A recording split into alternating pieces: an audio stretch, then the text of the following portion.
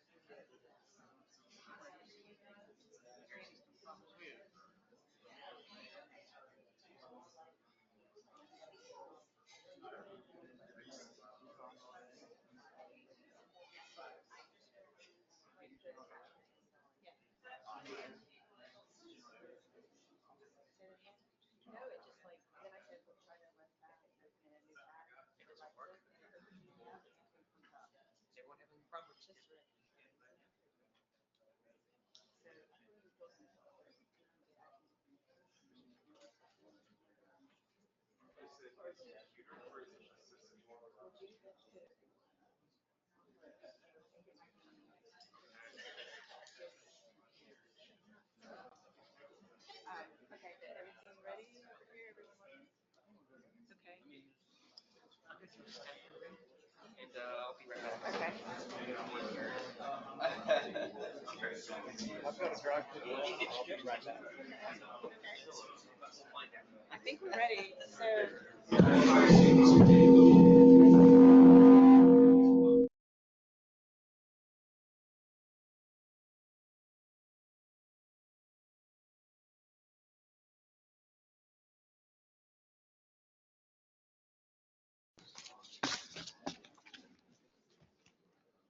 Jeremy, Drew, are we set up on the webinar? Everything good?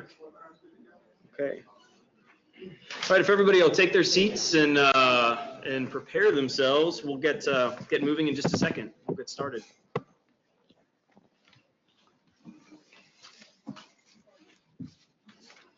Tim. Yes, ma'am. Microphones are on? Okay. Testing.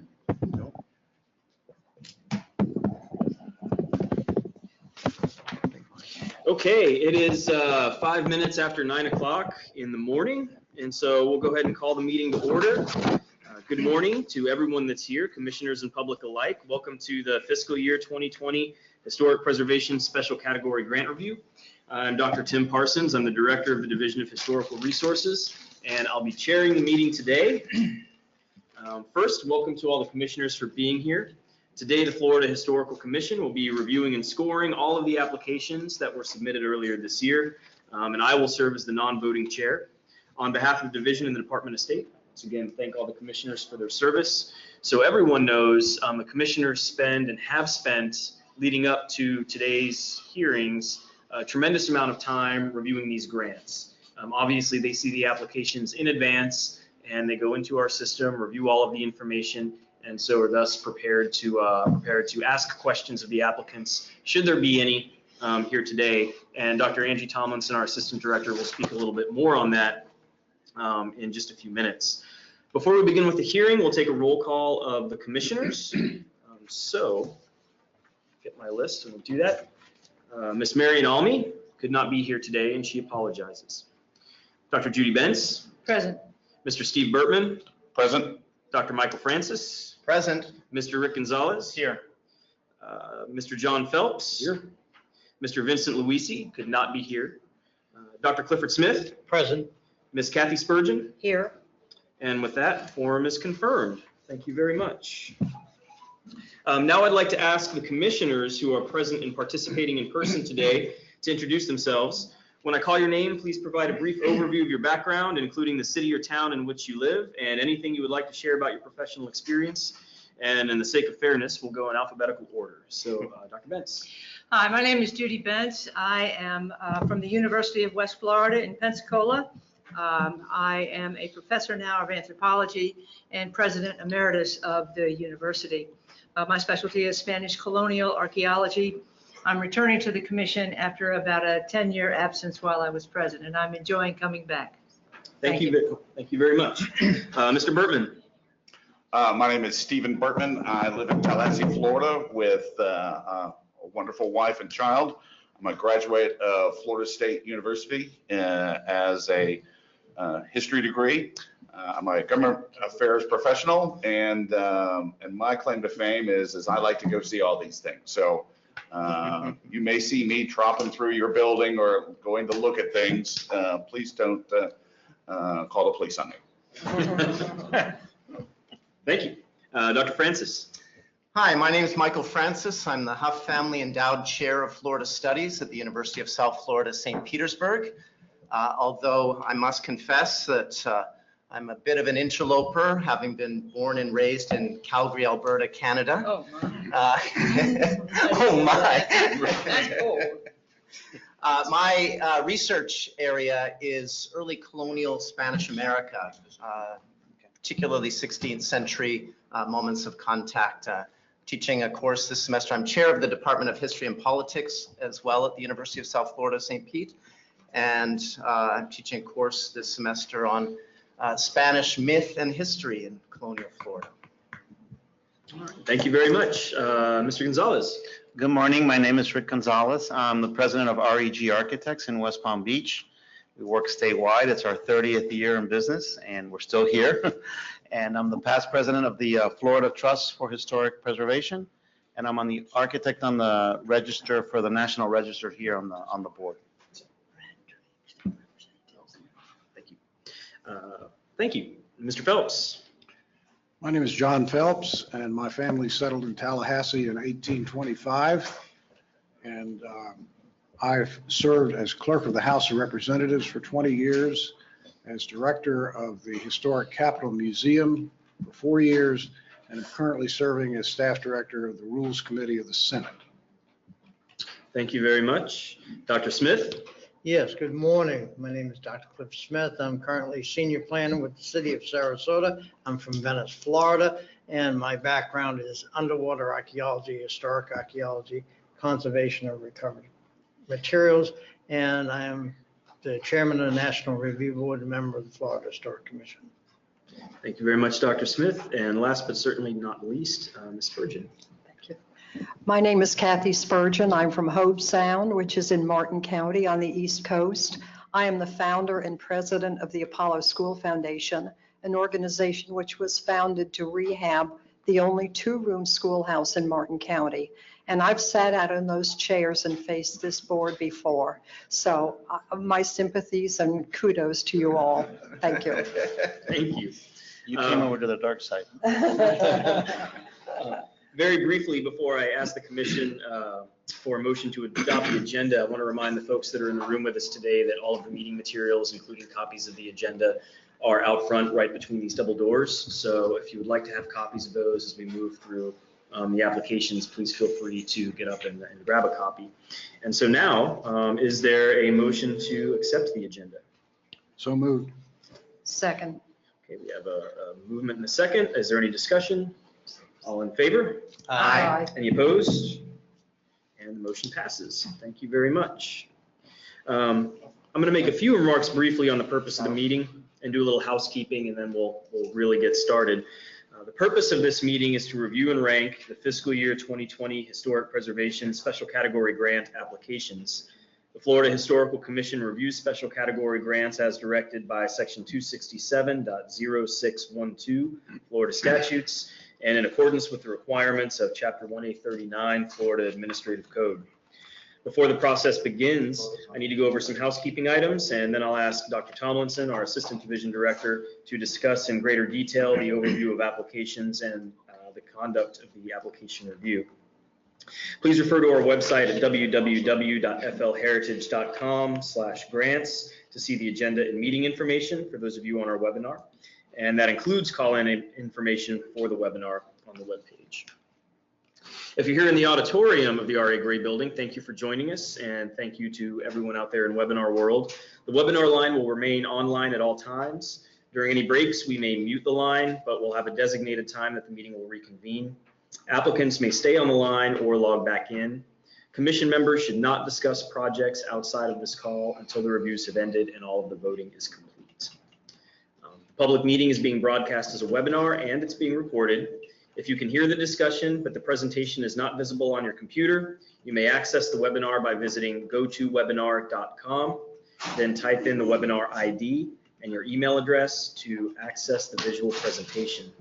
The webinar ID is 556-581-963. Again, that's 556-981-963. When you are logged into the webinar, you'll need to select the button that describes how you will listen. Your options are using the microphone and speakers or using the telephone. Please select mic and speakers only if you have a headset. If you're using a telephone to dial in, select the telephone button on the webinar information panel. You will then be given a unique audio PIN. You must enter this PIN number on your telephone if you wish to speak during the session. If you do not enter this PIN number into your telephone, the moderator will not be able to take you out of listen-only mode and you will not be heard. Please note that webinar participants will be in listen-only mode until you request to speak. You may raise your hand or type your request to the moderator into the question panel on the webinar screen. And I would encourage everyone who is participating via webinar to go ahead and get that PIN and enter it now. We did have a number of people a couple of weeks ago during our small matching grant hearings that I got the impression they were kind of trying to do that last minute, and so it led to some miscommunications. So please take care of that early if you can. For project representatives, for people who are here to represent their applications, following presentation of the staff review for each project, I'll call for representatives of that project. If you're participating by webinar, please raise your hand using the symbol to make it known that you are present to represent your project. If you are in the room with us, please move to the podium at the front of the room. Applicants should introduce themselves when recognized and be prepared to answer only those questions proposed by commission members. Presentations and providing new information that isn't asked by the commission is not allowed. And we ask that one person, if at all possible, tries to speak for the group and answer questions from the Historical Commission. Whether participating or in person or on the webinar, again, we're going to ask very politely that only one person speaks, if at all possible. That just helps us, keep moving because there are a lot of people here. There are a lot of applications to get through, and I know that if at all possible, everyone would like to get to their application today. And so that's what we're going to try to do, and that will help us tremendously. Again, no additional information, hard copy or electronic, may be accepted from applicants today. Where clarification was needed on an application, staff requested information from the applicant in advance, and that information has been incorporated into the staff review and the DOS online grant system. And again, the commissioners have seen the applications, they've processed the applications and read the applications. And the grant applications and the scoring is based on the quality of the applications. And that's why no further information is allowed to be provided today. And now I'll ask Dr. Tomlinson, Assistant Division Director, to provide an overview of the process and the conduct of the meeting today. Thank you. Can everyone hear me? Good morning again, and thank you again to the commissioners and Director Parsons. Again, I'm Angela Tomlinson, Assistant Division Director. And before I get into a little bit of how the meeting is going to work today, I just wanted to recognize staff who are in the room and will be helping present the applications and review them as well.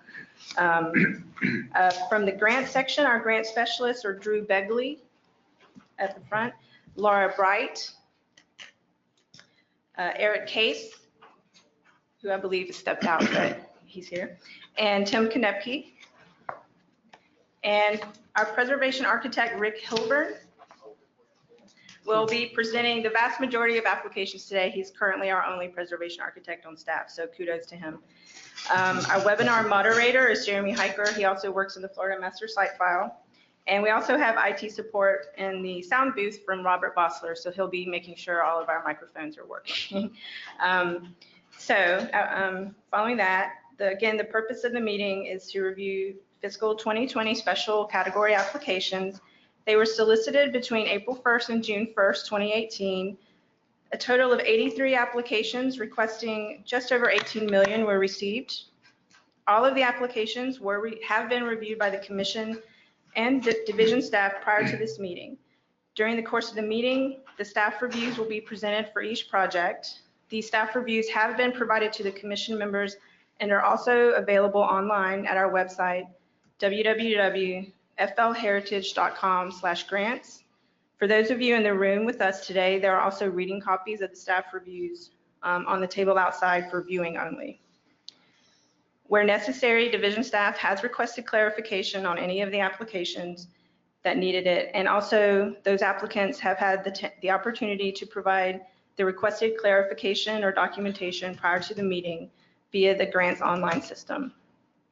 Please note that currently 9 applications have been determined ineligible pursuant to the special category grant guidelines and removed from further consideration. This leaves a total of 74 projects to be reviewed and scored by the commission.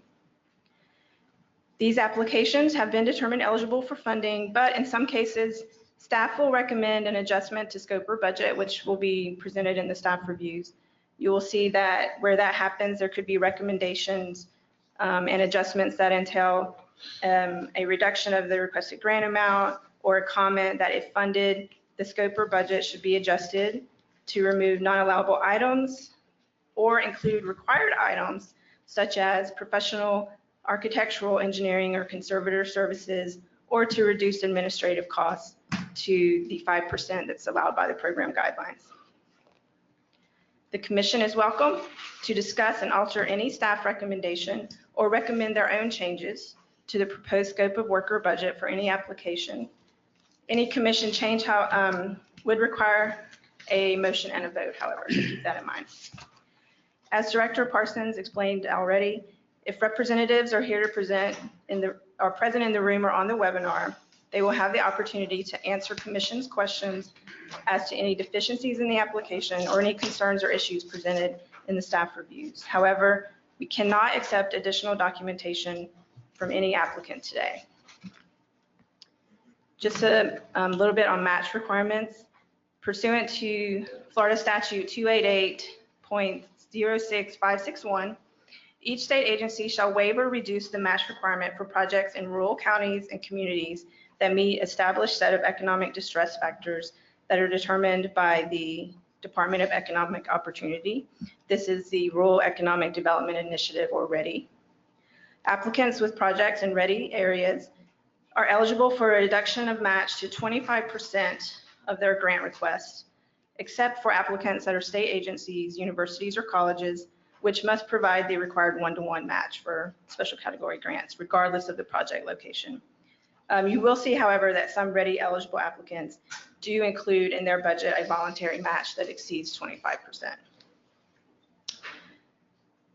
The basis for the division staff and commission reviews are the criteria specified in Rule 1A39, Florida Administrative Code, and the special category grant guidelines.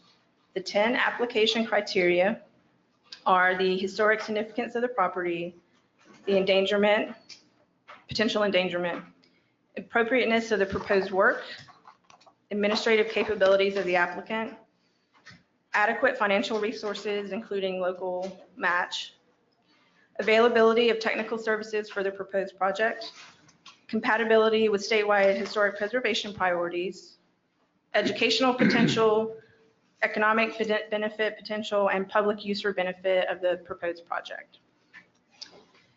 Regarding scoring, the division has supplied computers to all the commissioners by which they are accessing the DOS online grant system for today's review and scoring. If any of you have technical difficulties, let us know. It's been solved. It has, good. During the scoring process, each commission member completes an online evaluation within the system for each project, and they've already begun preliminary scoring. The evaluation includes assigning a score to the 10 criteria just mentioned. With using the scale, a perfect application would score 100 points and be placed at the top of the recommended funding list. Commission members can change their preliminary scores during today's meeting, and there will be a time allotted at the end of discussions for commissioners to finalize their scores. In addition, commissioners may update or add comments in the comment section of the online application review system during the process of our review, and all comments and scores do become part of the public record and are available to applicants. So please try to make good constructive comments because applicants frequently ask for them for future grant applications. After commissioners have completed their online scoring and comments, the scoring will be closed and locked at that time. The grant system will average the scores for each project, the scores of all commissioners for each project, to produce a list in score order. Applications with an overall average score below 80 points will be eliminated from further review and will not be recommended for funding. Once the ranked list is generated, it will be read into the record, and applications with a tied average score will be ranked automatically by the system in order of submission. So the earliest submitted application will be put above the next submitted one in the case of ties. Regarding the funding process. So what happens today after the review and scoring is complete? Following the commission's review today, in accordance with Florida Statute 267.0617, the recommended funding list will be submitted to the Secretary of State for review and approval, and subsequently be provided to the governor and legislature for funding consideration. All final grant funding is contingent on allocations made by the 2019 legislature. For those projects that do receive funding from the legislature, funds will become available beginning July 1st, 2019, which is the start of the state fiscal year, but will be released to grantees only after a grant award agreement is fully executed and deliverables are met. Project work for special category grants in this cycle must be completed by June 30th, 2021. Lastly, I would like to remind commissioners, if you have a conflict of interest with a project that is up for review, you should publicly disclose the nature of the conflict and abstain from discussion or comments about the project and abstain from scoring the project. Commissioners with a conflict should fill out Form 8A, which is in your packets today, and we can provide additional copies if needed. Also, be sure to check the box, I have a conflict of interest with this application on the scoring screen in the online review system, and refrain from scoring or writing any comments on the in the system. Are there any questions before we move on? I have a conflict with one project, and when I did that, it showed a 0. Does that mean it gets a 0 or it's just? No, it actually takes, it would look like that to you, but in the average scores, your conflict you would just come out completely. Okay. It doesn't get a 0. Any other questions? Just one. Is the order of review the same as it's been in the past, moving from West Florida to South Florida? Yes, correct. So the order of review today starts in Escambia County in the northwest, goes across the north part of the state and down the central part, ending in Monroe County. So if you're from Key West, please get comfortable. Other questions? Okay, well, I think we're now ready to move on to technical discussion of grant applications. Okay, wonderful. Thank you very much, Dr. Tomlinson, for that excellent overview. Rick, would you please assume your position at your new office? And we can get started if everyone is ready. And if I'm going to do my best to stay in order, and usually I do, but I'm a human and I make mistakes. So if I accidentally skip a grant, will someone please loudly point that out to me and I will backtrack. I don't want to accidentally skip anyone. Number one, door house window restoration. The applicant is West Florida Historic Preservation, Inc. This is door house window restoration. The requested funding amount is $35,500. The match amount is $35,884, which the total budget amount comes out to $71,384,000. The project scope includes a window and door restoration, grant administration, project management. There's no concerns or issues. Professional window conservative services are required for this project and have been included in the project scope and budget. No proposed scope of work adjustments are recommended, and no proposed budget or funding adjustments are recommended. Okay, thank you, Rick. I see a few familiar faces here to represent this grant. Could you please introduce yourselves and give us your name? Ross Stera, Historic Preservation, UWF Historic Trust. As needed. I'm Jody Rubin. I'm with Specialized Property Services, professional window restorers. Okay, thank you very much. That said, are there any questions for staff or from the project representatives from the Historical Commission? I'm sorry, I'm having trouble with my laptop again. It's not opening.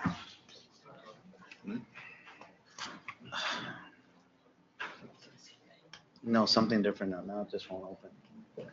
I will stand by, everyone. Madam Chair, I'll ask a question while we're doing some quick time killing. I was just curious about, I love this building. I've walked by it a couple of times, many, many years ago. Right? Can you give me a brief description of what you've got to do to the windows? Yeah, so the windows are in varying shapes of disrepair. The front ones just need to be reglazed, cleaned up, but there's some side ones that have a lot of rot that's hidden under paint or caulk or past handyman fixes. So this would completely, restore the windows, try to find all the window weights and make them functional and useful again. We've had to do an emergency repair to one window because it couldn't wait, but they are needing varying repairs. So water intrusion and other things like that. Any additional questions?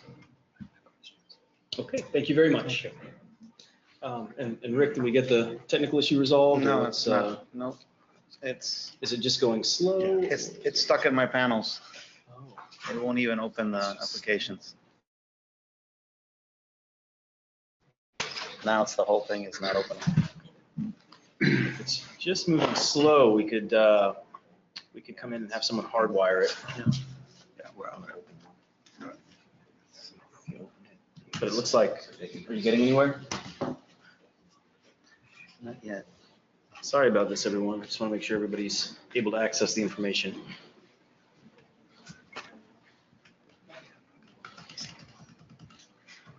Windows are too enlarged. You can see them for the side. Control minus. Yeah. Control minus at the top.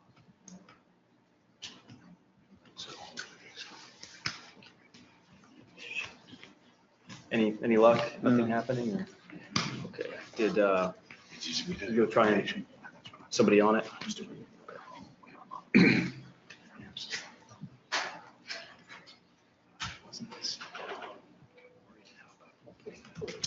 In the meantime, I do want to thank Rick for all his hard work on the backup material that was submitted. It helped me while I was out of town. I was able to read the cases, the summaries, and that's a lot of work for one architect. I know we're down to one architect right now, so hopefully we'll get a new one. There is a new architect starting on Monday. On Monday, okay, and hopefully preservation background or? A little bit. A little bit, so maybe some training time under Rick to help get him up to speed. We'll get her up to speed. Okay. Thank you, Rick. But it'll just give us a few minutes. They're working on resolving the issue with the computer right now.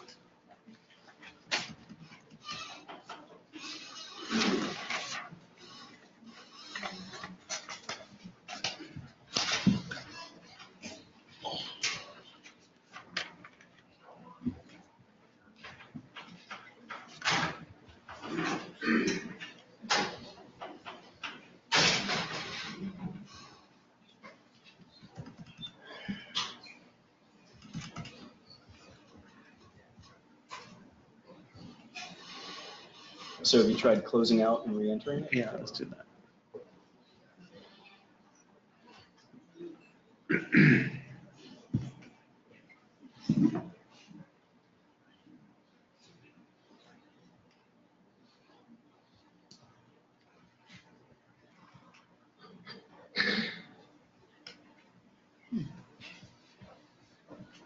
Okay, my panels, here we go.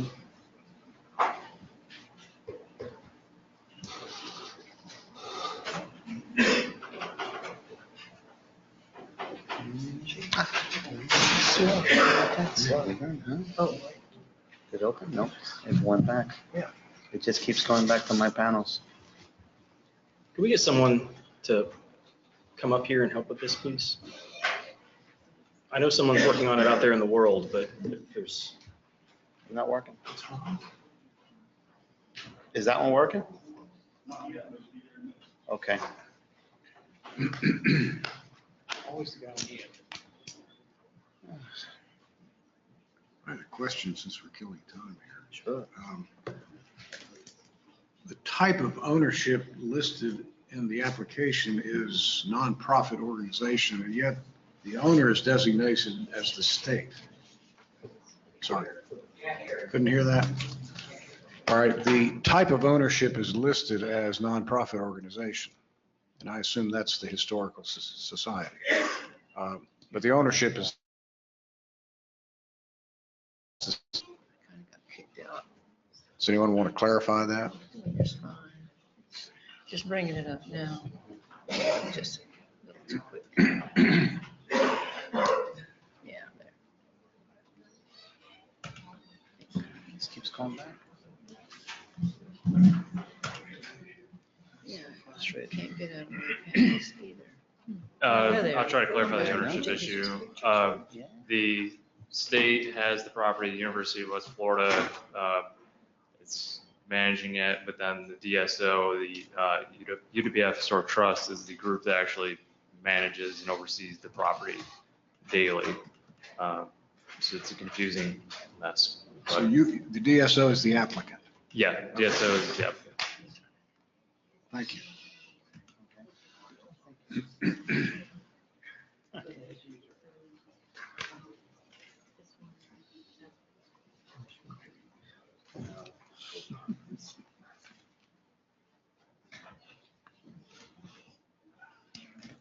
I have my comments. okay. Yeah, this is very well put together application. I don't want to share that.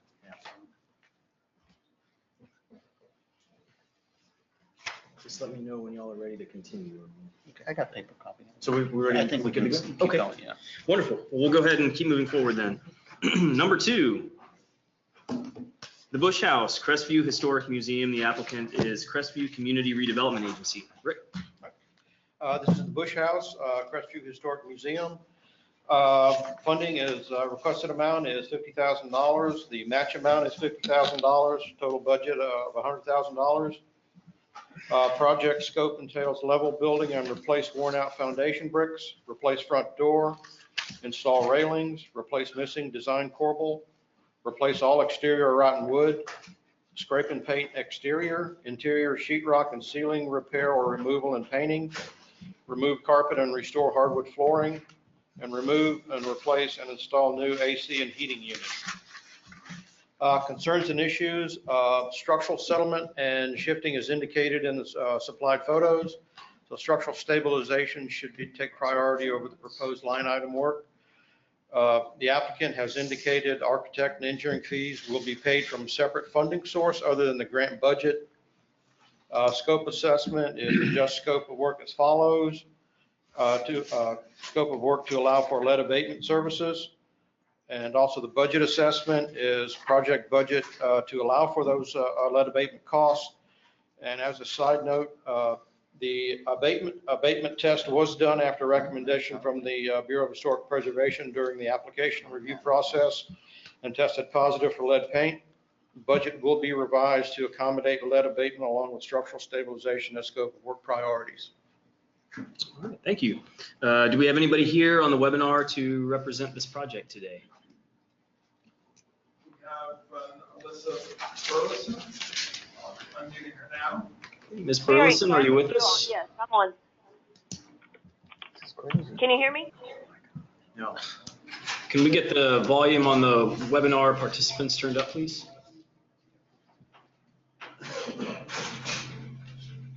Can you hear me now?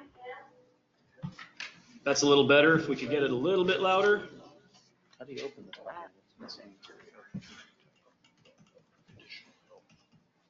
Can you hear me?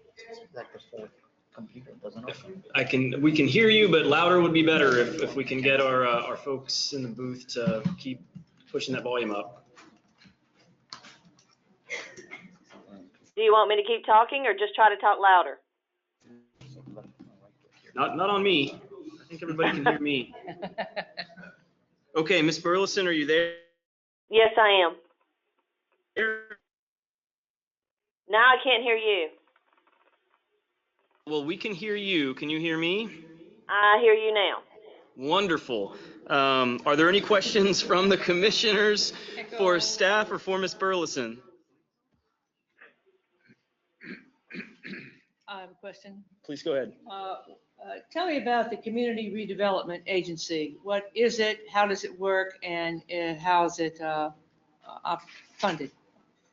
The CRA is basically established to remove slum and blight within special cities in the Florida area.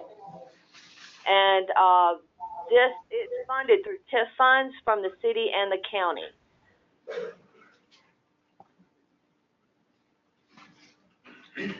Thank you. Is there any other, did I know about it? Are there any This other building questions? is in the Any other CRA questions from the commissioners? Sure.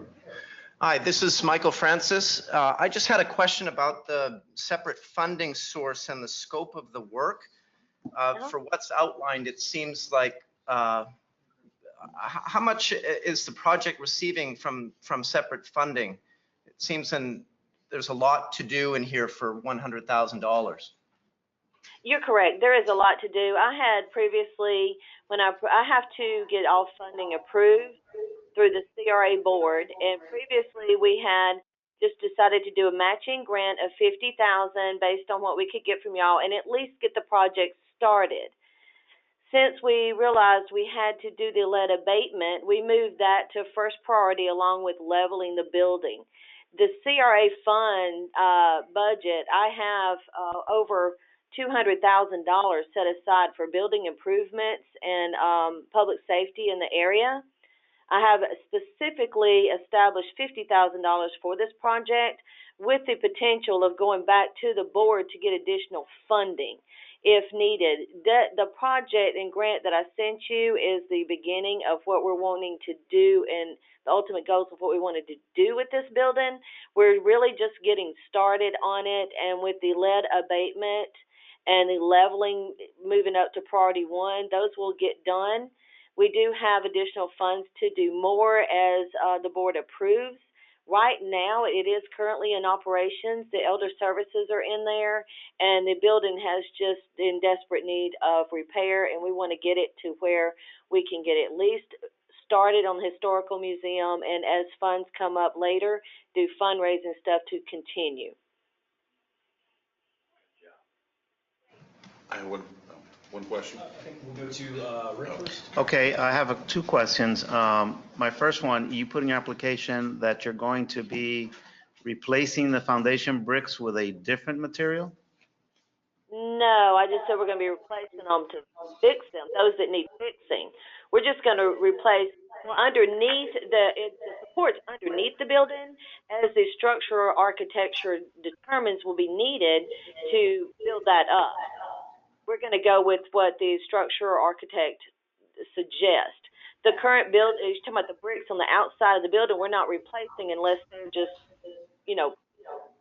torn up or need like. But the main thing is under the house. We're going to get a better foundation. You didn't answer my question. My question was different material other than brick. What is the different material you're proposing? We're not proposing any different material. I don't recall it saying we're replacing any material. Okay, well, someone wrote that on the application. Can you And that- refer to where that might be?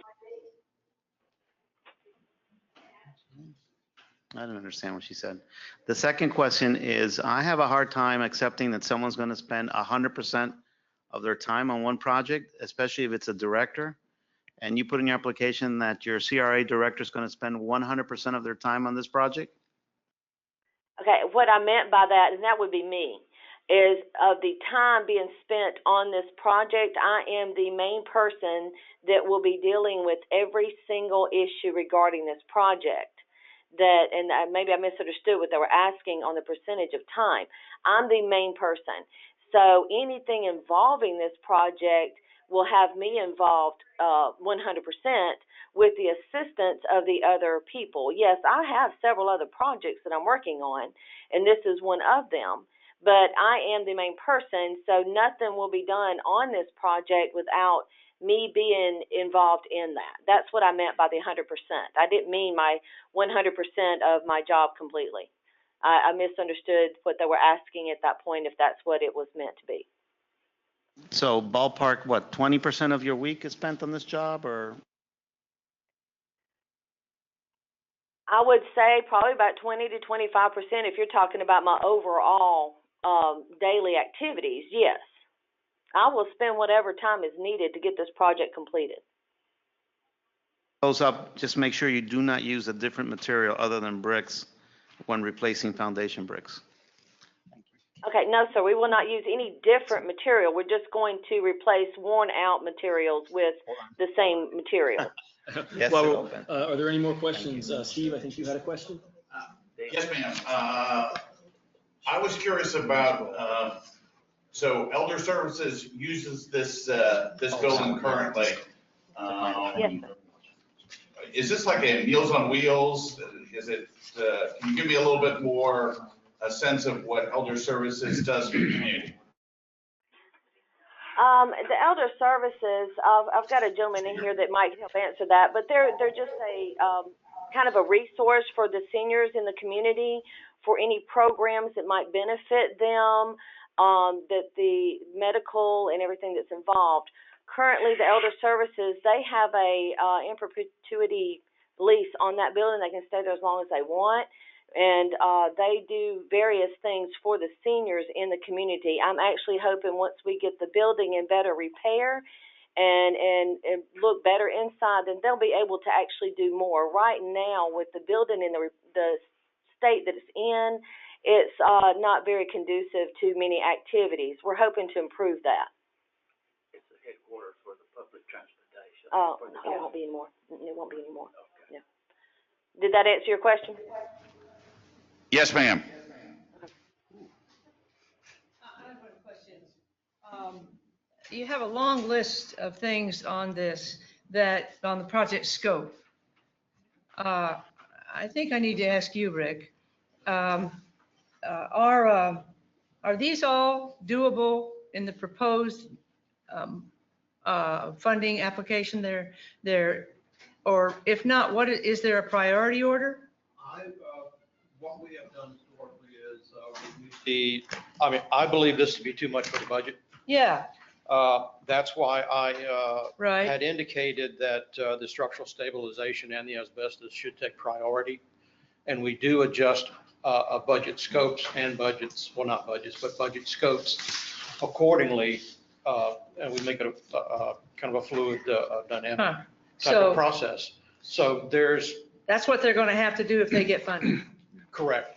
That's staff recommendation, is to go ahead and stabilize this building first. Yeah. Take care of the lead abatement.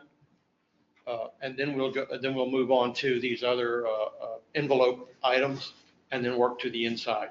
Okay, thank you. Sure. Yes, sir. And this is my question to you is that she's going to go after this grant and she'll follow your recommendations on this, but she's going to have another funding stream from CRA.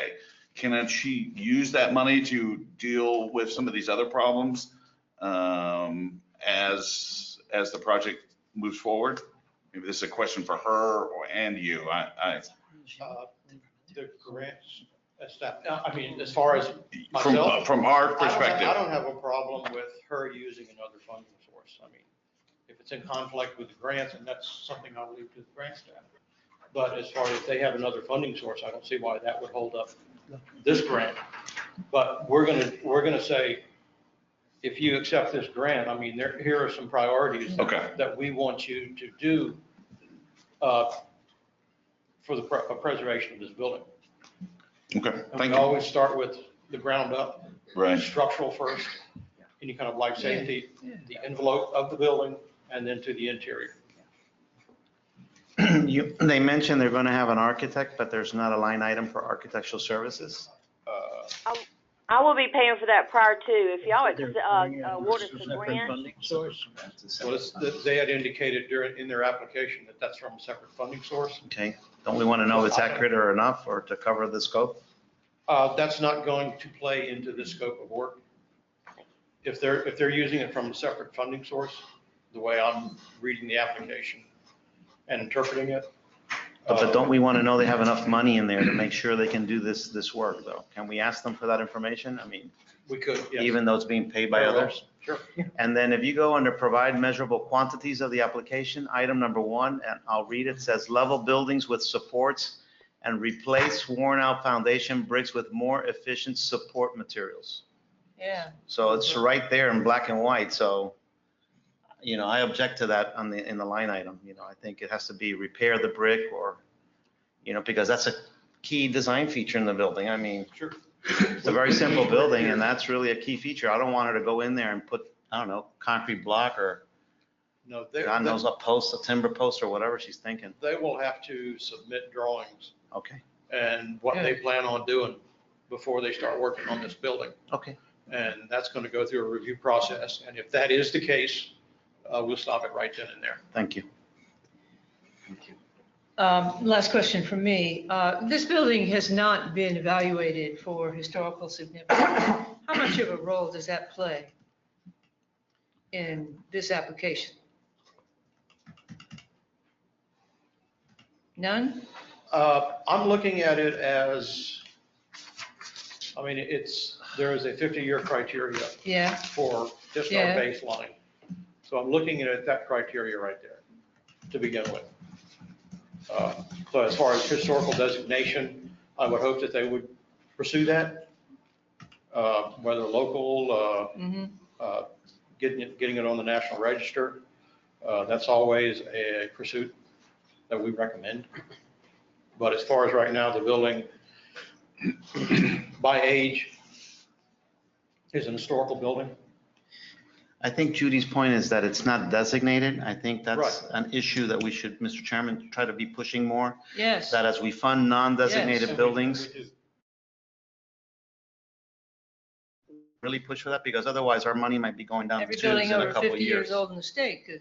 Although, and I think Dr. Tomlinson's about to provide some detail on that, but I would say kind of at the start of this discussion that the guidelines for this program don't specify that a historic property has to be so designated in order to be eligible to receive grant funds.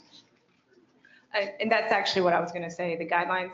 And the program has never required a local or national register listing. But we do encourage all of our applicants to seek that. And we do review them as well. It's not a requirement. We always have our staff look at the structures and resources that are submitted for applications. And they'll give us, direction on whether they think it's eligible or not. But it is not required. But it would be a fair criterion to use in assessing rankings. I would leave that to the commission. Yeah. I think this may be a broader discussion, maybe for a later commission meeting to bring Yeah, up, but I agree. there's been a lot of discussion over the years about using designation as criteria. Let's just say, for the sake of the discussion today, that there are pros and cons to that. And some of those pros and cons have to do with the economic strength of an area, what buildings tend to be designated and what don't. Not all local municipalities, counties, that sort of thing actually have a program for designation, and locally designated things may not necessarily meet the criteria for National Register designation. So if that were a criteria, there is the possibility, and again, this is something that maybe is more appropriate for later discussion.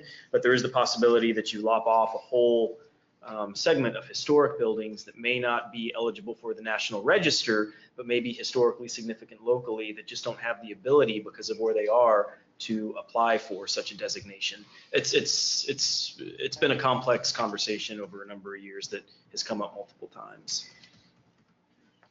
Dr. Smith?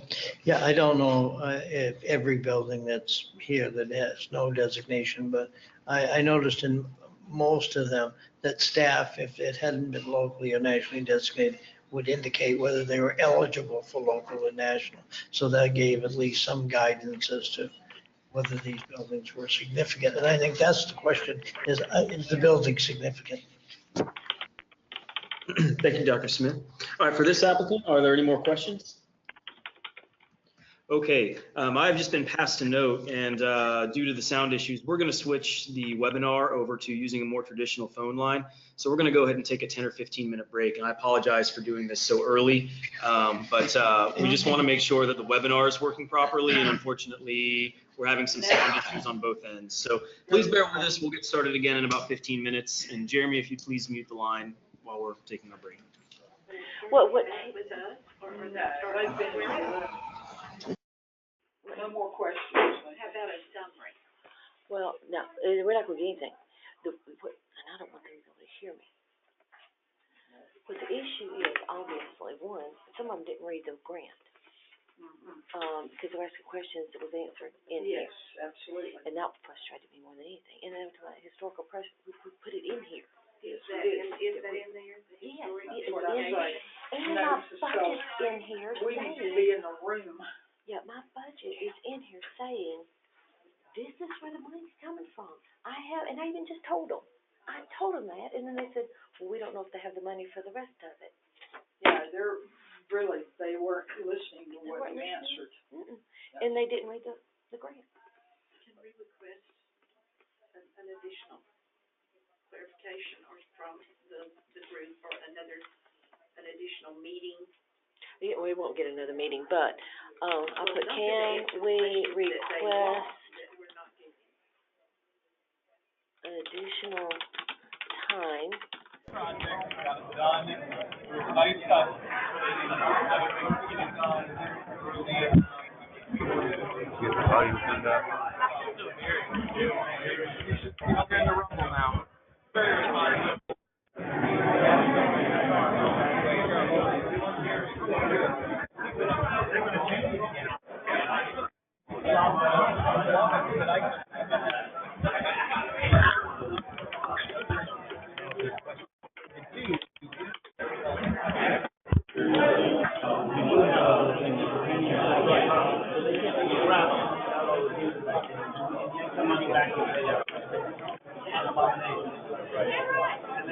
That's really good.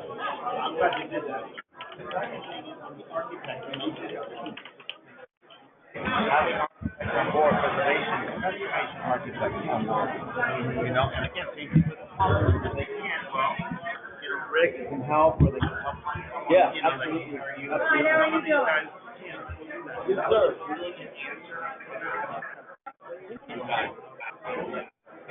I do a lot of work in rural areas. Okay. Oh, yeah, right now at the moment. Did address the fact that that's not even a requirement to be on historical. Yeah, I wouldn't count us out. I mean, you know, depending. I'm not counting us out. But he was, not part of the Yeah. We did. Grant, they hadn't read it, you're right. They hadn't read it. There was two. Two of them had an attitude about, why should we give them? Female and a male. Well, yeah. And it's like. The male is Mike. I don't know the female. Yeah. But I'm sitting there thinking, you know, we're not asking for that much, and this building's obviously historical, and it obviously needs help. And it houses the other services. But I couldn't mention the transportation because that's going to be removed. So. When is that going to be removed? As soon as we want them to. Okay. If not before. Huh. If we don't get it, this is where we're going to go from there. I'm going to petition the board to go ahead and use $50,000 to get it leveled and cleaned up and do as much as we can, if not more. Okay. And I've already, in my new budget, I have set aside $50,000 for grant matching.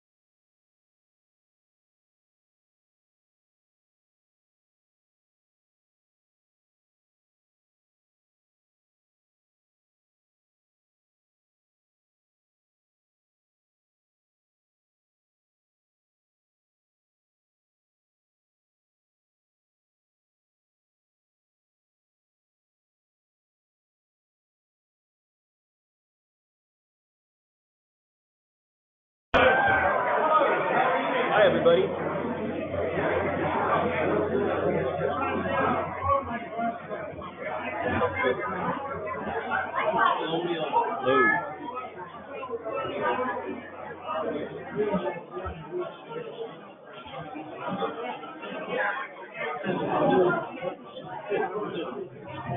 Okay, hey, I'm gonna give a 2-minute warning here, and then we'll get started again. We should be back up and running on the webinar.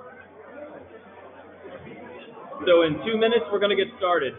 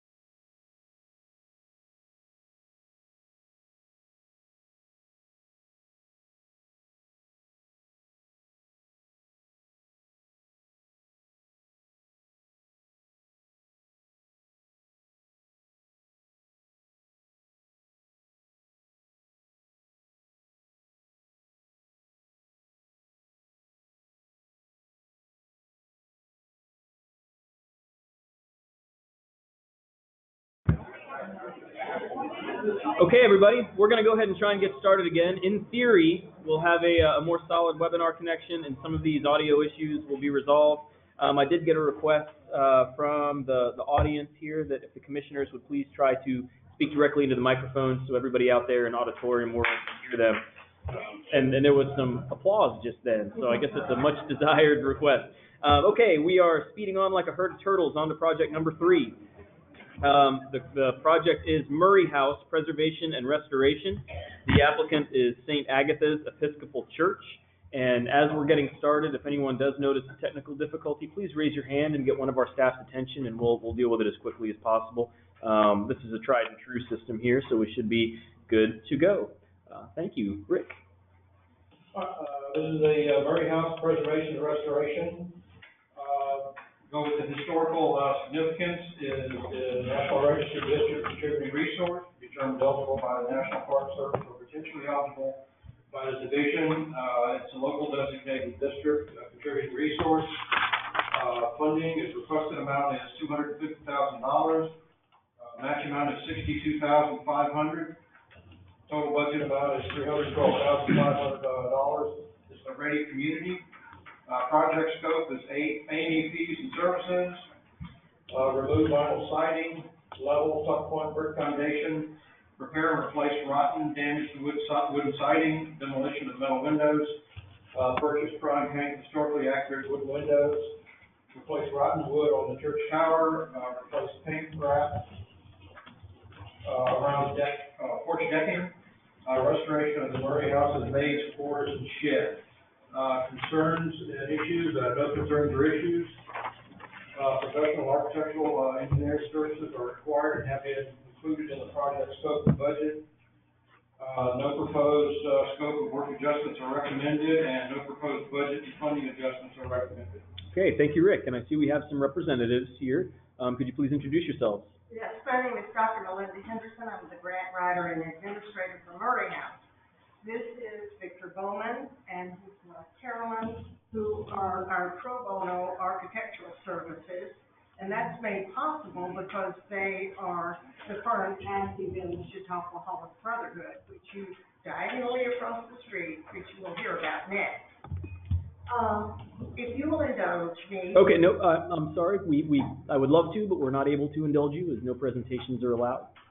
So please forgive me. Some people for all three grants. Is that possible? I think what we'd like to do is stick to introductions for each individual grant, if that pleases the commission. If anyone feels differently, please let me They know. can all stand up then. Yes, they can certainly stand up. They're more than happy, no problem there. Sorry, I don't mean to sound, holy cow, you weren't kidding. Yeah, please don't introduce all these people. I'm so glad y'all are here today. It's wonderful. There are two important people I must introduce. Mary Louise Hester representing Senator Bill Nelson, and the Honorable Brad Drake, the Florida House of Representatives. Well, thank you for joining us, Representative Drake. It's a pleasure to have you. And, hello. And it is, this is an impressive crowd, so congratulations on having that support. I had no idea there were this many people here for this grant.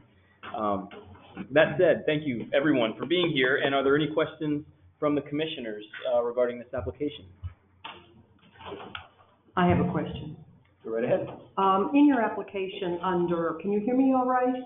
Yes. Under the operating forecast, you mentioned that in order to sustain the project, you have a preservation fund that was started in 2000, 18 years ago, that totals $15,665. Do you want to elaborate on where you might get more money and quicker and build that up bigger? Three historic structures in the slope of St. Agatha's. And we contribute or have fundraisers to put into that fund for restoration repairs, not ordinary maintenance. But if something happens to one of our historic structures, like a roof leak or something like that, we do tap that fund, and once we have it, we try to contribute to build it back up. And at what level is that fund right now? 15,000. That's what you have, 665. So that's the fund for the three buildings. Well, in addition to that, we've already collected 5,500 for the cash match. Thank you. Thank you. Are there any other questions? I have two. And what is Snowbird Day? The mayor and the city invites the snowbirds typically from South County, up to see our historic Union Springs. Okay. And they feed them and take them around. He'll be there. I may actually come for Snowbird Day. And then the other question, and this is a little bit more serious, is that how many people do you have come to all these structures? I know we're going to focus on this one right now, but I read in the grant that you have a military appreciation day, you have picnics. Can you give me a little bit more sense of what kind of community involvement you have in this area? I copied 2,000 historic brochures. That comes from our historic preservation fund, about every year. Now, when people come through for tours and everything, a family may take one, or each member of the family may take one. So, other than those 2,000 brochures, I have no way to predict. I don't have them sign in or anything. And sometimes they will be only at the church, and sometimes they will be in all three houses. It depends on what's going on at the time. So, but my question to you really is other than you've got half the town here right now, is you get a lot of support from the whole community for all these properties? St. Agatha's is the only existing church from the Chautauqua era. They come out for our fundraisers, and they have done that for years. And they always seem to pay more for their yard sale things than really needed. So without them, we could not have maintained these three buildings because there are only 30 of us in the church. Thank you. Are there any more questions? I'll add something to that. Throughout the year, the entire city entertains lots of different activities throughout the year, whether it's around the circle, which is not the festival that goes on throughout the year. So throughout the year, there's a lot of different events, Christmas, that sort of thing throughout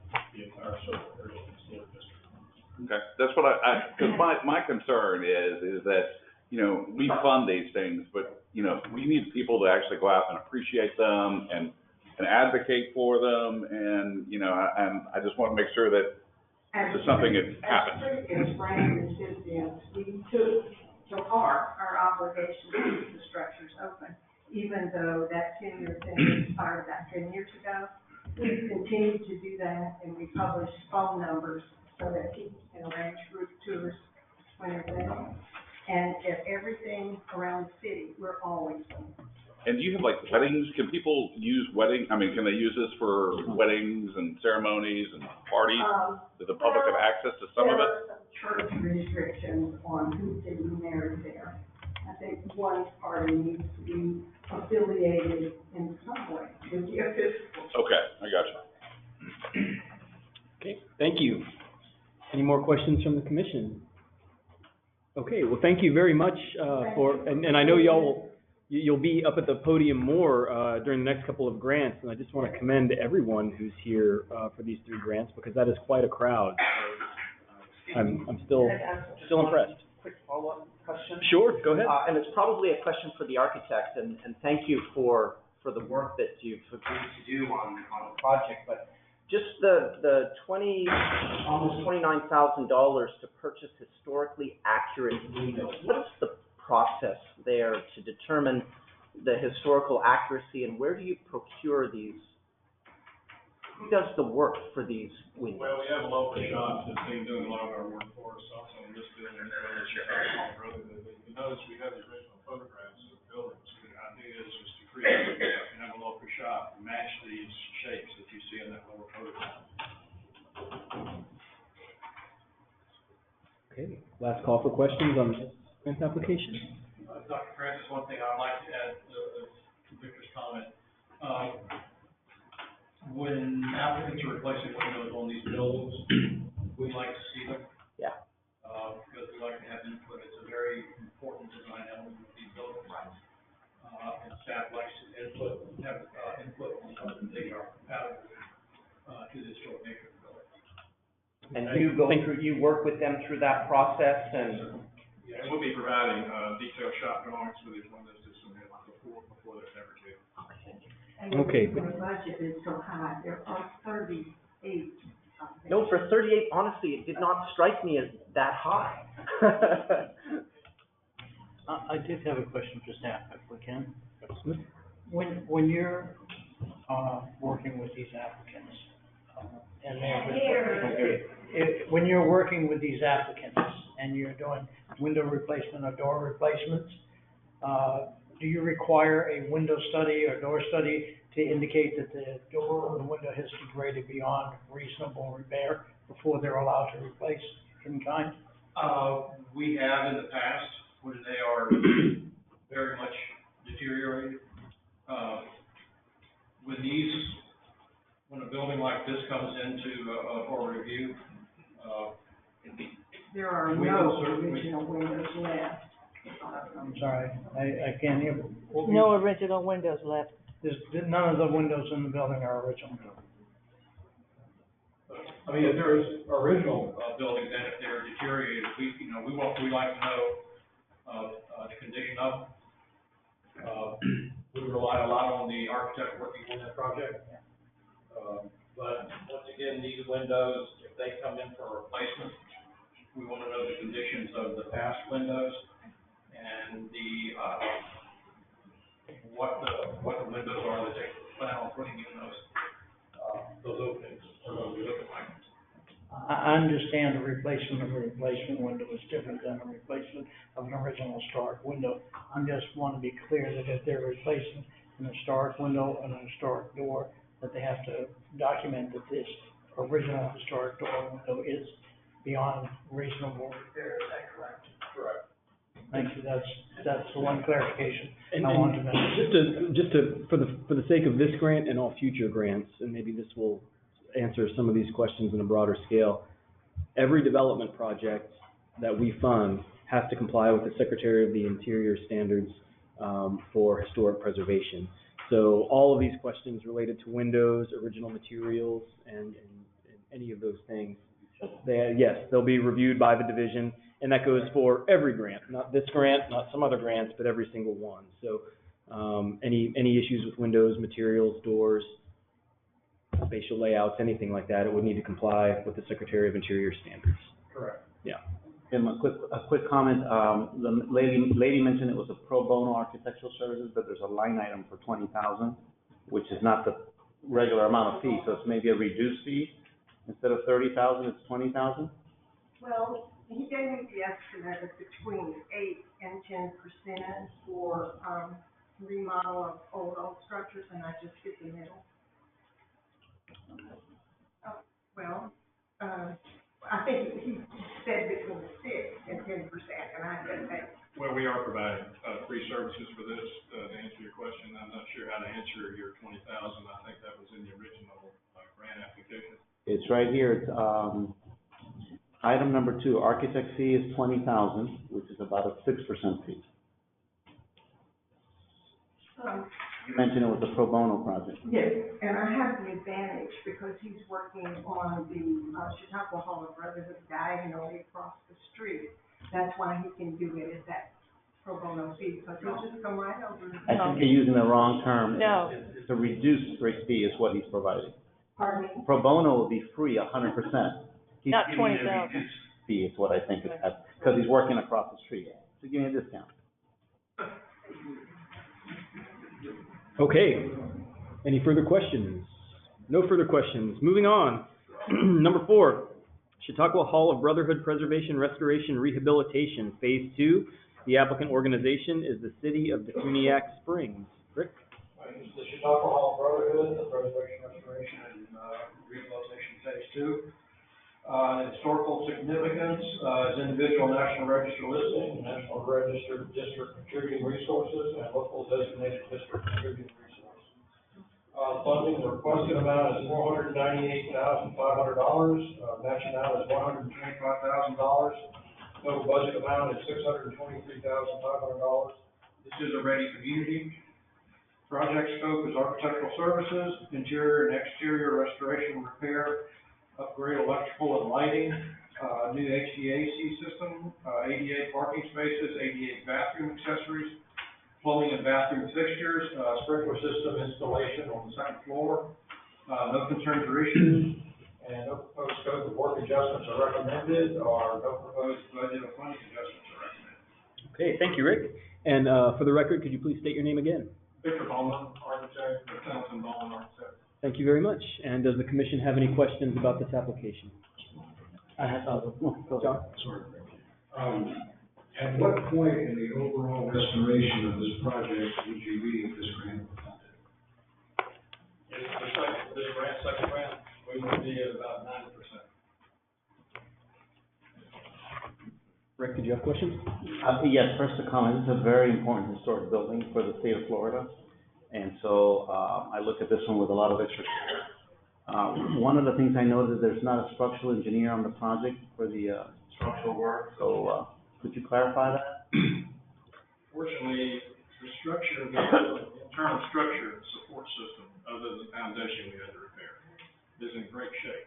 The trusses, the exterior wood walls, the other structural supports of the building are in good shape.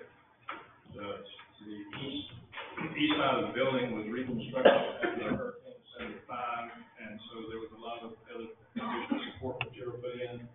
Also, the foundation system on the first floor was redone in, so it's in good shape. But other than miscellaneous framing that we've had to do for rotten studs and that sort of thing, which we've already taken care of, the structure is now in good shape. So you're comfortable in signing off on the structural improvements on the project? I am. Okay, Rick, for you, the ADA ramps and parking, that's allowed under the, outside of the building? I mean, is that allowed for grants? One access point to the building. One. Which would include a parking, ADA parking pad to the front door. Okay, to meet the Florida To meet the state requirements, okay. And then for the architect, another follow-up question, you're subdividing the second floor? Right, you're putting like a room in the middle, and you're creating like 3 rooms? Yes, for the purpose of education, meetings, and the assembly occupancy, we felt it was necessary in order to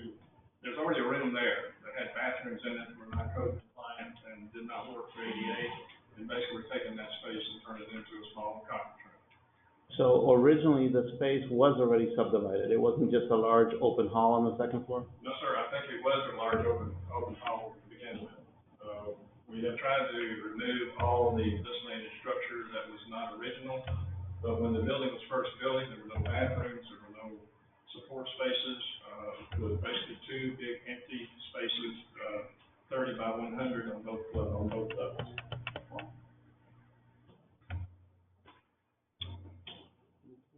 So basically, we're trying to make it adaptive for multi-purpose. This first grant was for preservation, protection, and the installation of an elevator to make the entire building accessible, and all those things have been accomplished. Please go ahead. Okay. I have a couple of questions, maybe not for the architect, but in the designating current and proposed use, there's no differentiation. Will there be any difference in the current and the proposed use?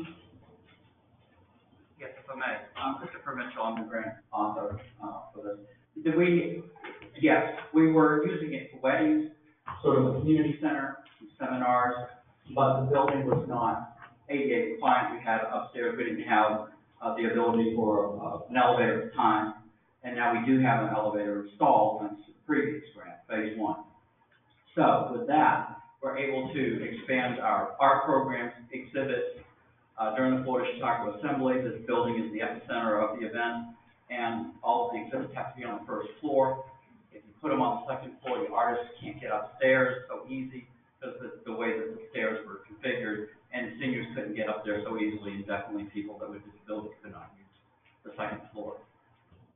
So with all of this, there'll be new equipment, ability to go up and down. There'll be a better use of the space because of the arrangements of the space utilization for conferences and seminars and so forth.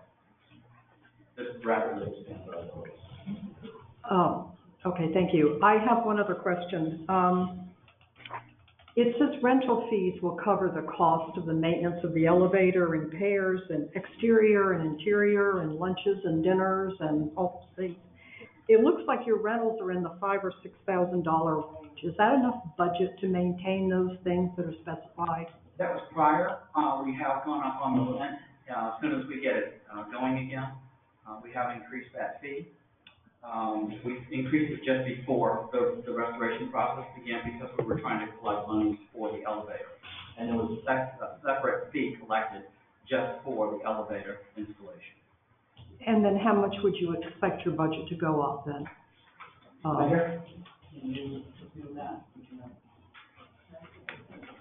hate to give you a number, but it's not gonna be 2 or 3%, it's gonna be 20, 30%. Thank you. Any further questions? Rick? Councilwoman Janie Rick. Also, the city maintains any construction that needs to be done or any kind of maintenance. The city assumes that responsibility out of our budget, that we do not spend on the rental of that building to maintain it. Thank you. Any further questions? Just for staff, I think it's important when, for example, the architectural fees are listed 1/3 of the value of the project, that a notice put or a clarification that he's been paid for the design drawings already. And so, right, the construction documents have been paid for, that fee is just for construction administration. You talking about the I architectural? want to ask him. I didn't quite hear the whole question. Could you? Your fees are too low, but they're not for drawing. You've already done the drawing? No, the original fee for phase 1 has been paid. The second part of the phase is to take care of engineering, and primarily engineering and some architectural fees. But right now, the budget is 600,000 and change, and your fee is only 25,000. That's correct. That can't be right. Not for drawing and for, that's 1/3 I of it. really appreciate that.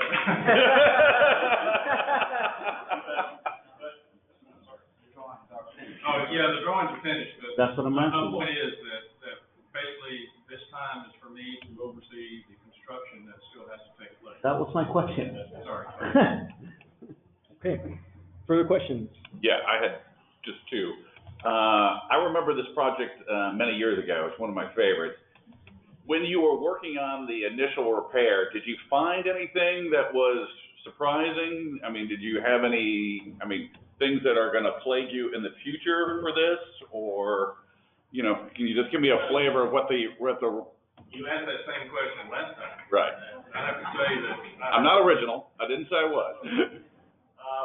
The things that are surprising about this building is the structure, which we talked about previously. I have to say, after crawling around this attic space, we tried to find who the engineer was that actually designed the system. That dome sits on trusses at the weight is transferred to the exterior walls. It's a fascinating wood structure. It's nailed together with rough heart pine, which was Walker County's bread and butter back in the early 1900s, late 1800s. But that's the thing that's most amazing about it. And also the second floor has the original pine floors that will be refinishing. Unfortunately, the first floor was destroyed when they did the new foundation back in '75.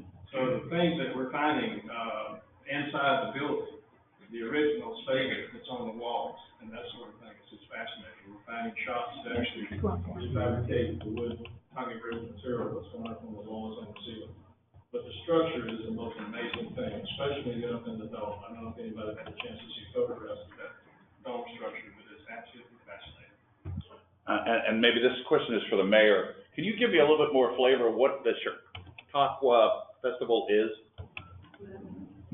There's our expert for the Chautauqua Assembly now. We did celebrate the festival, which we've kind of changed the name of it the last few years.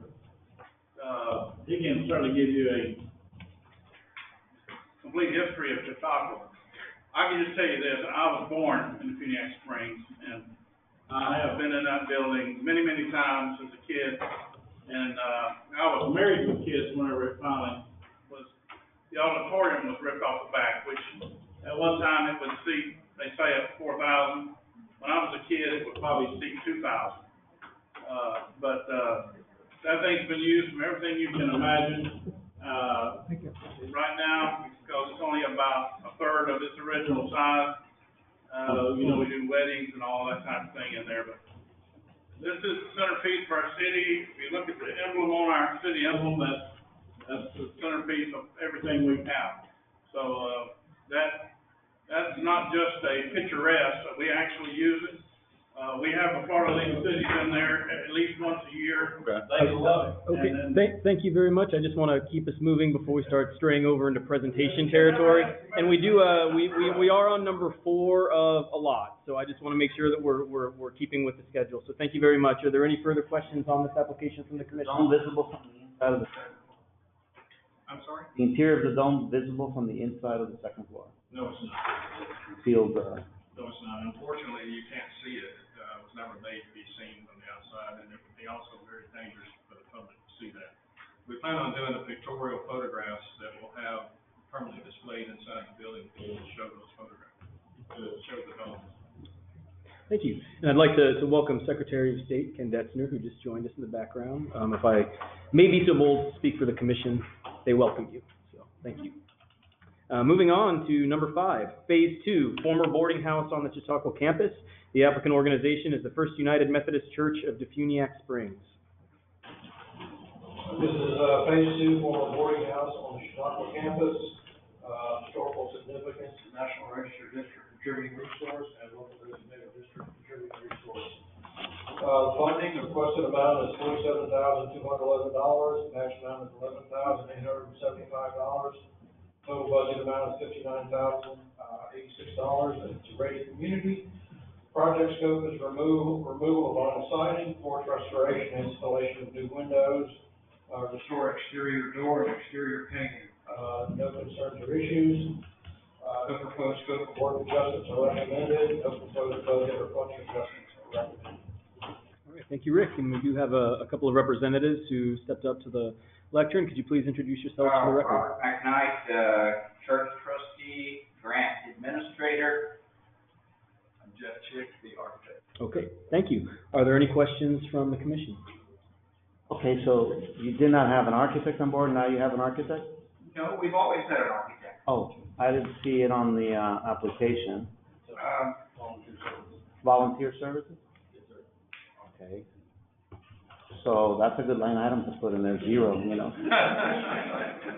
And this is true pro bono, not reduced fee, it is pro bono.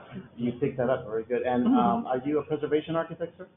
I have tremendous amount of experience with it, but I'm primarily residential. Any other questions? Okay. Oh, I had one. Are you gonna put back the chimneys? Well, the chimneys, are not in the current budget because we did not replace the roof. We just repaired the rafters on the roof. Now, given that the phase 2 budget will still not complete the restoration, that could be included when we restore the north side. That's a very good idea. The answer is not now. Not now. Thank you. Thank you. Do you have the original bricks from the chimneys, or are those? They're the original bricks, correct, Jeff. When I was up in the attic, the chimneys are still there, and they're just terminated Right. right below the frame. Oh, okay. When it caused the roof fire that we're trying to repair, they just lopped off the extension above the roof. Right. Okay. Thank you. Okay, thank you very much, gentlemen. Moving on, number 6, Shangri-La Officers Club for Graham Air Force Base. The applicant is the Jackson County Board of County Commissioners. This is the Shangri-La Officers Club for Graham Air Force Base. No historical designation indicated. Funding requested amount is $150,000. Match amount is $52,500. Total budget amount is $202,500. This is a ready community. Project scope is reconstruct pavilion, site utilities, planning, bid development, contract designation, and design fees. Concern and issues. This line item, reconstruct pavilion, needs further clarification as to what this entails and all associated costs. Professional and architectural engineering services are required and are included in the project scope and budget. Scope assessment is line item, reconstruct pavilion, needs further clarification as requested in the request for information. Delete line item, site utilities as a non-eligible grant expenditure. Budget assessment, adjust budget as follows. Delete line item, site utilities at a cost of $50,000, which brings the proposed construction budget to $100,000. Reduce A&E fees to 10% at $10,000. Reduce administration costs to $5,000, 5% at $5,000. Reduce grant award to $100,000. Reduce match amount to $40,000. For a revised total budget of $140,000. Okay, thank you very much, Rick. Is there anyone either in the audience or on the webinar who would like to speak for this grant if the commissioners have any questions? Okay. Don't seem to have anyone here. Commissioners, are there any questions for Rick? Rick? I do, but I'm having trouble opening this thing again. I don't know what the hell.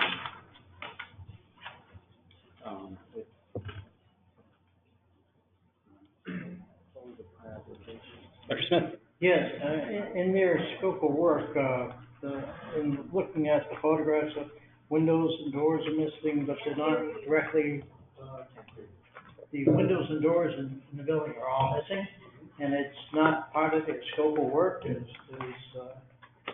they address this in any fashion with you? Not that I recall, but the reconstruct pavilion is such a broad topic.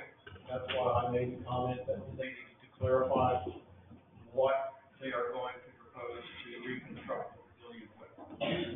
That was my concern, and so I didn't know if they did any follow-up with you or not on that. They did not make any further clarification on the topic. Thank you. Any additional questions? In that case, since this project does have a staff recommendation of a revised budget, we would need a motion, a second, and a vote to accept that recommendation. To be clear, the bottom line is that the revised budget would be the budget would be adjusted to $140,000. Is that correct? Yes. Okay. I move to approve that the budget be adjusted to 140. Just to clarify, it would be, that's the total budget, the grant award amount was $100,000 with a $40,000 match. Right. Okay. Total? Thank you. Angie made a very salient point, and that's that the grant amount would be $100,000, $40,000 of that would be match.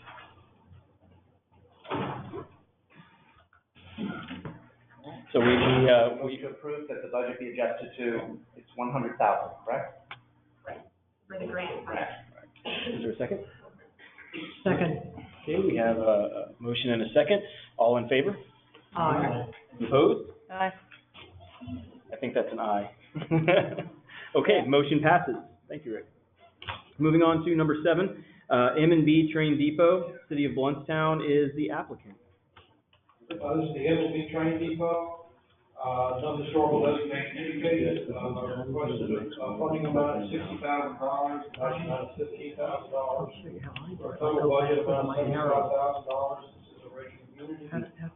No concerns or issues. Our project scope is to install new ballast and raised rail bed, new track and cross ties, temporary on-site relocation of train during reconstruction, site restoration. The applicant has indicated engineering fees have been paid from a separate funding source other than the grant budget. Adjust scope of work as follows: delete site restoration from the scope of work as a non-allowable grant expenditure. Adjust the budget as follows: delete the line item site restoration at a cost of $12,500. This reduces the grant award to $50,000. Reduce the match amount to $12,500 for a total project amount of $67,500. Okay, thank you, Rick. And we do have someone here to represent the grant. Can you please introduce yourself? Trevor Birch, good evening. Okay, well, thank you for being with us today. Are there any questions from the panel? Just a comment that we have a rich history of approving objects, and this is a fine object. Thank you. I would say, from my perspective, this is where I go to have a conference call when I'm on the road, and I love looking at that train. It is a fabulous, fabulous object. Thank you. Any other questions or comments from the commission? Okay, and as this one, correct me if I'm wrong, also has a revised budget, we will need a vote. And the budget adjustment would be $50,000 in grant funds with a $12,500 match for a total budget of $67,500. Is there a motion? I would make a motion to follow the staff recommendation on the revised budget as presented. Second. I will second. We have a motion and a second. Any discussion? The budget is $62,500? $67,500 would be the total project. $67,500. If there's no further discussion, all in favor, please say aye. Aye. Any opposed? Okay, and the motion passes. Thank you very much. Moving on to number 8, the Historic Centennial Building. The applicant is the City of Fort St. Joe. Rick? This is the Historic Centennial Building. Historical significance is individual National Register listing. Funding requested amount is $286,000. The match amount is $71,500 for a total budget amount of $357,500. This is a rate community. Projects entails exterior restoration repair, roof and drainage systems restoration repair, window restoration, interior restoration repair, replace HVAC system, architect and engineering fees, permitting, no concerns or issues. Professional architectural and engineering services are required and have been included in the project scope and budget. No proposed scope of work adjustments are recommended, and no proposed budget or funding adjustments are recommended. Thank you, Rick. And we do have people here to represent this grant. Could you please introduce yourself and then introduce your contingency? Thank you. Good morning. I'm Charlotte Pierce. I'm City Clerk in Grand Rapids and City of Fort St. Joe, where the first Constitution for the state of Florida was signed in 1838. And I'll let our group introduce themselves. I'm Rex Pizzetta, retired city commissioner. J.J. Scott with MLD Architects. Randy Lewis, MLD Architects. The Davis, originally from St. Joe, now in Tallahassee. My name is Tom Weston. I'm here. I was here last year as a concerned citizen, and I'm here again as a board member. I'm David Farley, Fort St. Joe. And Thank you very much, and I love to see so many faces here. I just want to remind everyone that whenever possible, we want to speak through one person to answer questions from the commission, just so we can keep on schedule if that's at all possible. So thank you very much. Are there any questions from the commissioners about this grant? Rick? The building is not protected, so is the city going to protect it at a later date? It is the property of the city of Fort St. Joe, and they have responsibility for it. So none of you work with the city, or none of you? Yes, sir, I am the city. So you will be protecting it? Yes, sir. Okay. Commissioners, any additional questions? Okay, I'm sorry, go ahead. Does the current use and proposed use stay the same? Yes, ma'am. It's basically what you would consider our civic center. We have numerous activities there. It is the only place of that size in our community, and it is well utilized. Thank you. Anything further? All right, thank you very much for being with us today. Thank you very much. Number 9, Historic Fort Theater Renovation Project. The applicant is the Fort Theater Art and Culture Center. This is the Historic Fort Theater Renovation Project. Is on our individual national register listing. Funding is requested amount is $500,000. Match amount is $125,000. Total budget amount is $625,000. It is a ready community. Project scope is general contractor fee, architectural engineering fees, masonry repair, mechanical, electrical, and plumbing upgrades, framing and stabilization, fire suppression system, interior restoration renovation, windows and door restoration renovation, gutter installation and selective demolition. No concerns or issues. Professional architectural, engineering, and general contracting services are required and have been included in the project scope and budget. No proposed scope of work adjustments are recommended, and no proposed budget or funding adjustments are recommended. Thank you, Rick, and we do have some guests with us today to represent this grant. Could you please introduce yourself? Thank you. My name is David Warner. I'm the chairman of the Fort Theater Art Culture Center Board of Directors. My pleasure to be here again this year. In front of you, we have Clay Smallwood, who is the vice chairman of our board, the Albert Ivy Pond Foundation. He is the chairman of that foundation. We have Natalie Shope, who is one of our board members online. We have Gail Alsabrook, who is also one of our board members, and the grant contact is Brett Leiter, and also our Keenan from Springhoffer Architects and Principals. Okay, well, thank you very much to everyone, and welcome. Are there any questions from the commissioners about this grant application?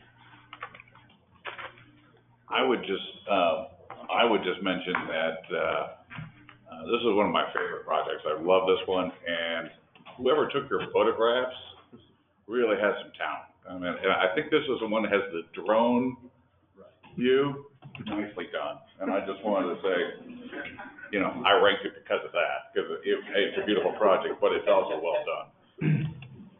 Rick. This is also one of my favorites, but for different reasons. The facade is a very small building on the main street, but it's a dog leg, right? So the impact of the use on the street is significant. So I would recommend to other applicants that you also look at not only what you're doing with your building, but how you're impacting your neighborhood. Bringing the theater back to good use is going to be tremendous. And we've done that in South Florida, and it makes a huge difference when you have a historic theater anchoring a downtown, a Main Street area. So I think that's really important. The well-presented project, the budget in the 650s, but the fees are in the 40s. So why, I know you're cheap, but. We were fortunate, I speak for him, he also did another project. He did a remodel of our Methodist church in town, and we hired him while he was in town doing that project. So, unfortunately, we've been delayed for 3 years because of, unforeseen circumstance in the legislature. We've almost got funded twice, and this is our, 4th time in front of you.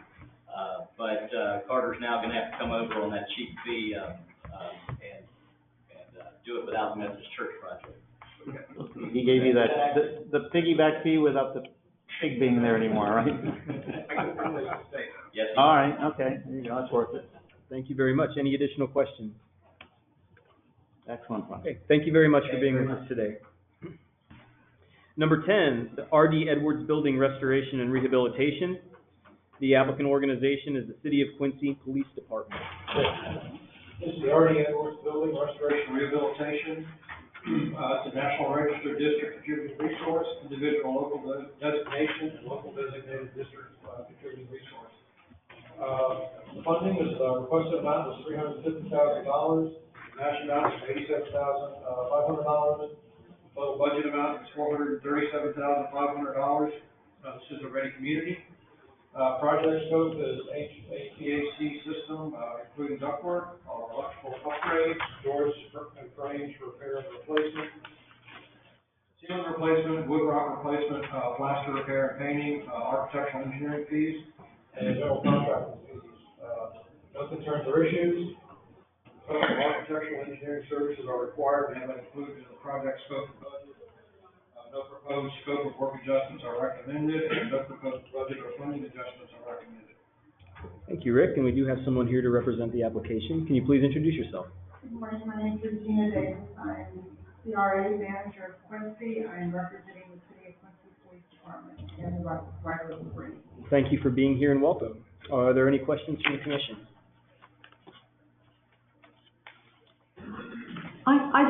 It's a little bit out of my scope, but are the contracting fees a little high in relation to the total budget?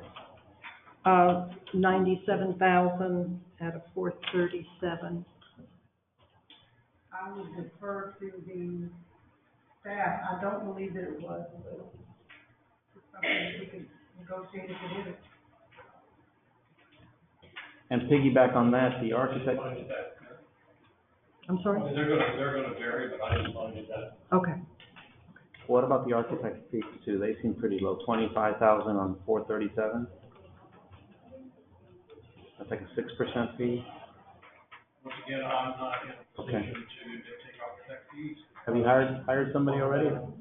Yes, we had the first phase of this done through a grant, and they have negotiated their fees based on also having done the first portion of the. It was the exterior work, right? You've been here before, I remember. Yes. The building. Okay, any additional questions? Okay, well, thank you very much for being with us today. Next, number 11, rehabilitation of the Gretna Common School. The applicant is the city of Gretna. This is the rehabilitation of the Gretna Common School.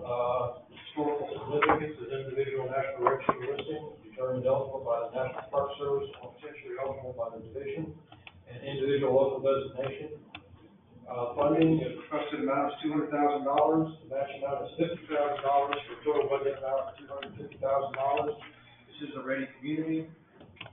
Project scope is foundation repairs, window repairs, reconstruct failing side porch, repair, replace deteriorated cypress wood siding with soft materials, replace steel pipe columns, 2 of them, replace with new wood columns to match original, prep and repaint exterior, repair or replace handrails, guardrail stairs, and second floor exterior balcony, repair interior shiplap siding at water damaged area at second floor. Concerns and issues is lack of architectural engineering service fees indicated. Professional service assessment, the professional architectural engineering services are required and have not been included in the project scope and budget. Scope assessment is applicant to verify if architect and engineering services included within the scope of work, or if this service will be done separate from the grant scope of work. The applicant is to verify if architectural engineering fees will be paid from a separate funding source, or will these fees be paid from the grant funds. Thank you, Rick. We do have some representatives. Could you please introduce yourself? Yes, sir. My name is Antonio Jefferson, of the city manager of the greater city of County Director. And with me today is our mayor, Anthony Baker, Commissioner Evelyn Riley Goldwire, Gretna resident Greg Thompson, and our architect on the project, Mark Thomas, for his design. Thank you very much to all of you for being here. And do we have any questions from the commission? Great. So how are you going? You have a really good team. You have an surface raising architect, and a window restoration person. And she's in the room, but I don't see her standing next to you. So I'm wondering, are you on the team? Join's on that team. Okay, great.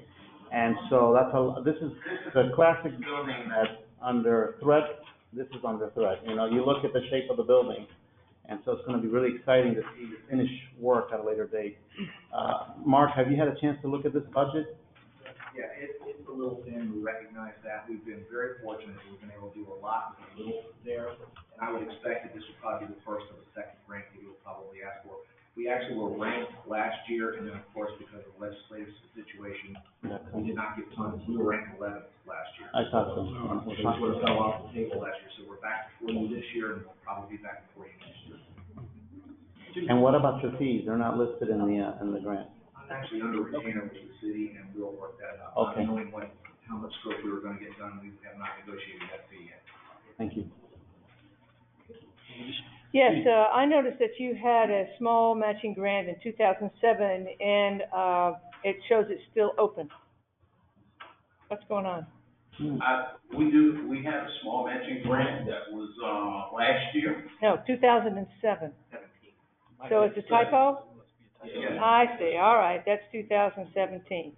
Yes. And you just haven't completed it? We just finished up, Okay. with it, and, we're in the close out. We had to get an extension because the roofing contract was delayed in the road. Yeah, that was a serious typo, but thank you for your clarification. That makes it a lot better. 10 years in arrears, right. Okay, that's all. I didn't do anything since you were here, so. That's about right, it's 2007.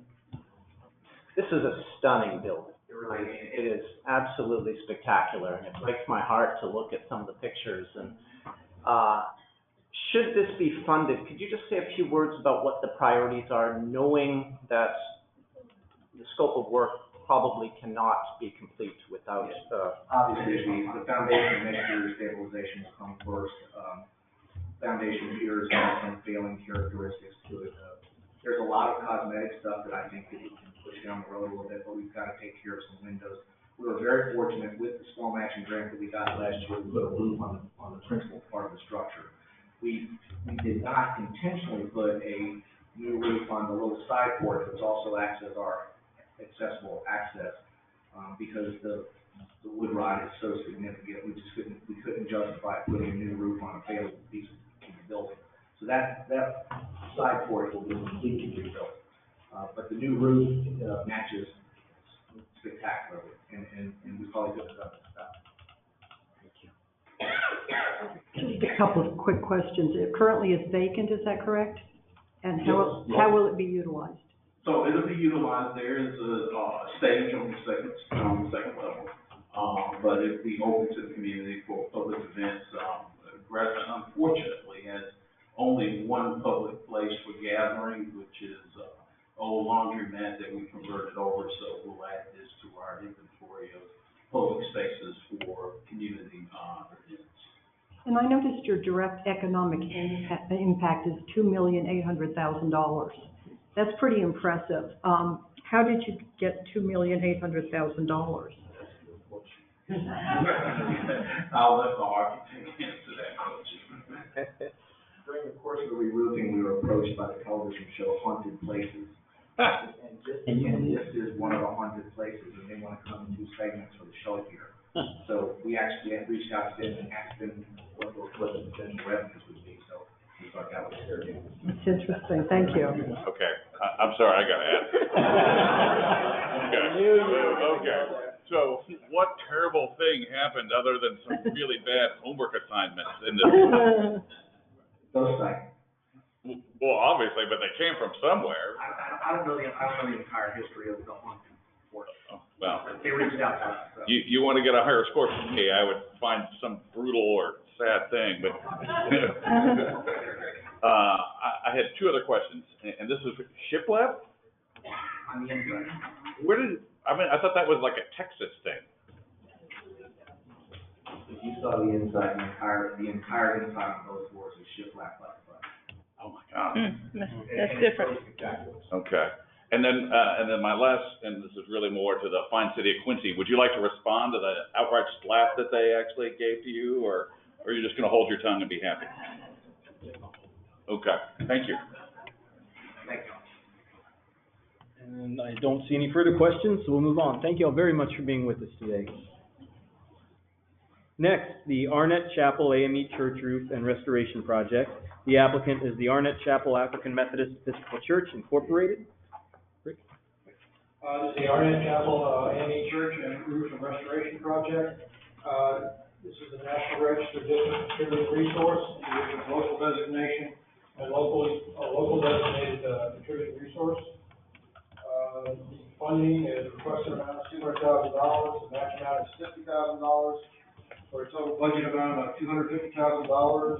This is a ready community. The project scope is to re-roof with in-kind metal shingles, structural framing repairs, decking repairs, insulation and underlayment, new gutter and downspouts, window restoration, wood rock repairs, door restoration, and architect and permitting fees. Concerns and issues, no concerns are issued. No proposed scope of work adjustments are recommended, and no proposed budget funding adjustments are recommended. Thank you, Rick, and I see some familiar faces at the lectern. Sir, if you'll please introduce yourself and introduce your team. Good morning, I'm Joseph Alexander, trustee, Regina Davis, who's, grant writer, J.J. Scott, MLD, architect, Randy Lewis, MLD. Thank you very much. And are there any questions about this application from the commission? Steve? I just recently walked around your building, when my son was taking the FAT in Quincy. Beautiful building. My question to you is this has a civil rights history, correct? Yes. Could you tell me a little bit more about that? This building, is the oldest black church in Gaston County. And years ago, the downstairs area was actually used for voter rights registration, and different community groups would come in and use it. And the downstairs area now is still open to the public for community activities, weddings, different anniversaries. We just don't allow any type of alcoholic beverages type of student deal, but Right. it's open to community type events. Okay, any additional questions? Okay, thank you very much for being with us today. You know, Rick, you've been working really hard, and I appreciate everything you've done. I think it's time to give you a break. There you go. Next, no, I really mean it. You can sit down and take a break because Eric Case is presenting our next staff review.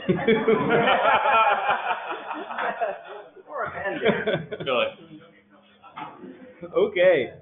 Number 13, acquisition of First Chartered Bank in state of Florida. The applicant organization is the Big Bend Community Development Corporation. I'd like to welcome to the spotlight Mr. Eric Case to present the staff review. Thank you. Again, this is acquisition of First Chartered Bank in the state of Florida.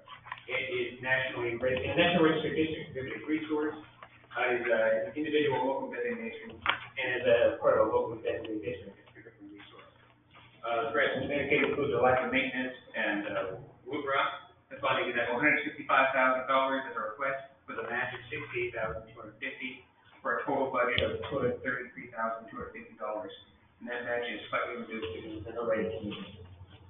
Project scope of work is an acquisition project for the acquisition of the Quincy State Bank. It will include architectural and engineering evaluation and grant administration. Concerns or issues, in the application, the grant had not fully documented all the cash match as part of the project budget. However, since that match is an overmatch and voluntary, we will collect that information prior to the grant being executed. There are no professional services assessments, no standards of compliance, and no scope of budget adjustments.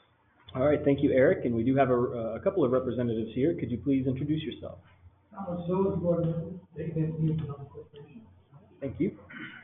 And for the record, could you please introduce yourself again? Sorry, I'm Regina Davis. I was the grant writer for this application as well. Thank you very much. And are there any questions from the commissioners about this application? I have one. Judy? Tell me about the Big Bend Community Development Corporation. What is it? It's an organization, it's a community-based development organization. We do community revitalization. Most recently, our latest project, we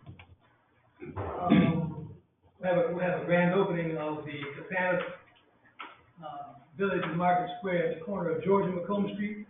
We're partners on that property, the 88-unit affordable housing development. Big Victory Corporation formed in 2000. We've been very active in the revitalization of Frenchtown.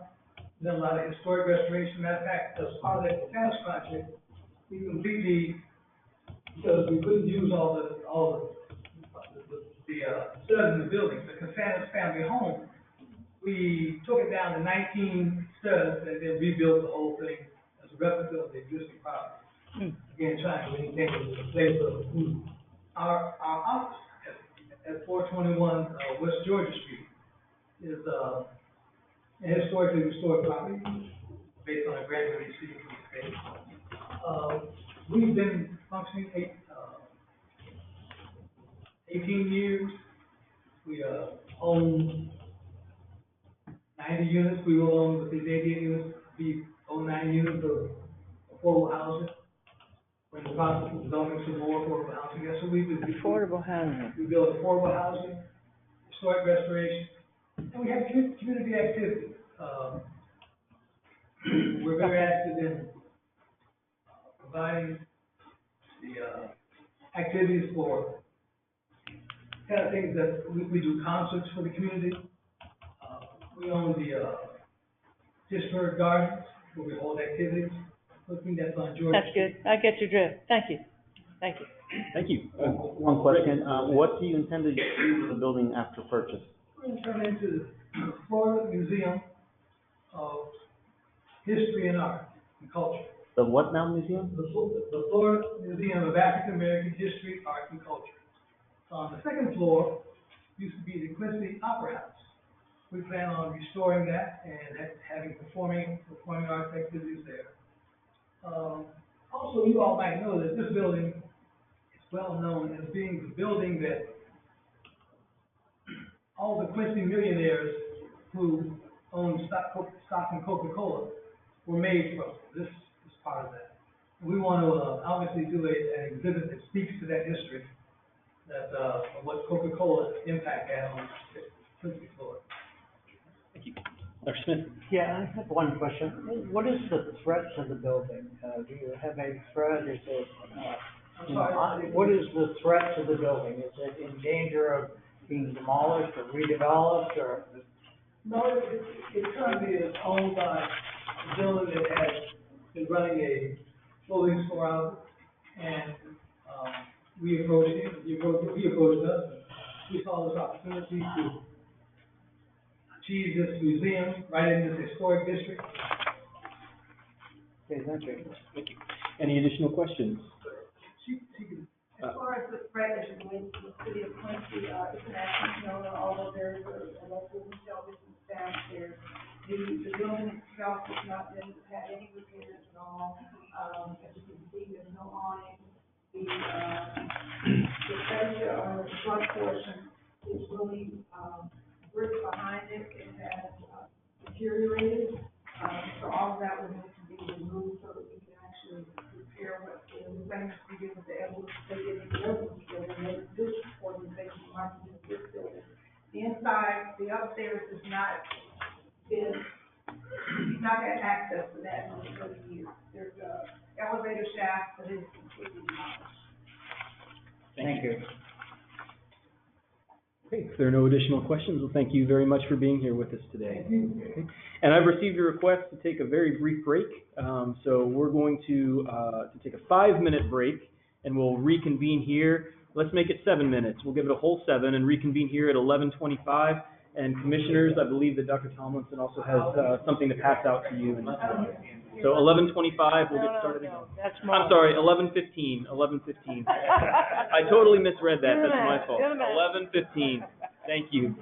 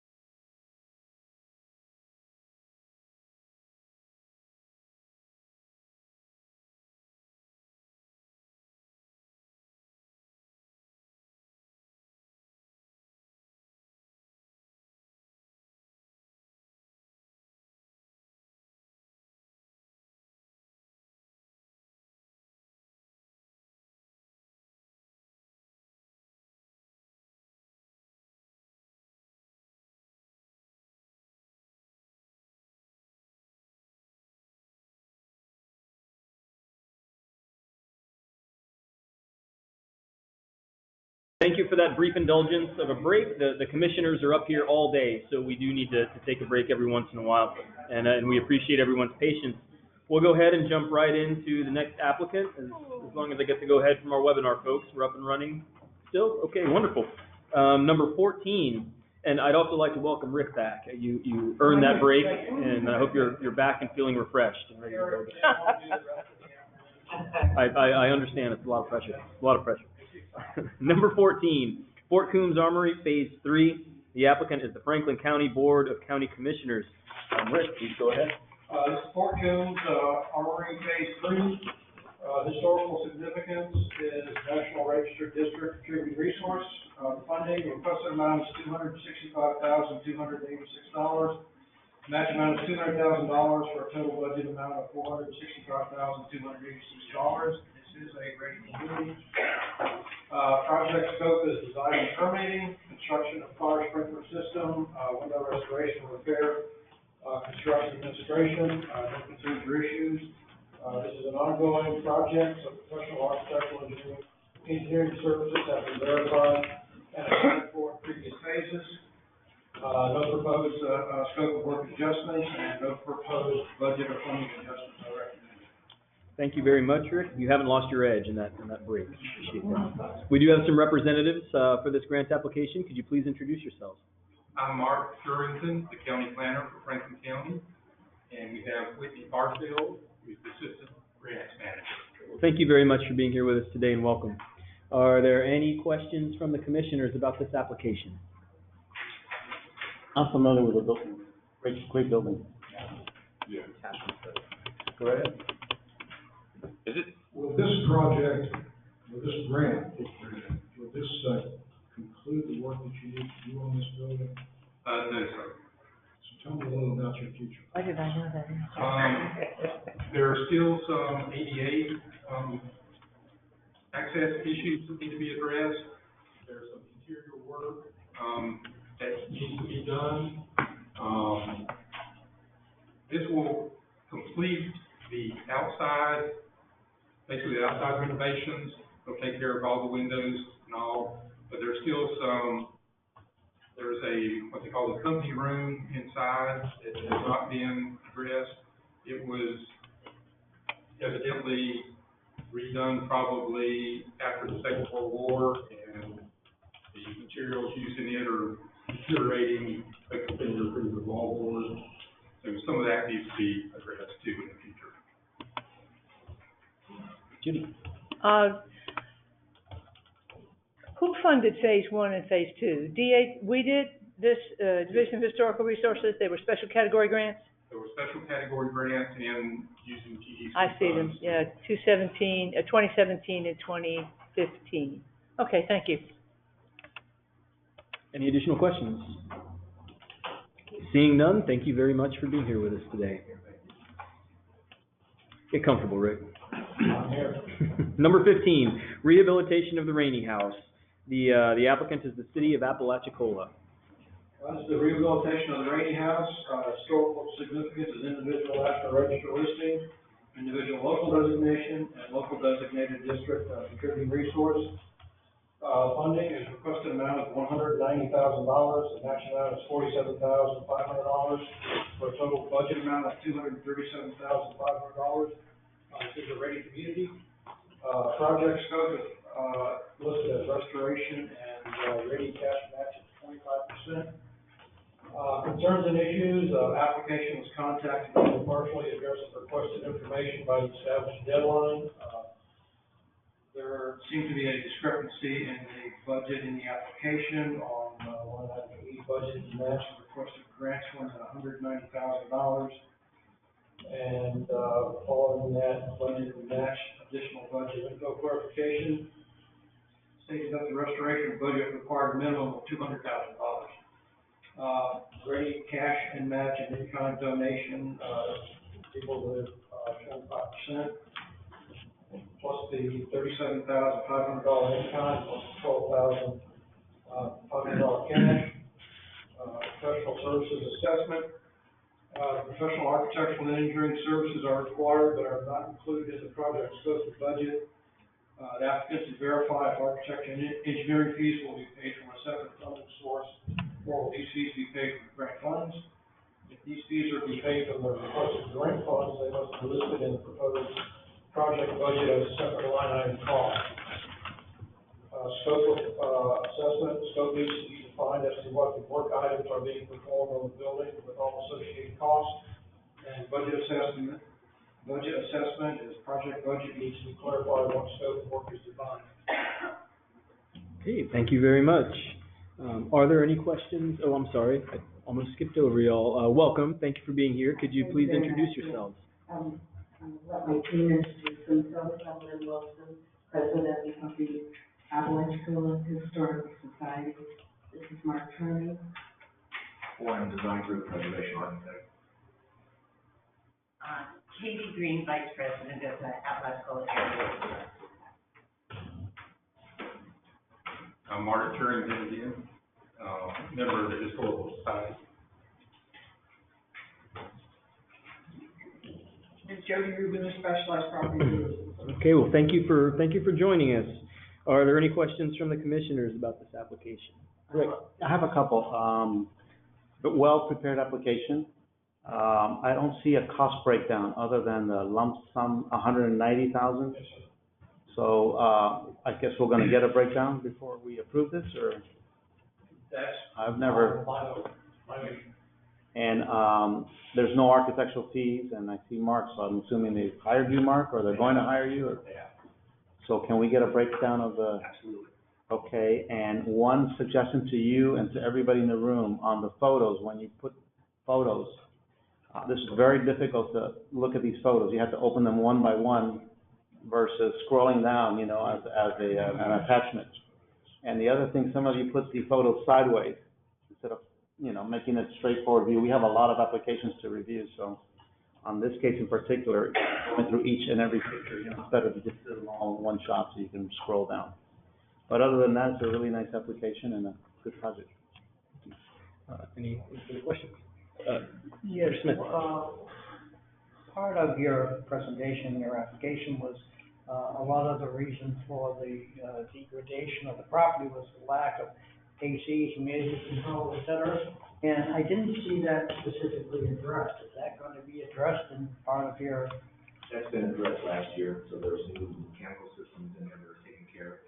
The bigger issues now are the exterior envelope, the windows and the painting, which still allows moisture to come inside, and they're doing a lot of damage to the plaster. The other thing that mentioned should be noted here is that the city is in the process of spinning this off to the Rainy House group, and so the city is no longer maintaining it, so these folks are trying to maintain it on their own budget, which is pretty difficult. Thank you. Question? Why is the city spinning this off? Is that maybe to the planner? I would like to just add to this. What's happened is the building has deteriorated. It's owned by the city. It's insured by the city. And as of November, they were putting it up for sale along with 16 properties in Apalachicola to pay for the deficit budget that has existed for a number of years.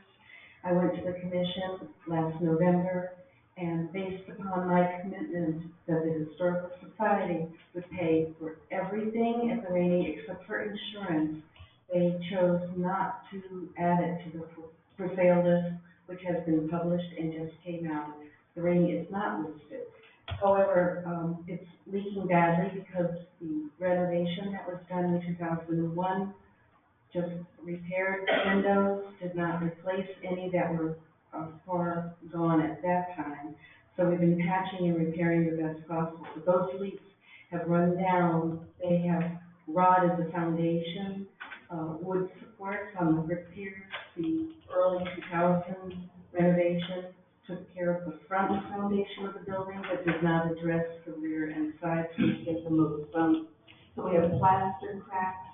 The chimney is pulling away from the building and is causing the walls to separate from that. Ms. Wilson, thank you. I appreciate that very much. If the commissioners have any further questions about that, they can follow up. Judy. So the city owns it, and they've applied for the grant, but the city wants to get rid of it.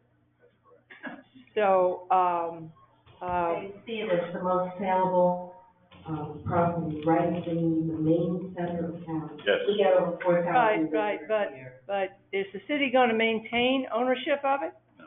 Who are they gonna sell it to? Anybody? On the street is a bed and breakfast or private residence. So what you're asking for is the state to pay for these renovations in this grant, right? And to take ownership of it.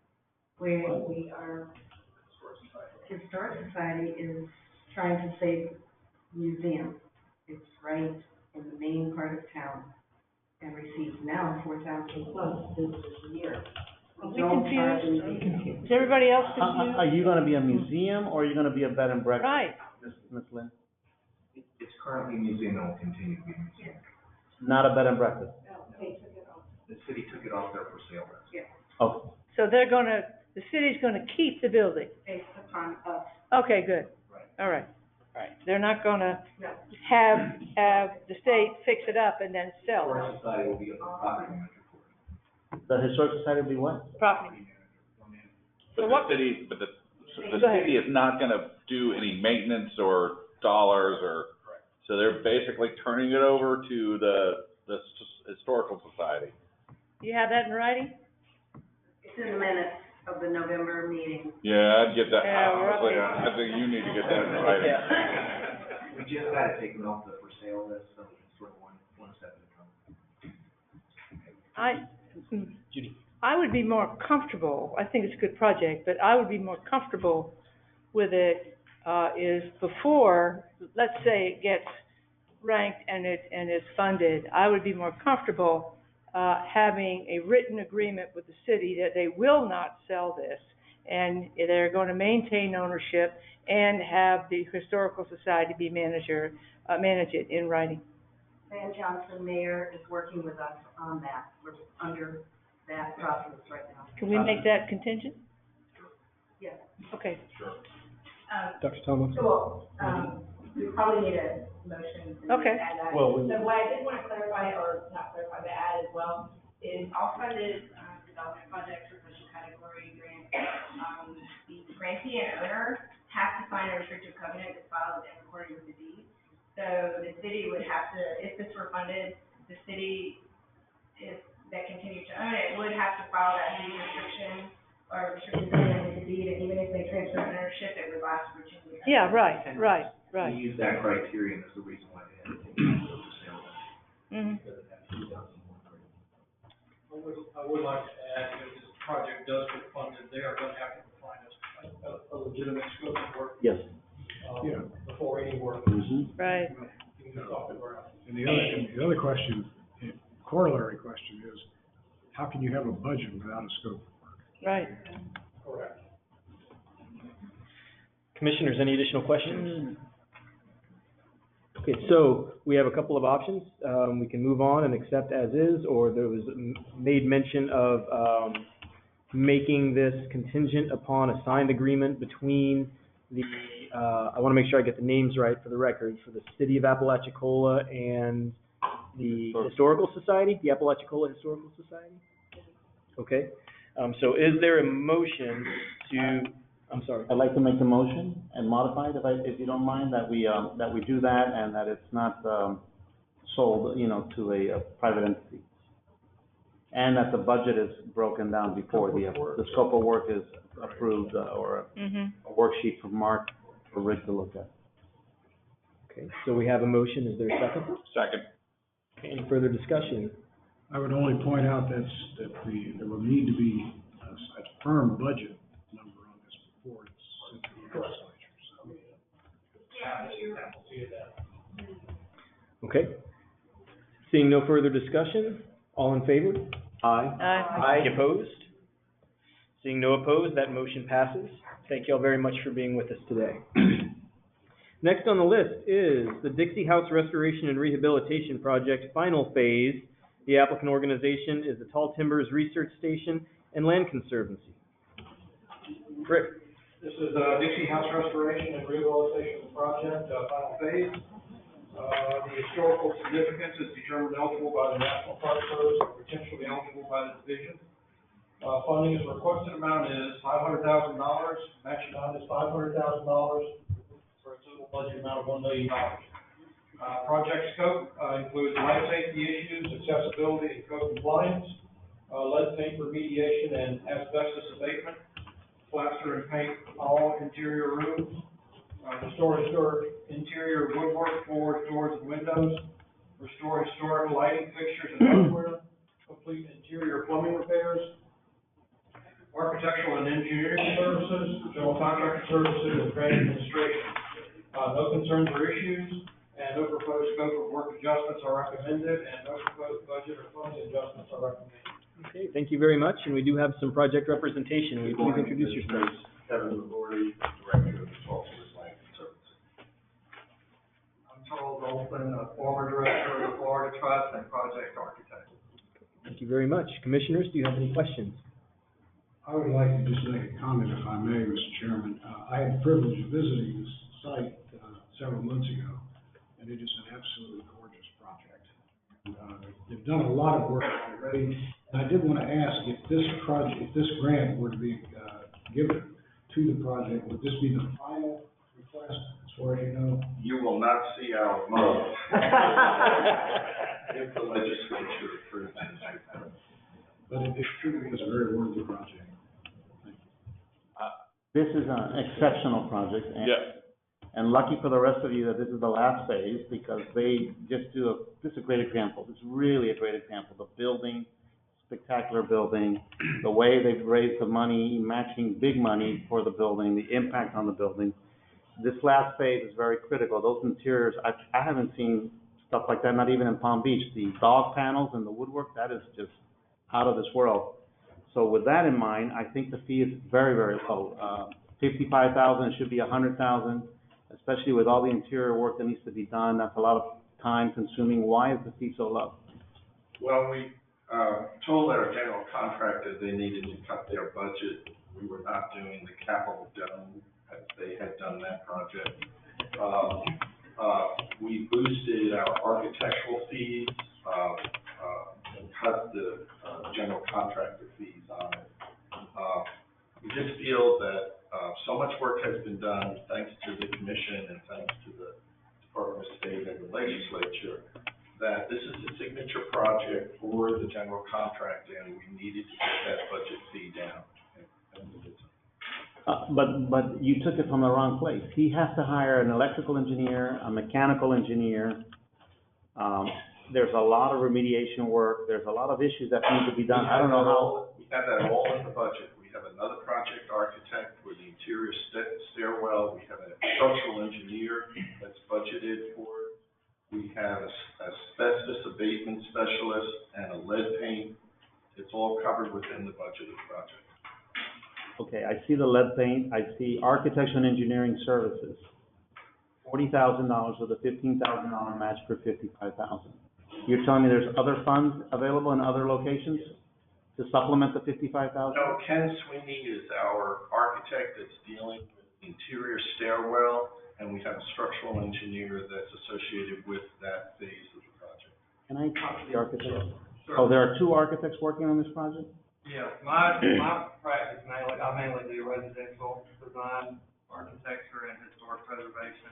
And with the life safety issues, Ken Sweeney that's one of his levels of expertise, and we just thought it would be more efficient to sub out that portion.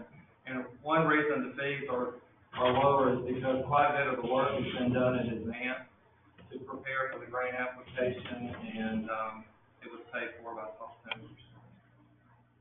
We've done a lot of preliminary design for the bathrooms and to make the building ADA compliant. Also the staircase, we've had that located and preliminary drawings have already been done. And are you hiring the mechanical, electrical, plumbing engineers out of this $55,000 budget? Yes. I don't know, I'm really worried about that. I just don't see it. I don't see how it's gonna work. If this was a regular house, it would definitely work. That's my concern. I think, I would like to recommend that Rick work with the architect on the budget and the owners to see if we can modify the budget and increase line item, number 7. And Commissioner, we're very, willing to do that. We had to do that in phases 1 and 2 as well, because there was a time lapse in terms of bidding for the project. We bring extra money. While we're a ready community, we have not taken that discount whatsoever. And that's amazing, I congratulate you for that, but the interiors of this building are so intricate, and you're in the final phase of this project. I want to make sure he has enough time. Do you live nearby the project? Or? Okay, that's a good sign, okay, so maybe on his free time, he can spend a lot of extra time. When I did the courthouse in Palm Beach, it was 2 blocks, unfortunately, away from my office, so I was there quite a bit. And I'm sure he's going to get into a lot of interior issues, and I want to make sure, after he's given most of his fee to the engineers, that there's enough fee for him to come and visit the job. Point well taken. Okay? And the contractor, someone you worked with on the first 2 phases? Yes. Okay, good. Thank you. Any additional questions? Yeah, Kevin, I echo, comments. It's a beautiful structure. My question to you, and just for everybody, is, you know, it's kind of in the it's not in a highly visible spot. What do you do to drive people out there to, you know, for them to enjoy the property as it is right now? And what are your thoughts for the future on this? Well, what makes it attractive is that isolation. It's sitting on 9,000 acres of a historic plantation. And we are going to be using this as a conference, meeting facility, seminars, and also the local community has used it, the Chamber of Commerce, the historical societies, the garden clubs, as a major fundraiser for their organizations. So it's that isolation, 2 miles in the interior of the public road, that it just, the setting of the building and the other 28 historic buildings that we have on the estate is part and parcel of the whole ambiance of the property. Thank you. Any more questions? Yes. I don't have a question. I have an observation. This is the first round of applications that I've been through as a new commissioner. And I want to congratulate you on the detail. It was extremely helpful, and I think a useful message for everyone applying in the future. The letters of support matter. And the more detailed they are, the better, as opposed to a letter that says this is a worthy project, end of point. I found some of the most detailed letters of support in this application, and it's helpful to get. I would just add that, you know, my experience with these gentlemen is top notch. These guys know what they're doing. Okay. Thank you, commissioners. Any more questions? None? Okay. Thank you very much for being with us. Next, re-roofing and partial repainting of the Hayes Hood House. The applicant organization is the Florida Trust for Historic Preservation. This is re-roofing of the Hayes Hood House. Historical significance is individual National Register listing, National Register District Community Resource, individual local designation, and local designated district community resource. Funding requested amount is $130,000, match size $130,000, for a total budget amount of $260,000. Project scope is architectural professional service fees, wood-shaped re-roofing, exterior painting, paint curator, color matching professional services. Concerns and issues, this applicant did not fully comply with the required documentation concerning the in-kind match. Applicant supplied partial in-kind match documentation. Scope assessment is no proposed scope of work adjustments are recommended.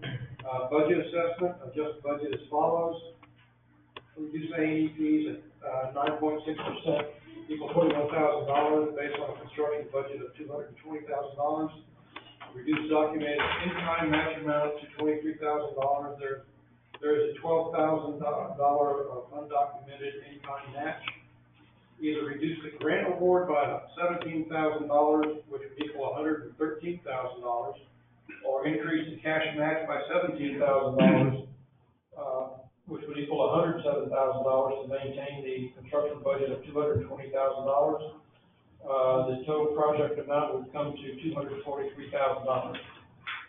Mr. Chairman, I'm sorry I didn't get a chance to say that. I need to recuse myself. I was the past president of this group. Thank you very much.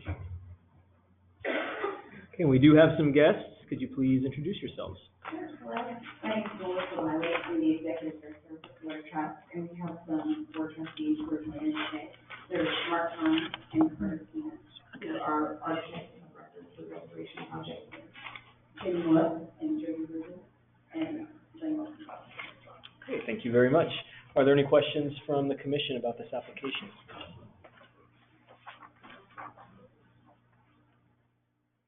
Question? I had one. Dr. Francis? Could you just explain a little bit more what the rationale is for the $300,000 economic impact? Sure, and actually, Mark helped me.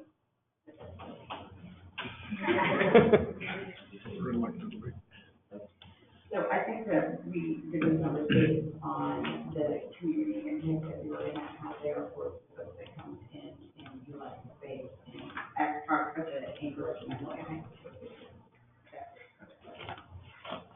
Thank you. Okay. Any additional questions or comments from the commission members? Dr. President, is it appropriate now to just address the budget issue?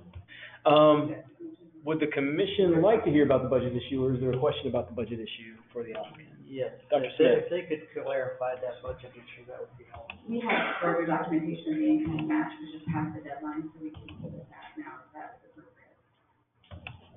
We can't submit it as part of the application. However, that would certainly need to be taken into account after the scoring and if the grant is funded as part of the contract process. Okay. So there are no further questions, and so the question before the commission at this point is to accept the application as proposed by the applicant, or to accept, I suppose the question, and I don't want to put words in anyone's mouth, but the motion, if there is to be a change, would be to make the proposed amount by the applicant contingent upon demonstrating They have the entirety of the cash match, entirety of the cash. as opposed to moving forward with staff's recommendation. So, Yes, if this was going to be funded, we would like to allow them to meet match requirements in order to fulfill the grant requirements okay, as proposed. okay, is that a motion? Yes. Okay, you have a motion and a second. Is there any further discussion? Seeing none, all in favor, please say aye. Aye. Any opposed? Okay, the motion is adopted. Thank you very much. Thank you all for being here with us today. Okay, next on our list is the historical Sopchoppy High School. The applicant is the Wakulla County School Board. Rick? The historical Sopchoppy High School, historical significance is National Registered District Contributing Resource. Funding, the requested amount is $163,997. Match amount is $100,000. Total budget amount is $263,997. This is a ready community. Project scope is window restoration and replacement, door and hardware replacement, refinished flooring, plaster work, interior painting, hazardous material abatement, HVAC upgrade, electrical upgrade. No concerns and issues. No proposed scope of work adjustments are recommended, and no proposed budget funding adjustments are recommended. Okay, thank you very much, and we do have some project representatives. Could you please introduce yourselves? I'm Callie Quinn, chairman of the Sopchoppy High School Alumni Committee, and also all the Sopchoppy office. Thank you. Could you repeat your name again? I didn't hear you. Callie Quinn. Callie Quigg, thank you very much. JJ Scott, MLD Architect. Randy Lewis and MLD. Thank you very much. Are there any questions or comments from the commissioners about this application? Yes, I don't see a fee for architectural services in the, budget. Stated in the application that this is an ongoing project, professional architectural engineering services have been verified in the county for the previous phases. Can I speak to one of the architects then? Yeah. So it's about $250,000 worth of work, so there's an additional fee for you to do this work? We have done the majority of the work, all the drawings for the work, so basically it's just the A portion of it. A portion. Dr. Benton? I had a question about the roof. Is the roof sound now? Structurally, yes. The roof shingles, there are some areas of issues that have been repaired. by the Washoe County School District. So right now, we have no leaks. Okay, that's what I want to know. Thank you. I'd like to add to that, that was a question for information from staff, saying, that if there was roof damage that needed to be replaced before any of this work was, underway, that they had, verified that the work had been done. Good, thank you. So almost immediately after we received that. Yeah, I was worried about that. You know, why do the other stuff if the roof leaks? Well, the answer is the roof doesn't leak. Right, right. So someone who's just recently purchased a roof, I've realized that these are not, that they never stand still. So when was the roof originally put on? What work was done, and so what's the lifetime of this roof? The roof was put on. There's been multiple phases of roofing, re-roofing by the school district, as well as previous grant projects. I think it's the fifth grant project. But each phase has been, we initially did a phasing plan, working around the building.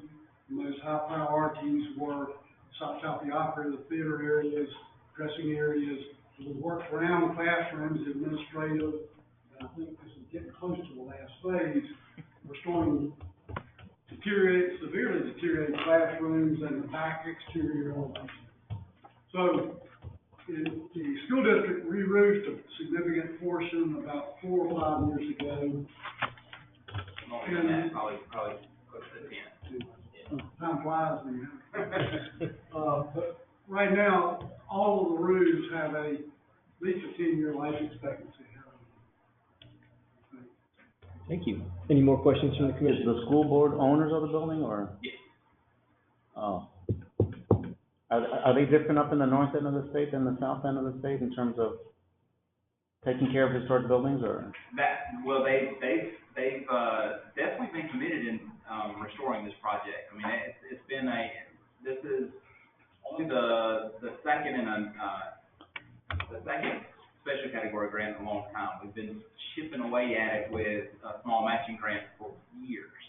So this is they've been committed and using their time to write these grants and keep this thing rolling. So they are.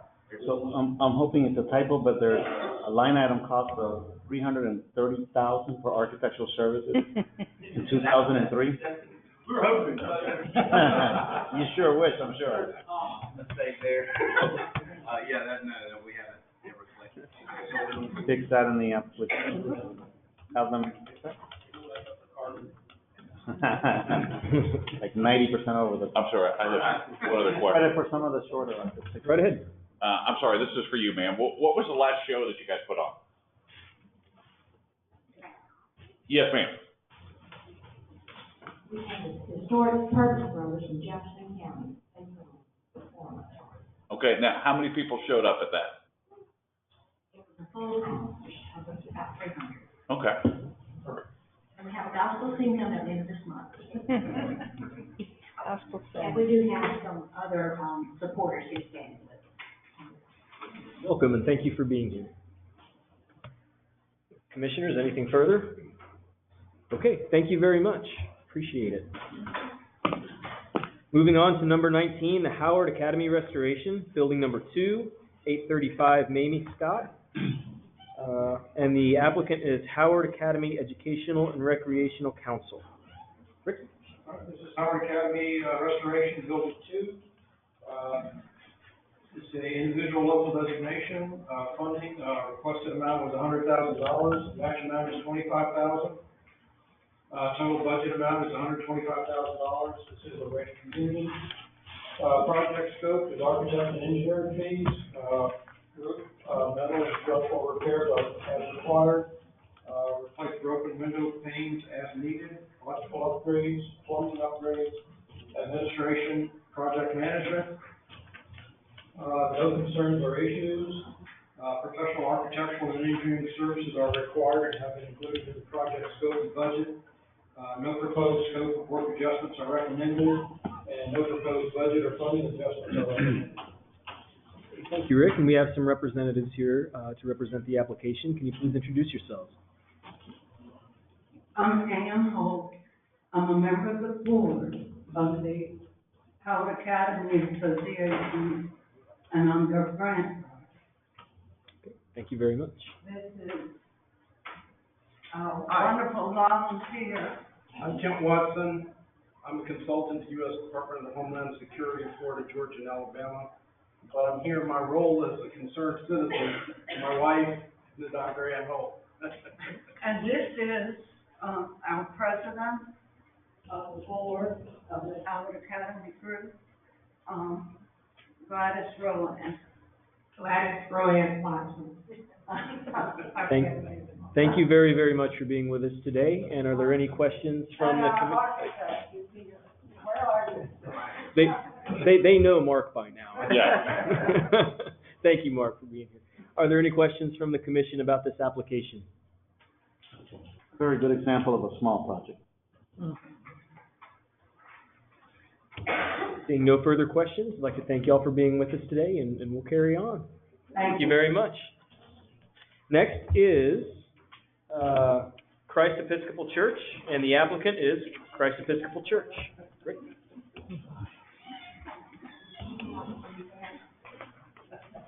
This is Christ Episcopal Church, historical significance. Welcome, everyone. Thank you for being here. Go ahead. Start over. Yeah. This is Christ Episcopal Church. Historical significance is individual national register listing for our staff. Church is listed as a contributing resource to the Monticello Historic District. Funding, the requested amount is $50,000. The match amount is $12,500, and the total budget amount is $62,500. This is a ready community. Project scope is architect and engineering fees, roof and structural repairs as required, administration and project management. No concerns or issues. Professional architectural engineering services are required and have been included in the project scope and budget. No proposed scope of work adjustments are recommended, and no proposed budget or funding adjustments are recommended. Thank you very much. And we do have some familiar faces. Could you please briefly introduce yourselves? My name is Gladys Rowan Watson. I'm the writer Thank you. and rector. Father Jim May, Christ Church. Thank you very much for being here. And Thank you very much. Do the commissioners have any questions about this application? I have a couple, actually. I had a friend get married in your church. beautiful, isn't it? Yeah, it is a gorgeous church. I looked at your website. I was surprised about the number of I would say community benefit items that you guys actually put forth. I was hoping you would talk a little bit more about some of your outreach to the community. No, does anyone, you were hoping he didn't have to talk. Okay, go ahead. We have a food pantry. We give out food Right. every once a month on the last Friday of the month, and we have I think about 100 people that actually come and receive food. We operate with I think the USDA in doing that. That's one of the buildings. There's another building behind it. That that's the old rectory. And then over the side, we also rent out part of that building, Parish Hall, for anybody who'd like to use it. So, and that can be used 4 times a month, at least or more, especially on weekends. So, we were trying to use the facility as much as we possibly can for the community. It's well used. I mean, you know, when you walk around downtown, I mean, you cannot miss it. It is just a fabulously beautiful structure, and I hope you do well. I know Representative Bashir's told me that this was one of his favorite projects. It's a special kind of architecture that you all know, and we were, actually, it was on white. And then when we received the last bit of money from the state, we restored it to its original colors. It's a strange color. It's sharp carpeted Gothic. Mm-hmm. It's just different. I really like the architecture of this building. It's very different. It has some unexpected features in it. There's been someone who recently came by and, writing a book on this particular architecture, which will be in the book. Any additional questions? Yes, the gorgeous building, and absolutely, the colors have done a great job for the building. I wish we could, our friends at Palatka, the Episcopal Church of Palatka, to come and see this church. Maybe they'll get there someday, because this is a beautiful project. It says under G1 that the building is not protected at the local level, and then in G5 it says it's part of the district. Is there a reason why it's not protected? I thought you mentioned at the beginning that it is protected, but it says none over here. Says, individual, National Register listing, Under G5, but under G1 there's a conflict. It says, if you go to G1, in that same section, it says it's not protected. There's no protection. I have to go back in the application. Okay, so is the building protected? Does anybody know if it's on a landmark? I know it's in a historic district, but is it individually protected, or? I'm not sure. I know, like you say, it's on the registry. I'm Julie Conley. I'm a member of the Monticello City Council, and that is not part of the, local historic designated district in Monticello. If I may, I guess that the issue is that locally, it's not part of the designated district, but it is listed on the National Register. The building? Correct. Okay. Thank you, thank you. I have a quick question. Yes, I just had a question about the measurable quantities. It says, to provide them the quantities for the scope of work. You're going to be doing roofing, correct? Yes. I didn't see what the measurable quantities were for the roofing project.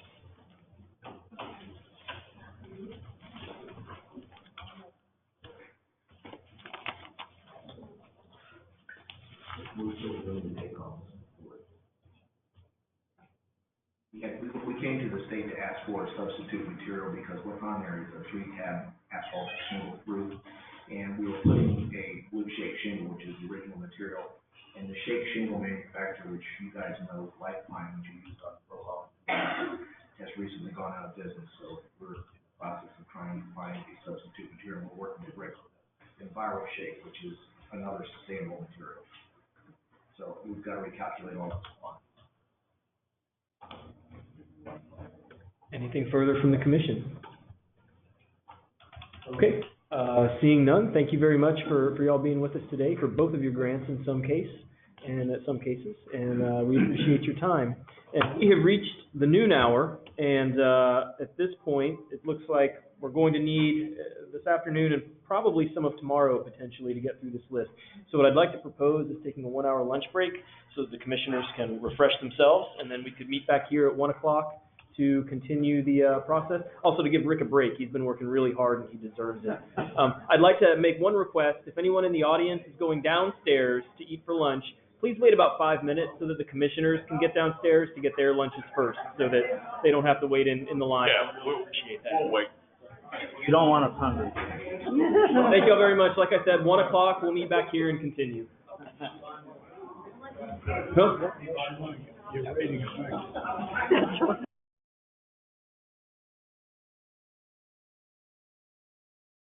It is 1 o'clock. It's actually 1:02, and we've gathered together once again to continue moving down the list.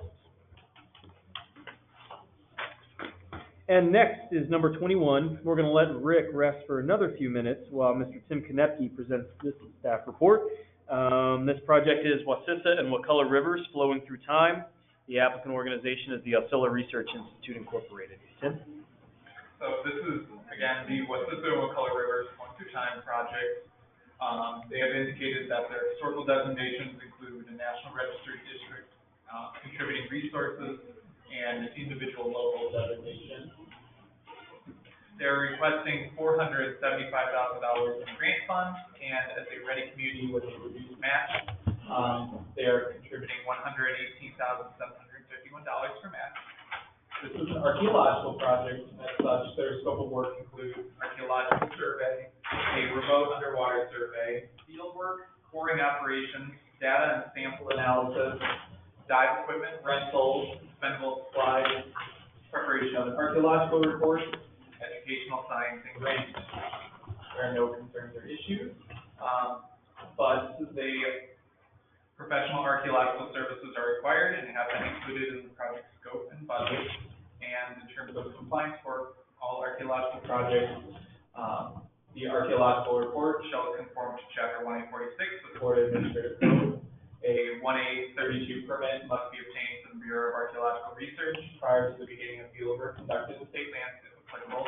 A detailed field plan and methodology will need to be submitted to the division for review and approval prior to commencing the archaeological field work.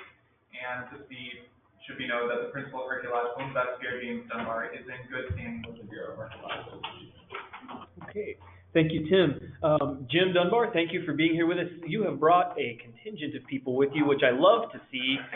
For the sake of time, though, could you please describe the people that are with you, and maybe then we won't have to shuffle around and let everyone introduce themselves individually. Okay. And introduce yourself, because I know you, but maybe everyone else does. Okay, well, I'm James Dunbar, and archaeologist for 40-something years, I guess. And I have a real soft spot in my heart for the unusual archaeological resources that we find in this area. That would be the Wasissa, the Wacalla, the Acela River.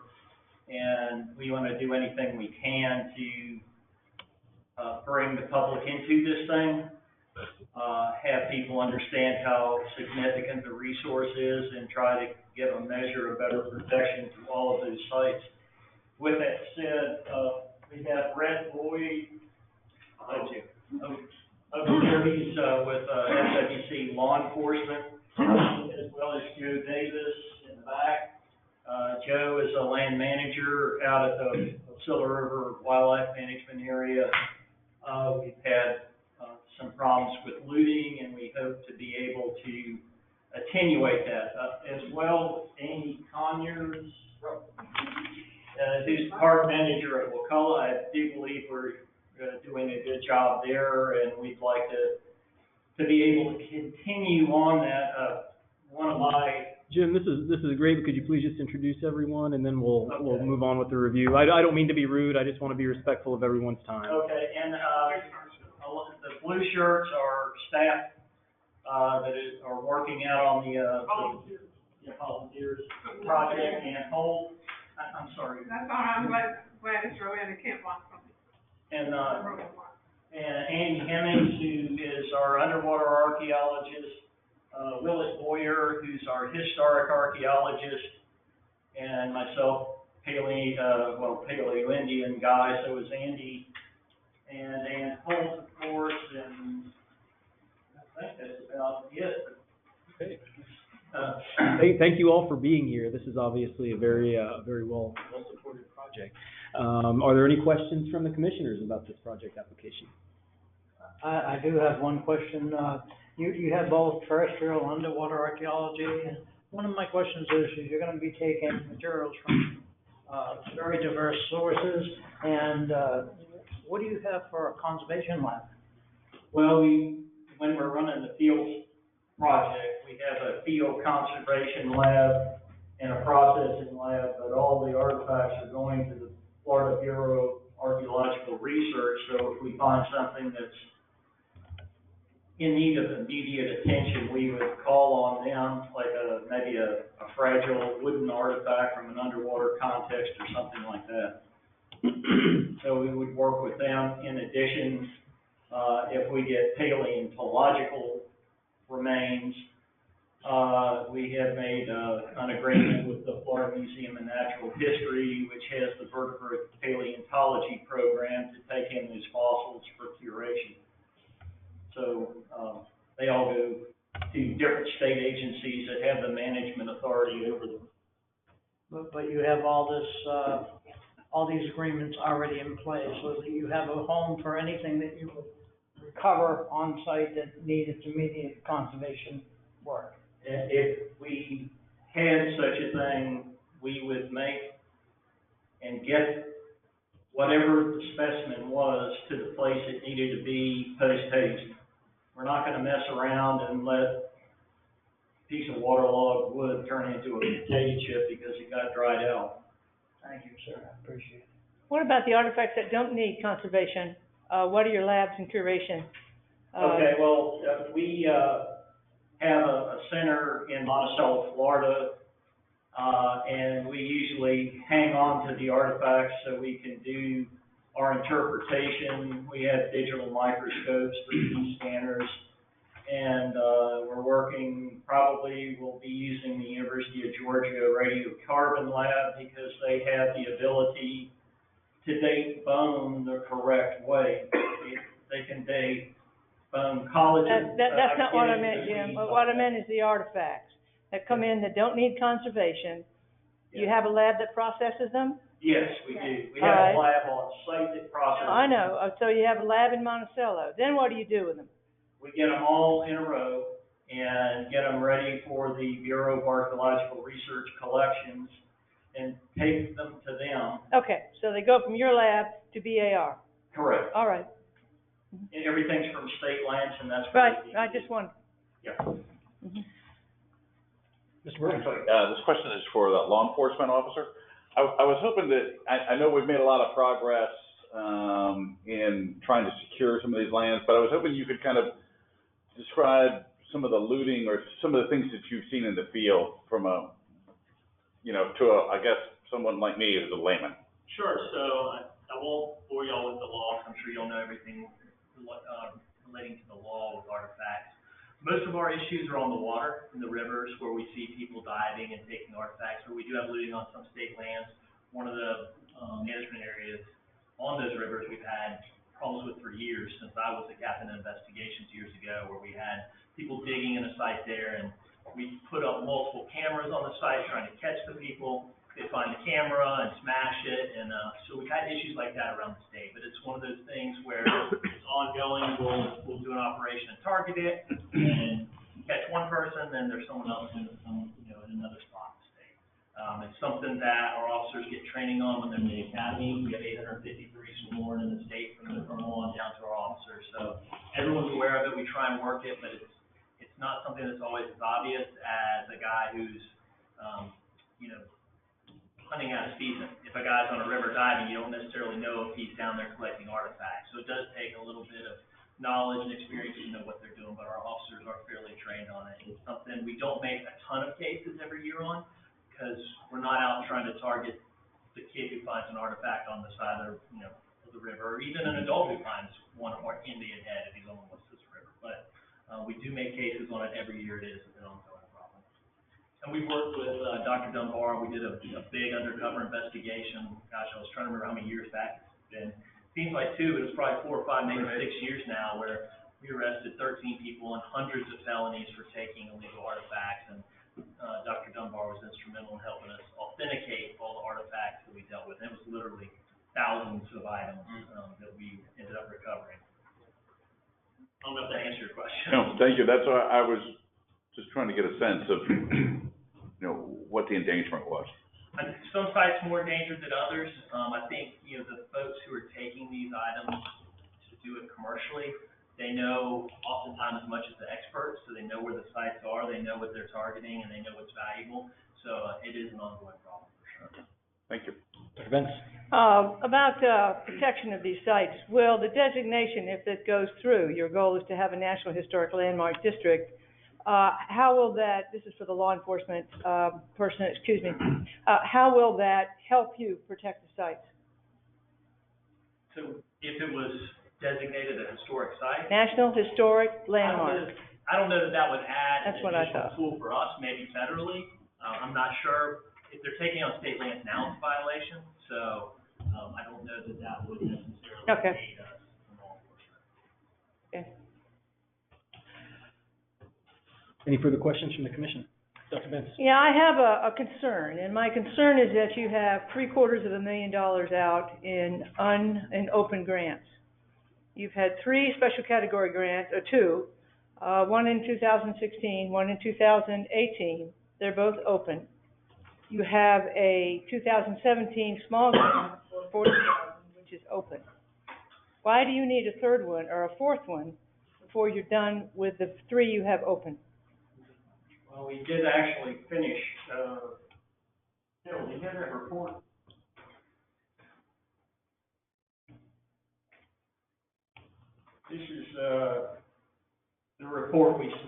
for the 2017. We do have. That's the small grant for $50,000, $40,000? No, this is one of the big ones. And the small grants, ARI has more than one researcher, and I have not been involved with the small grants except for the one where we tested by posthole digger in the Colorado Springs State Park. The whole idea behind this is to, bring to a conclusion a set of research, and I think by finishing up at Wakulla and including Wassissa, I recorded a number of sites there in 1980, and they have been impacted, and we want to do an evaluation of those sites, plus look at areas within Wassissa to do an interpretation of their integrity and that kind of thing. And frankly, there has not been that much done in the way of serious research in the Wassissa. In the Osceola, yes, in the Wakulla, yes, but not in the Wassissa. And I truly think that it would help if we can be successful to have a National Historic Landmark designation for those river basins. It might not exactly help law enforcement, but if we can get some kind of a higher profile recognition, and we try to go out and do public archaeology to, bring an awareness to people in the local region. Yeah, That's not my question, Jim. Okay. My question is, why shouldn't you finish what you have, which is $750,000 worth of work, and you say you've got a report for one, and now you want another $500,000, almost $600,000, and I just don't see. I think that's a bit of an overreach. Okay. Well, we plan to have the report for. The first two are completed and in, I don't know. The two special category grants? The first special category and the small grant, the other special category grant will be wrapping up in the next couple of months as we finish our last field report. Maybe you could give us an update on the status of those grants. From grant staff, the small batching project I actually managed, that was closed out in March, I believe. And we do require that special category project be closed by the time, this will be July 1st of next year, by the time that it funded, that project will be opening. So they would only have a special category open at that time. So the 2018 special category grant will be closed when? It will have to be closed. I mean, that grant period ends June 30th, but if they wish to receive grant funds. June 30th of what year? Of 2019. They're 2 years. The rule stipulates, I'm sorry, not the rule, the guidelines stipulate that only one special category grant can be opened by the grantee at any given time. So in order to receive this grant funding, they would have to close out the open grant before they could execute another contract. We plan on doing that in June. And just as another point of clarification, the 2017 special category grant was closed. Well, then my information is wrong, and that's not good. Well, it's but currently it's only one special category,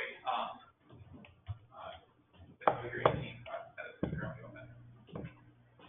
I have one last question. Just go ahead. And that concerns your crews.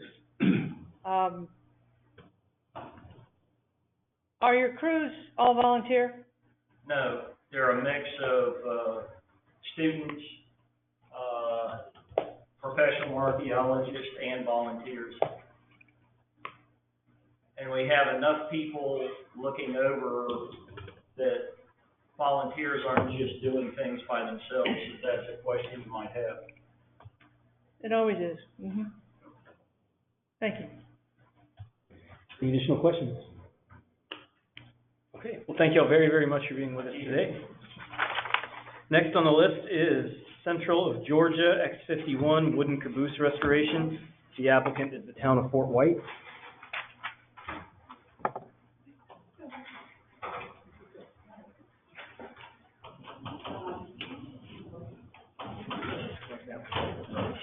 Makes me look.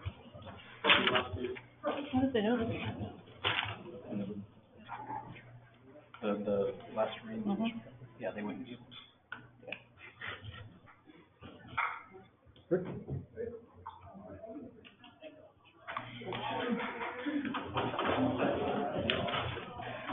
is Central Georgia, X 51, Wood Caboose Restoration. No historical designation indicated, funding, requested amount was $182,703. Next amount was $47,137.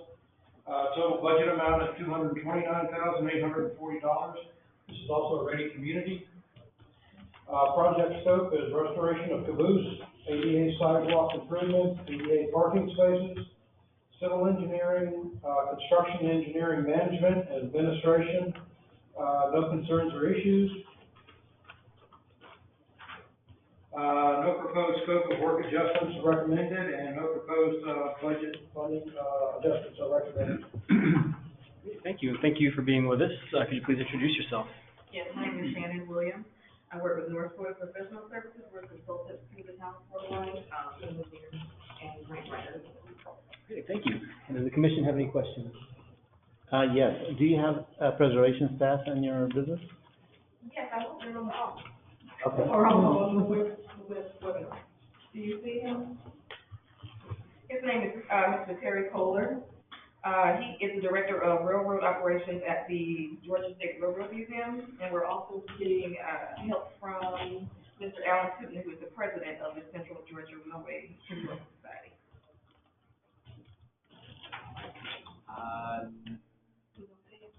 He was trying to get, but we do. They're listed on the application. Yes, there should be a line item on the application with his budget was included. Okay. Any other questions? Dr. Smith? Dr. Smith, go ahead. Yeah, I just have one question. A lot of the exterior siding, has that been replaced and you're gonna be restoring it back to a more historic state? Is that correct? Yeah, Mr. Kohler helped me go through the, steps of how we even acquired this caboose. I played on this caboose when I was 5, as part of our kindergarten, That is the coolest part of the story Right, so so far. I'm really, into this because it's my baby. But, several classes, I think about, I'm 40, so, you know, it was on the school grounds for over 20 years. It was purchased by one of the principals who thought it would be great to have something like that. But a lot of the siding had been restored by the Central of Georgia, when they did a restoration to their cabooses in about 1940. This one was created originally in about 1927. And they tried to keep them in use, and this one, I think, went out of commission in the early 70s. So all of that will be restored. All of that is in our scope, with the Central of Georgia, Museum, that they will replace it back to the original siding, the original color, which was more of a rusty red, and have the original Central of Georgia logo. Much of the inside is still, so they have the potbelly stove, they have the heating, it's still usable. Thank you. Mr. Berman? So, when you were a kid, did you get to play inside of it? We did. It Really? was hard. Columbia County might be a little weird, but we had our own kindergarten center, and it was just for kindergarten children. We had peacocks, we had everything on the playground. And this was like the playhouse. They had it set up to where we had little, tea sets and things like that, and we, you know, actually got it to go in here and play for, you know, recess. Okay, and then, I have never been here, so I just wanted to, add you to my list, but where, I mean, what is this around it? What do you do with it? Well, we're encouraging tourism, one thing, for the town of Fort White. They receive about 500,000 tourists for the Spring State Park, which is okay, that's where you were, okay. I got you. This night. So we, lots of people stop, they take pictures, they talk about it. We want to be able to have maybe a walk through exhibit and have the, signs up that will kind of give them a history of the actual Central of Georgia impact on Florida. Okay. Thank you. Any more questions? Okay, thank you very much for being here today. Thank you. Thank you. The next application is Fort Clinch State Park Bastion Restoration Phase 2. The applicant is the Department of Environmental Protection. This is Fort Clinch State Park Bastion Restoration Phase 2. Historical significance is individual National Register listing. Funding requested amount was $100,000. The match amount was $100,000 for a total budget amount of $200,000. Project scope is engineering and design and permitting, contract labor, supplies, materials, site supervision, and additional historic repairs, additional materials and equipment, repair structural damage to all 5 bastions, repair and repoint of brick and mortar, no concerns or issues. Professional architectural engineering services are required and have been included in the project scope and budget. No proposed scope of work adjustments are recommended, and no proposed budget or funding adjustments are recommended. All right, thank you, and welcome to our guests. Can you please introduce yourselves? Good afternoon, I'm Melanie Andrews, I'm in Historic Preservation with Florida Park Service, and we may have, the park manager, who is Heath Oliver, online, but I don't know whether he was able to call in or not. He is online. I can unmute him now.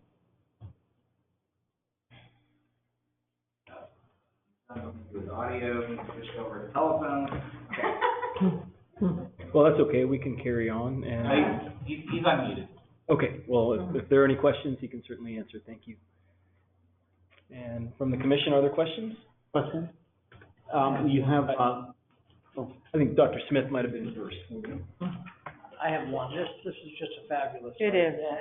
And it's amazing in its scale. And my question is there anything else like this in the state of Florida, this particular? It's a little different. Fort Taylor is similar, in some ways, but very different in other ways too.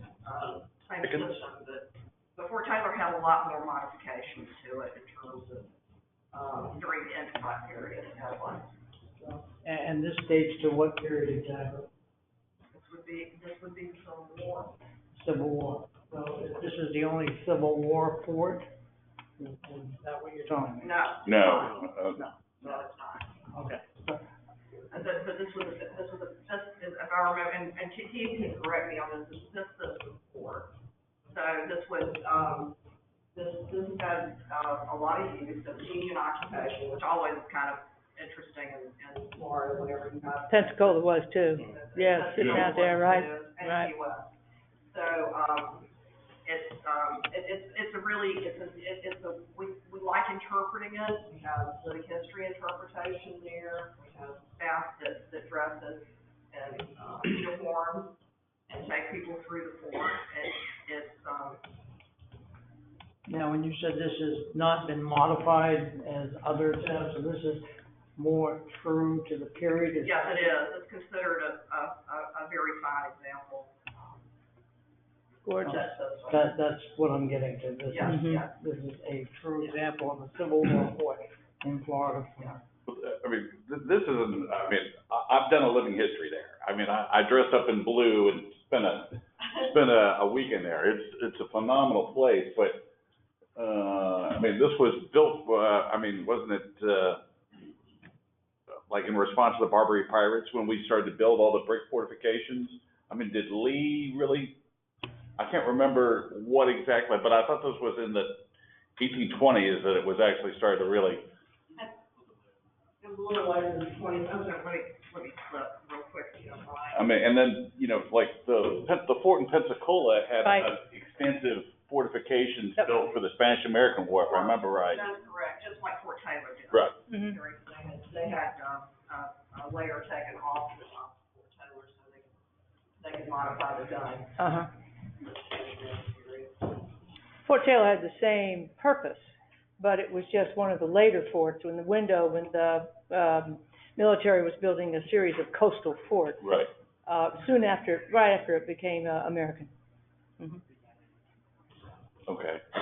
Yep. Right. You know, this is before rifle guns and. Oh, yeah.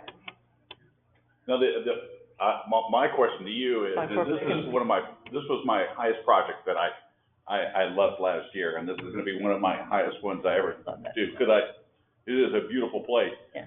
but is DEP, are you working with, you know, the Park Service and DEP to actually get dollars to upkeep this as well? Yes, we're working I mean, for from that. your own administrative budget? This year, part of one of the reasons we reduced the amount that we asked for this year, last year, is because of the matching funds. Also, we're not, because of the changes in the grant guidelines, we're no longer eligible for ready funds, as a state agency. Okay.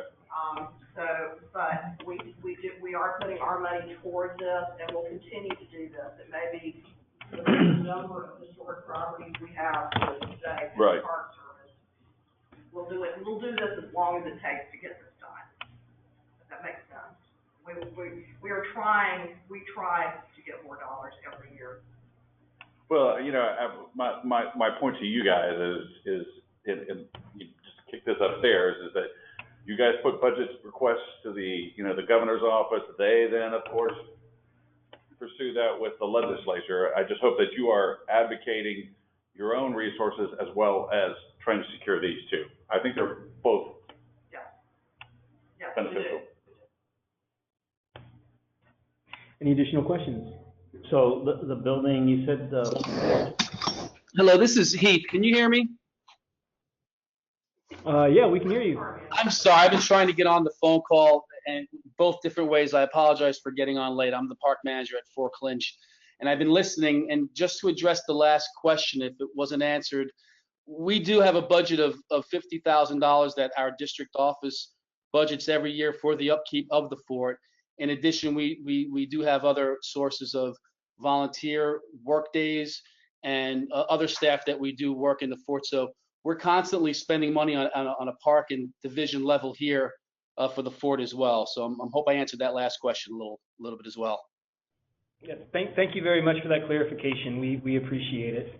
Sorry, we have a full-time mason on duty throughout the year that does repointing and other maintenance in the fort as well. So sorry about that. the building is the same period as Fort Jefferson Dry Tortugas? Well, it's a Civil War era fort. It started in 1847 and then was commissioned back again in the Spanish-American War, and then the most recent was for World War II as a search area for the German U-boats and such. So, you know, the construction dates back quite a ways.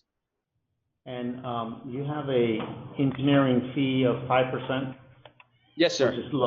Which is very low, and there's no architectural services involved? No, because what we're trying to do is build on the grant that we were successful back in 2014, I believe, $350,000 grant. And, you know, we had hoped to be granted last year. Things didn't work out as well. However, you know, we've done a lot of the engineering and the architectural studies with these, with the previous grant. So we're just really building on that. So we feel the cost will be way down for that. And most of the funding can go to the actual work and not toward the administrative fees. Okay, thank you. Right, and they'll be working with the Division of Recreation and Parks during the design and construction. Yes, exactly. That's Ms. Andrews is correct. We work real close with BNCR, and then with design and construction, they manage the project right along with us. JR was our project manager, and he did a fantastic job for us. So we're very lucky to have all the support. Thank you. One last question, I guess maybe for him. Do you get any support from the Fernandina Beach community? I mean, because it's such a tourist draw for that area. I wasn't sure if they were able to assist in the upkeep of the fort. No, they really don't. They have their pretty extensive park system themselves, the Fernandina Beach. You know, we work together on certain projects. A lot of the beach renourishment projects will handle the fort, you know, renourishing the fort and working with the city so that they can get sand also. So we work hand in hand with them. But as far as them shifting money toward the upkeep of the fort, they've got a pretty good job handling the roads, the water, the you know, living on a coastal town itself.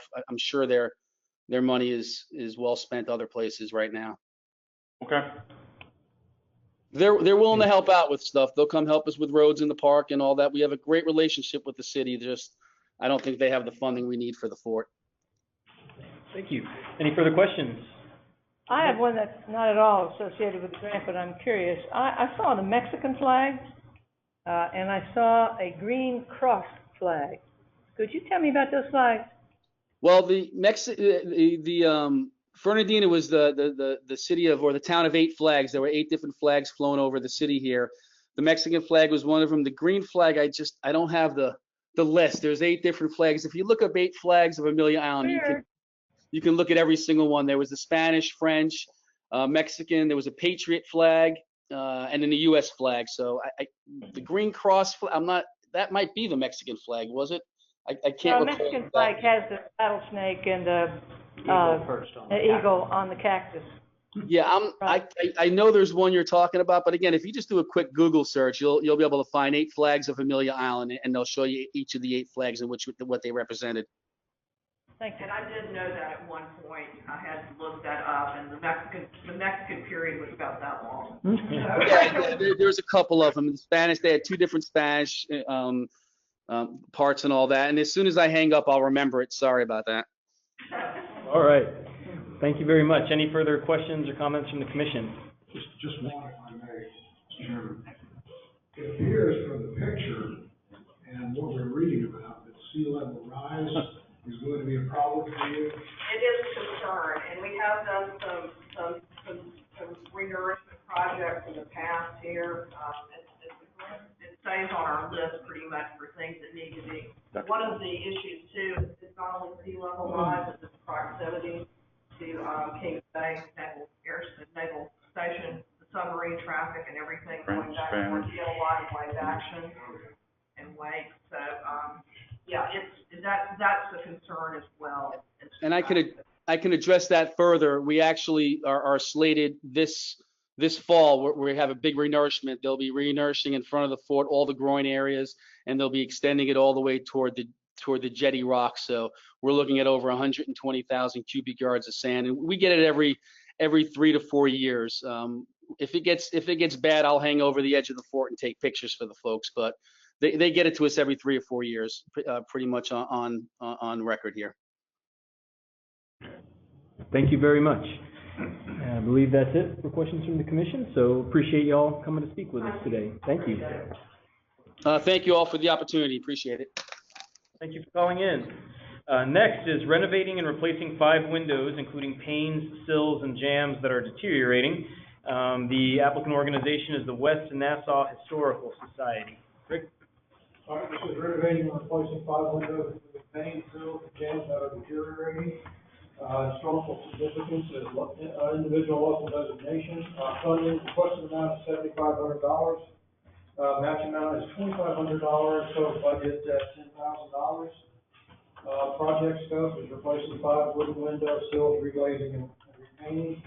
Concerns and issues is lack of a window conservatory. Professional service assessment is professional window conservator services are required for this project.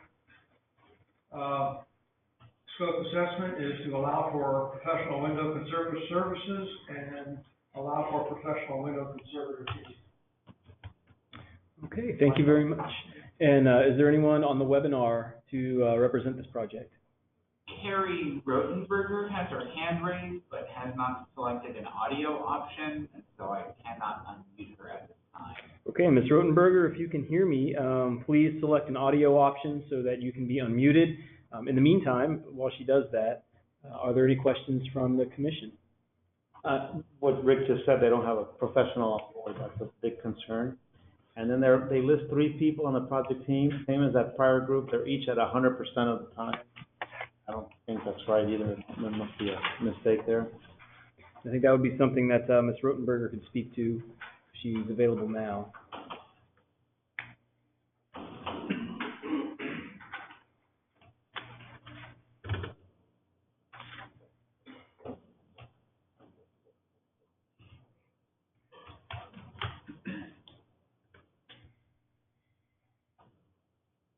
And right now, do you want to pass on this one and then maybe she'll come back, or do you? We can. Michael's talking with her right now through the webinar interface, so we'll get an update here, and if we need to, we'll just file on ahead and come back. And she's not one of the 3 people listed here. Okay, well, we'll go ahead and move on, and if we need to, we'll we'll come back. Michael, if you would, if she becomes available, would you just raise your hand and let me know, and then we'll move on to that. Next, preservation and rehabilitation of the Lafayette County Clock House. I'm sorry, that wouldn't make much sense, would it? Preservation and rehabilitation of the Lafayette County Courthouse Clock Tower. And the applicant is the Lafayette County Board of County Commissioners. This project is preservation and rehabilitation of the Lafayette County Courthouse Clock Tower. Historical significance and individual local designation. Funding, requested amount is $450,000. Match amount is $112,500. Total budget is $562,500. This is a rated community. Project scope is architectural design services, demolition of framing, structural framing, rehabilitate dome, exterior metal panels, rehabilitate, replace clock mechanism, rehabilitate, replace architectural tower elements, painting, scaffolding, and debris removal. No concerns or issues. Professional architectural engineering services are required and have been included in the project scope and budget. No proposed scope or work adjustments are recommended, and no proposed budget or funding adjustments are recommended. Okay, thank you, Rick. Do we have anyone, it doesn't look like it in the room, but is there anyone on the webinar from Lafayette County to represent this project? I think Mary Ann, Lisa Million has her hand raised. I will unmute her now. Okay, Ms. McMillan, are you with us? Yes, but I'm the review for number 26. I'm sorry, I'm early. Oh, you're a few minutes early. Can you give us a few more minutes and we'll be right with you? Yes, sir. Thank you very much. So no one with their hand raised for Lafayette County? Nope. Okay. Are there any questions for Rick from the commission that staff could answer? So there's a 3D rendering block in the package. There's no real architectural drawings. Is Ruth, huh? Yeah, I'm not familiar with them. Are you familiar with them, or? Oh, okay. But other than that. Right? They probably wish they didn't let you go, especially right now. So they do preservation work? I mean, you work there? They do. I do preservation work. I started in 2000. Okay.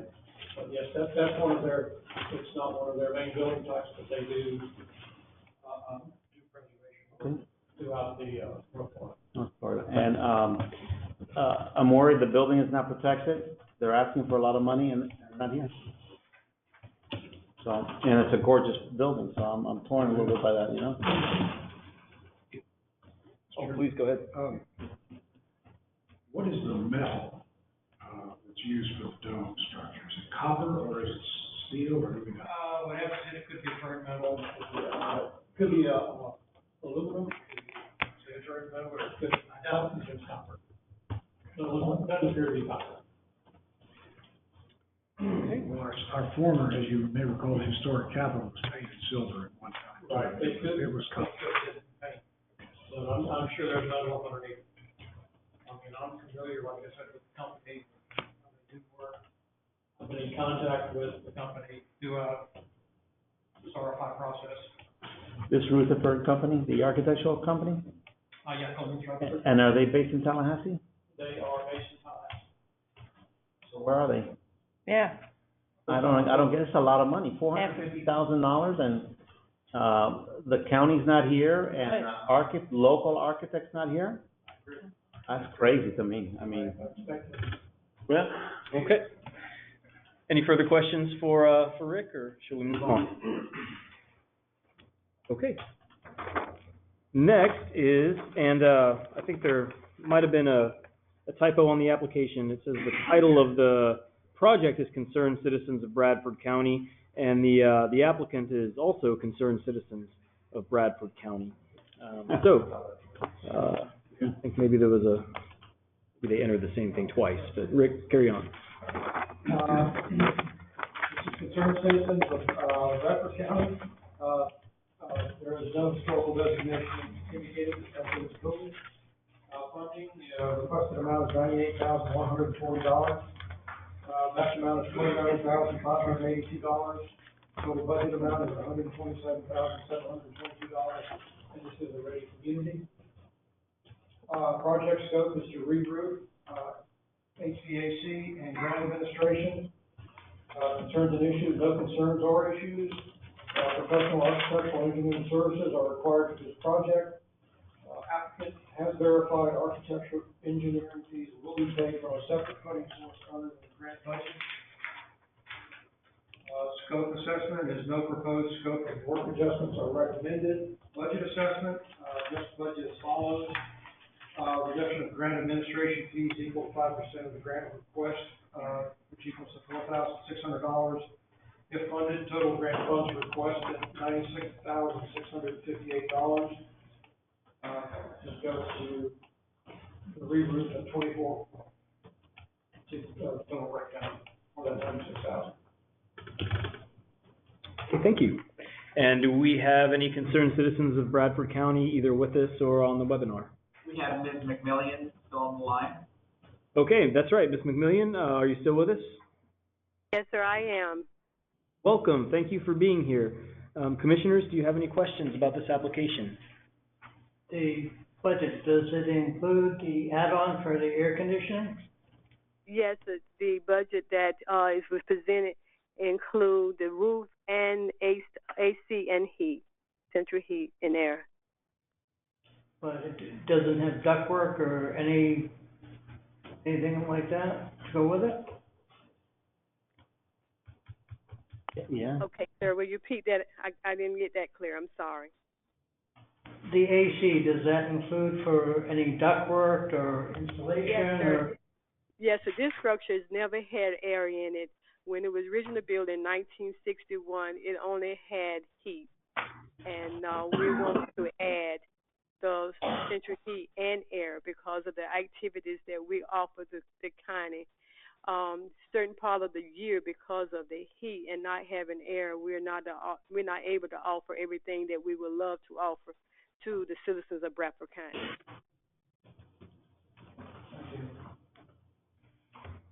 Any additional questions?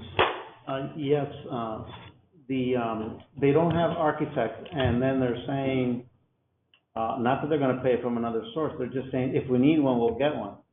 And I don't think that's appropriate, because the AC becomes a major design element in the building.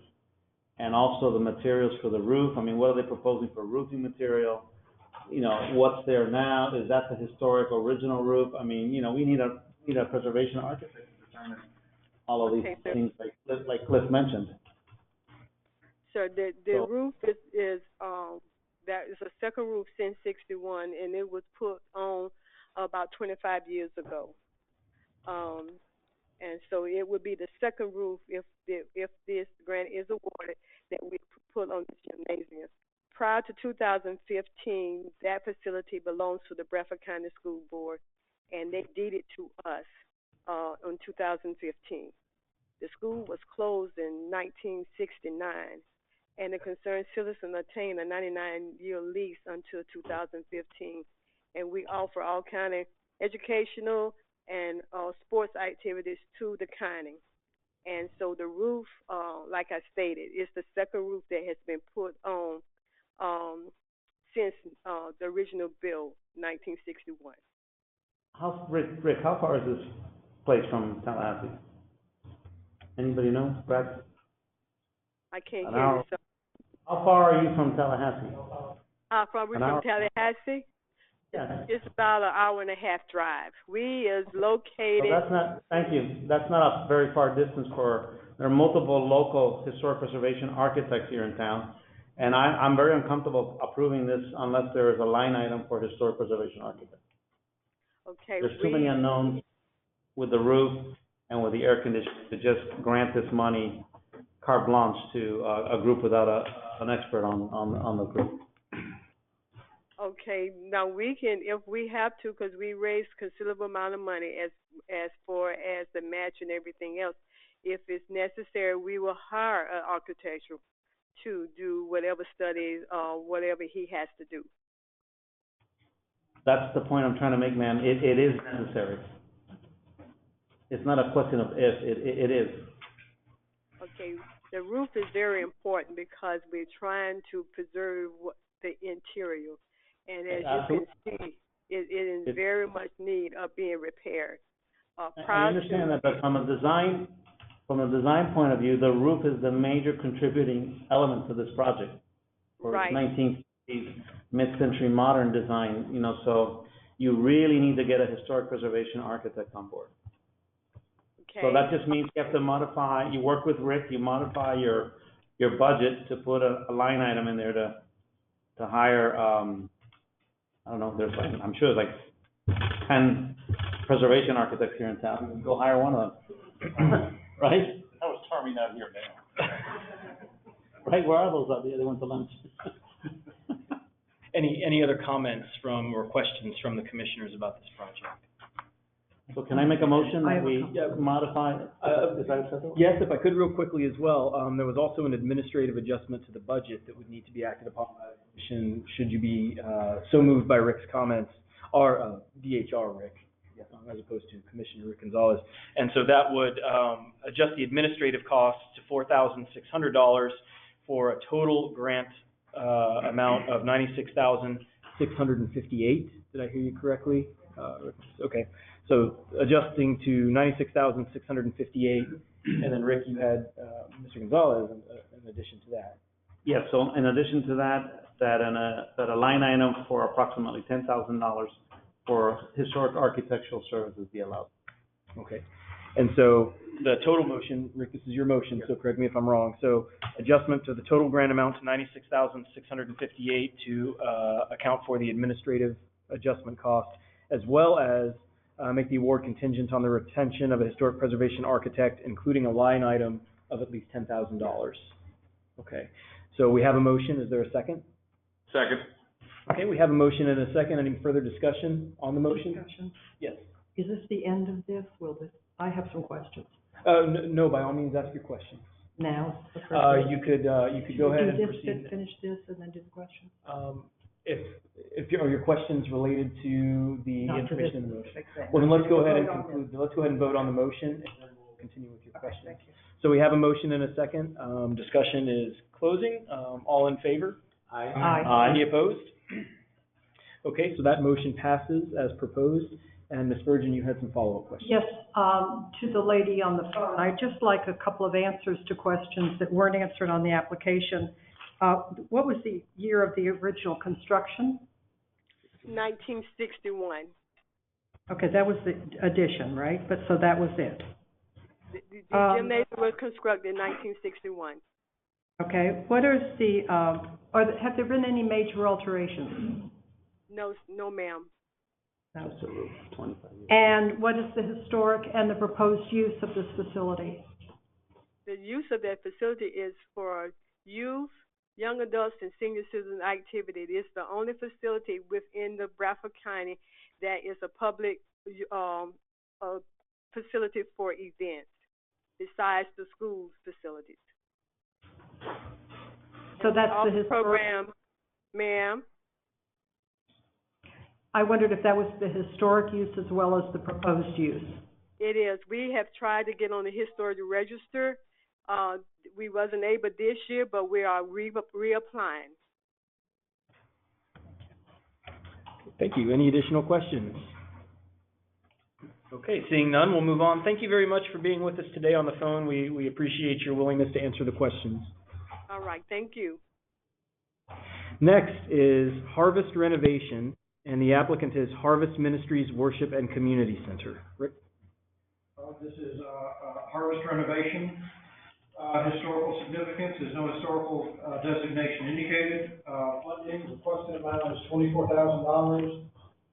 Match amount is $24,000. Total budget amount is $48,000.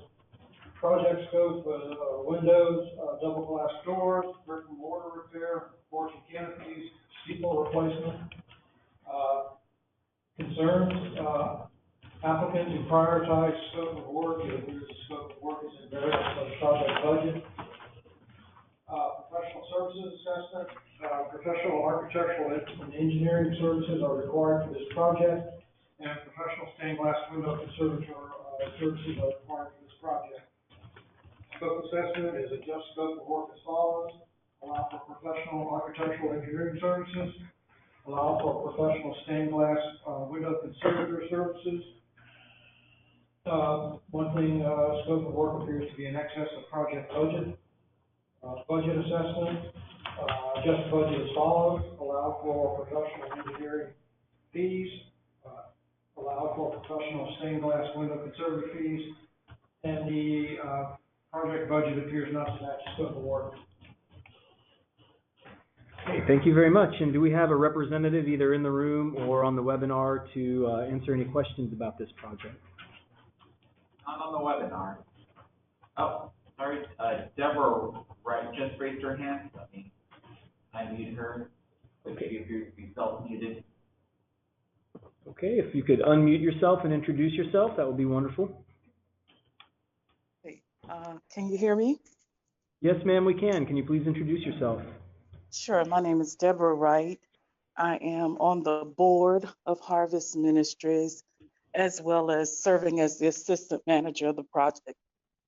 That's right. Well, thank you for being here with us today. Do the commissioners have any questions about this application? Dr. Smith? Yes, I had one question. In your application, you state the roof is the major reason for the disrepair of the building, but I don't see as part of your scope of work any roof repair. Yes, that had to be removed from the scope of the work because of the cost. We have set aside additional funding for that. Commencement is being filed as we speak. So your roof repair is being covered as a separate budget? Yes, sir. And do you have any other funding available that you don't show in your grant? Because the scope of work appears to be much greater than your funding level. So I was just curious, do you have other pots that you're digging into for that work? Yes, we do. We're currently in search of some local grants to supplement the cost.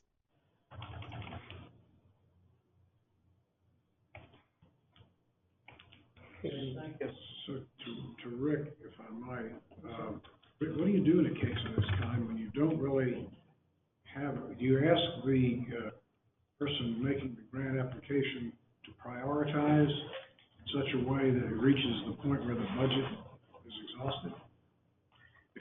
If the two can't be lined up, what do we do?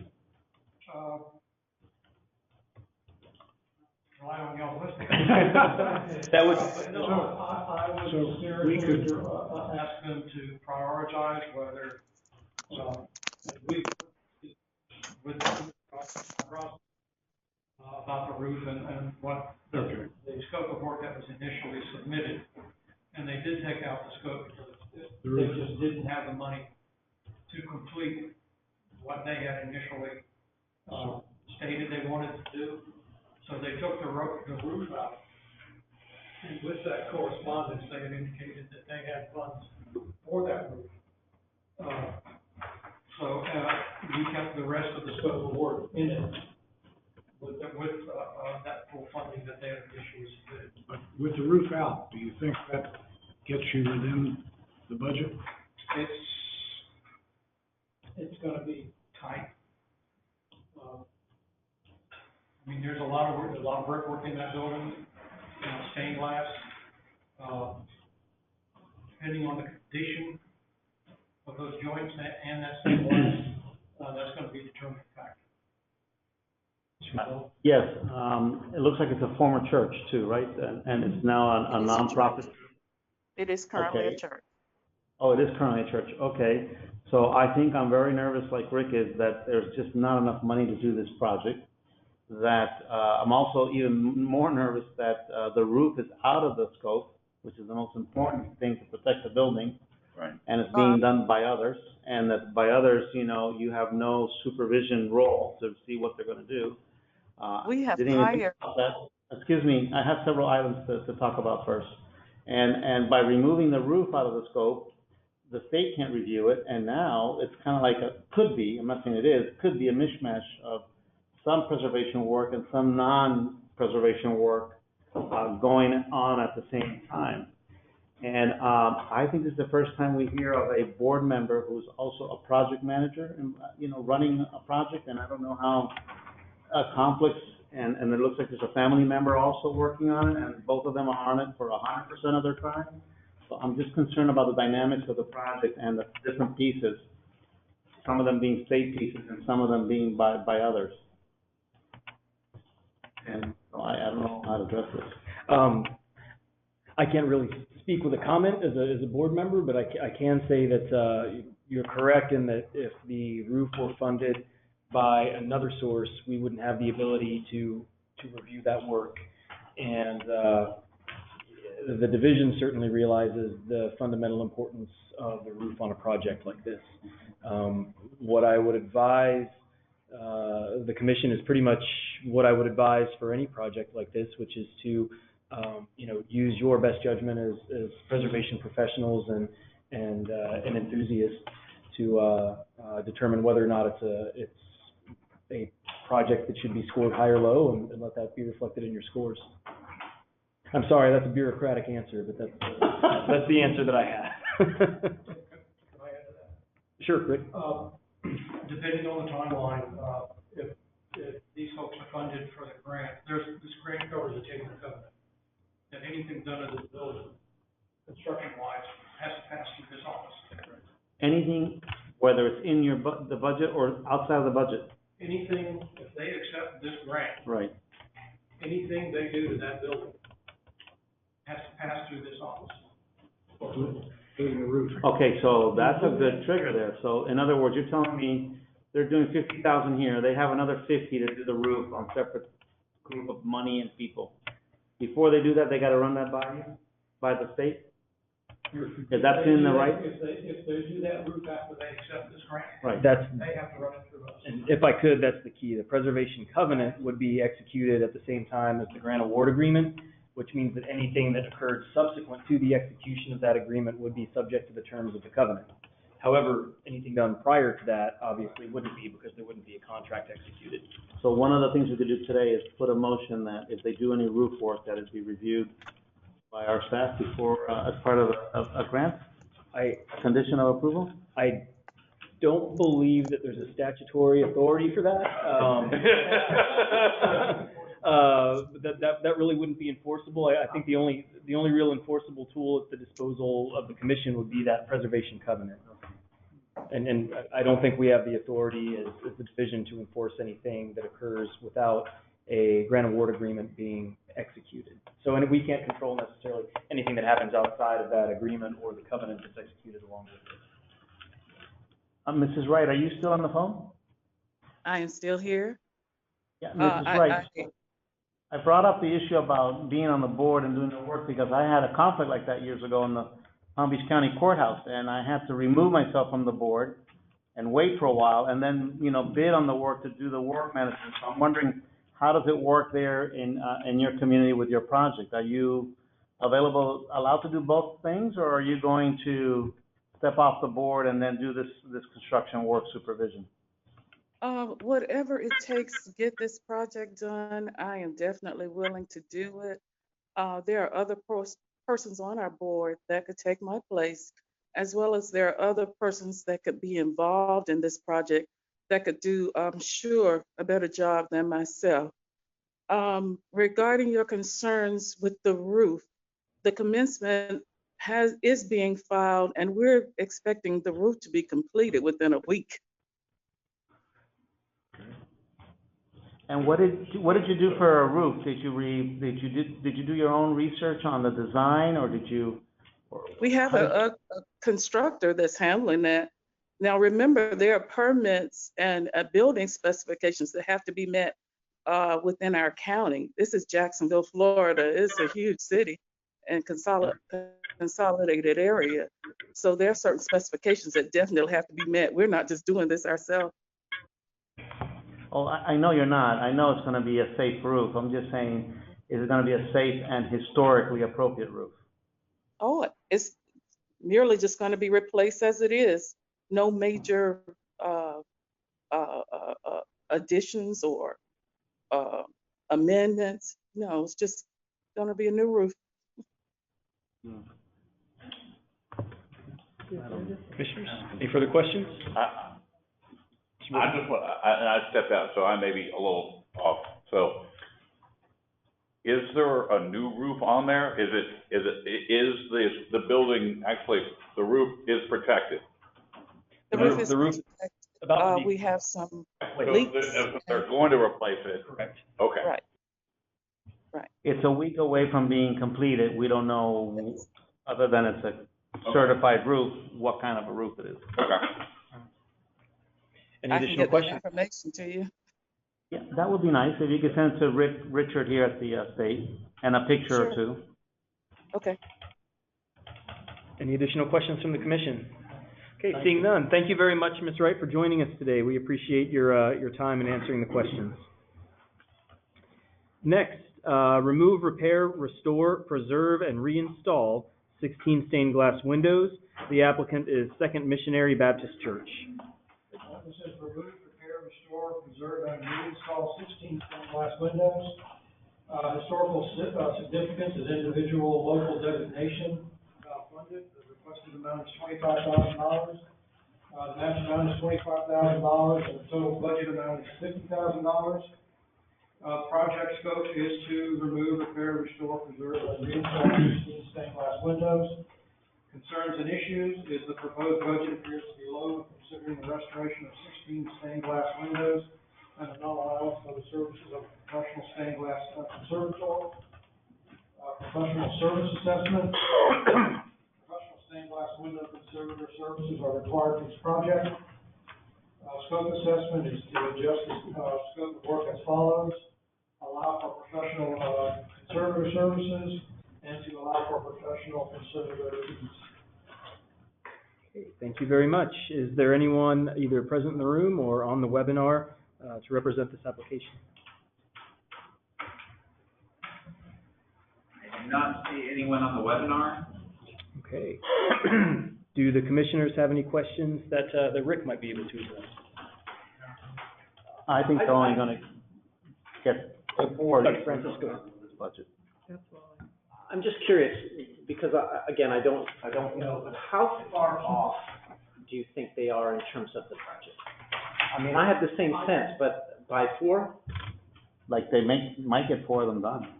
4 of the 16? Yeah. Yeah, so about quarter. You got scaffolding Yeah. to deal with, you've got mobilization to deal with. There's a lot of items that just get you to the front door. And the lower windows and doors are boarded up too, so you don't even know what's behind door number 1. You can see the stained glass windows there. That's good, Rick. Right? That's good. Uh-huh. There's considerable work. Staying away. Just in those stained glass windows. Thank you. And not having a conservator on board, I think, just adds to it. Any further questions? And then again, oh, this is Duval, so this is Jackson. Yes. Okay, thanks very much. Moving on, number 29, Foreman's House Preservation Project. The applicant is the Beaches Area Historical Society, Inc. This is Foreman's House Preservation Project, historical significance of individual local designation.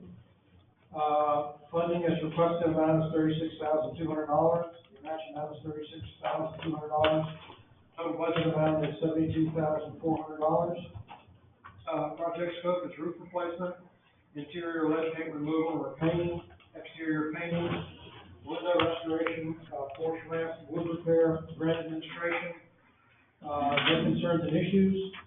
Professional services assessment is applicant has indicated architectural engineering fees will be paid from a separate funding source other than the grant budget. No proposed scope of work adjustments are recommended. No proposed budget or funding adjustments are recommended. The applicant has verified that the project budget meets the proposed scope of work. Okay, thank you very much. Is there anyone from the Beaches Area Historical Society, either in the room or on the webinar, to represent this project? We have Christine Hoffman online. Okay, Ms. Hoffman, can you hear us? I can hear you fine. Okay, thank you for joining us today. Commissioners, do you have any questions about this application? I have just a quick question to Rick, and this is really much more of a broad. when did lead paint become phased out? As in from a large commercial use that everyone was, 60s, 50s? A good 70 years ago, so it was in the 50s or the 60s? after World War II. Okay. And we just discovered that, Look, asbestos wasn't, I was putting an asbestos roof on my dad's house in the mid 70s. Just painting it and putting it up, so, I mean, asbestos is 70s and 80s. okay. Any other questions or Say comments? something about hardy plants in a couple of years too, right? Yeah. Oh, God help us, no. I hope not. I have a quick question. So is the building relocated? Did I read that? That it was relocation? This is actually its third location. It was once it was no longer in use by the Florida East Coast Railway, it was moved to private residence, also in Jacksonville Beach. And then when our organization began, they moved it here. It's actually only about a block away from its original location at this point. Okay, and so a follow-up on that, does it have like a similar setting and orientation as when it was a block away? It is basically probably about the same distance from where the railroad line was. I think it's about a 90-degree angle different from where it originally was located. Okay. And then the comment about not having a professional on board, like an architect, a preservation architect? And I'm sorry, we do have a local historic preservation, very experienced preservationist general contractor named Bob White, who will be working with us on this project. Okay. Any additional questions? Okay. Small project. Ms. Hoffman, thank you very much for being with us today. Thank you for your time. Next, the Clay County Historical Courthouse Roof Restoration Project. The applicant is the Clay County Board of County Commissioners. Rick? This is the Clay County Historical Courthouse Roof Replacement Project. Historical significance is individual National Register listing and individual local designation. Funding amount is $50,000, match amount is $50,000, the total budget amount is $100,000. Project scope is roof restoration, no concerns or issues. Professional contractor with documented historic preservation experience required for this project. And professional architectural engineering services are not required for any kind of roof replacement repair, provided this is the only work item associated with the proposed scope of work. No proposed scope of work adjustments are recommended, and no proposed budget or funding adjustments are recommended. Okay, thank you very much. Do the commissioners have any questions about this project? Well, I'm sorry, I skipped. Is there anyone online or in the room to represent this application? We have Karen Thomas online. Ms. Thomas, are you with us? Yes, I am. Okay, welcome. Thank you. Thank you. Okay. Do the commissioners have any? I'm sorry, we're getting a lot of noise from your phone. Are you in a quiet place? Yes, I am. she's in the bowels of that courthouse. Okay. I think you're going to have to mute her because we can't continue like that. Do the commissioners have any questions? Then we can try and unmute her if it's possible for her to answer. There's no structural changes, strictly a re-roof. There's no structural changes. My understanding is strictly a re-roof. Strictly a re-roof, and GC has preservation experience, or? Correct. Okay. You know, all of our county courthouses are spectacular, except for a few that have been knocked down and replaced with garbage. But all the historic ones, I think it's great whenever they come through that we give them special attention, because they're very important to the real sense of place in all of our 67 counties. Any other comments or questions? I would just say that I agree with Rick on that. I like that it's still a functioning building. Should we say yes?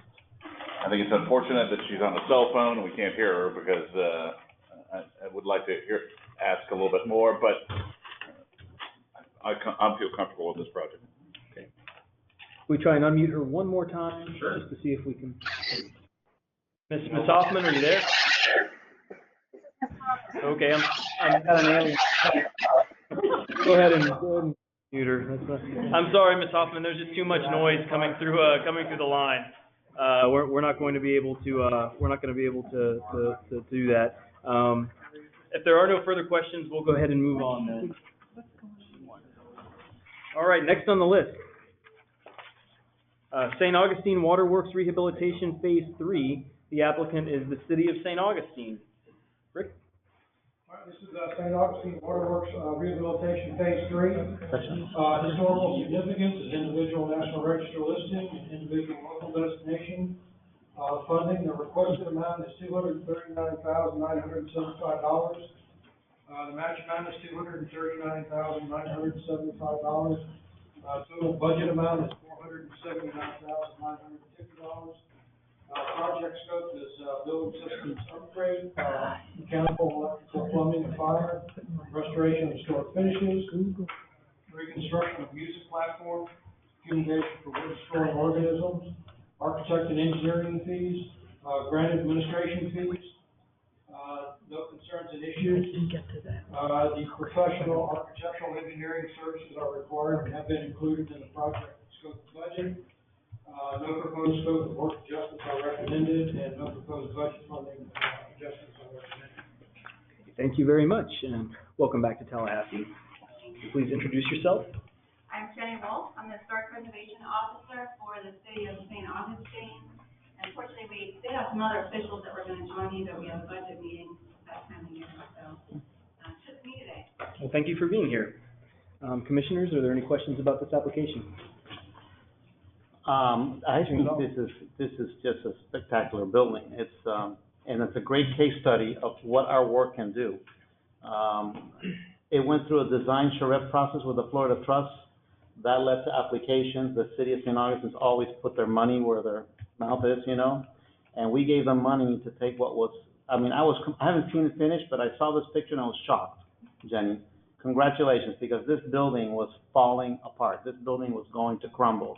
And congratulations to you and your construction team and the city manager. What you've done on the outside is spectacular. It's a great example, and I'm glad you have enough money here. You're asking for the right amount of money to do the interiors, hopefully just as exquisite as the exterior. So I'm glad it's in front of us, and I hope my fellow board members rank it highly, because we need to get this one, like the plantation, over the top. This will be your last grant application for this building, I would imagine, or? I certainly hope so. Okay, good. Was that a question or a comment? I think you've been like 5 years on this or longer, right? Small matching and a special category, the last phase that will be needed. We originally had plans to include our ADA facilities with this grant, but I was corrected that we can't include that in the scope of work. So we'll have to do that as a standalone budget item to make it ADA accessible. Fantastic. Let your city commission know that this is just really good work. Thank you. Mr. Burtman. Where is this located in St. Augustine? Well, if you are familiar with A1A, San Marco Avenue, the historic carousel, the county's headquarters library. Okay. Between US 1 and San Marco Avenue and the access to Main Street, so the Guano Bridge. Okay. It's in that dense area, and it's actually under construction right now for a new DOT. We call it a jug handle. It's not exactly a roundabout, but it's really a center point of the north side of town. So it's right between US 1 and San Marco Avenue. Okay. And then what's the plan for this building after it's completed? So the whole city block is actually owned, publicly owned by the city. As I said, the St. Johns County headquarters is there, the National Guard Armory is there, and this makes up another building that's on the city block. And our vision is to have a multi-purpose community center that could be an architectural and archaeological conservation and education center. It could be an exhibit space. It could have some artist space in there. Combined with some type of commercial venture, like a small coffee shop or sandwich shop that could serve the park and the neighborhood that's there, because this is outside of the historic, what we think of as downtown St. Augustine. So it's a great place to serve our residents and our visitors to the park. And was this built when, Henry Flagler came in, or was this built afterwards or before, or? It's in confluence with that. He actually deeded the property to the city in 1896 for construction of this waterworks building. It was the first city waterworks. He wanted to make sure that his hotels and his business enterprises in the city had fresh, good smelling water, not the smelly water they advertise at the Alcazar swimming pool. So he was very interested to see that the city would actually have a very good water system. So it was an artesian well that drew water into the facility and out into the city. But it was his inspiration, but it was city constructed. I had brunch in that pool, and it was a fabulous time. Thank you. Dr. Smith? Yeah, I have one question, and please forgive me if I've got this confused with different brands, because we do see a number of them over the years. And do you still have some of the original equipment in this building? Am I remembering this correctly? Not in ours, unfortunately. I know that Boulware Springs does in Gainesville, which is another waterworks building, but ours did not have any systems in it. By 1928, it was converted historically, as actually an original adaptive use project, to a community center at that time. So between 1896 and 1928, it served as a water utility, but then after that, it became a community center, and therefore all the equipment was taken out. Okay, so it has none of the original equipment in the building? Not the equipment, but it does have finishes inside. Thank you. Any additional questions? Okay, Jenny, thank you very much for being with us today. Okay, Rick, you've really been working hard, and I appreciate everything. A great job. I'm going to need you to sit down for just a few minutes. Thank you. Thank you. We'll welcome back Tim Konepke to present the staff report on our next application, which is the First Coast Maritime Archaeology Project in 2019 to 2021. The applicant is the Lighthouse Archaeological Maritime Program, Inc. Tim, please go ahead. Okay. Again, this is the First Coast Maritime Archaeology Project 2019 to 2020. This project has no historical designation indicated, and their threats indicated include erosion, looting, and disturbance from storms and ships. They're requesting $499,369 with an overmatch of $584,836. This is an archaeology project, and their scope of work includes fieldwork, a remote sensing survey, site monitoring, artifact conservation, data and artifact analysis, boat rental equipment, software rental, expendable supplies, the preparation of an archaeological report, and a magazine publication. For professional services assessments, professional archaeological services are required and are provided for in this project. And in regards to standards compliance, the archaeological report shall conform to Chapter 1846 of Florida Administrative Code. A 1832 permit must be obtained from the Bureau of Archaeological Research prior to the beginning of fieldwork conducted in state lands if applicable. A detailed field plan and methodology will need to be submitted to the division for review and approval prior to commencing the archaeological fieldwork. And it is noted that the principal archaeological investigator, Chuck Mead, is in good standing with the Bureau of Archaeological Research. Thank you very much, Tim, and we have several guests. Chuck Mead, it's always great to see you in Tallahassee. Welcome back. Could you please introduce yourself? And you've brought several people with you. Could you introduce them as well? Sure. My name is Chuck Mead. I'm the director of the Lighthouse Archaeological Maritime Program, and of course that's the research arm of the St. Augustine Lighthouse and Maritime Museum. With me today is Brendan Burke, who is the Associate Director of LAMP and the Project Assistant Director. Andrew Thompson, who is our project conservator, so he works in the laboratory stabilizing our artifacts. We have one of our community volunteers, Melinda Reed. She's given a lot of time over the last 6 months working in the laboratory, artifact cataloging, things like that. And also, last but not least, Mr. Justin Larimore. He was one of our field school students this last summer, and he came from University of North Texas, and he has since that time graduated and gotten a job in archaeology here in Florida, and he took the day off to come out and support us. Well, thank you all for being here. It's very appreciated. Commissioners, are there any questions for the applicant or for staff about this project? Dr. Smith? Yes, always good to see underwater archaeology, especially in Florida. And you're having field schools. Do you have an anticipated number of students that will go through your field school? We cut off our students at 12, and that's a lot of, anything more than that is pretty hard for us logistically. And then that way we can give them the individual attention and keep a focus on safety as well.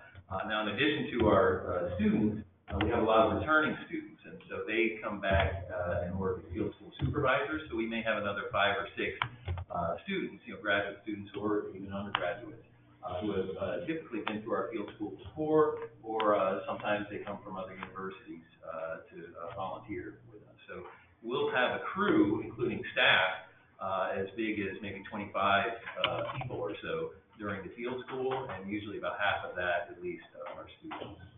Usually a little more than that. With the scope of work you're anticipating, at least with this grant, how is your conservation labs? How much are you anticipating? That's a great question. When you're doing excavation underwater, conservation is of utmost importance, of course. The Lighthouse and the Maritime Museum has recently completed a new building for us. So we have a brand new facility. It opened up about this time last year, so we're a little less than a year old. And that includes a brand new conservation laboratory with an X-ray room, and it gives us a lot more options and capacity to do this kind of work. Then we have several conservators on staff, like Andrew here, who was originally funded through one of these grants supporting us, and now he's a full-time employee funded by the Lighthouse. So we have, how many full-time conservators? 3 right now? 3 right now. Yeah, so we have 3, and one of those was subsidized by our last special category grant. So that's one of the aspects of the grant that's important to us, is helping us keep staff in the conservation laboratory, because there's pretty much full-time work to be done. Thank you. Any additional questions? Dr. Benz? I wanted to ask about the special category grant that is now open. How's it going? It's going well. We have, I guess we're in the final stage now. We just finished our field season, and so we're kind of, working towards wrapping this up by the end of the budget year, which is the end of the grant year. I also have a question about this boat. Are you buying a boat? You've got $354,000 for boat. What's going on with the boat? What was the, remember the boat? Yeah, when we don't have a boat, if we have to rent a boat, what we've done is gone out to comparable vessels that we've used in the past, or we are presently using, to get a quote for how much it would cost to replace that if we were to lose a boat, one of the in-kind matches. So that, similarly, with the nature of the work that we do over 3 months, if you have to rent a vessel for that period, that figure, that 300 some divided by 2 equals the per year cost of a boat is the program. Do you have a boat? In the past, we've owned boats. But that was more a while ago past. For the last many years, we've borrowed boats. We're not, we're looking into buying a boat, so we're not quite sure, I guess, where exactly we'll be by, our next field season, which will be next summer. But you've got I don't remember. $131,000 of grant funds for boat equipment software rental. Then you have $354,000 in-kind match for that, for a total of $485,000 for boat equipment and software rental. That seems to be high. I just wondered, just some clarification on that. Sure, let me look at it.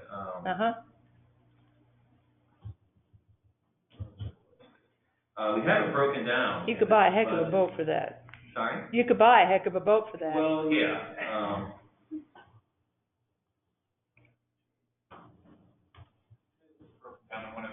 Yeah, have you seen this budget? No. It's one of the attachments that are included in the application. Yeah, I don't think I have an extra copy here if anybody would like. Yeah. It should have been included. Why don't you explain We it? have an attachment, but we have to pull it up and Okay. get off the So, screen. Just to be clear real quickly, what's being passed out is an attachment to the current application, so there's no additional information on that, page that's not in the application, correct? Sorry, say that again? I just wanted to make sure that there's no new information on that document, that We it's all. revised this, when working with Tim. Right, so it's in the present application. Okay. This one that I just handed you is the final. Okay, thank you. And you guys have had that since. I just wanted to make sure it's what the commissioners had already seen, and that it wasn't, okay, thank you. So that's 5 votes.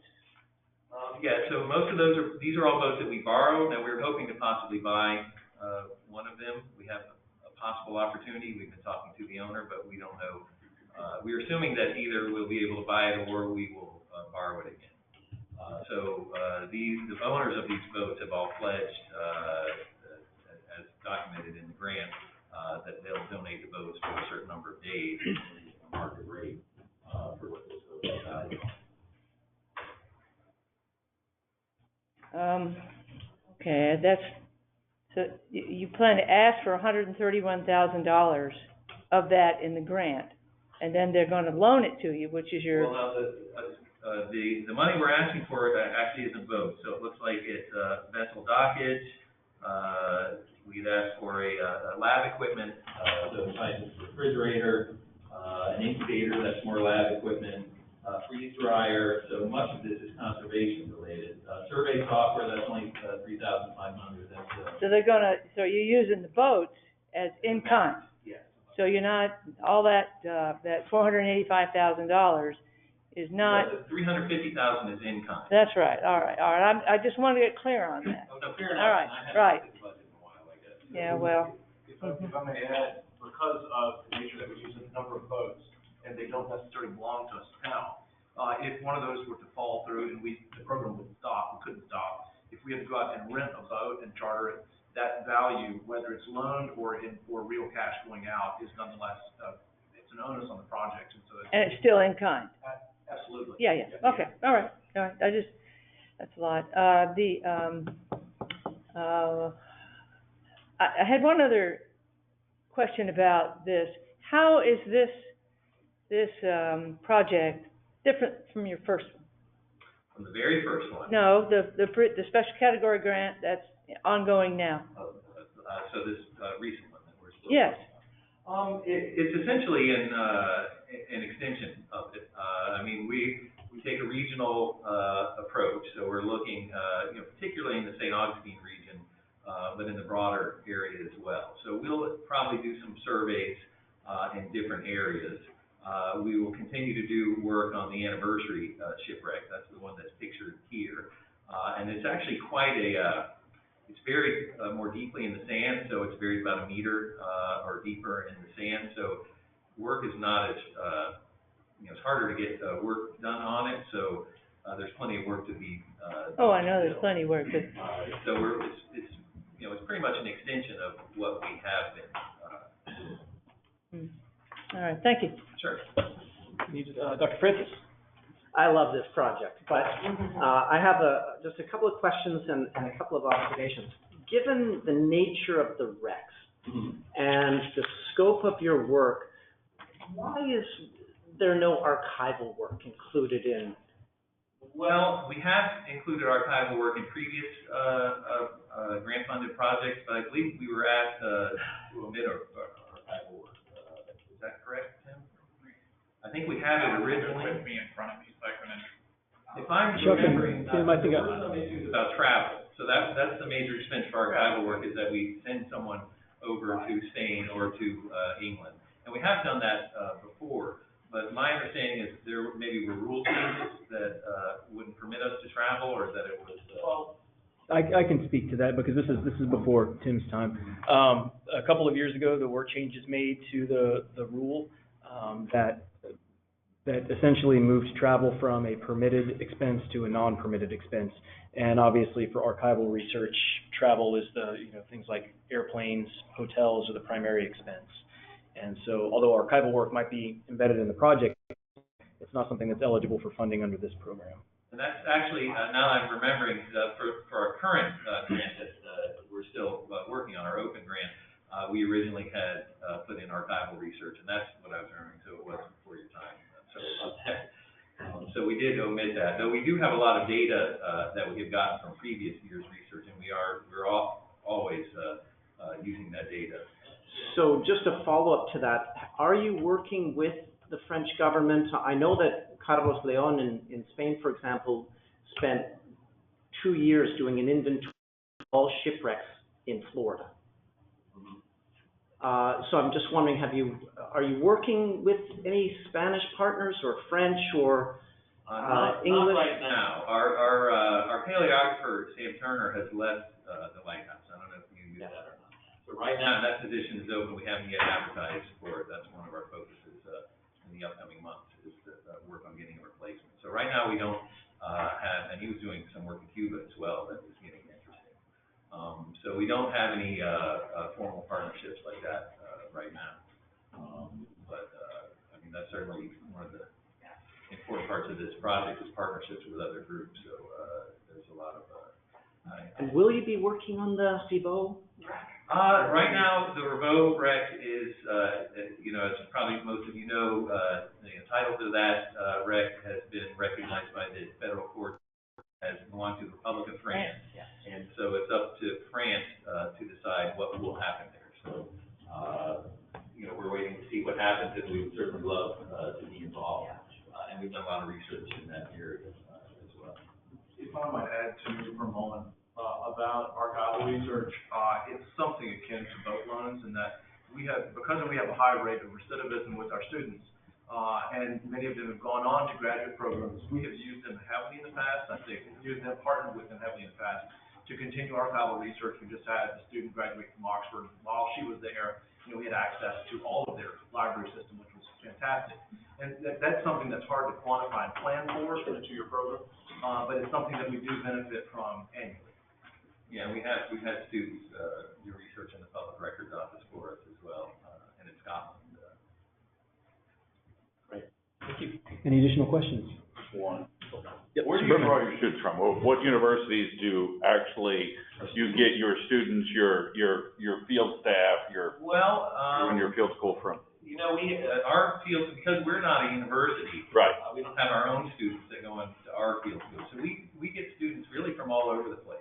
I know UWF, their field school is, primarily their own students, and that makes sense.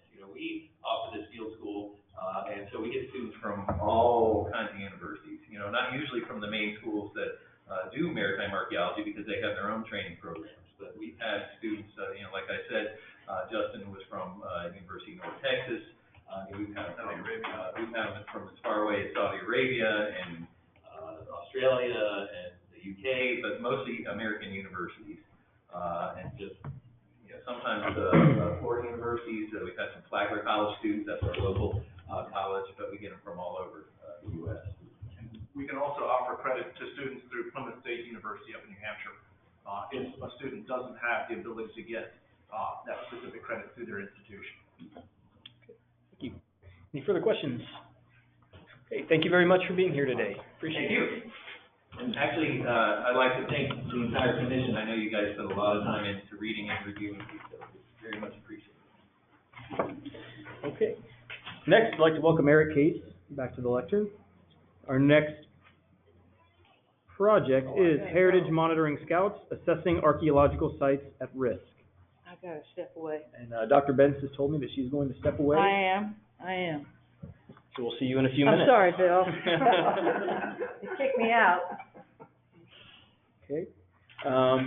Eric, please go ahead. All right, thank you. This is for the Heritage Monitoring Scouts, Assessment Archaeological Site, Assessing Archaeological Sites at Risk from Flagler College. The designations include individual National Register listings, individual register districts, and private resources. It's been determined eligible by the National Park Service, or potentially eligible by the division, individual local designations, and local and designated districts, private resources. The threats include environmental damage and loose archaeological sites. The requested funding amount is $297,611, and the match amount is $297,611, for a total project budget of $595,222.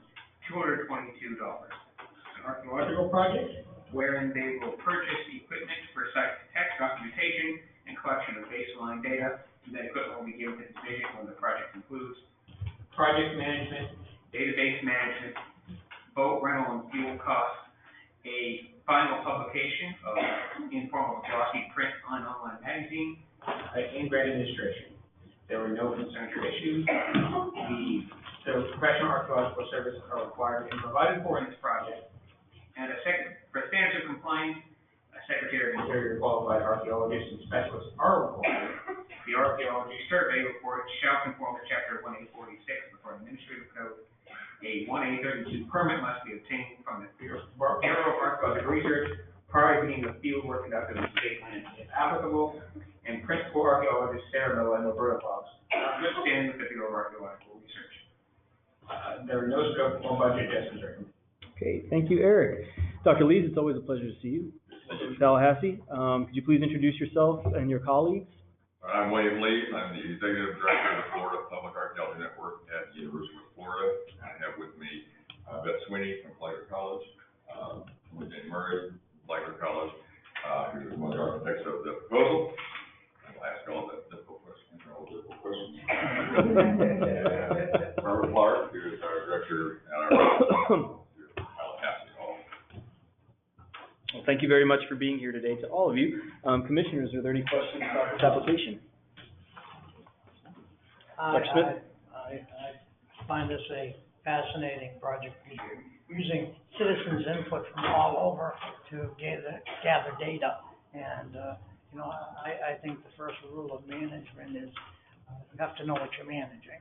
So my question is, when you're recovering this data from all your citizens, how are you able to ground truth any of it?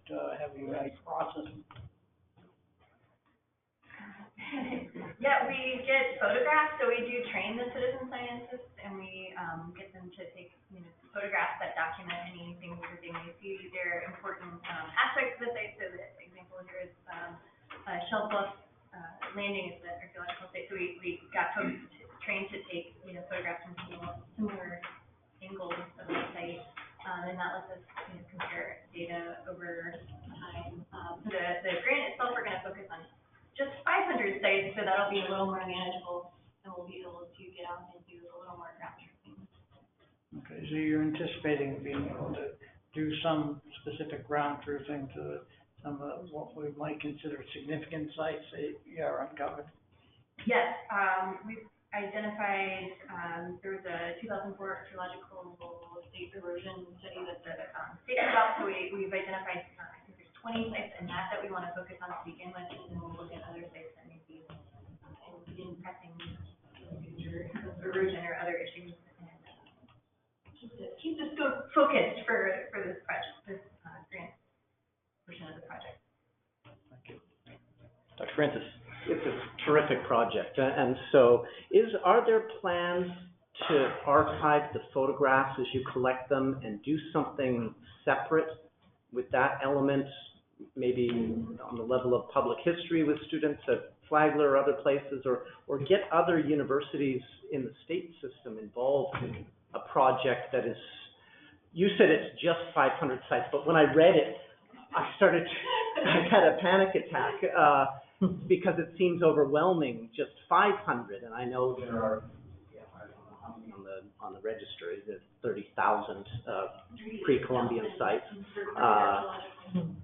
And so, but the photograph element to me, part of this research project is, to me, seems so important as almost a separate project. Yeah, so we are archiving, we have a new database system called Riches, and so people, the scouts will be able to log in and see the past site, images and reports. So the folks who are involved in the program will definitely have access to them that way. We have explored other options, so we've done an exhibit that put a lot of these images out and talked about the sites. So there is future potential for doing a lot of that. I think this is really just focused on getting kind of that baseline information. My add, I think with the database we have and the information we're uploading, we also intend this to be accessible to other scholars to do kind of open source research into. With students, we would encourage, of course, to do that.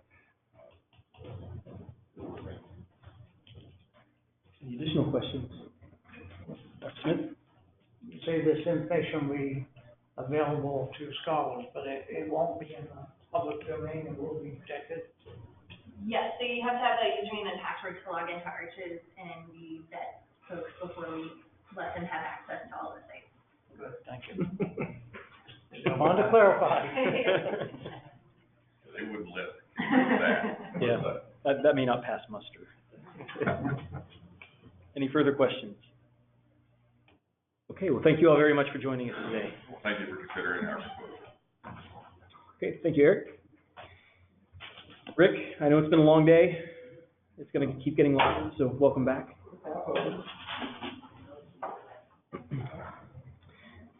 Well, welcome back, Dr. Bentz. She's coming. Mr. Chairman? Yes, sir. There's an article in the paper that the state of Florida is going to be taking over the Miami-Dade County Coconut Grove Playhouse. I saw that article this morning. So that's wonderful news. It was in the paper this morning. Answer.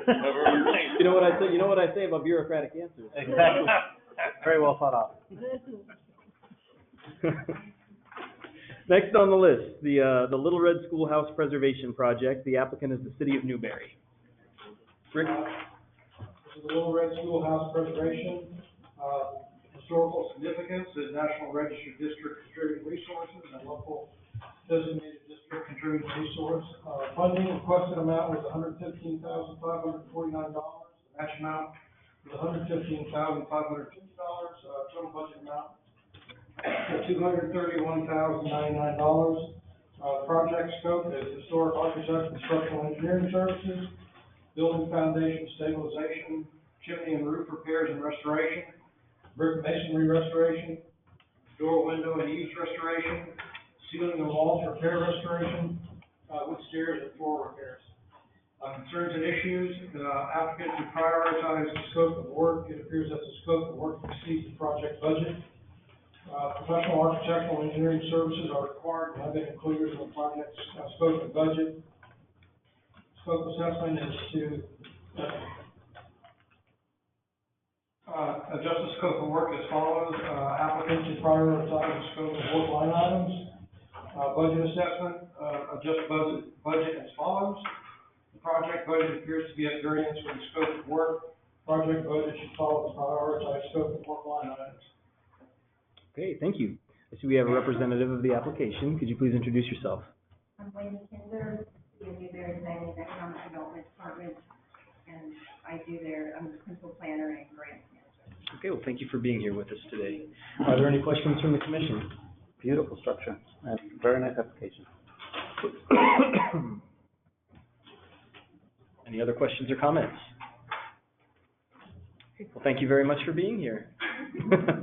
You look disappointed. You mentioned about prioritizing the elements of the scope of work, and definitely the structural elements are the most important to come first. When you look at that, and maybe you do phase 1 and phase 2, the points that remain very helpful to us relating to our historical professional services people. So we will put that up for bid, and we're looking forward to getting this going. Really excited. It's very important part of our community. Thank you. Thank you. I'm sorry, as I was trying to read something, I just want to confirm that Watermelon Festival? That was one of the, I mean, I love watermelon, so I think it's a great idea, and if you commit to having a watermelon festival, I'm going to rank you. the city of Newberry has the longest consecutive running annual watermelon festival in the country. The watermelon queen, so they do run that every year, and in the past, it has been held on these grounds. It no longer is held on the grounds, it's just larger. Oh, it's gotten too big? Still, the facility is definitely used by the community, the sheriff's office, there's a lot of community and regional meetings held there with Main Street and the city offices, as well as the museum for the Little Red Schoolhouse and Friends of the Little Red Schoolhouse. So it is a working building, so it's, yes, sir. Okay, and has the city put in certain resources to the maintenance and upkeep of this building? I've seen you've gotten a number of grants and from various projects. This project, back in '99, we got a grant from, category grant, which that helped renovate the building, add the elevators and an elevator and restrooms to make it usable as offices. Since then, been used as offices by the city and as a community place, as well as the museum, has been maintained by the community. Prior to that, the community put in a lot of their own effort and their own money to help keep it renovated and keep it going. So right now, there's a real issue with our maintenance doesn't do enough. There's an issue with the crumbling of the brick and the replacement of the mortar being needed, and the roof and the chimneys are having some water infiltration. So we're real concerned about maintaining this because the state has a lot of money, invested in this building as well, and the community is so much, as well as the state and their own funds. Very interesting, and it's several part of our community. Thank you very much. Any additional questions? Okay, thank you. Next is Melrose Women's Club Rehabilitation, and the applicant is the Melrose Women's Club. This is Melrose Women's Club Rehabilitation. Historical significance is individual National Register listing and National Register District Computer Resource. Funding and requested amount is $62,100. The match amount is $16,525. The total budget amount is $77,625, and it is a rated community.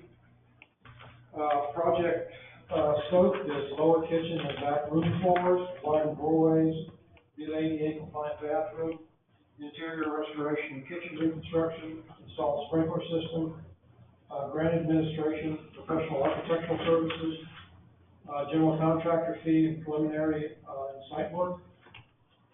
No concerns or issues. Professional architectural engineering services are required and have been included in the project scope and budget. Scope assessment, scope of work items are not allowable costs for this special category grant guidelines, section 4, which is preliminary and site work. Budget assessment is the lead line item, preliminary and site work from the project scope of work, reducing the grant request by $3,500 to $58,600. Okay, thank you very much. And we have a representative on behalf of the project. Can you please introduce yourself? Yes, Sarah Chesra, I'm a member of the Women's Club and the grandfather of grant administrator. Well, thank you so much for being here today. Does the commission have any questions for the applicant or for staff? I missed, Rick, what did you take out of the budget? The preliminary and site work, that was a line item at $3,500. Okay. If you took that out, it comes, the project budget, comes down to $58,600. Okay, just a quick comment and question too. Original use for 125 years. Congratulations. Yeah. That's spectacular. It's the oldest women's club continuously operating in the regional clubhouse. Such a great story. I've really enjoyed reading your application. Now, I am concerned though about the budget for the architect. You probably hear me all day talk about that, but $3,000, really? I mean, is someone doing this pro bono or half of it, or is it, you already have somebody on board, or? Well, yes, we already have enlisted and paid for, ahead of the Women's Club has paid for architectural consultation. Under a separate amount, not under the grant. Okay, so that explains why it's so little. Okay. In addition, I have to say that Mr. Coburn has been very helpful in reviewing his plan to try to level the floors to recreate an ADA compliant bathroom so that the use of this building can be expanded to everybody. We are very lucky to have Rick. We need to just double him or triple him. Amoeba. Beautiful project. Congratulations. Mr. Bertman. I loved your application. I'm not really sure, how did the women's clubs get started? Because I have one, there's one in the center of town, Los Robles. They did a lot of things, you know, building schools, and I'm just trying to get a sense of what did your club really focus on through when it was really initially started? 1893, it was originally titled the Literary and Debating Society in Melrose, and the women focused on starting a library, starting the first school in Melrose. They were very involved with, a little bit later, women's suffrage movement. So in the 1890s, Melrose, that was its golden era as the citrus industry flourished south of Santa Fe Lake. Then the community built these paddle wheel boats and dug a canal to get the oranges and Baldo and the railhead. And so it was that then the community took off. And so these women were, this is a kind of a New England settled community. And these women were very well-educated New England original members and determined to increase the level of literacy and community service. So that's how it started. Right now, the focus of the Women's Club is providing college scholarships, and so all our fundraising primarily goes to trying to help interlock and high school students with college expenses. Thank you very much. What a great story. Okay, thank you very much. Any further questions? Okay, in this case, we would need a motion if the commission's desire is to accept the staff recommendation. And that motion would be to reduce the grant amount by $3,500 to remove preliminary and site work, which is not allowable under this program, decreasing the total grant amount to $58,600. Okay, we have a motion. Is there a second? Second. Okay, we have a motion and a second. Any further discussion? Seeing no further discussion, all in favor, please say aye. Aye. All opposed? Okay, the motion passes. Thank you very much. Thank you very much. I just looked at it. This would be phase 3 of 3.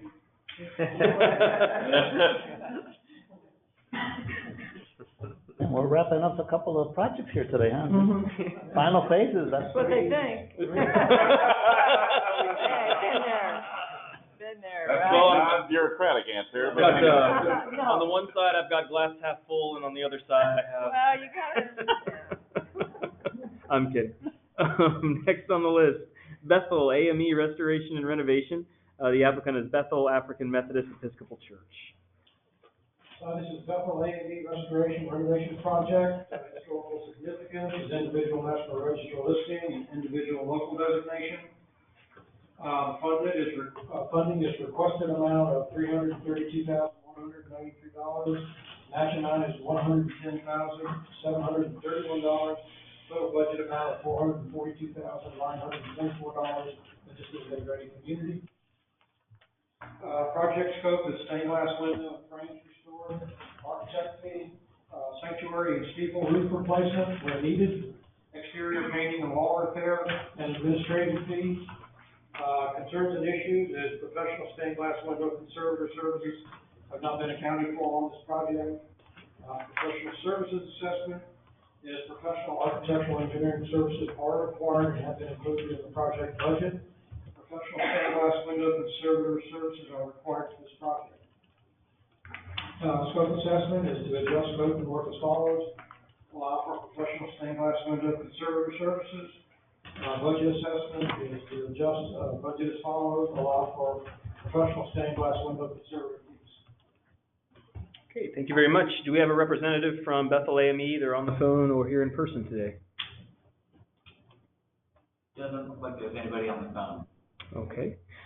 Do the commissioners have any questions for Rick about this project? Rick, do you need a motion to allow for that conservator's fees addition? Do you need a motion to allow for the conservator's fees to be added? I wouldn't think so because it just in their final budget. Imagine the grants that much, I guess I can. A motion would really only be required if there was an adjustment to the dollar amount of the funded. Yeah, I don't see the change in dollar amount. Services, additional services. I didn't mean to interrupt, I'm sorry. I see that they, going to have a match of 110,000, if that's what I'm reading right. They're gonna have, fundraisers for that amount. And they determined that by July the 1st, they will have raised the required amount. Have they raised it? Of next year. That's right, okay. That would really need Yeah, a little I bit of did- time. Yeah, they do, okay. They Mine started. was freeze, that's okay. But they'll have to raise $110,000 by next July. I thought you had to have a guaranteed cash match. There is a requirement for a guaranteed cash. Yeah, before it can come to us.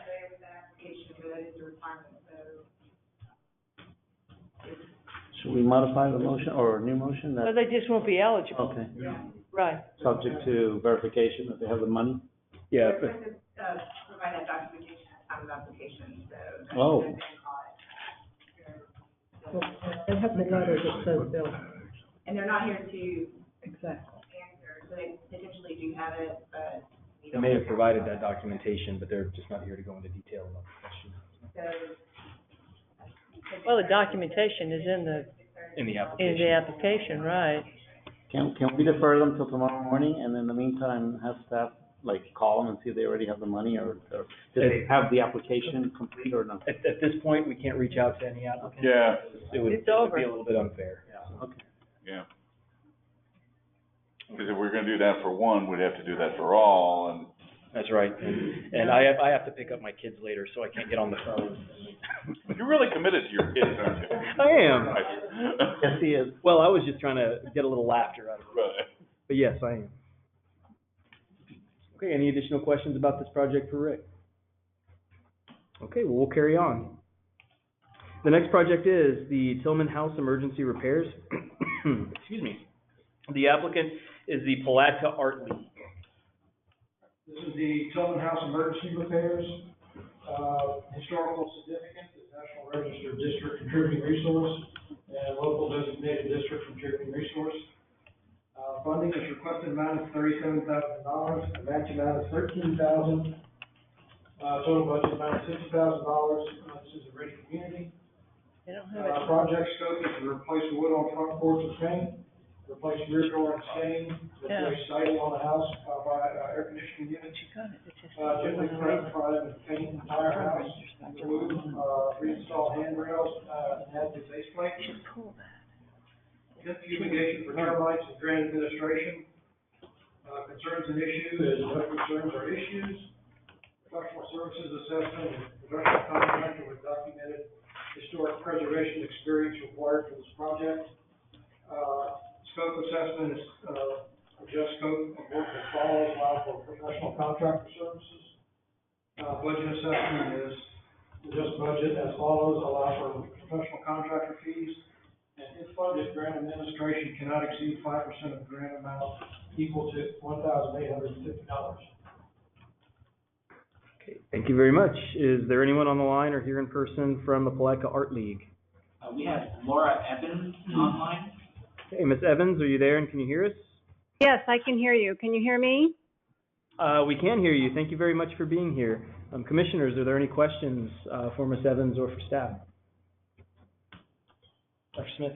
Yeah, this is listed as emergency repairs, and what is the threat, the emergency, specifically that you're trying to address with this grant? We have a very bad termite infestation due to water rot. And it's been determined that if we do not make the repairs, we're going to have some very severe issues with the building. The water intrusion, because I'm listening and it's saying paint and fumigation. What is is there a roof leak or what's going on that's allowing this kind of water? Yeah. We have a leak. It's in the thing on the side of the building. Yeah, it's somewhere in the side. And then we also have a leak in the back door. The back door is severely damaged, and that's the location of our handicap ramp ingress. I think it happened after the hurricane. Yes, and that was exacerbated by the hurricanes from last year. Okay, thank you. Don't you, Yes, sir. shouldn't they have to repair the problem first and then deal with, or at least have it in their grant to application to do that? Because if you just get rid of the termites and don't repair the leaks. No, the order of the project was to repair the damage to the wood and the doors, and then paint, and then fumigate termites. That was the recommendation of a professional contractor, to go ahead and make the repairs to the house and the water damage first, and then fumigate for the termites. Where's the repair in the project scope? Maybe I'm just missing it. It's in there. Repair the front porch? Work. Replace wood on front porch, replace rear door, replace siding on house. That's And where then- the leaks are coming from? Yes, By the ma'am. AC unit. Okay, Yeah. all right, Mhm. all right. Any additional questions? Okay, thank you very much, Ms. Evans, for joining us today. Yes, thank you for your consideration. And we will move on to the Ocala Ritz roof restoration. The applicant is the Volunteers of Florida, the Volunteers of America of Florida, Inc. This is the Ocala Ritz roof restoration. Historical significance is individual national register listing. Funding is requested amount is $37,500. The match amount is $37,500. Total budget amount is $75,000. Project scope is re-roof of historic clay tile roof for buildings 300 to 400. There's 8 clay tile shed roofs, box cutter restoration. No concerns or issues. Professional roofing contractor with documented historic preservation experience required for this project. Professional contractor services and fees have been included in the project budget. Scope assessment is no proposed scope of work adjustments are recommended, and no proposed budget or funding adjustments are recommended. Okay, thank you very much. Is there anyone either on the webinar or in person from the Volunteers of America of Florida? There does not appear to be anyone online. Okay, no one online, no one here.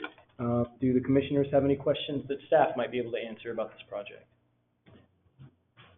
Again, there's, someone's working on this 100% of the time, if you can look into that. There's no architect on board, and there are no specs for the roofing material or drawings for the roofing material, and they're not here, so, Doesn't look good.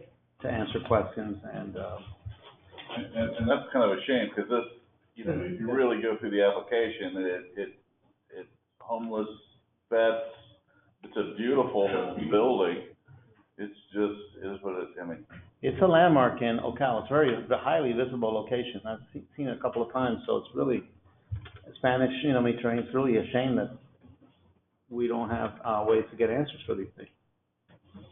I mean, it's just an incline replacement of that. The barrel. With a barrel tile, was that what you read in the application? That's what I read, Okay. reading the application. Okay. And that whole roof is not, it's just the towers. It's just the towers, right, the rest is towers, parapet. everything else is the flat roof. So it's mission style. Correct. So it's an in-kind replacement. That is my understanding. Okay. That's how I read That the helps. application. Any further questions from the commission members?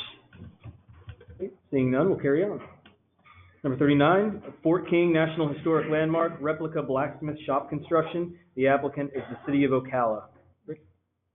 This is Fort King National Historic Landmark, replica blacksmith shop construction.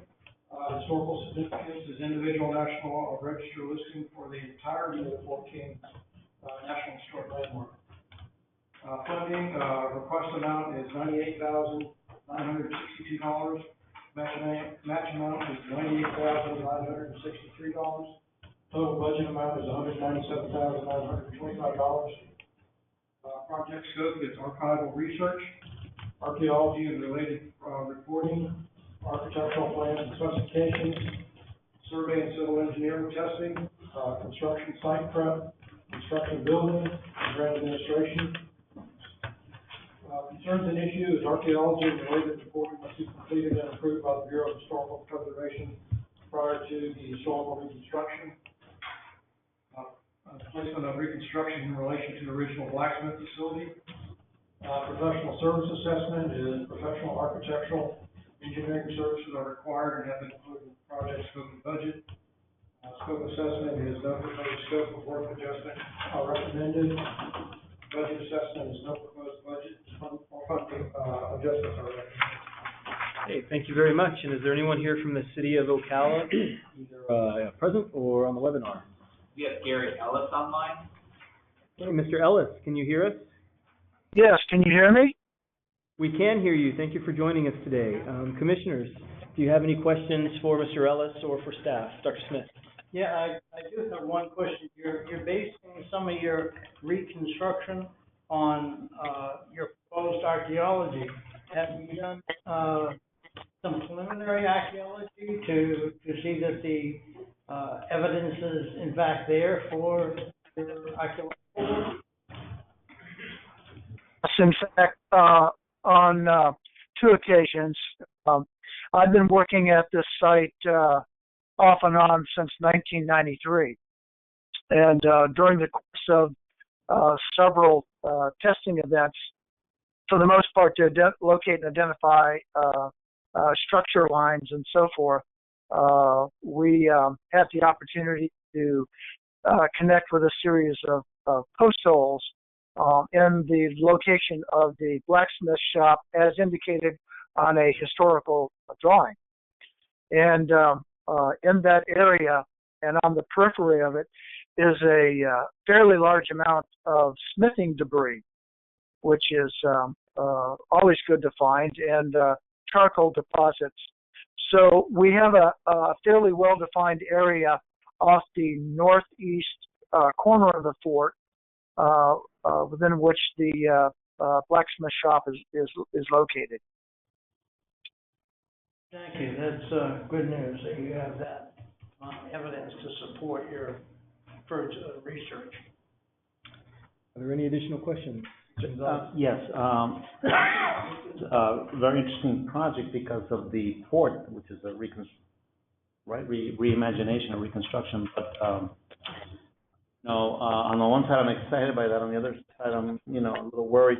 Our funds are so limited to be funding things that might have been put together through conjecture. I saw some renderings that looked like a sampling of what it could be versus what it is.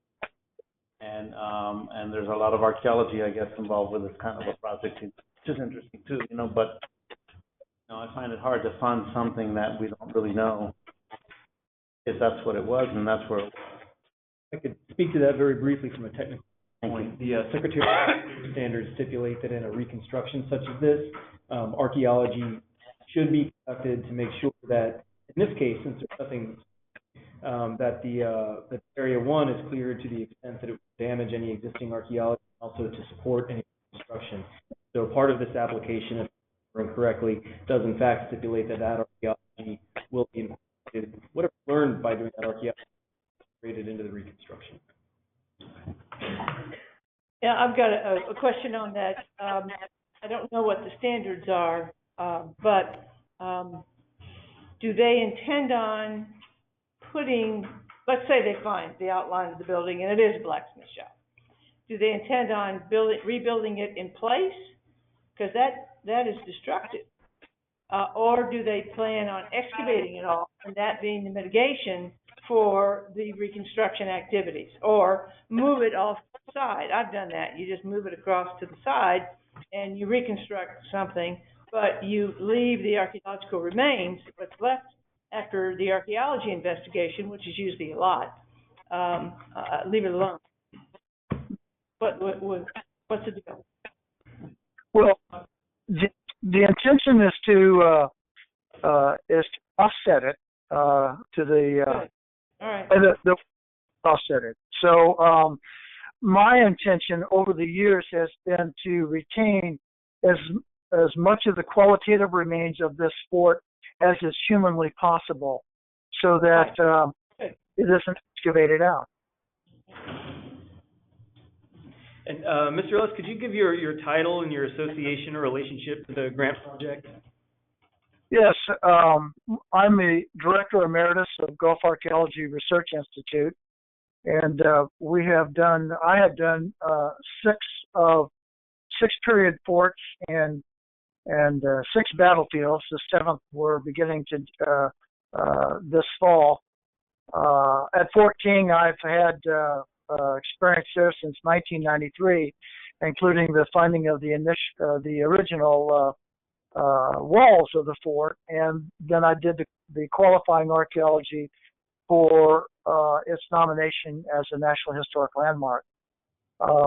As to okay, structural, thank you. That's great. That's a perfect answer. Thank you very much. Are there any additional questions from the commission? Okay, I see no further questions, so we'll move on. Thank you very much, Mr. Ellis, for being with us. Well, thanks for the opportunity. The next project is Women's Club of New Smyrna, Stabilization and Restoration, and the applicant is the City of New Smyrna Beach. Rick? This is the Women's Club of New Smyrna, Stabilization, Restoration, historical significance, individual National Register listing, and National Register District contributing resource. Funding as requested amount is $244,413. And the match amount is $244,414. The total budget amount is $488,827. Project scope is foundation repair, exterior envelope repair, wood framing, roof framing and deck repairs, rear roofs, built-up roof and new shingles, exterior stucco repair and repaint, interior repairs, drywall, restroom wall tile and paint caulking, structural floor repairs, restroom area, kitchen renovation, window repairs and replacement, doors and weather stripping, mechanical, electrical, and plumbing repairs and replacement, site work, regrade, resod, tree trim, concerns and issues, excessive professional services fee, the architectural, and structural foundation work appears to be a priority. Professional architectural and engineering services are required and have been included in the project scope and budget. Scope assessment is to adjust scope of work as follows: delete non-allowable line items and professional services as per the recommended project budget below, including all site work not associated with the erosion control in the immediate vicinity of the building. Budget assessment is to adjust budget as follows: delete non-allowable line items, property condition assessment and structural evaluation at a cost of $13,250. And this has been done. Grounds landscaping at $1,891. Roofs, exterior covered areas, canvas awnings at $11,472. This would be considered a non-historic element. Countertops, corian at $4,646. This would be considered a non-historic element. Walkway and steps, pedestrian paving, concrete at $1,190. Walkway and steps, pedestrian paving, flooring tile at $2,119. Which leads to the proposed construction budget of $394,268. Reduce A&E fees to 11.4%, which is equal to $45,016, which totals the project cost to $439,284, and that reduces the grant award to $219,642, and then reduce the match amount to $219,642. Okay, thank you. I was trying to write furiously, and I got about half of that, so we may need to circle back around. Okay, wonderful. I got it all. And we do have a project representative here, so thank you for coming. Can you please introduce yourself? Good afternoon. My name is Nancy Maddox. I'm the Leisure Services Director for the City of Palm Beach. Thank you very much for being here. Commissioners, are there any questions? The fee, so that's the right reduction there, yeah. Which would base our architectural engineering fees off of. Okay. So instead of being too low, we're It's too high, you're the first one. And honestly, we actually calculated by what we've been having at the city, what we've been having to pay in other projects. So that's what we took it from. And because, we also need a structural engineer and civil engineer for this project, incorporated that all in 15%. Any additional questions? Okay, and in order to accept the staff recommendation, we would need a motion and a vote. And if there is no motion and a vote, obviously, then the application would go forward as proposed. Motion to revise the budget to reflect staff's recommendations for things that don't qualify within the grant funding. Okay, we have a motion. Is there a second? Second. Okay, motion and a second. Any further discussion on the motion? None seen, so all in favor, please say aye. Aye. Any opposed? Okay, and that motion passes. Thank you very much. Are there any additional questions about this application? Thank you very much for being with us today. Okay, moving on to number 41, Water Tower and Pump House Phase 2. The applicant is Crystal River Main Street. Rick? This is Water Tower Pump House Phase 2, historical significance, determined eligible by the National Park Service and potentially eligible by the division. For in our staff review, SHPO determined that there was insufficient information for determining eligibility as part of the most recent survey in 2002. Funding, requested amount is $31,500. The match amount is $33,600. Total budget amount at $65,100. Project scope is repair, replace door and 8 windows and trim. Install 1,300 square feet of wood floor. Historic preservationist, grant administration, and air conditioned building. No concerns or issues. Professional conservator preservation services have been included in the project and project scope and budget. Scope assessment is no proposed scope and work adjustments are recommended. Budget assessment is no proposed budget or funding adjustments are recommended. Okay, thank you very much. And we do have a project representative. Please introduce yourself. Dave Burnell, the city manager.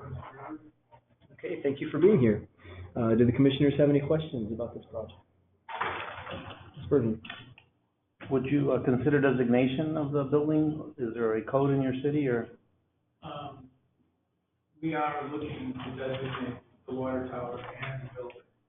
We have some private members that are working to develop that certification. Thank you. I see the precedent proposed use is vacant storage. Is that something that's going to change? Yes, we're gonna open this to the public. This was a pump house originally built in the 1920s. And it was basically abandoned, and as technology improved, there was something behind the water tower between the building. So we virtually have the existing equipment from the 1920s. That's great. Yeah, that's the other one didn't. And we also have a place where there used to be a strap jail. So we are a kinder community now. That was on the other side of the building, and the wall is there, and we believe we have one of those strap units at the museum that will be able to return to the site. That's great. I think historically, we've seen this project before, maybe 3 or 4 years ago, I think it was last, maybe 2. I remember the jail / pump house. yes. Okay. No, I don't believe it got funded, but I kind of remember this before. It's an interesting concept. I remember. It's Crystal River. You know? I remember this because the original pumping was still there. Yes. Right, and so that confused me with the other one, but, that's very significant, just as, pump house going from the one, right? Yes, and we're going to make this publicly available. It's right off our crosstown trail, and so we're going to integrate this into the general public use. I mean, from my perspective, a city manager coming up here, I appreciate that. Thank you very much for taking out the time. I originally wanted to tear it down. Maybe you should have not talked. You were doing so well. Wait, he's been converted. Actually, I feel really because I truly am converted. You know, I'm an engineer by trade, and if you see something that initially you say. But the first phase is moving forward. You know, it's wonderful to hear that from a city manager. There's a city manager in St. Augustine named John Reagan, who's been doing this for a long time, and he's also an engineer. He might be a great source of, you know, sharing war stories with this preservation with you. Great. Thank you. Any additional questions? Thank you very much for coming today. Thank you. Really appreciate it. Rick, it's a convenient time for you to take another break, I think. All right, well, put your feet up, and we'll come back to you in just a moment. I do kind of want to make a quick public service announcement before we move forward. We're making good progress, but I do know there are some people that have already spoken and answered questions from the commission who are still here. And I just want to give everyone a heads up and a fair warning that I don't believe we're going to get through the entire review process today. So if you planned on staying to the end of the day and then hearing the final list, I don't think that's going to happen. We're probably going to wrap up the process tomorrow morning. So I just want to be clear and open about that. We scheduled for 2 days, and it does look like we're going to at least carry over into tomorrow morning. So if you're staying here in order to hear the final ranked list, we're probably not going to get there this afternoon, but we should be finishing up tomorrow morning. That goes for the webinar participants too, obviously. So with that in mind, moving on to number 42, the Historical Ecology of Everett Island. The applicant is the Gulf Archaeology Research Institute. Tim? Again, this is the Historical Ecology of Everett Island. Their threats that they've indicated include demolition, erosion, and exposure to natural elements. They have requested $31,940 in grant funds with a match of $32,000. This is an archaeological project, and their scope of work includes research, field work, an archaeological survey, coring operations, data and sample analysis, and preparation of an archaeological report. In terms of professional services, professional archaeological services are required and have been included in the project scope and budget. And in terms of standards compliance, the archaeological report shall conform to Chapter 1846 of the Florida Administrative Code. A 1832 permit must be obtained from the Bureau of Archaeological Research prior to the beginning of fieldwork conducted in state lands if applicable. A detailed field plan and methodology will need to be submitted to the division for review and approval prior to commencing the archaeological work. And it should be noted that the principal archaeological investigator, Sean Norman, is in good standing with the Bureau of Archaeological Research.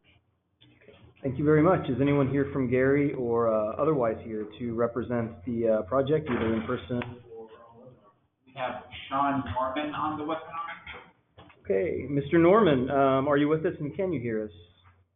Yes, I can hear you. Can you hear me? I can. Thank you very much for being with us today. Commissioners, do you have any questions for the applicant or for staff about this project?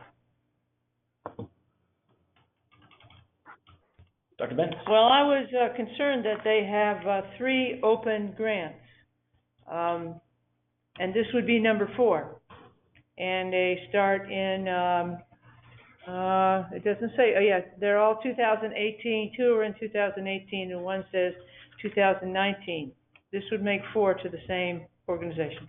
I believe 2 of those, so one, the 19 is a small matching grant, so that will be closed out presumably by the time of this project beginning, and I'm currently the manager for the fiscal year 18 special category project, and that project will also, for this project to begin, have to be closed out by the time of this grant being awarded. Both of them? They are on schedule to do so. Mm-hmm. Thank you. Now, am I correct? There was a lot of shell mining at this site initially, which heavily impacted this site. Is that correct? Mr. Norman, I think that might be a question for you. Yeah, I'm sorry if I heard that correctly. You were asking about shell mining? Am I correct that at the site there was a lot of shell mining back in the 60s for road work from this site? No, not from this site. There might have been shell mining from the extraction of the barge canal to the north, but no, this would have been too far offshore for anyone to bother with that. Okay, thank you. That was my question, if this area had been impacted by shell mining back in that time. Any additional questions? Okay, I see none, so thank you very much, Mr. Norman, for being with us today. All right, thank you very much. Okay, well, back again, Rick. We'll move on to number 43, restoring Milner Rosenwald Academy. The applicant is Episcopal Children's Services. This is restoring Milner Rosenwald Academy. Historical significance is individual National Register listing. And per our staff review, property is not listed, but potentially available on criteria A education. Funding is requested amount of $52,500.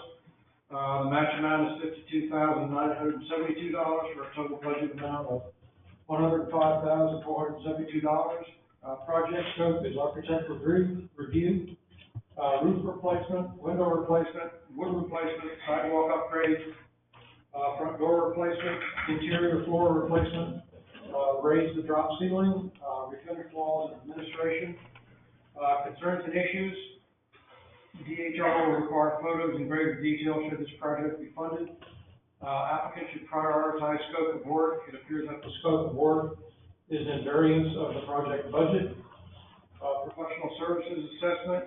Professional architectural engineering services are required and have been indicated by applicant to be a volunteer service. The architect review services have been included in the project budget.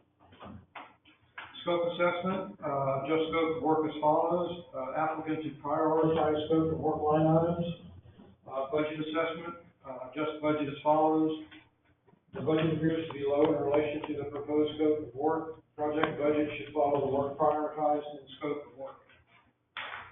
Okay, thank you very much. And is there anyone from Episcopal Children's Services or otherwise affiliated with this application to answer any questions? Yes, we have Martha Cox online. Okay, Ms. Cox, are you there and can you hear us? I am here and I can hear you. Okay, wonderful. Well, thank you for being here today. Commissioners, do you have any questions for Ms. Cox or for staff? Dr. Francis? I'd love for you to comment on some of the concerns about the scope of the work and the budget, the priorities. So we had gotten feedback from the staff initially, and based on that, we pulled out raising the drop ceiling from our scope of work and moved that budget into other line items, particularly the windows, where the staff had told us that our estimate was low. So I believe that we have already started on that, and we are happy to continue to prioritize to make sure that we're in line with what you deem appropriate.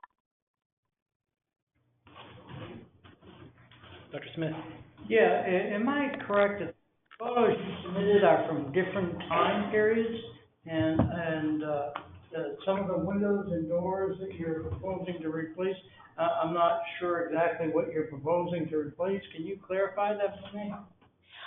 Yes, the windows, many of them around the edges are not firmly set, and so that they are in need of replacement.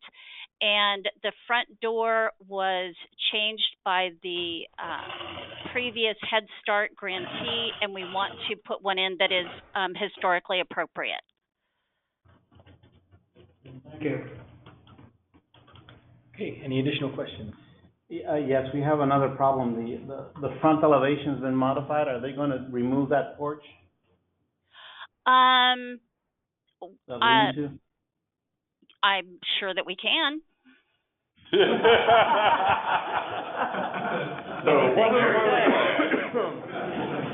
Wow, you just became my number one. Get rained on now because of you. Any further questions or comments? I noticed they have $15.8 million in 10 open grants, not from us. Is that normal operating procedure? Yes, we are a Head Start agency, and so we get funding for 3 different grants in those amounts, and we draw those down as the funds are expended, and then the grant is renewed every year. So that is very normal for a Head Start organization. Okay, that's just stands, to us, it was a $15 million red flags, but I figured it was the case because you are a official organization for Head Start. Thank you. Yes, we have over 2,000 children that we serve in multiple counties. That's great. Okay. So that's why they have the porch, Rick, so the kids don't get rained on. All 2,000 of them. I hope you're happy. Look closely, there's two porches, the real authentic one, and there's the 1950s bastard that was out. Okay. Is there any further discussion or any further questions about this application? Okay. Seeing none, we'll move on. Thank you very much for joining us, Ms. Cox. Thank you. Next on the list is the First Congregational Church of Winter Park Exterior Rehabilitation. The applicant is the First Congregational Church of Winter Park, United Church of Christ. This is the First Congregational Church of Winter Park, Exterior Rehabilitation. Historical significance is National Register District Considered Resource. Funding requested amount is $79,000. The match amount is $79,000 for a total budget amount of $158,000. Project scope is brick plaster and masonry restoration, porches restoration, column restoration, wood colonnade, features restoration, cornice restoration, historic copper gutters restoration, historic window and door sealing, A&E fees, environmental and permitting, and grant administration. Concerns and issues, scope of work appears to be in excess of project budget, professional services assessment, professional architectural engineering services, including the environmental and permitting costs, are required to be included in the project scope and budget, although the proposed fees appear to be low. Scope assessment, scope of work appears to be in excess of project budget. Staff is ordered to work with the applicants to prioritize the scope of work and to meet the grant requirements to be funded. Budget assessment is the project budget appears to be at variance with the proposed scope of work. Okay, thank you very much, and we do have some folks here to represent the First Congregational Church of Winter Park, not the Congressional Church of Winter Park. Misstatement there on my part, sorry about that. But thank you for joining us. Welcome, Laura Lee. Can you please introduce yourself and introduce your other guests? Sure, I'm Laura Lee Corbett. I'm a historic preservation consultant. I'm here with members of the church, John Fitzpatrick and Jim Schreiber. Your official title is I'm the chair of the board of trustees of the church.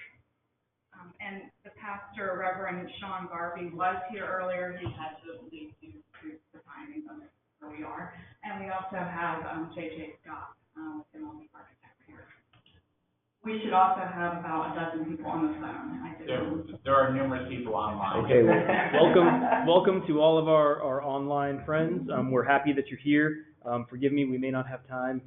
We won't have time to hear comment from all of you, but I think you're duly represented here in person. So thank you all for participating. Members of the commission, are there any questions for the applicant or for staff? Yes, spectacular building, a church building, and it's an early building, but it's not protected. So will you go ahead and get it protected through the city of Winter Park? Yeah, a couple of comments on that. We have been looking at that. In our particular denomination, the highest decision-making authority in the church, in our church, is the congregation itself, sitting in congregational meeting. So literally, there has to be a vote of all of the members of the congregation for that undertaking.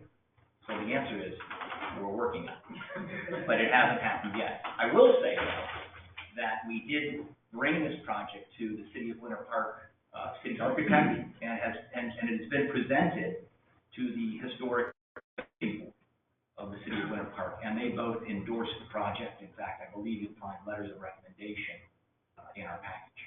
Thank you. So, but the answer is... You're on your way. We're on. And of course, in the meantime, we are on the National Historical Register, but I understand that's not protection. Yeah, this is at the local level. I understand. Thank you very much. Mr. Bertman, did you have a question? Yeah, how many people are in your church? On a Sunday or members? 600 members, couple hundred on a Sunday. Okay, because I'm one of those couple hundred that, maybe I'm there on Christmas, but. Come on, guys, beautiful, beautiful facility. Right. So what do you do for outreach for the community? We have a number of outreach programs. I'll just cite two. I think our most significant community outreach program is what we call our Jeremiah Project, and we do this in concert with the local Boys and Girls Club, and we bring almost 200 at-risk youth into our church in a program that gives them academic enrichment. We have a pottery facility in there, pottery making facility. We teach them computer skills. There's a performing arts segment to it, and so we bring these kids in to make sure that they can progress along with their peers in the public school system. And that's one of our primary local outreach kinds of activities. More broadly, every year we send a mission trip to Puerto Rico from our church. Almost 50 people in some cases have gone. I don't think I need to explain why we're going. So we've got both locally scoped outreach, and there's many other projects as well, but it's broader than that. I just got back from Puerto Rico. Where do you send them out to? You know, I've never gone yet. Usually the kids lead this thing. Okay. And they drag some of their parents with them. So my kids are all grown up, so I haven't gone yet. I'd love to go. You know, yeah. They cooperate with local churches. Last year, they were down on the far end of the island from the other end from San Juan. Okay, so they were, okay. Hurricane renovation. Okay. Those are just two examples. There are many. Those are important. There is a full list in the application. I saw some of that, but I want to make sure that I actually got from what you think is important. And just one other point, we are a part, in our opinion, we are a part of the visual skyline of the city of Winter Park. We're only one block off of Park Avenue, which is the main entertainment and commercial section. So that cupola is iconic for the city of Winter Park. Okay. Thank you very much. Are there any additional comments or questions? Okay, I don't see any. Thank you very, very much for being with us today. Next, I'd like to welcome Tim Konefsky back up to the lectern. Thank you, Rick. And the next project is the Orange County Regional History Center, permanent third floor exhibit refurbishment. The applicant is the Historical Society of Central Florida. Again, this is the Orange County Regional History Center, permanent third floor exhibit refurbishment. Their historical designation includes a local designated district contributing resource. They have indicated their threat as low visitation and loss of audience structural and surrounding support. They're requesting $400,000 with an exact match of $400,000. This is a museum exhibit project, and their scope of work includes exhibit design, curation of exhibit artifacts, exhibit fabrication, exhibit installation, and the introduction of exhibit audio and video elements. Professional services are required and are provided in the proposed project, specifically professional museum exhibit staff provided. Okay, thank you very much. Is there anyone from Historical Society of Central Florida here to represent the application, either here or online? We have Michael Perkins online. Okay, Mr. Perkins, can you hear us? Are you there? Yes, I can. Thank you. Hey, thank you very much for joining us. Commissioners, do you have any questions for Mr. Perkins or for staff? I'm concerned about the designs. I've been inside that space, and it was very Disney-esque, very large, over the top, you know, and now it's going to be replaced with something else. And so my opinion is that we're sending good money over bad. I mean, I just don't see how we're allowed to fund exhibits. Yeah, that was one of my questions. I thought that was ZCA. Yeah. So, Is he in the right location? Should he be a cultural? Right. No, so we fund permanent museum exhibits such as this. What do you mean permanent? Yeah. Second time Nothing's around. permanent. They just did this 10 years ago, or whatever, so that's not. Well, for museums, anything from 10 to 20 years is considered outdated. Okay. So for projects such as this, that is the least typical, it would be time, we'll say, for a complete. To rip it out and redo it. Okay. Yeah. We have so many needs, I don't understand this. I don't understand, Tim, maybe we can look at this at another date. why we're funding, improvements that are not, to purchase a building, I can understand, archaeology, obviously, I can understand, and then, of course, all the multiple variety of small, medium, and large historic preservation buildings, but something that is going to be changing every 10 years or 15 years due to the taste of the public, that's a lot of, $400,000, a lot of money. Yeah. It's certainly a topic Yeah. that I think would be appropriate for the commission to take up later on if you were so inclined. I would love to. But in terms of this project today, this application is eligible, and it is something, museum projects have frequently been funded in the past. Okay. And, just from a, shout out to our Disney folks, sometimes over the top is Florida. Pretty soon it's gonna be historic too, 73. Any additional questions or comments from the commissioners on this application? Okay. Seeing none, we'll carry on. Mr. Perkins, thank you for being with us today. Thank you. Okay, next on the list, we'll welcome back Rick. The historic Oak Hill Cemetery restoration. The applicant is the city of Bartow. We've made it all the way to Polk County, everyone. The title is Historic Oak Hill Cemetery Restoration. Historical significance is National Register District Contributed Resource. And during our staff review Oak Hill Cemetery is individually listed. Funding, requested amount is $33,500. Match amount is $33,500. And total budget amount is $67,000. Project scope is tree trimming, wall cleaning, repair, and monument restoration. Concerns and issues is lack of professional conservator services and costs. Professional services assessment and professional conservator services are required for this project. The applicant to verify if professional conservator fees will be paid from a separate funding source, or will these fees will be paid from the grant funds. If these fees should be paid from the requested grant funds, they must be listed in the proposed project budget as a separate line item cost. Scope assessment is adjust scope work as follows.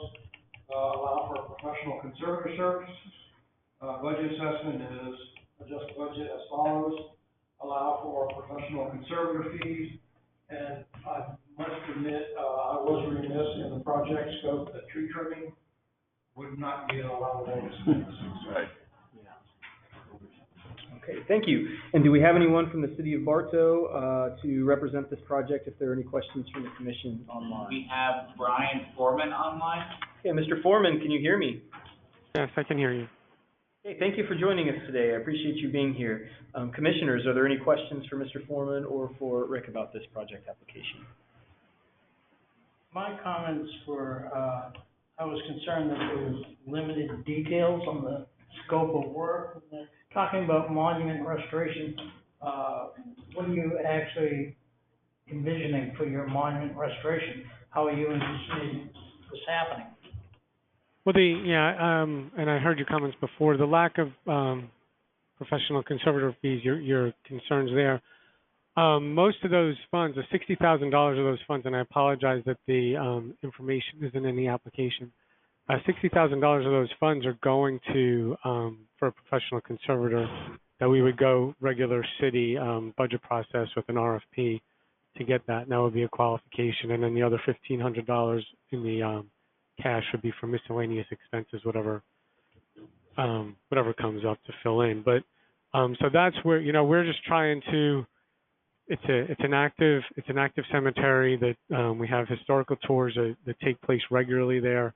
We're missing a lot of those monuments are damaged, and we believe that we can uncover a number of other monuments that are in there, and we just want to try to restore it to as close to what it looked like, 80, 90, 100 years ago as we can. Thank you. Any additional questions? Mr. Phelps? Are there any famous people buried there? Not anymore. Not anymore. Not anymore.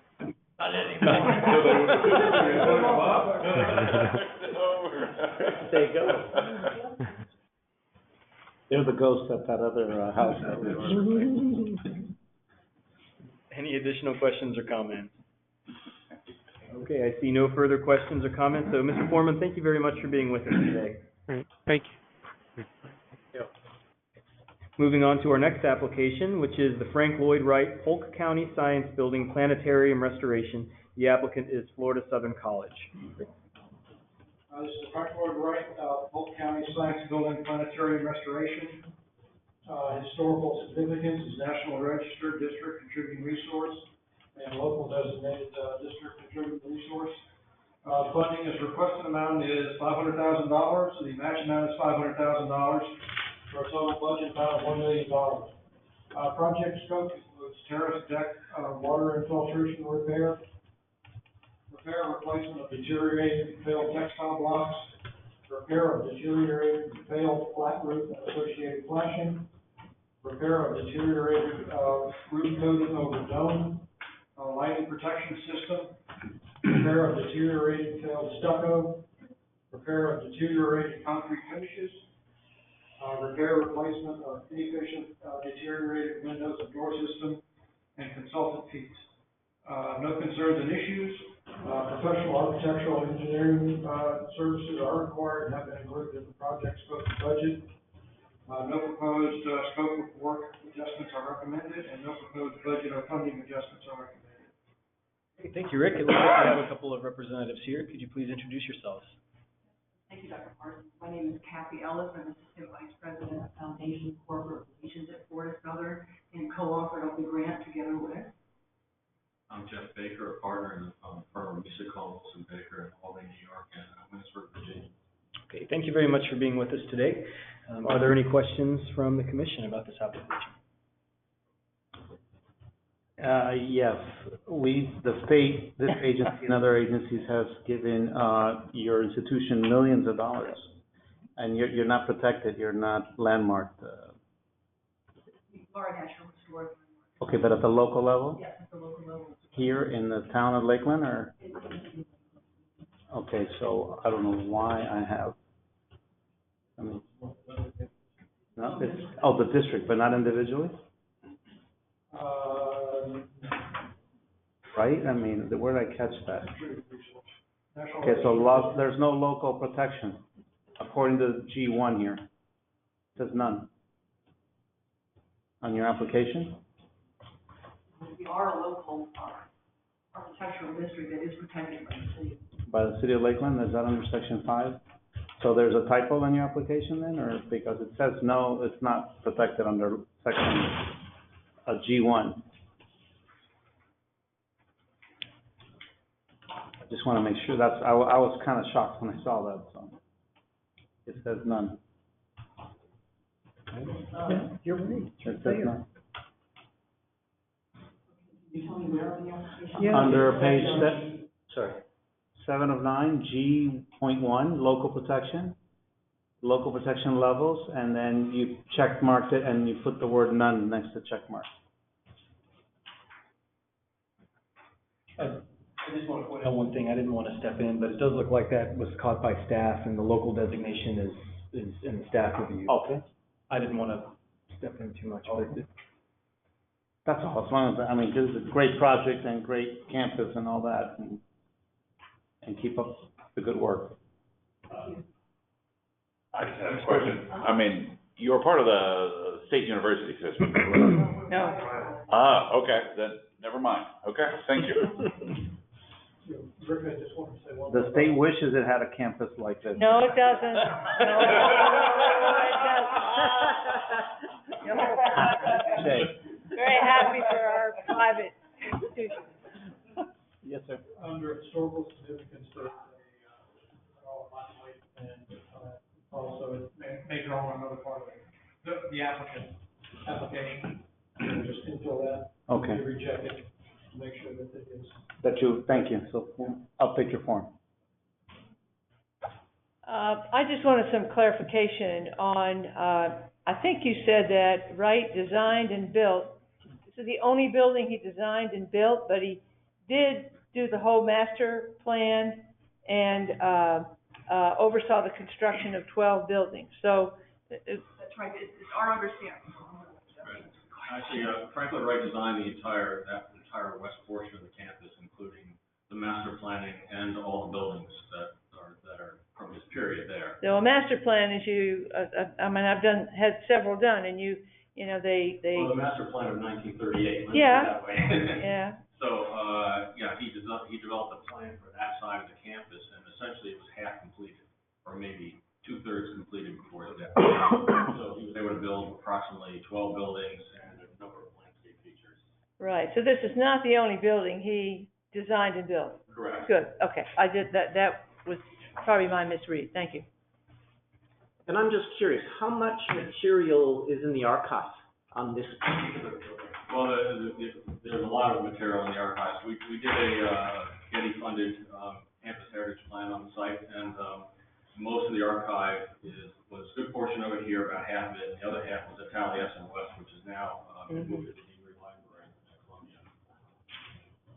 Dr. Smith? I'm gonna ask an odd question, because you said you were gonna be changing out the lighting on your planetarium, is that correct?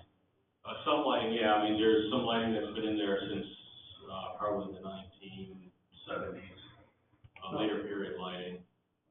But my question is when you're looking at this from a historic perspective, is the lighting gonna dramatically change the presentation of what the people are seeing there? Is this going to, I mean, I went to the planetarium itself, the lights yes. that you're visually seeing on the ceiling. I think that's the ultimate goal, actually, because technologies have changed dramatically in planetariums, exhibition and interpretation. And so, I mean, the equipment doesn't even exist anymore for what was there in the 1950s. Yeah. So it's going to change dramatically or minor change to? Well, the game plan is that, historically, as far as the building itself and the lighting of the building, that's not going to change. But the shows, if you will, on the inside, in the vessel itself will change.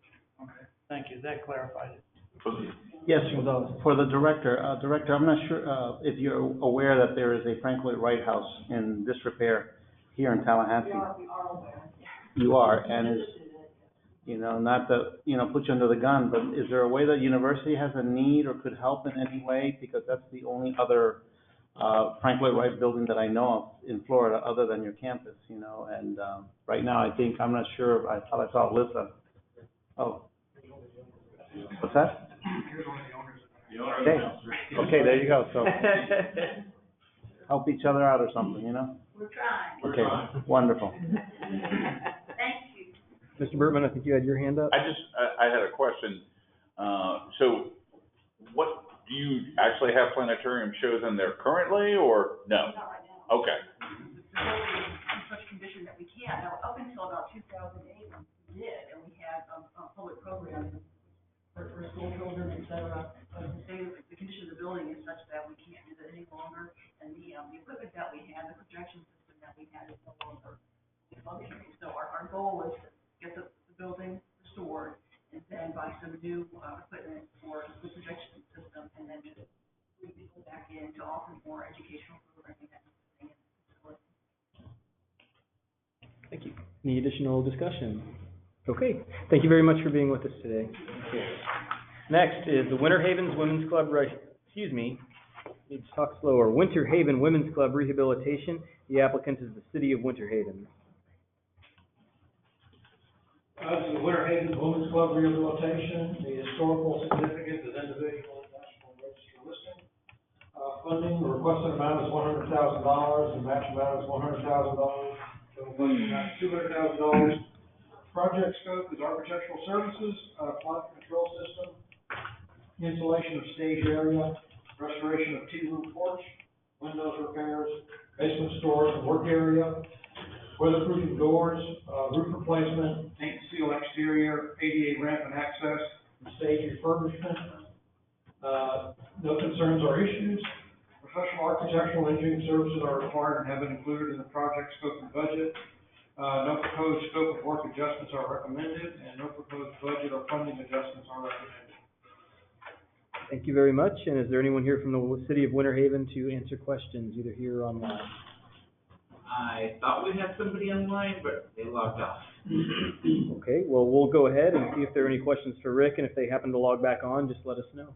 Are there any questions from the commission? Oh, sorry, different, application. Okay. Any questions or comments? Beautiful building. I wonder if they do anything special in the month of October. I don't know. Oh, you're I'm bad. sorry if I have to get You're it. bad. Yeah, that's gonna say. Breast cancer month. Oh, Right, colors. right, everybody's doing pink. For the colors. Yeah, I love the colors. I really love the Oh, colors. it's terrible. You don't like it? No. But I don't, That's so pink. you know, that's all right. Yes. That's how blue versus blue. Yes, pastel. Said Gay Reese. Okay, Mr. and Mrs. Reese, if you could unmute yourself, then you could address any questions the commission may have. Are you there? She still appears to be self-muted. Okay. Richard, have you been to this site? No, I have No. It looks like a great site too. Okay, well, if she's still self-muted, we're gonna go ahead and carry on, and if she comes back to us, then we'll circle back around if there are any more questions. Are there any more questions from the commissioners? I just had a question about some scope, but, I mean, their program, but. I think we have somebody on the line. She's got her. Yeah. You have Elaine Reed has her hand raised. Okay, Ms. Hello, Ms. this Reed, is Elaine. I'm here. Okay, can you speak on behalf of this project or answer questions? I am the president and CEO. Yes, sir. Wonderful. Well, I'm happy that you're here. I believe Mr. Burtman had a question. I was just curious, we had some discussion about the color of your building and wanting to make sure that it continued to be that color. But the other thing is, can you give me a little sense of what your focus is? What does the Women's Club actually move forward with? What do you guys work on? I apologize to you. I thought I heard my name, Elaine Reed, and I am not with the City of Winter Haven Women's Club Rehabilitation Project. I apologize to you for that. Well, that's okay. If you're going to come back to us with a future application later on down the list, we'll be happy to talk to you then. I will be waiting patiently when you come to Collier County. Thank you. Wonderful. Well, I will take that as a sign that we're ready to move forward. So next on the list is Saving the Silhouette. The applicant is the Chislers. This is Saving the Silhouette. Historical significance is individual national register listing and local designated district contributing resource. Funding, requested amount is $450,000. Match amount is $450,000 for a total budget amount of $900,000. Project scope is minaret number 5, repair and restore. Minaret number 6, repair and restore. Minaret number 10, repair and restore, and architectural and engineering fees. Concerns and issues, no concerns or issues. Professional services assessment is professional architectural engineering services are required to have it included in the project scope and budget. No proposed scope work adjustments are recommended, and no proposed budget or funding adjustments are recommended. Okay, thank you very much. Is there anyone here from the Chislers to represent this application? Yes, we have Jennifer Isenbeck online. Ms. Isenbeck, are you there? I am here, and I wanted to introduce Gina Musa, who is a representative of the Chislers. Good afternoon. Well, good afternoon. Yeah. Thank you very much for being with us. We also have our architect, Ken Garcia, our preservation architect, and our vice president of restoration, Barbara Pennington, with us. Wonderful. I'm glad you're all here. Commissioners, are there any questions for the applicant or for staff? I have a question. Have the design fees been paid out of another budget? And does that explain why the architecture engineering fees are just, they seem rather low? Maybe that's just for construction administration? Yes, the answer to that would be that we have been doing some work on the minaret, on 3 other minarets with a different grant. And so most of the inventorying of what needed to be done has already been done.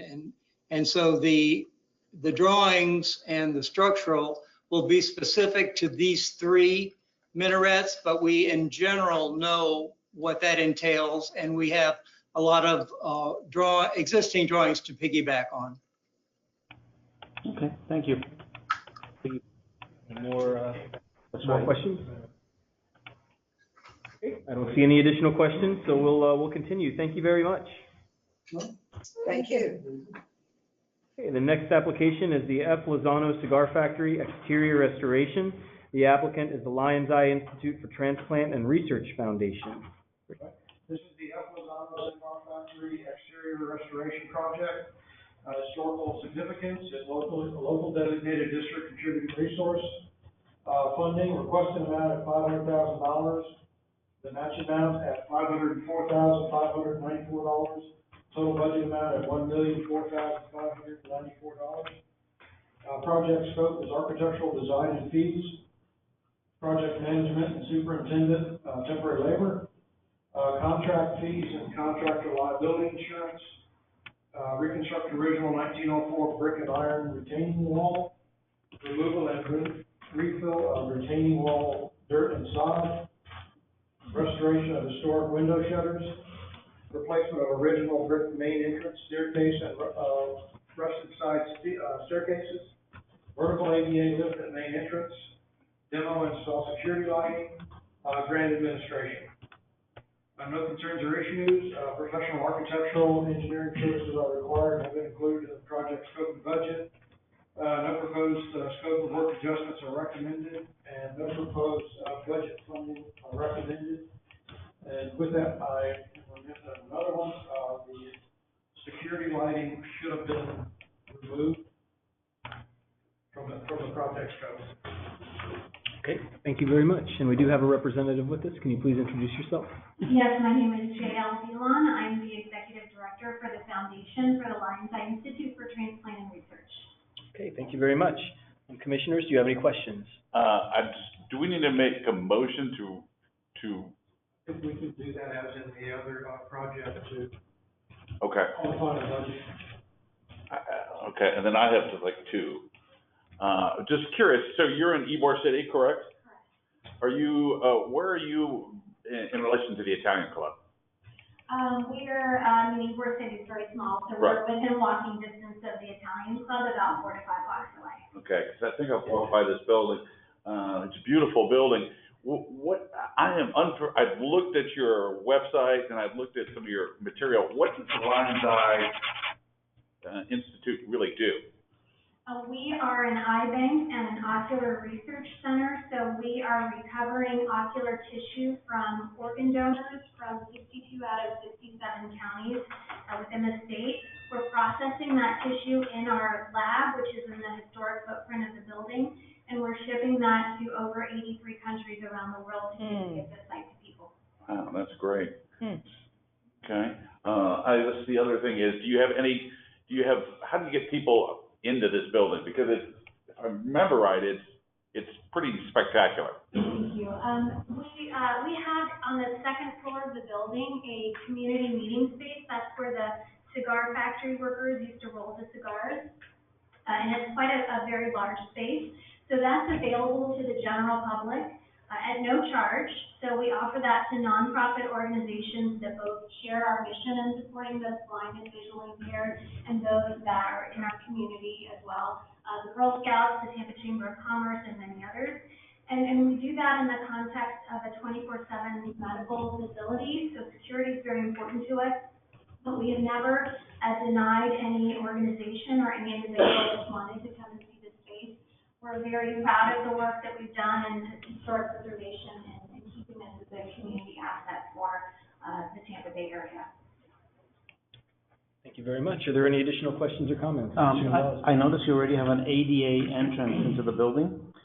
So and you have a beautiful front entrance with the wing walls coming up. Why would you put a lift on the front entry? And where are you going to put it?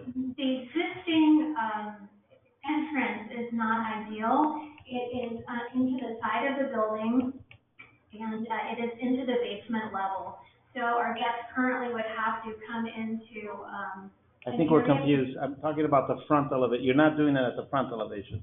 You're doing it there, right? Is that where you're doing the lift? Yeah, that's what fine. we proposed. That's exactly where we want it. Yeah. I thought the front street elevation, which you're not gonna do it there, right? Correct. Okay, Any further comments? great project. Okay, I don't see any. Well, thank you very much for being with us today. Okay. Moving forward, number 51, the Mosley Homestead 2019-2020 major restoration. The applicant is the Timberley Trust.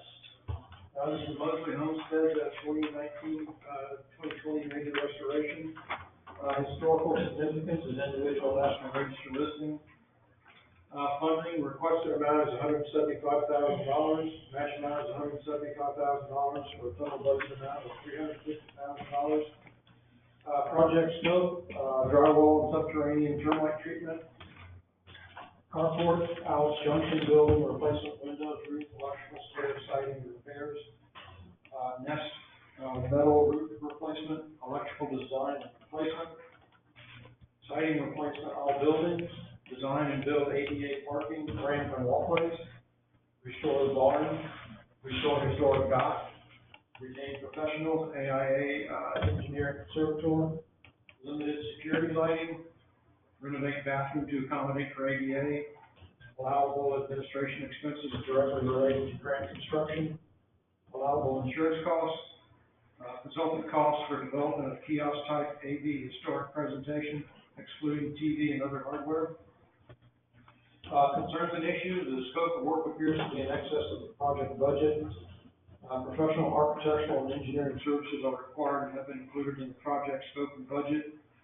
Scope assessment is the lead consultant cost for development of kiosk type AV historic presentation, excluding TV and other hardware. This appears to be an allowable grant line item for a development project.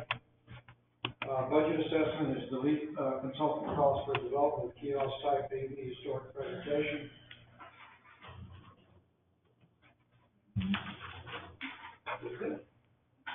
Okay, thank you very much. Do we have anyone either online or here to represent the Timberley Trust? It doesn't look like there's anyone online. Okay, thank you very much. Commissioners, are there any questions that you have that Rick might be able to answer? Rick, just one. Because we eliminated security lighting an earlier, Yeah, I wondered about that too. is it okay for this one to continue? I may have misspoke. There's a limited security lighting, building only. And if you're wanting to site security light the interior of the building or the exterior around the perimeter of the site, that's not allowed. But around the immediate footprint of the building, security lighting is allowed. Mr. Chairman, just a comment that the building was, identified by the Florida Trust as one of the 11 most endangered buildings in Florida this past season. Additional questions or comments? Okay, thank you, Rick, for that one. We'll carry on to number 52, the Fellsmere Community Center. The applicant is the City of Fellsmere. Title is Fellsmere Community Center. It is a individual local designation. Funding, requested amount is $93,750. Matching amount is $31,250 for a total budget amount of $125,000. This is a ready community. Project scope is permitting, door replacement, window replacement, electrical upgrades, and exterior painting. Concerns and issues, replace windows without documented justification. Professional services assessment is design, engineering, and bid documents have been completed. City and consulting engineer are to oversee project completion. Consulting engineer fees are to be paid from a source other than grant funds. No proposed scope of work adjustments are recommended, and no proposed budget or funding adjustments are recommended. Okay, thank you very much. And is anyone here from the City of Fellsmere or online? We have Mark Mathis online. Mr. Mathis, are you there? Yes, sir. How you doing today? We're doing well. Thank you for being with us. Commissioners, do you have any questions or comments relative to this application? I do. You mentioned engineer, and I don't see any line items for architect or engineer, other than completed bid documents last year. So is there? Yes, we've completed the services of the architect. We may have them come out, obviously, and do some shop drawing reviews and things of that nature during the project. But the actual plan set is all completed, done. And that was done by a historic preservation architect? Yes, actually. We had a small matching grant last year for this very project, but we were not able to complete the design, permitting, and we've realized, unfortunately, because of the nature of the work, the lead time for ordering these windows and doors was quite extensive, like 3 or 4 months. And with all the time spent on the design and things of that nature, we were too far behind schedule to keep up with that grant, so we gave that grant back, and we reapplied this year.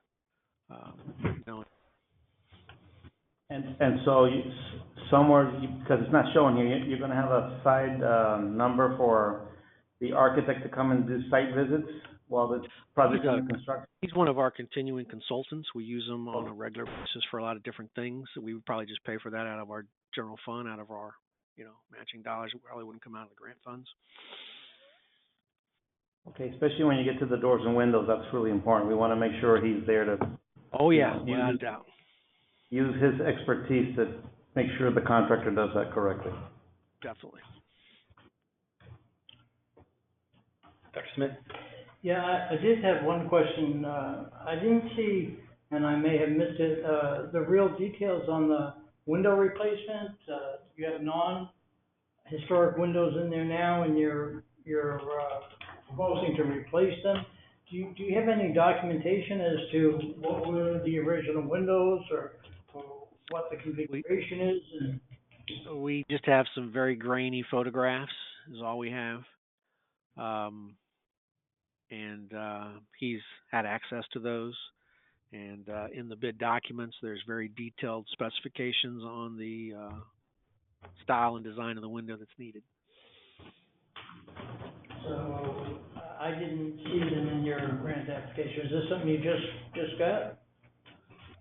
No, we've had that plan for a while. I didn't necessarily know that was something that would be important for you all to take a look at, because you all, maybe not this committee, but the state will review and approve the plans before they're out to bid. That's one of the requirements of the grant, that we have to get you all, the granting agency's permission before we got to bid on the plans. So we'll have that submitted under the grant prior to us bidding for blessing by the state. Okay, thank you. Thank you. Just a clarification on the painting costs at, I think, $38,000. Seems kind of high, doesn't it? It seems high. Yeah, well, we thought the same thing when we got the bids, when we had the small matching grant. We were a little bit sticker shocked on not just that, but even the windows of the doors, we were a little sticker shocked. But I think that's just a reflection of the times we're in. I mean, the Treasure Coast part of Florida, where we're at, is just on fire. And we have seen, not just on historic renovation projects, but all of our city projects have come in way over engineers' estimates consistently.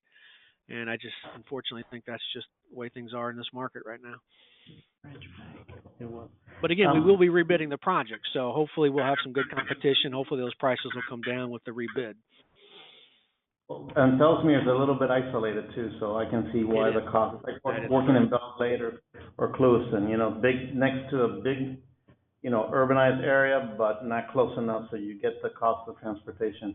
A question though, when we look at the photo of the cute little historic bank building, we see the god-awful bank drive-through addition next to it. Yeah, I see that. I can't tell from this angle. We can't tell from this angle, or is it a detached bank drive-through? No, it probably structurally could be removed without damaging. I'd have to investigate a little further. That was obviously installed so many years ago before I was here. So I'm not sure if it's structurally freestanding and maybe like just immediately adjacent to the building, or if it's structurally tied to it. I don't know that answer. Well, if you can make it go away, you can make a lot of us happy over here. Well, maybe we can come back next year or the year after with a grant. Thank you, Rick. I'm all behind you on that one. Believe me, I'm all behind you on that. All right, excellent. Good. Thank you. Commissioners, anything additional? No? Okay, Mr. Matt, oh, Is he the city manager or who that we're speaking? Are Community you a city Development manager? Director. Community Okay. Development Director. Wonderful. well, thank you for being with us today. You're welcome. Thank Okay, next, original downtown Vero Beach County Library, repurpose and preserve as built in 1961. The applicant is Youth Guidance Donation Fund of Indian River County. Rick? The original downtown Vero Beach, County Library. The historical significance, no historical designation indicated. Excuse me. The requested amount is $143. The match amount is $143. Total budget amount is $286,000. Project scope is personnel costs, architect fee, roof repairs, facade costs, AC repairs, consultant fees, permitting and impact fees. Concerns and issues is personnel costs not defined, excessive professional service fees, architectural. Professional architectural and engineering services are required and have been included in the project scope and budget. No proposed scope of work adjustments are recommended. Adjusted budget as follows is revised line item personnel costs, grant administration or not, at 5%, which would equal $6,100. The proposed construction budget would be $225,700. Reduce A&E fees to 9.6%, equal to $21,570. Reduce grant award to $128,270. Maintain match amount at $143,000, and revise total project budget to $271,270.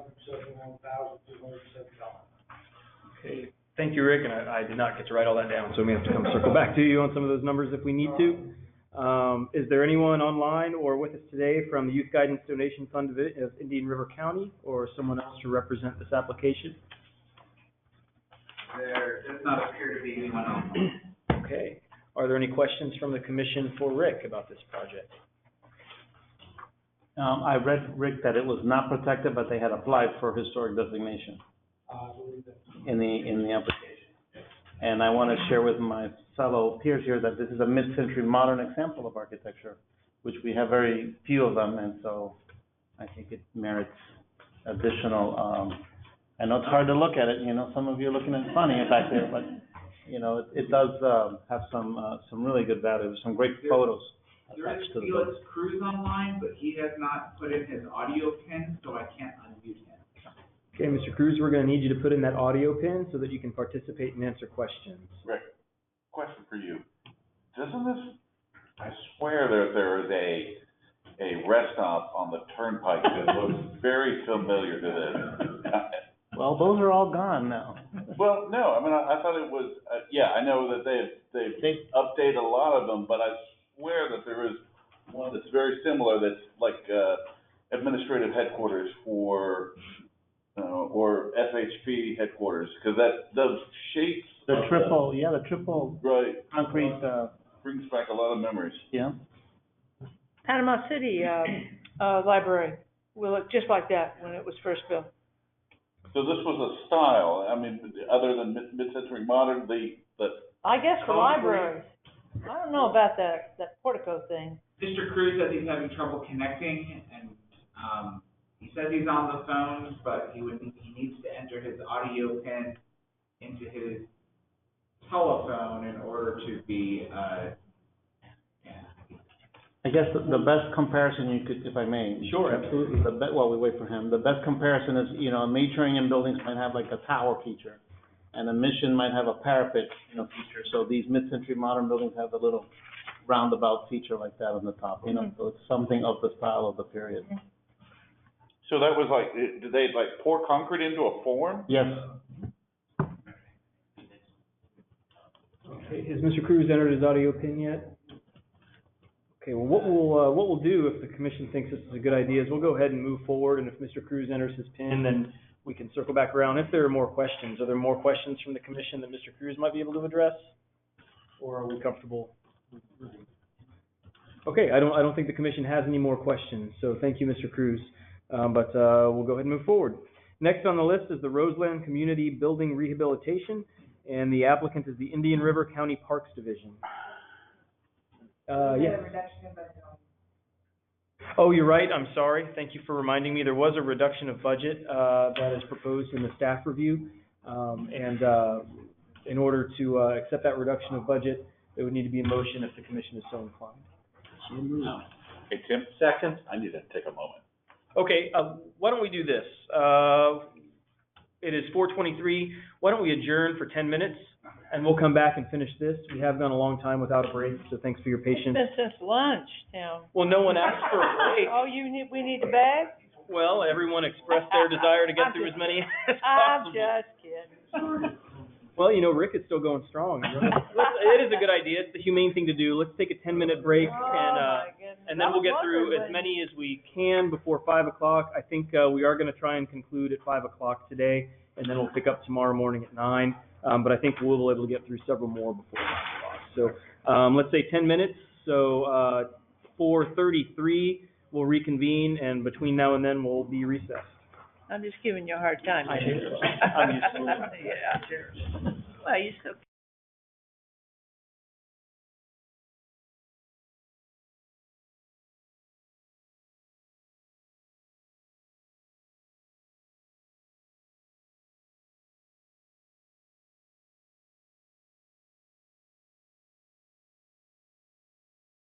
Going to go ahead and get started again. It's 4:32, so we made it back a minute early. We'll pick right back up where we left off with the Roseland Community Building Rehabilitation. And I believe we now have somebody on the phone to represent this project. We do have a representative for the last project. Okay, we have a representative from the Youth Guidance Donation Fund of Indian River County. The library, yeah. Okay, I see, for the Downtown Vero Beach project, repurpose and preserve. Commissioners, this is number 53 on the list. Did anyone have any questions for the applicant about this application? Yeah, I don't see any. Well, I did. Oh, Dr. Betts? You know, oh, no, that one, sorry, I'm on the next one, excuse me. Okay. Take it back. Okay, well, thank you for joining us, but I think we're going to go ahead and move on since there are no questions. And we'll go back to number 54 on the list, the Roseland Community Building Rehabilitation. And is there anyone on the phone or here in person to speak on behalf of this project? Yes. We never did the motion on the funding reduction on the last. It's gonna keep you honest. I'm sorry, you're right, that's what we came back to do. That's right. It's getting late in the day and nobody's perfect, so thank you for that. So we did need a motion on the budget reduction proposal.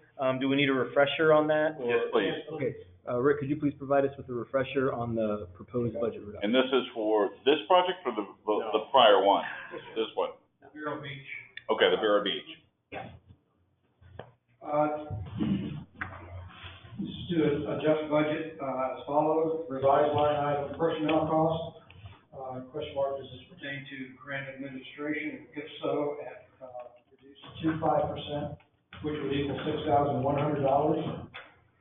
The proposed construction budget would go, reduce down to $225,700.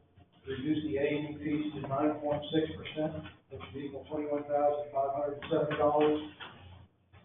Reduce the grant award to $128,270.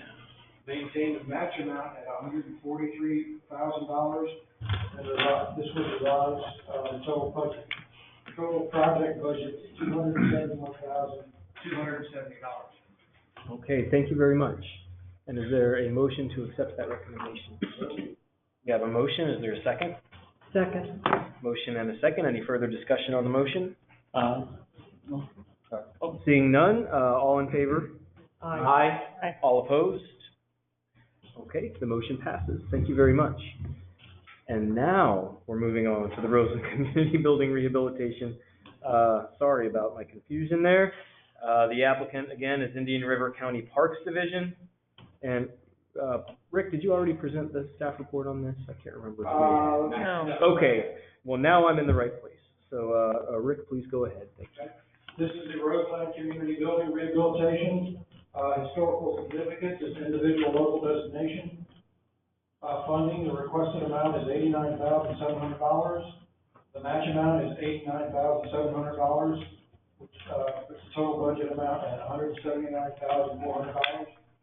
Project scope is replace damaged siding and repaint structure, door and window repair and replacement, remove and replace rotten rafters, replace roof, repair masonry, floor system, remove and replace rotten 6x6 posts and wooden piers, remove and replace floor sheathing, repair and refinish floors, drywall replacement, remove and replace moisture damaged ceiling finishes, replace missing wall and floor insulation, retrofit north gable end wall, stabilize southwest corner of building, and remove and replace damaged headers.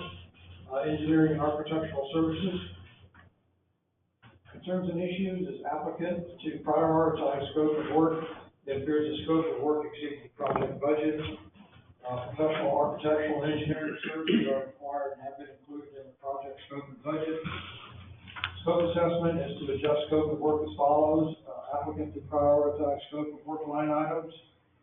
Budget assessment, adjust budget as follows. The project budget appears to be at variance with the proposed scope of work. The proposed budget should follow the prioritized scope of work. Okay, thank you very much. Is there anyone here from Indian River County Parks Division to represent this project? Or is anyone online? There does not appear to be. Okay. Does the commission have any questions for staff on this application? Yes, when you open photo number 2 out of 4, there's a substantial addition flush with the historic building. Have you seen that? You remember?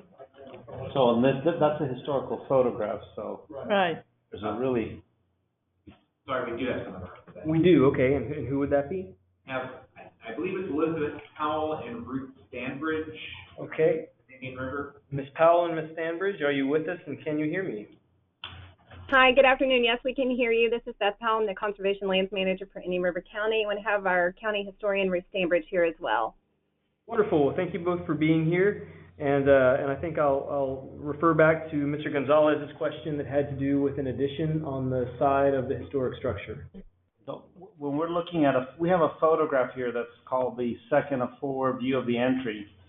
You have I would imagine an addition maybe from the 50s or 40s or 60s with another side entrance door, another awning, and it's very nondescript, but it's flush with a historic building, so it's detracting from the historic building.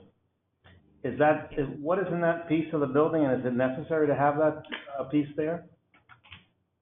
I believe at this time we would be looking to our architect to give us recommendations as to how to remedy either through some architectural design the front side of the building to make it more consistent, or what their recommendations would be. So that's what we would be looking for. Our initial work was to assess the building from an engineering standpoint to see where our deficiencies were. But I do understand, and we agree as well, that we need to either do something to make that blend in better, or actually remove it. But that would actually be removing square footage from the building, and my understanding is there's a restroom there as well that was added. And you're right, it's in the documentation, was an addition from the 1950s.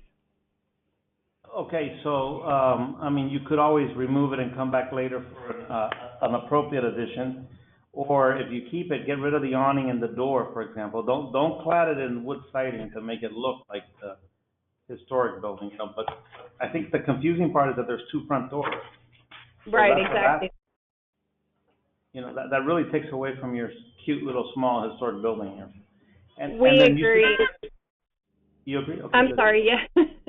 We agree, and that was part of the reason our engineering and architectural costs are a little bit high, because we really wanted to make sure that any renovation that we did was appropriate, and it was fitting with the time period of the original building.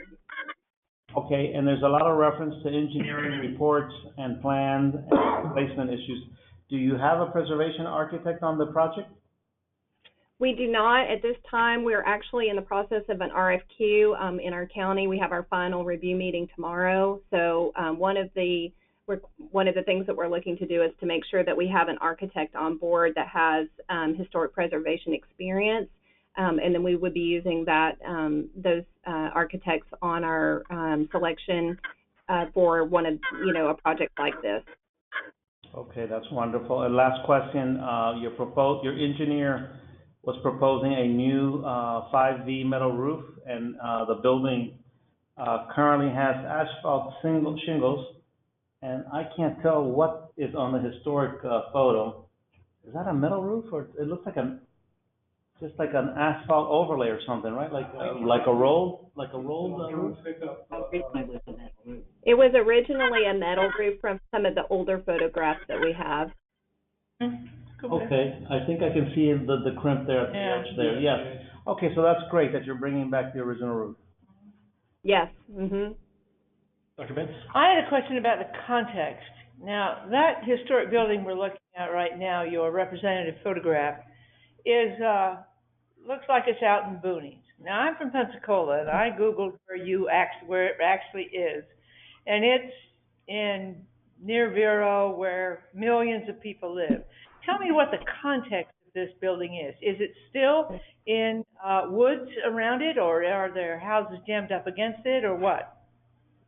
The building is in its original location. It sits on Roseland Community Park, which is in the north part of our county, and it's actually, that area will be looking at finding out whether or not it's eligible to be a historic district. It's still on unpaved roads, the original dirt roads. It's on the Sebastian River, and it's next to the bridge that crosses the St. Sebastian River. And our understanding and information indicates that some of the cross members underneath the building were actually old cross members from the original bridge. That's great. So it's in a park, on a dirt road, still on the river. And thank you very much. I was hoping that's what it would be. You're welcome. Okay, any additional comments or questions from the commission? I had a question about the date. It says that it was built in 1925, but in the write-up about endangerment, so it was 88 years old. What year was it built? I have, the information that I have states that the building started to be built, I believe, in 1905. Is that correct? I have Ruth here with me as well, so she might be able to speak to that a little bit better than I can. And then it was worked on through the early 1920s, so I think it took some years for them to complete the building.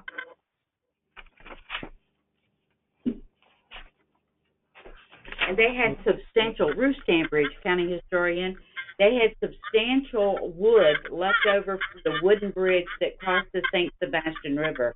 And that's why they were able to complete the little building that you see there.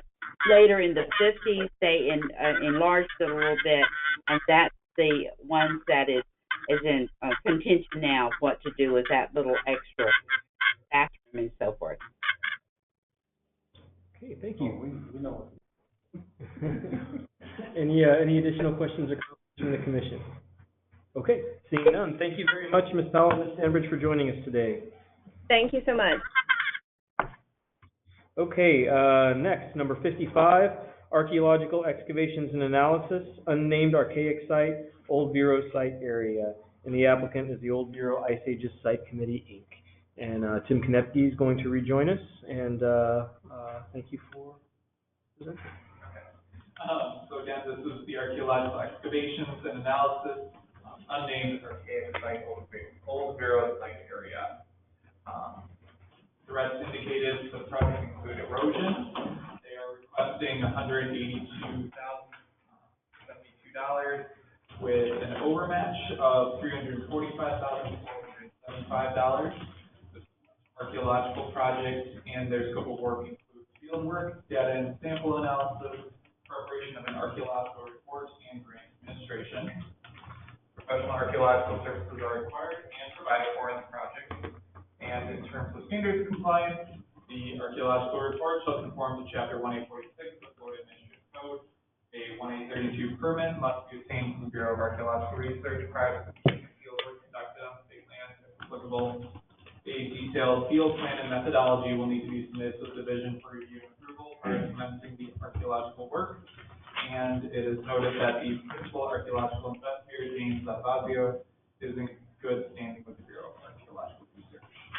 And thank you very much, and we're privileged to have Dr. Adavazio with us here today to answer any questions that the commission might have. Dr. Adavazio, could you introduce yourself? Yeah, I'm Jim Adavazio. I'm the Director of Archaeology at the John Hines History Center in Pittsburgh, Pennsylvania. I believe the president of the applicant group is on the phone or the webinar. Okay, well, if he is, and if the commission has any questions, then we'll absolutely direct it. The name? Randy Old.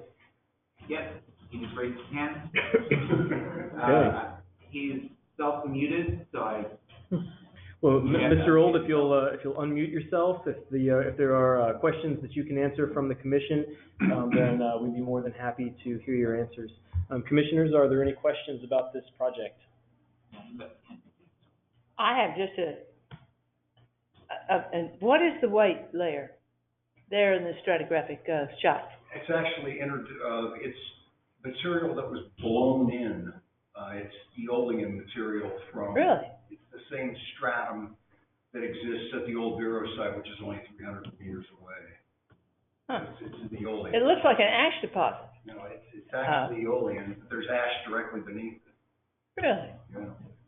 Why did it, well, we don't need to get into the details, but that's fascinating. I've never seen a strata like that in all the sites I've looked at in Florida, but that's what it is. When did it blow in? Do you know? Sometime after 6,000 radiocarbon years ago. Okay, long. Yeah. Okay, right. Yes. Dr. Smith? Yeah, thank you for coming. I appreciate your time to come in to speak to us.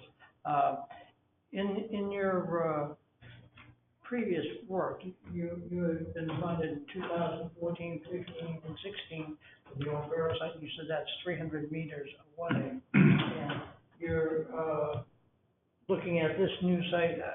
Now, you're looking at this as contemporary, stratigraphically. How is this going to recover new or different? That's kind of a complicated question, but essentially the previous work we did at the old Bureau site was to try and ascertain what the actual chronology and stratigraphy was there, and implicitly to test whether or not Selridge was correct in the early 1900s when he claimed that there was a human ice age presence at that locality. Well, it turned out it was my considered opinion, and Andy Hemmings, the co-principal investigator, that all the skeletal material that Selridge had found was in fact of archaic age, and that it was intrusive into the deposits that contained the ice age materials. We think it represents a subaqueous burial like Windover or Republic Groves. And in fact, we think this site may be one of the residential sites from which the bodies were transported to the Windover site, or to the old Bureau site for interment. So what we're trying to establish is what is the nature at that critical time in the prehistory of Florida of the resident population that would have contributed to the human remains that were ultimately found in the 1900s at the old Bureau site. There's only one other that I know of these wet site pond burials in the Middle Archaic that has a village, and that's Little Salt Spring. Yeah, in Sarasota. There's an attendant, unexcavated village site there for sure. We're not obviously dead certain this is a residential site, but the thickness of those deposits suggests that's probably what it is. If I might take the liberty to answer the question that you raised earlier, that green flag with the red cross belongs to the Republic of Florida. Right. What? It was a brief. What is that? A gentleman named Gregor McGregor, a Scotch adventurer, and a band of freebooters tried to drive the Spanish out of Amelia Island in 1817. I'll be darned. Set up this crazy republic that lasted a few years. Well, you learn something every day. Thank you. I was real curious about that. I have another question. Your crew, you're going to run a field school with Indian River college students again? Right. Do you open that to any other students from other institutions? In fact, most of the field crew for the old Bureau project came from other institutions. Yes, I didn't know that, where they came from. And, there's one typo. That's a strange typo in it. And that is, on section, Glenn Doran would not appreciate this. It's under D, and you say, someone who typed it up said, he excavated in the late 1920s. Oh. He would not appreciate that. It's the eighth. Right. I thought, no, wait a minute, no, so it's just a typo. That's all. Thank you. Thank you. Mr. Bergman? I am having a technical issue where I cannot pull any of the drop-down menus on this, and I keep going back and it says I have a conflict of interest. I do not, because I am not an archaeologist. So I will hold, but, We can definitely get that taken care of. I think, first, are there any more questions for Dr. Adavazio or Mr. Old on the phone? I don't see any more questions. So thank you very much for being with us today. This may be an opportune time to take a recess for the day. However, before I do that, I do want to try and be considerate of any folks that may be here from the Old Time Floridians for Historic Property Preservation, Inc. Because if you're here, I would hate to end right now after you've traveled all this distance. But if no one's in the auditorium from that organization, there's someone online, well, then they can call back in tomorrow, and that would be no more of an inconvenience. I just wanted to make sure if somebody was on a tight travel schedule or something that we could accommodate that. That said, if the commission is amenable to this, we could recess for the evening.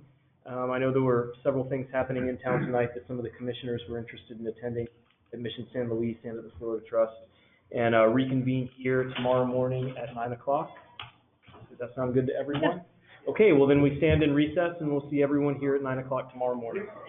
Can I leave my?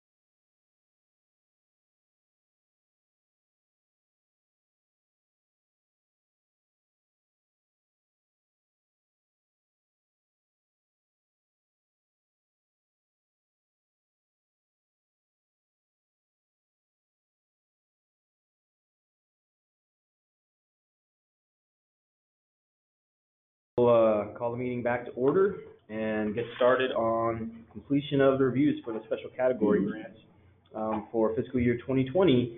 I'm going to do just a few remarks about webinar etiquette and webinar housekeeping to make sure that any people that are joining us this morning that may not have been here yesterday, excuse me, are in the know as far as how to operate the webinar. I think we all know what the purpose of the meeting is, so I'll skip all of that today. I'll just repeat what I said yesterday. This public meeting is being broadcast as a webinar and is being recorded. If you can hear the discussion but the presentation is not visible on your computer, you may access the webinar by visiting gotowebinar.com, then type in the webinar ID and your email address to access the visual presentations. The webinar ID is 556-581-963. That's 556-581-963.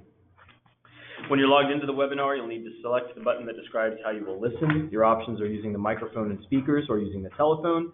Please select mic and speakers only if you have a headset. Using a telephone to dial in, select the telephone button on the webinar information panel. You'll then be given a unique audio PIN. You must enter this PIN number on your telephone if you wish to speak during the session. If you do not enter this PIN number into your telephone, the moderator will not be able to take you out of listen-only mode and you will not be heard. I just want to remind anybody out there in webinar land again, please do this now in advance of the moment when you need to speak, because it does take just a minute, and I know we all want to make sure that we can complete the task that's ahead of us today. So if you need to enter an audio PIN, please go ahead and take care of that as soon as possible. Please note the webinar participants will be in listen-only mode until you request to speak. You may raise your hand or type your request to the moderator into the question panel. on the webinar screen. And I believe with that, we're ready to get started. Angie, do you have any comments this morning? No real comments, but I'll just remind everyone, all the commissioners are doing their voting or scoring in the system as we go, and then there will be time when we're finished with review of all of the 74 applications. You'll have a little bit extra time to finalize all your scoring and comments before we produce the final rank list. Now, as a reminder for the record, we do need to do a roll call, so I'll go ahead and start there. Ms. Marion Almy, excuse me, is not with us. Dr. Bentz? Present. Mr. Bertman? Present. Dr. Francis? Present. Mr. Gonzalez? Here. Mr. Luisi is not with us today. Mr. Phelps? Here. Dr. Smith? Here. Ms. Spurgeon? Here. And that is it. We do have a quorum. Okay, thank you very much. We do have one bit of housekeeping to take care of related to a project that was reviewed yesterday, and it was noted by Ms. Spurgeon that the applicant did not have documentation of required match at the time that the application was submitted, which is something that was not noted during staff review. So with that in mind, it's the Commission's discretion. You're able to declare that ineligible through a motion and a vote. That project is, I'm going to make sure I get the title right, it was Bethel AME. I believe it was number 36, Bethel African Methodist Episcopal Church Restoration and Renovation. So I would entertain a motion based on the fact that they did not document match at the time of application to declare that application ineligible. So moved. Second. Motion and a second. Any further discussion on that motion? Seeing none, all in favor, please say aye. Aye. All opposed? Okay, motion passes. Thank you very much. And with that, we will carry on with the reviews.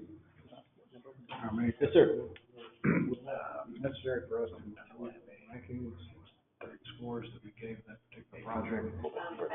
When we take a break, next time we take a break, staff is going to go into the system and change that to ineligible, which I believe will remove it from your list entirely. Okay, we'd like to welcome Mr. Drew Begley to the lectern to present the staff review for review order number 56, Pioneer Days, West Vero Beach, 1914 Historic House Preservation Project. The applicant is Old Time Floridians for Historic Property Preservation. Drew?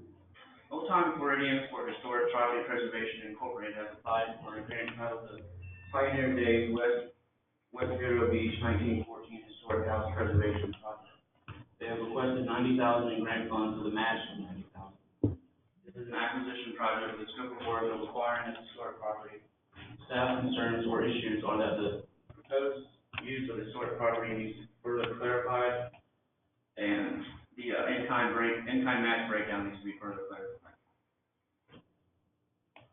Okay, thank you very much. Is there anyone present or on the webinar to represent this project should the commission have any questions? Yes, we have Mr. James Patton on the line. I will unmute him now. Mr. Patton, are you there and can you hear us? Yes, I am. Can you hear me? I can. Thank you very much. Thank you for being here today. Members of the commission, do you have any questions for Mr. Patton or for staff about this application? Yes, I have a question. Please go ahead. Is this under private ownership? Yes, let me introduce myself. I'm James Patton. What I am is I'm sure, and I heard it mentioned in yesterday's webinar, I am a Dade County pine wood reclamation expert. And what I do is I go through the Tri-County area when these homes cannot be saved from demolition. I go to try to recover the priceless material that's known as the Dade County pine out of them. And this is what, just by a stroke of luck, literally, is what led me to this place. When I was researching my permits in Indian River County, I located this property on March 25th, and the owner, she scheduled the place to be torn down on March 27th. So I had saved this, literally, this home was a day and a half away from being torn down. I managed to, because I do, my status as a preservationist, I managed to convince the builder that this was a very historic house and it should not be torn down. And And luckily they agreed to review that and they concluded it was, and they stopped. This house would have been torn down on March 27th by a private owner, yes. How can we fund the private project though? Well, I have a related question, if I may. The question is, the application indicates you're a state agency. That too. And, so there is some confusion about that. Well, the owner, Catherine Sullivan, has agreed to sell me, because she was horrified that she's also involved in historic preservation. She was very, disturbed that she had almost tore the place down. And because I had saved it at the last minute, she'd agreed to let me preserve it through my nonprofit organization, and turn it into an historic site. Is what we're trying to do with it now. Okay, Mr. Patton, I think the clarification that would be helpful is, if in your application it indicates that you're a state agency is eligible to receive grant funds as part of this program, whereas a private landowner is not. So could you clarify how either you or the current owner as a private entity would not be receiving the funds and a nonprofit or a state agency would be receiving the funds? Sure. She has agreed, to let me, my nonprofit organization, Old Time Floridians, under we will transfer ownership of the property to the nonprofit organization, so we can turn it like into a museum or et cetera, whatever, or anything else. Okay, thank you. Commissioners, are there any additional questions? No, it sounds like they don't really have a firm plan of what they're going to do with this building if they do in fact acquire. Do you have a business plan for this property? This battle is this has been a battle in the trenches literally to save this property. As I said, it was a day and a half away from being torn down previously. In that process, I had tried to explore many options we think would be ideal and viable for the community. We had many options we wanted to present to the Historical Society, and for whatever, they had thrown a slew of misinformation about the property, like it had been moved there and all this stuff, and so there was, like I said, it was an uphill battle from the beginning to save this place, literally till they thought it was moved there, and I says, no, absolutely it was not. I used my building expertise to verify that it was, had the antique foundation underneath the house even, and an associate you're all probably familiar with, Paul Weaver, also had me go under the house and verify that it was indeed built there, whereas all the ideas that we wanted to present to the Indian Rivers Historical Society were kind of, like I said, it was a battle to do this, because they're like, oh, it hasn't been built there, and of course, absolutely, it has been built there. We located. Mr. Patton, I think everyone understands the nature of the threat to the building. I think the commission's question had to do with the proposed use of the structure, should it be acquired by your nonprofit, and how it would be used and made available to the public. Well, based on records we just received from a neighbor, I ran into a neighbor a day before the panel, so it was a blessing. Mr. Patton, I'm sorry, it's not allowable at the hearing to present new information to the commission. So the questions would need to be, unless this pertains directly to the future use of the building, I'm afraid it's not permitted to present new information or to provide a presentation. Well, I was just, yes, I understand. I was saying is we located, because of the miscommunication with the Historical Society, it was hard to even find records. But the day before we located the family, so we'd like to turn it. Our concept is we'd like to turn it into the Leffler. It was built by the Leffler family. It was a pioneer family, and what we'd like to do is turn it into the Leffler family house. Beach, a glimpse of the past from the very beginning, like a kind of a public museum type setting. Okay, thank you very much. Mr. Chairman, I have one more question. Mr. Gonzalez, yes? There's an in-kind match for purchase. I would like to know what that means.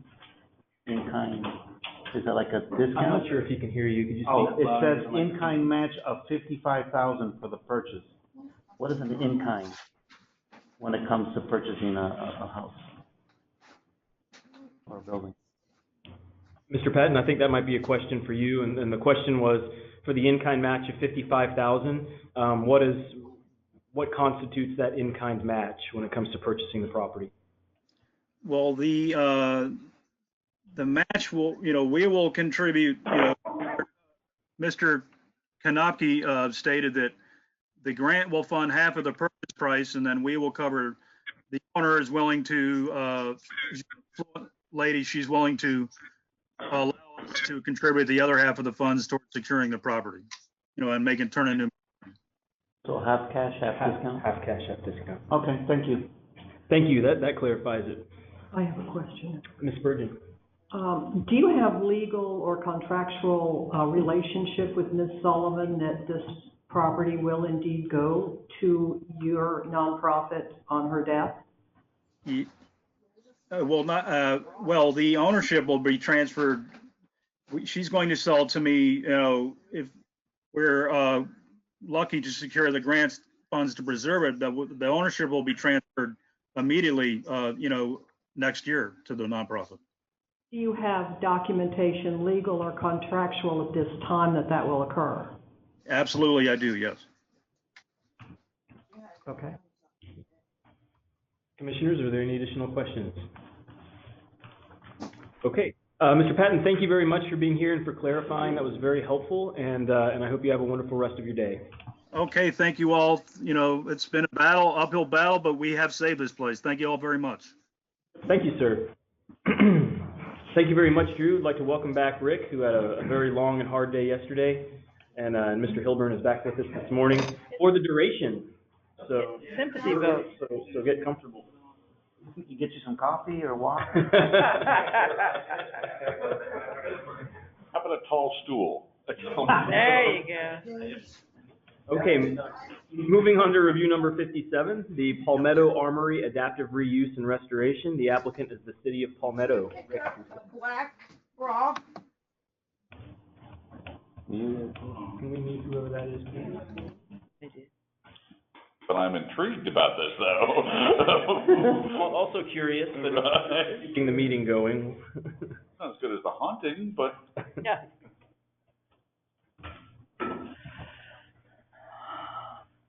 Okay, Rick, I think we're ready to go. This is the Palmetto Armory Adaptive Reuse and Restoration. Historical significance and individual National Register listing. Funding, the requested amount is $500,000. The match amount is $577,500. The total budget amount is $1,077,500. Project scope is professional architectural and engineering design. COP, CRA administration, construction under the outline of this grant application. Concerns and issues, the leasable tenant area is to be done under a separate contract. This application is funded. Construction documents for the leasable tenant area shall be submitted to the Bureau of Historic Preservation for review under the grant covenants to verify compliance with the Secretary of Interior standards and guidelines. Applicant was contacted, but only partially addresses the requested information by the established deadline for both RFI 1 and 2. Line item construction under the outline of this grant application. Applicant did not supply requested information concerning cost breakout for this line item. The armor screen mesh system to install this product holes will have to be drilled into the brick facade of the building. Staff recommendation is to review different systems in lieu of a surface-mounted system. Professional services assessments. Professional architectural engineering services are required and have been included in the project scope and budget. Scope assessment. The scope of work appears to be in accordance with the Secretary of Interior standards and guidelines as submitted. If funded, the scope of work will have to be reviewed in regards to allowable versus not allowable line items. Budget assessment, without a general line item breakdown, the project budget cannot be verified in accordance with the submitted scope of work. In addition, the grant funding amount cannot be determined due to possible not allowable line items. The funded project budget will have to be reviewed in regards to allowable and not allowable line items. Okay, thank you, Rick. And do we have anyone either in person or on the webinar from the city of Palmetto to represent this application? I don't believe there's anyone online. Okay. Commissioners, are there any questions for Rick about this application? Yes, Rick, can you break down in more layman's terms about what they didn't submit? What they were going to do to the building. Oh, okay. I appreciate that, okay. Steve, you said just. Dude, I don't have a degree in archaeology, and I'm not an architect. I know my place. That doesn't help here. Right. Construction under the outline of this grant outline. Yeah. That's a great topic and such a broad topic. We need to know specifics on what they intend to do with the building and how they want to renovate it, restore it, so we can make a educated judgment as to what is allowable and what's not allowable, and what can be construed as an allowable preservation practice. What's amazing is this was submitted last year, right? I mean, this is a repeat. I remember that rendering. This could be. Yeah. This could be. So they've had 2 years. If you look in their photo file, it says remove that, CMU column, and it has on the photographs what they say they're gonna do. That's the only place I see it. Like, remove non-conforming egress stair, and replace with new metal stair. It's a box, a text box on the photograph. That's it. I mean, they need to put that into a coherent line item in the scope of work under that section in the application. Okay. The other thing, Mr. Chairman, they're showing an addition on the side, but they're not, just like a footprint. So if they were to come back again, I think it would be good for staff to ask them more detail, so that we can, in advance, figure out if it's gonna be an acceptable addition or not, right, before we throw good money at this project. Right. That's a lot of money. Use as an example to the Sept, obviously waterworks. Exactly. As it's a new construction, and it would have, if they were funded, they would have to come back underneath the 10-year covenant program to, submit that, although it's not a historic. Even though it's not funded, exactly. Exactly. So we don't.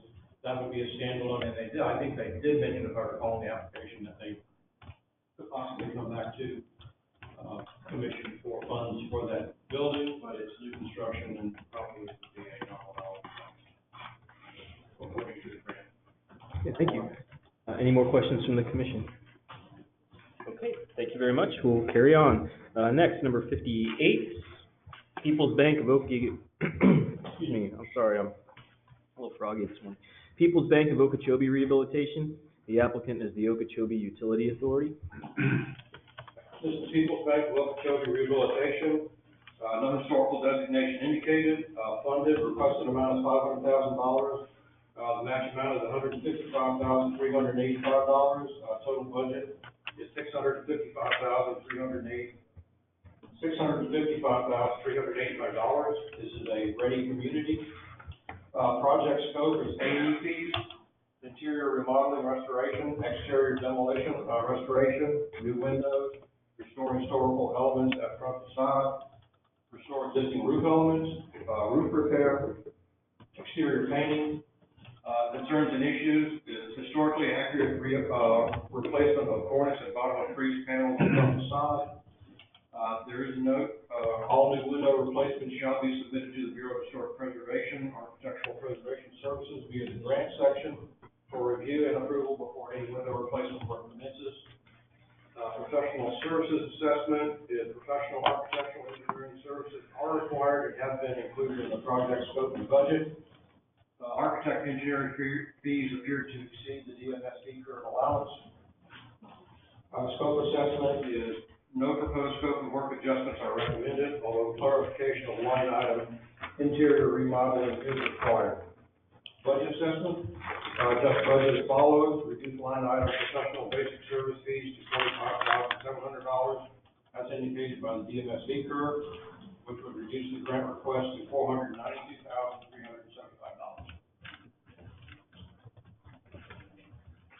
Thank you very much. Is there anyone from the Okeechobee Utility Authority online to represent this grant? I believe we have two people online. One is John Buford and the other is Thomas Hammer, and I will unmute them both. Gentlemen, thank you for joining us today. Could you please briefly introduce yourself? My name's Tom Hammer. I'm the project architect. And my name is John Hafer. I'm the Executive Director for the Okeechobee Utility Authority. Okay, thank you very much. Commissioners, are there any questions about Just a comment, Mr. Chairman, and I wish we could show pictures, but this is probably the best example. Hello? I'm sorry, could we have them to, one of you gentlemen has a lot of noise in the background, so I apologize about this, but we're going to have to mute you, and we'll unmute you if a relevant question arises. Mr. Gonzalez. Just a couple of comments. The first one is probably it's the best example of mothballing a building I've seen in a really long time.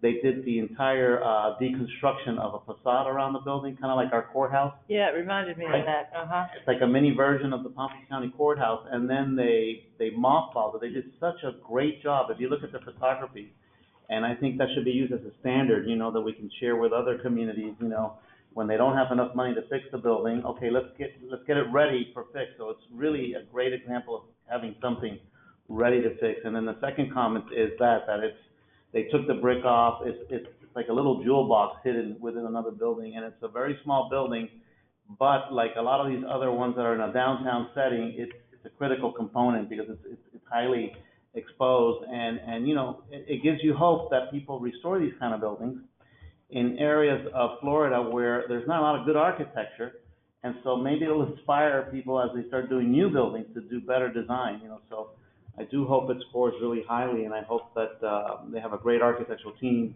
in Tampa that they go ahead and finish it quickly. Thank you. Any additional questions? No, it's just a extremely interesting building. Mhm. See the layers coming away from it with. kind of like archaeology. Yeah, I love that. Standing archaeology. And vertical. Yeah. Well, if there aren't any more questions or comments, Rick, there was a proposed budget adjustment. Could you remind me of what the final grant award, grant funding amount would be? Was to reduce the line item professional basic service fees to $45,700, as indicated by the DMSP curve, and which would reduce the grant request to $492,375. Okay, Commissioners, so that would require a motion to accept that recommendation. I just had a quick question. Yes, sir. What was the original number? It was 500,000. Basic fee service? Yes, sir. I would have to go back into the application, I don't have that broken out. Okay. This was all done during the RFI process. Okay. I might have it in my notes.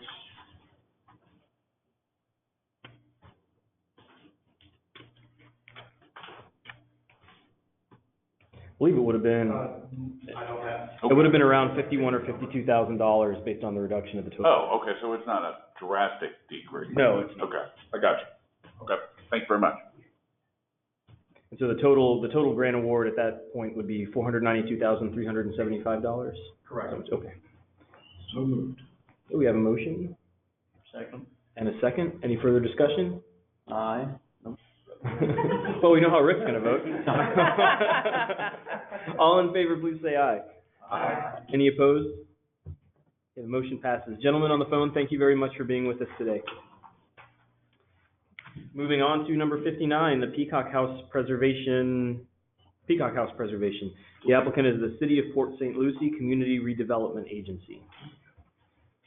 This is Peacock House Preservation, no historic designation indicated.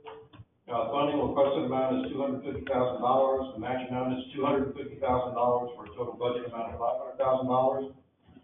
Project scope is broken up into two houses, I believe, two buildings. One is the lodge, which is selective demolition, mold remediation, exterior restoration, window and door restoration, structural repairs, and exterior paint. And the house, selective demolition, hazardous material abatement and mold remediation, exterior restoration, once again, window and door restoration, structural repairs, and A&E services. Concerns and issues, no concerns or issues, no proposed scope of work adjustment are recommended, and no proposed budget or funding adjustments Okay, thank you, Rick. And we do have a guest with us this morning. Can you introduce yourself? Thank you for joining us. Commissioners, are there any questions about this application? Can you kind of give me a flavor of where this is in Port St. Lucie and what's the surrounding area of it?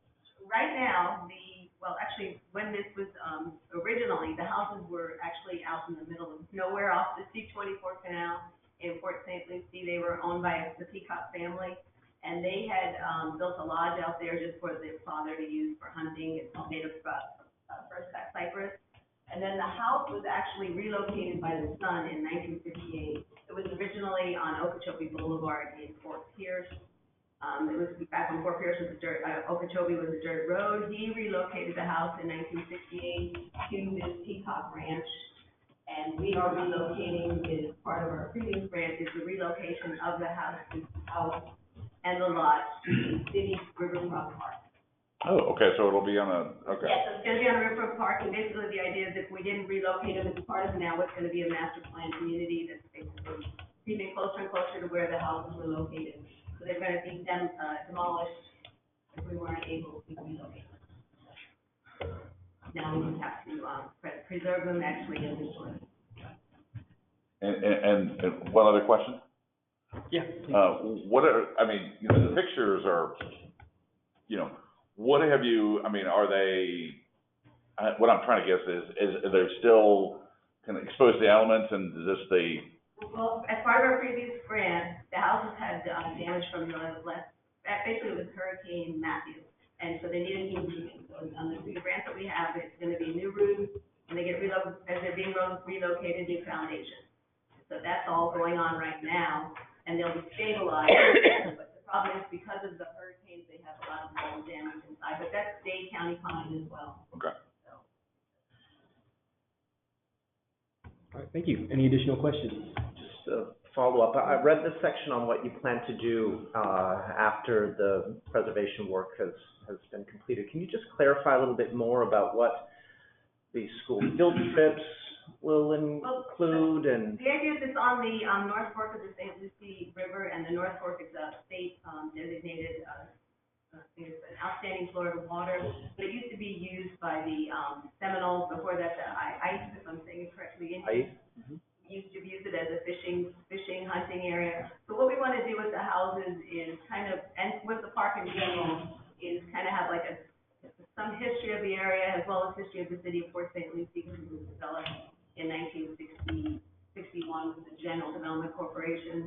So it's going to be to kind of have city history, area history, then the going back to, you know, prehistoric history, and then it'll be invited to come see what a house looks like, take it back to what it looked like in 1917, and hopefully having that kind of furniture, that kind of kitchen. Commissioners, any additional discussion? Okay, thank you very much for being here. Next, Caples Mansion Garage Apartment and Storage Shed Rehabilitation. The applicant is New College Foundation. This is Caples Mansion, Garage Apartment and Storage Shed Rehabilitation. It's on the National Register District Contributed Resource. Funding requested amount, $50,000, the max amount $50,000 for a total budget amount of $100,000. Project scope is to temporarily remove cantilever balcony at Mansion East facade and cover up openings to ensure water does not enter the building. Replace all windows on the west and adjoining facades. Insulate in-ceiling air conditioners and repair damaged areas from condensate. New HVAC system. Inventory the wrought iron and deteriorated areas identified. Concerns and issues is window and door replacement. Applicant must replace restore windows with incoming units and or materials. Insulation used is to be approved by the Bureau of Historic Preservation. Professional service assessment and professional architectural and engineering services are required and have been included in the project scope and budget. Scope assessment, the replacement of the windows is of concern. The windows and doors in question should be restored with incoming materials and window replacement. Budget assessment, if funded, the applicant should allow for window restoration and the window replacement, and this may alter the project budget. Okay, thank you. And do we have anyone online from New College Foundation? Yes, we have Mary Ann Young on the line. Okay, Ms. Young, can you hear me? Yes, good morning. This is Mary Ann Young. Good morning, Commissioners. Good morning. Well, welcome and thank you for being with us. Can you please, I'm sorry, you already introduced yourself, but could you tell us what your position is? Yes, absolutely. I'm the Executive Director of New College Foundation, and so we are responsible for the fundraising for New College of Florida. Wonderful. Well, thank you very much. Commissioners, do you have any questions? The house is not listed as protected, and would New College consider getting it protected? We would consider that, sir. Okay, and it is a spectacular house. It is beautiful, and I think some of you have visited here, so you know that there is a whole line of historic homes with the Powell Crosley, and New College has the Charles Ringling Mansion. We also have Hester Ringling's home, and then Cadazan is literally next door to us, and then Capel's Mansion is just south of the Ringling Museum. So it's this lovely walk of historic homes, and this is a beautiful home, and right now we need to protect it, and then we are working on plans to try to restore it, but I need to raise a lot of money before we can restore it. Dr. Smith? Yes, I have a couple questions for you. In your Yes? grant, you talk about removing the balcony, but I don't see anywhere where you say what your future plans to restore the balcony are. We will restore it. We want the home to be restored to its original grandeur. The balcony is dangerous right now. I think if you see in the photographs, it's hanging over the front door. And so we need to remove it, restore it, and then we would ultimately put it back on the house. Okay, but, all right, it's just not in your grant, and it just kind of leaves that kind of question out there as what's going to happen to it and when. The other question I have is, you talk about replacing all these windows. Have you completed a window study to document the degradation of these windows to the point that it's beyond repair? We worked with Sweet Sparkman Architects. They did a facilities assessment report, so they did look at the windows quite thoroughly, and the degradation of the wood is pretty severe at this point, so their recommendation is to replace them with architecturally appropriate materials, but it's they're pretty bad. Okay, it's just a concern. Those are my two questions. Thank you. Has Rick had a chance to look at this window report that she just mentioned? No, sir.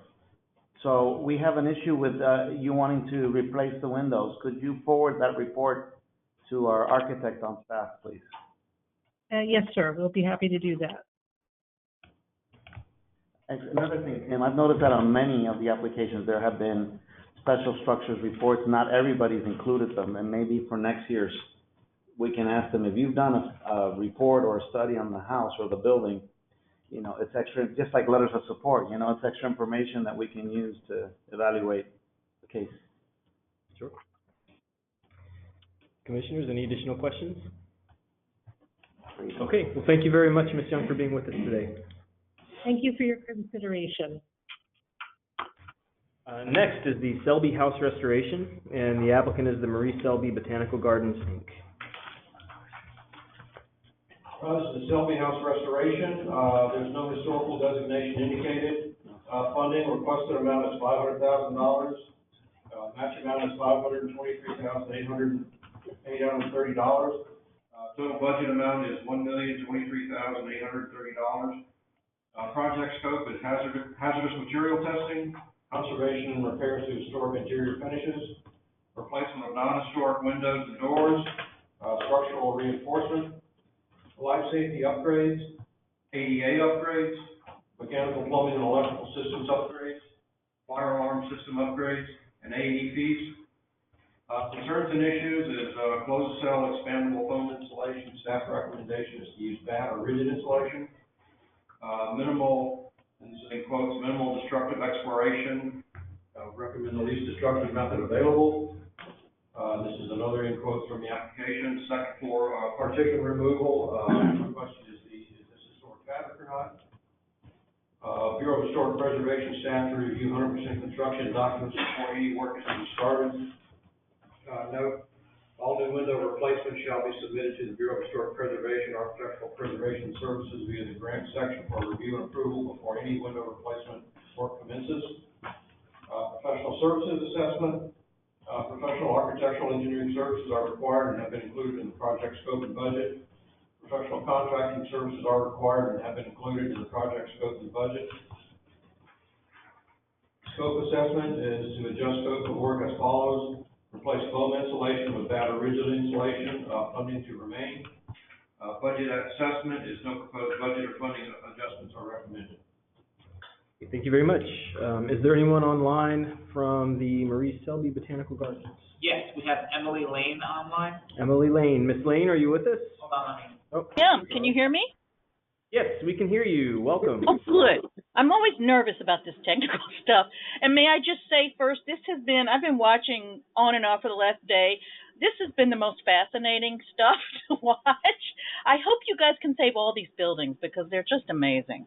Now, well, the good news is if they're not funded, the commissioners themselves are going to go and do the restoration. So nobody well, we've has got anything two here, so, I'm psyched about that. First of all, I wanted to mention that we have applied for local historic designation. Dr. Smith, I'm sure, is very familiar with our application. It was just reviewed last month, and I believe there may be some more discussion tomorrow on that. Also commenting about the suggestions by the staff, we are happy to change the insulation type. We plan to consider the state our partner on this because we can't do without your recommendations and all the expertise. So I don't see that as an issue. We have a fabulous architect, Greg Hall, who is a noted preservationist, and we have a contractor on staff who is also highly qualified and has done a lot of historic preservation work. In fact, he's sitting right here with me. Mark Elliott, you want to... This is all great information, and thank you, but I want to make sure that we have enough time to give the commissioners time to ask questions. So thank you very much. I learned a lot just then. Do the commissioners have any questions? I just had a question for Dr. Smith. I was just recently in Sarasota and tromped around that. Where is this, because I missed this totally. Where is this located in Sarasota? Okay, Maurice Selby Gardens, so if you're going along 41 along the Bennett 41 here, just on the right-hand side. Okay. It's South Palm Ave. And, okay. And they have the Christie Payne Mansion, they have the Shelby House here, and so that the commissioners know, I'm an historic preservation person for the city of Sarasota, and so their application for their local designation comes through my office.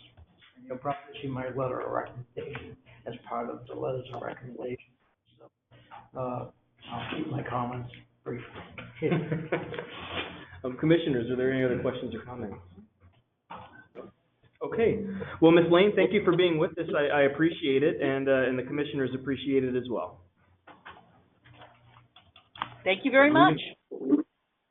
All right, on to number 62, Warm Mineral Springs Park Cyclorama. The applicant is the city of Northport. This is the Warm Mineral Springs Park Cyclorama. Historical significance is determined eligible by the National Park Service or potentially eligible by the division, an individual local designation. Funding, the requested amount is $305,519. Match amount is $305,522 for a total budget amount of $611,041. Project scope consists of selective demolition, masonry repairs, roof repairs, HVAC, plumbing, mechanical, electrical, interior renovations, architectural and engineering fees, and stucco repairs. No concerns or issues. Professional architectural and engineering services are required and have been included in the project scope and budget. No proposed scope of work adjustments are recommended, and no proposed budget or funding adjustments are recommended. Okay, thank you, Rick. Do we have anyone from the city of Northport online to represent this application? We have Cheryl Greiner online. Unmute her now. Okay. Ms. Greiner, are you there and can you hear us? Yes, I can. This is Cheryl Greiner. Okay, well, welcome. Thank you for being here. Can you please introduce yourself and give us your position with the City of Northport? Certainly. My name is Cheryl Greiner. I am the Business Services Coordinator for the Parks and Recreation Department, and War Mineral Springs is my project area. Wonderful, thank you. Commissioners, are there any questions for the applicant or for staff? I have a couple. One, it looks like it has these buttresses that are holding up the walls. Is that what's going on there? No, what you're seeing is those were architectural features from a different piece on the War Mineral Springs property. So in order to retain those, we have them set there as a temporary hold. Those will be mounted to the inside of the building once renovations are completed. And what is all this stone and landscaping on the exterior? What is all that about? And is that getting removed?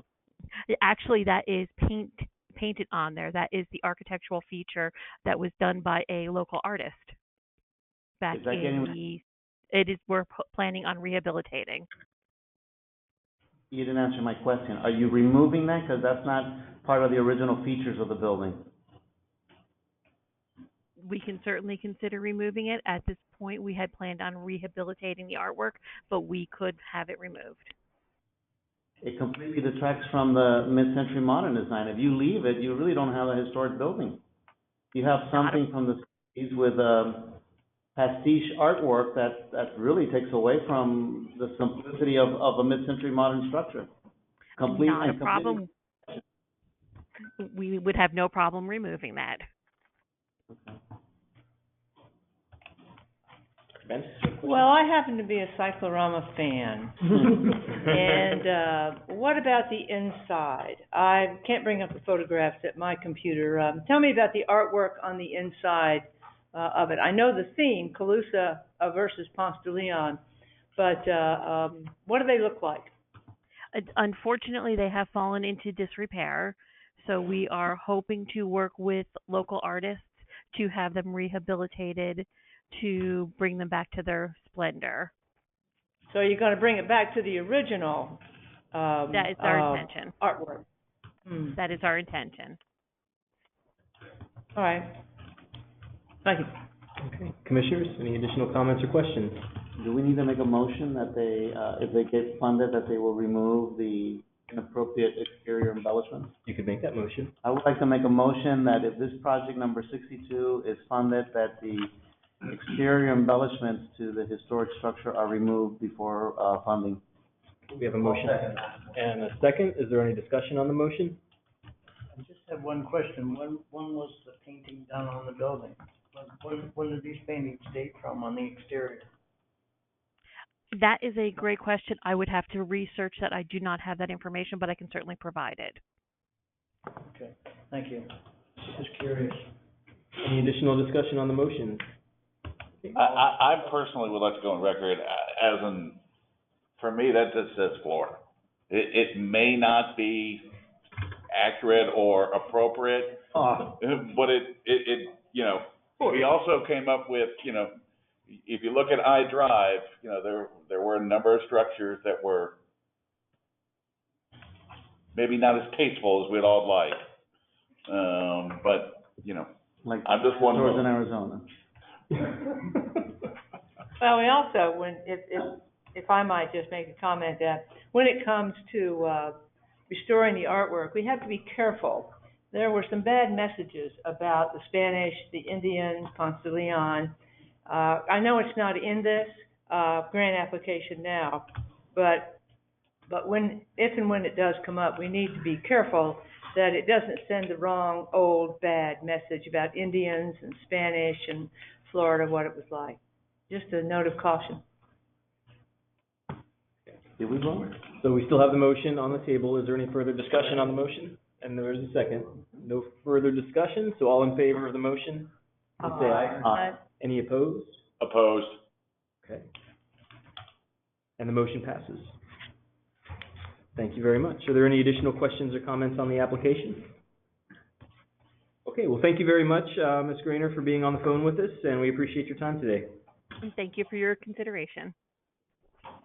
Moving on to number 63, restoration of Old Martin County Courthouse. The applicant is the Martin County Board of County Commissioners. Rick? This is the restoration of Old Martin County Courthouse. It is an individual and national register listing. Funding requested amount is $125,000. The match amount is $125,000 for a total budget amount of $250,000. Project scope consists of roof replacement, window and door upgrades, exterior painting, HVAC replacement, and ADA restroom accessibility. No concerns or issues.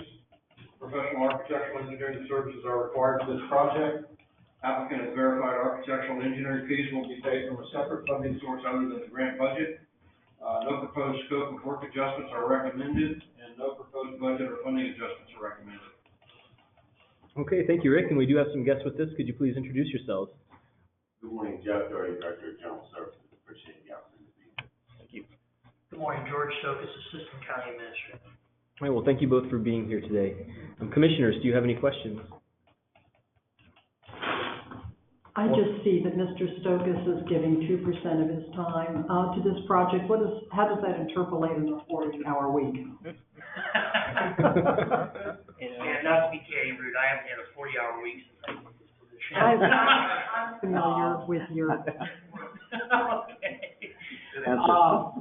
I can answer, I am currently the staffer for the Historic Preservation Board of Martin County. Jeff Doherty was previously moved that up out of the General Services into the administration. Our Board of County Commissioners and our County Administrator feel that historic preservation is moved to an utmost importance for Martin County as we see growth, as we go through time, as well as our community redevelopment. So as far as what's 2% of my time, I have a feeling that somehow my big body's gonna end up on top of that roof sometime if we do get this grant. I go by it all the time. I'll look. Yeah. And I'm also responsible for the Martin County Arts Council that actually currently occupies it. So I would imagine anything from administering the grant, Mr. Doherty will be managing the construction, I'll be overseeing that as well as signing all the pay slips as well as doing regular monitoring. Well, Mr. Doherty and I will both be doing regular monitoring of the facility, and I know my wife will be dragging me to at least every quarterly arts activity that occurs.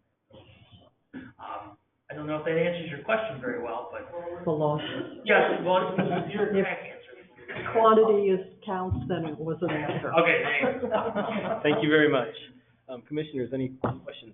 Yeah, I love the Hall of Justice look. I mean, a fabulous building. Could you tell me a little bit more about the Arts Council and what kind of population and what, how do they bring people into this great building? The Arts Council has actually been in the building for close to 20 years now. They have rotating art exhibits. They come in 6 to 8 weeks, 10 weeks at a time. They also put on programmatic things for children in the summer, not necessarily camp, but activities when they're out of school. They have this is a feature during Preservation Month in May. Most people don't realize, though, the courthouse that was built to replace this is on the same site. So this is downtown Stewart, a very active corridor of activities to come and go. They have an art show 2 or 3 times a year that takes over and they block the street. Okay. They block the courthouse, parking lot and everything. And we battle with the judges for jurisdiction and for that on the weekend. So it's a very active building from that and interacting with the neighborhood and the community.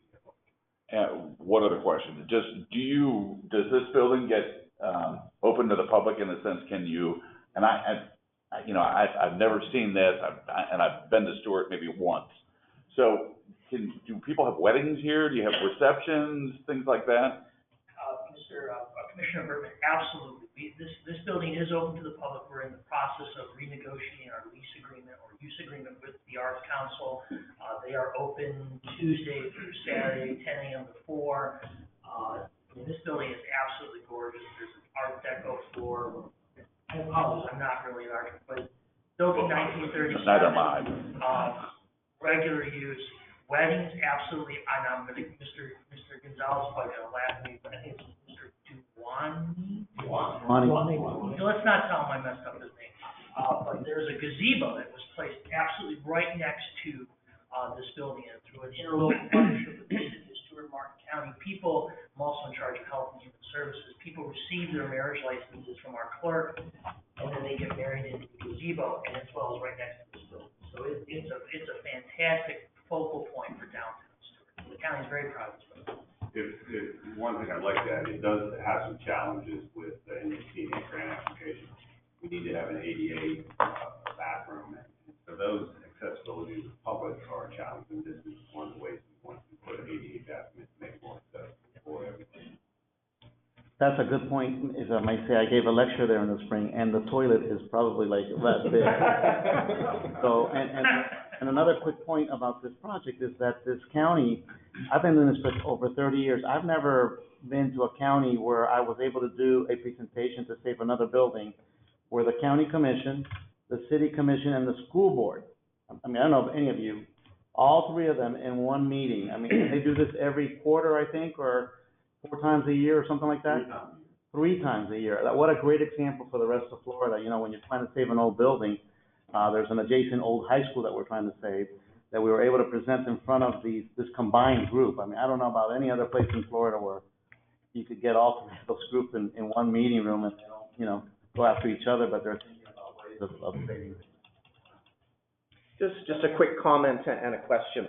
I think you should share the information about your painting crew with everybody in the commission, because having looked at the cost of painting in some of these projects, it looks like this is a bargain, the painting for this project. Could you also say just a couple of words about the current state of the roof? The roof has been very old, and my understanding, this predates me at my tenure at the county. Hurricane Jean, Francis, and Wilma all went the eye over us for 30 months. At that time, it was very difficult to get any roof work done, and they had a roof put over that. It was not the best insulation. There's blistering, there's water between the different ones.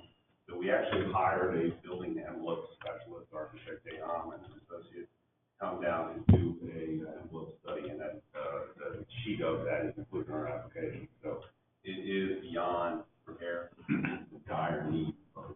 But it's not leaking right now. It started, it could any day. Okay. You can actually walk on and feel the blister. And it's a very old, I mean, there was no air conditioning when it was built, and all those types of things that go with an old building. Thank you. Thank you. Commissioners, any additional questions or comments? Okay, thank you, gentlemen, for being with us today. Thank you. Next will be Delray Beach Seaboard Airline Railway Station Rehabilitation, and the applicant is the City of Delray Beach. This is the Delray Beach Seaboard Airline Railway Station Rehabilitation. It's individual national register listing and individual local designation. Funding, requested amount is $500,000.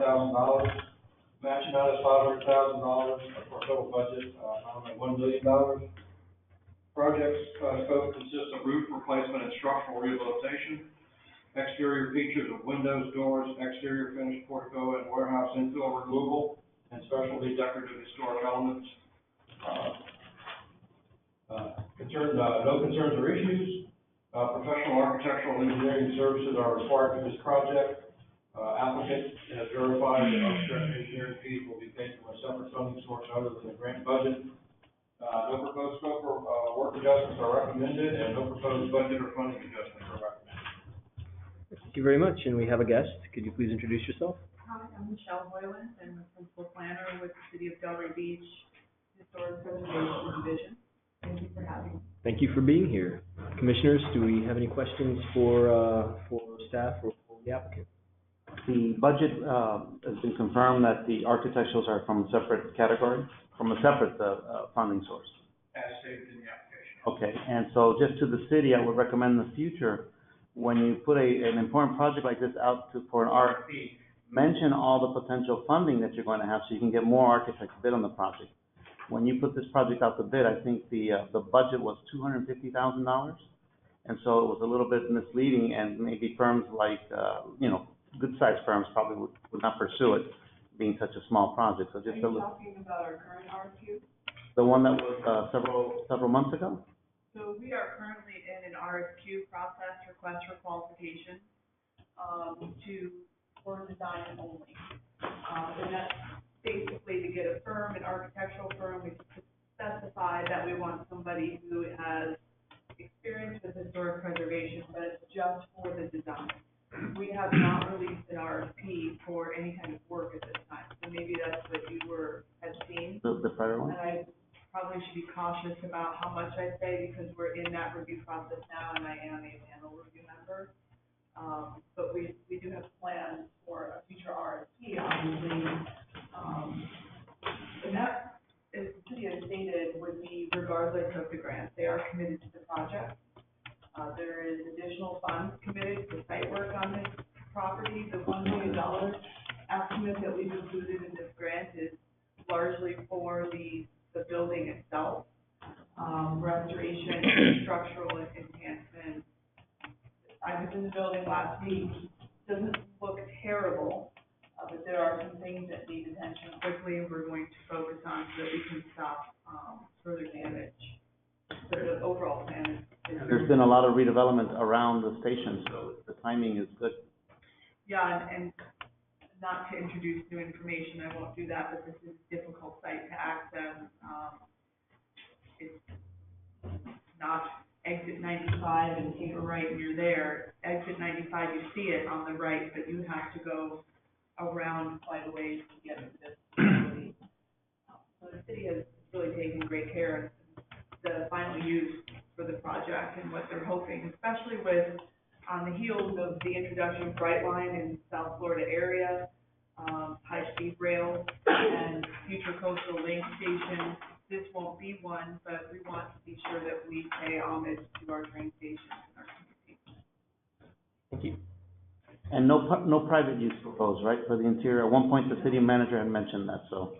So the city is discussing, how to execute the final use. What we'd like to do is have a business incubator site here, to increase small business, in Delray Beach, minority and women-owned businesses. This is all included in our request. This is new information. We would also have we would have some offices there to encourage that business incubation.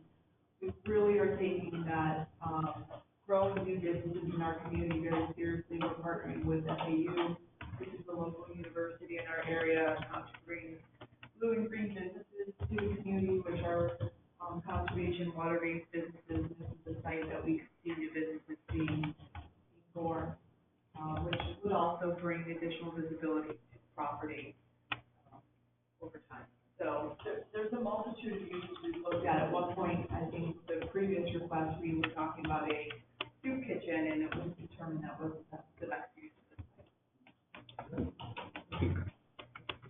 One question, if I may, please. You list 4 previous grants for this project, 3 of which remain open, one of which goes back to 2013. These are FDOT grants.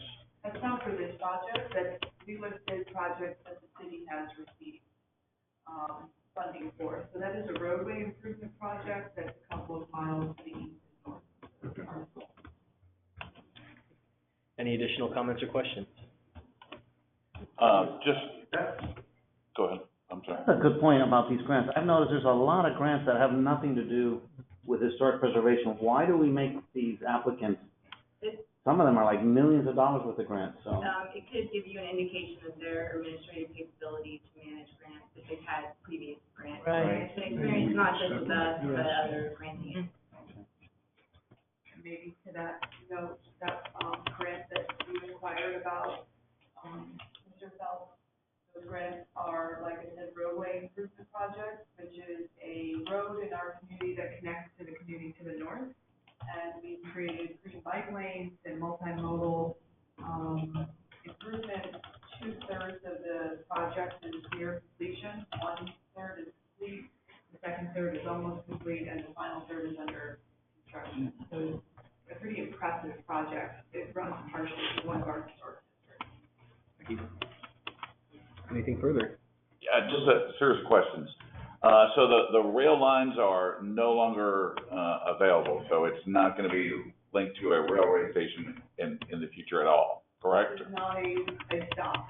Right, but is the right of way and the track or some type of track still available? So Amtrak and Tri-Rail pass by the station. It's on the CSX track. Okay. Which lays to the west of 95. There's the FEC track that lays to the east, where the Brightline passenger high-speed rail is. The Tri-Rail moved their stop to the south in the mid-90s, early mid-90s, and then Amtrak ceased stopping at this location in the mid-90s. That's at the time it was transferred to private ownership, and it was used as a retail facility. So there's no stop. There's actually a platform with a decay cover that needs attention, and we're looking at how can we remove that structure. The CSX is not super easy to deal with restoration projects. Okay. So we have had some discussions about what to do with that housing program that once we're done with the project. Okay, and then, so if you're gonna do a business incubator, which I think is a great idea, do you have any thoughts of how many people are gonna be actively in this space? So the space is just over 7,000 square feet. We haven't finalized plans or thoughts on how we imagine that, but some suggestions have been open space where it's just open offices. Some have just smaller offices. We haven't gotten to the point where we are imagining the actual layout. Okay. Of course, we want to work with our partners to see, we don't want to overbuild it, I guess. We want to make sure we build it appropriately interior-wise. So, and I've had some issues trying to open up some of your pictures, so I apologize for that. So what does it look like inside currently? So what you see on the screen here where the arches are, that's the small open-air arcade. That originally was where you walked into the ticket booth area. There's a ticket window. Those windows are on the west side or on the left side of that picture. There's compartmentalized spaces within that area where the retailer that was there before must have done their office. So that has changed from what it was originally. And then the portion that's more south in the rear where some of the pictures you can see it looks like a very large square box is a very large wide open space with extremely tall ceilings. This was the area that was previously or historically used for loading of materials and produce, and this was, obviously important to the development of the community with all of our farmers. That has been completely enclosed, but it's a giant open air space. So the possibilities are really endless of what we can do inside there. That area has concrete floors. The front area that's closer to this arcade area has terrazzo floors. Okay. Thank you. Thank you. Anything further? Thank you very much for being here. Thank you so much. Okay, next will be Administration and Archives Rehabilitation. The applicant is the Naples Historical Society, Inc. This is Administration and Archives Rehabilitation Project. It's a National Registered District Contributing Resource. Funding requested amount is $297,963. The match amount is $297,964. And the total budget amount is $595,927. Project scope consists of roof and strapping, windows, doors, restoration, replacement, new HVAC system, floor restoration, replacement, front porch restoration, foundation and weight-bearing walls, architectural engineering fees and administration fees, and exterior painting.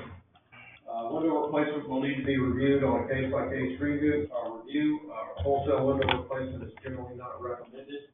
Vinyl clad windows are not recommended nor compliant historical window replacement. Professional services, professional architectural and engineering services are required and have been included in the scope of the project scope and budget. No proposed scope of work adjustments are recommended, and no proposed budget or funding adjustments are recommended. Thank you very much. Do we have anyone online to represent this project? Yes, we have Elaine Reed online. Elaine Reed. Miss Reed, can you hear me? I can hear you. Can you hear me? We can hear you. Welcome, and thank you for being here. Thanks for the opportunity. Welcome. Could you please introduce yourself and tell us about your position? My name is Elaine Reed. I am the president and CEO for Naples Historical Society, a Naples-based 501c3 nonprofit institution that is, for the most part, privately funded through membership dues, tours of historic Palm Cottage, which is individually listed on the National Register, and then through private philanthropy. We do periodically ask for grant help, and this is one particular instance, and we think that it's a worthwhile project, and we appreciate your consideration for it. Okay, thank you very much. Commissioners, do you have any questions about this application? The architectural fees and structural are $15,000 on a $600,000 project. Sounds pretty low, no? Did I get that? It's pretty low, but I can't argue with their pricing. Yeah, so is the fees, again, like in other cases for construction administration, and have you paid for architectural fees under a separate account? I'm sorry, could you repeat your question, sir? Yeah, your architectural fees are only one quarter what they should be. Have you paid the architect fees under a separate account, under a separate? Yes, yes, sir. We had architectural as-built done last year on this house and getting ready for this project, and that was $12,000 from a capital account that's already been expended. And what about design plans? Did you pay for that separately? No, those plans were a part of what this architect had. We've included $12,000 in this budget. This architect had said that some of this may be some of this might be in kind, but until we find out the extent of what we might be doing, particularly with the foundation, we kept it in at $12,000, but it's not going to exceed that. Okay, so my concern is that it's very low. It probably should be like $30,000. So he's going to have a lot of in-kind to do. Well, or you're going to have to revise the budget, you know. Perhaps. We've had a couple of conversations about this, including other changes to our budget, because I have shifted contractors in this process, and our budget has changed downwards significantly. Our project total now is just at $333,585. That 50% request then would be reduced to $167,792. And the reasons for that are not the architect, but it is roof strapping. We will not be doing roof strapping from the roof to the foundation. I'm sorry. Let me jump in real quick. I want to make sure I understand. So, are you attempting to revise your application right now? I don't know. I heard earlier that additional material cannot be submitted, so I don't know how this would work. But our project total would not be at $595. Well, I think this is probably a first. I suppose the best way to do this would probably, if you'd like to request less funding for your application, perhaps the best thing to do is just work with staff at a later time to revise the budget and perhaps propose a total grant request at this time. And then the board can either move forward with that through a motion and a vote and an official action, or choose to stick with the original requested amount. Is that this is a first? I want to make sure this makes sense to staff and to the commission. Well, one thing I would say, and it's probably briefly agree, is we don't know what's coming out. That's correct. Yeah. We have to give him. We need to give Rick time to review what she is saying with this new contractor and this architect. Well, in that case, with that being said, let me revise what I just said. Maybe the best idea is just to stick with the application as is and move forward with that. I don't want to overcomplicate things, and reducing the budget may be problematic if the grant is funded and ultimately we have to enter into a grant award agreement with the applicant. Also, if for any grant, not just this one, that are funded, if they don't spend the entire grant award amount, they don't get to keep one. That's right. Yeah, so we can always grant funds for what is actually expended as part of the project. Well, thank you for being the bigger part of my brain. You're right. That's the best thing to do. As usual, Angie knows the right way to go about this. my thought is move forward with the grant amount as requested, and then if there's a need to revise the scope and budget, if the project is funded, then we can take care of that. Can I ask Angie a question about funding? Yes, sir. Overall funding, Angie, so monies that come back, what happens to them? Do they go They just to go back into limbo or? the treasury, back to state revenue. Yeah, go back to general And revenue. distribute it to another historic property? Nope. Okay. I'm sorry, I'm a little concerned that we're gonna be actually scoring this on work that may not be done. Our scores are based on a scope of work that, like she says, they're not gonna do the roof. That may have been one of our reasons for funding. So I'm concerned that the scope of work is changing on the fly. Yes, and this, May I ask you why you decided not to include the roof strapping? In part, we have, this other contractor found that we've got some roof strapping from the roof to the very top of the second floor. It does not go all the way down. And while we feel that going all the way down could be better, we were just not ready for the extensive nature of that work in dismantling the house to do that. So this contractor believes that the roof strapping we have is reasonable enough. We also are not going to be dealing with the foundation, the weight issues, load-bearing weight issues in the loft on the second floor. And we did find out through our new contractor that the exterior paint does not have any lead. We thought that it was going to have lead, so that budget line item was reduced from $45,000 to $12,000. I'm gonna just have to jump in here, and I think this is a whole lot of new information, and I understand that the scope of the project has changed, but I just have a little bit of a concern that this is, I shouldn't say a little bit of a concern, I think there's a concern that this really isn't the same project anymore. Well, we still are doing windows and but doors, the HVAC system. We're still doing the front porch. We still are doing the exterior painting. So I think that it's just a lesser version than what we were looking at. The windows and doors are the biggest issue for us at this point. And, I appreciate that, but I certainly wanted to go on the record to let you know that our estimate came back lower. It would not have been appropriate for me to not share that with you. I have a concern that we have really good staff architects on board, and the scope has been changed by a new contractor, not the architect. I've been to this building as part of the Florida Trust retreat. It's a great building inside.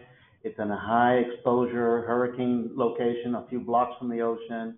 Not tying it down all the way to the foundations. It's just an accident waiting to happen.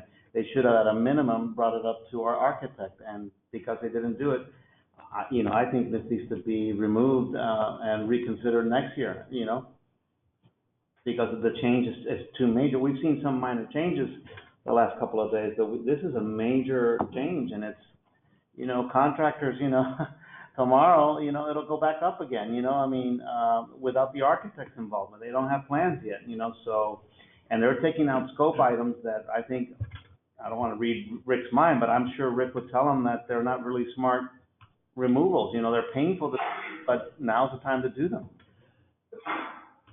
I agree. Deleting the structural component of this is, in my opinion, especially being in a hurricane zone, is a drastic mistake. Well, with said, I have this one quick question for Rick. So, as far as you know, the roof is up to what code? Is it up to the building code that passed after Andrew, or is it close to the building code that was before Andrew? I'll just say, it would have been designed under the code that was in effect when that roof was put on. 1920. When Andrew got it. I don't keep track of the Right, yeah, but the roofing codes changed greatly after Hurricane Andrew. It could have been done under the Southern Building Code back in the 1990s. Okay. And it wouldn't have required another review of a building code unless there was, work done on that structure.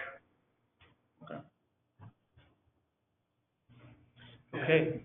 To not continue the strapping all the way down to the foundation is, I think, a major mistake. Do you need a motion? Well, I was going to say, at this point, the commission could elect to make a motion or just to carry on and score it as you deem appropriate.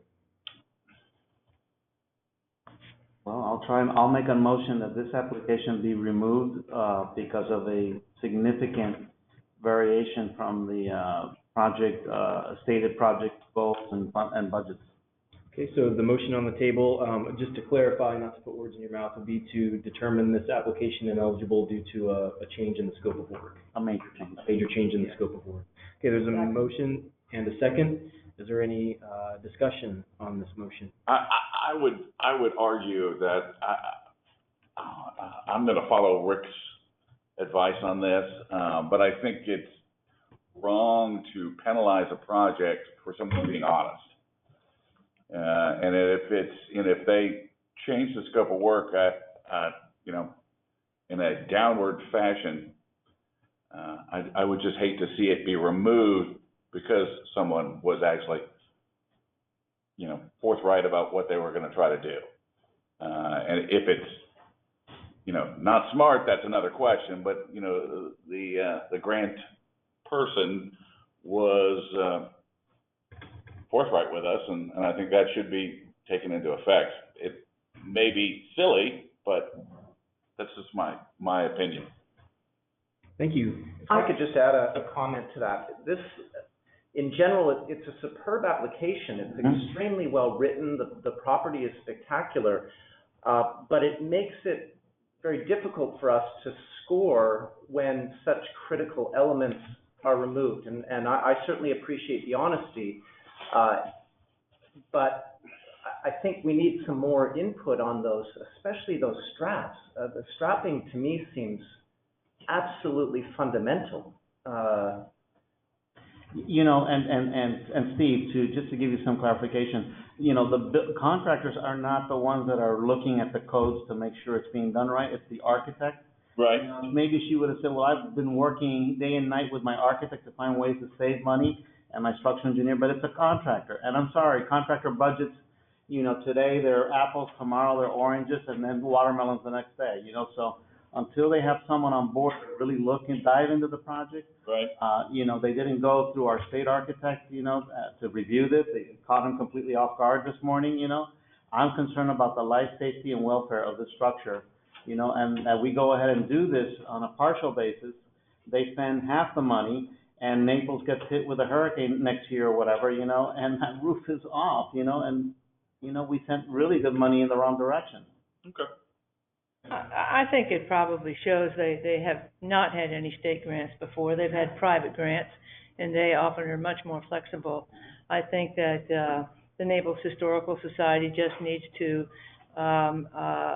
learn how to work with a state agency and the staff that it has. And it's just kind of a beginner's mistake. We all made them. Yes. And so it is, if this vote does pass, it's sort of just work closer with the staff and resubmit. It's not a no.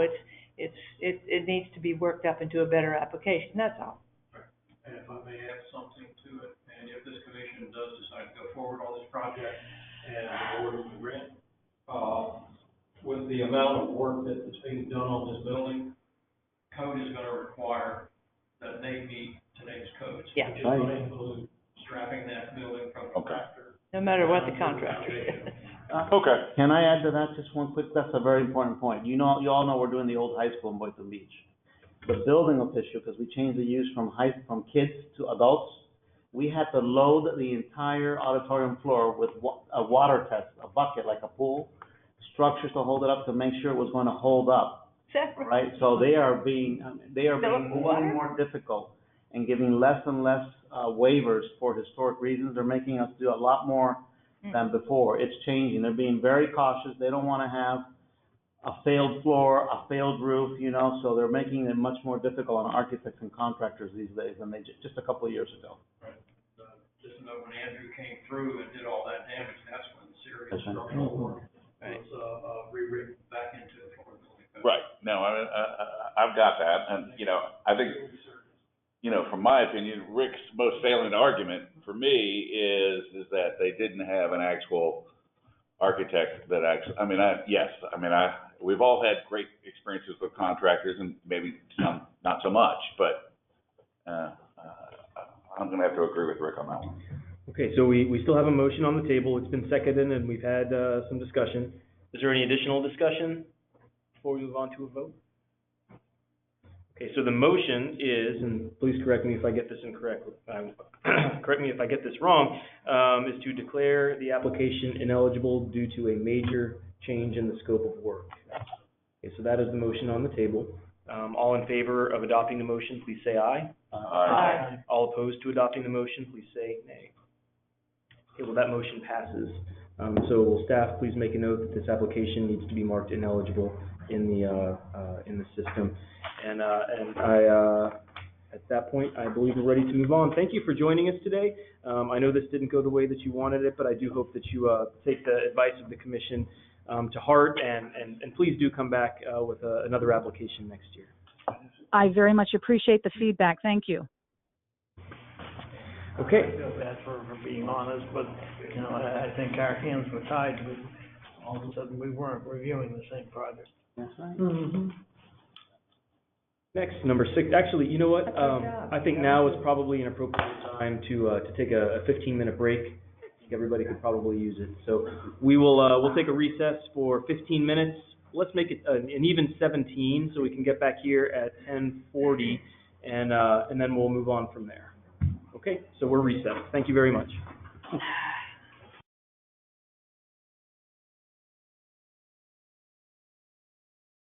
Yeah. Okay, everyone, it is 10:40, and we are back in session, I suppose you could say. And we'll carry right along. Thank you for indulging us in that brief break. The next application for review is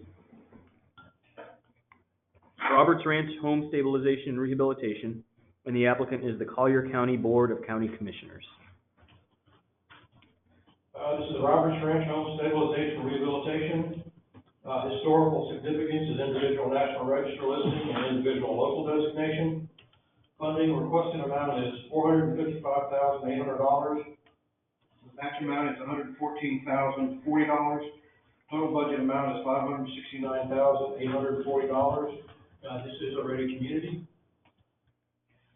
Project scope consists of architectural and engineering fees, building anchoring, foundation, roof ties, first and second story stabilization, stabilize and repoint 2 chimneys, repair 19 windows, casing, screens, hurricane protection, which people have 19 windows and 3 doors. Repairs to exterior siding and painting, decking, stairs, screen doors, miscellaneous interior repairs and painting, ADA compliant ramping, pathways and door modifications, hazardous materials abatement, and attic insulation repairs, CABS documentation and update to Florida Master Site File forms, and grant management administration. No concerns or issues.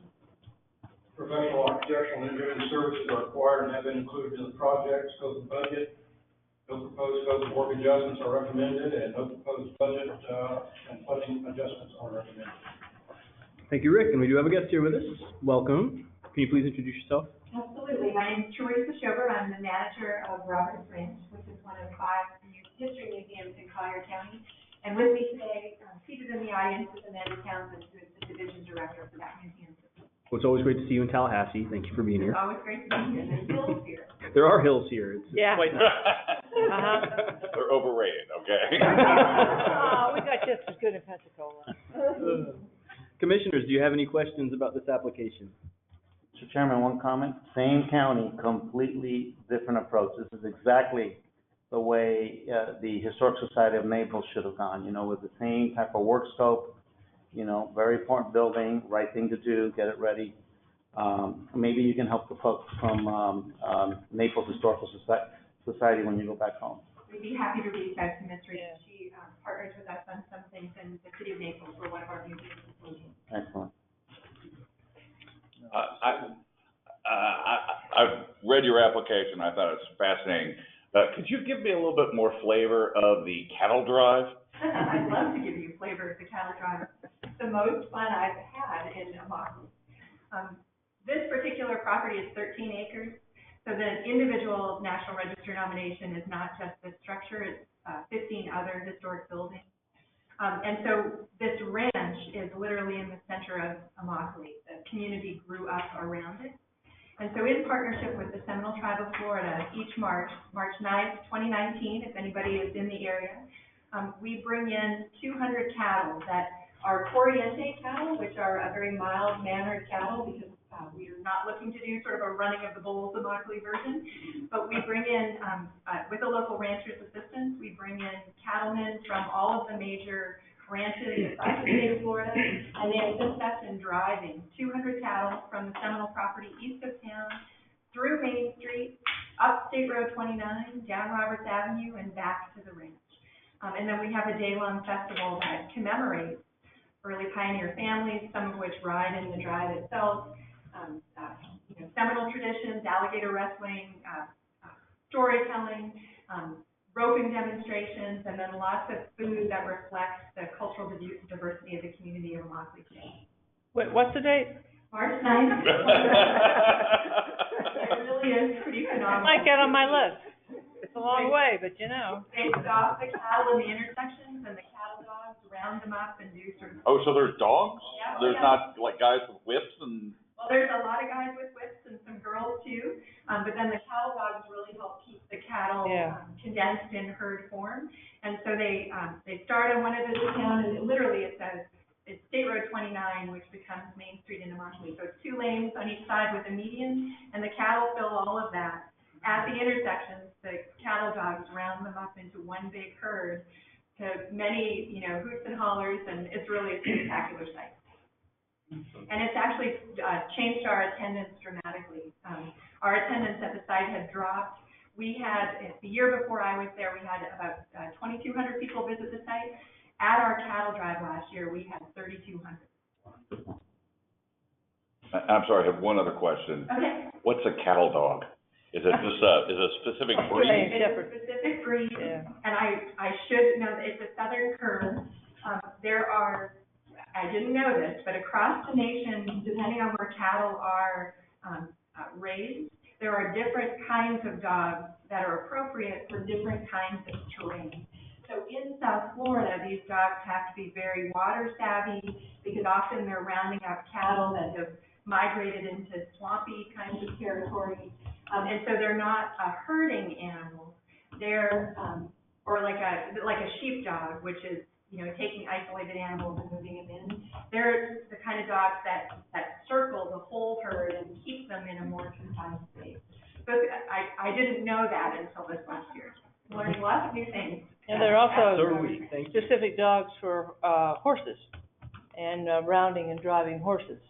The Australian Shepherds, a lot of them came out of Australia. These herding dogs, and England. Yeah. Commissioners, any questions? Dr. Francis? First of all, it's a beautifully written application. So it's the details, I appreciate having all of the details included. It made evaluating it so much easier.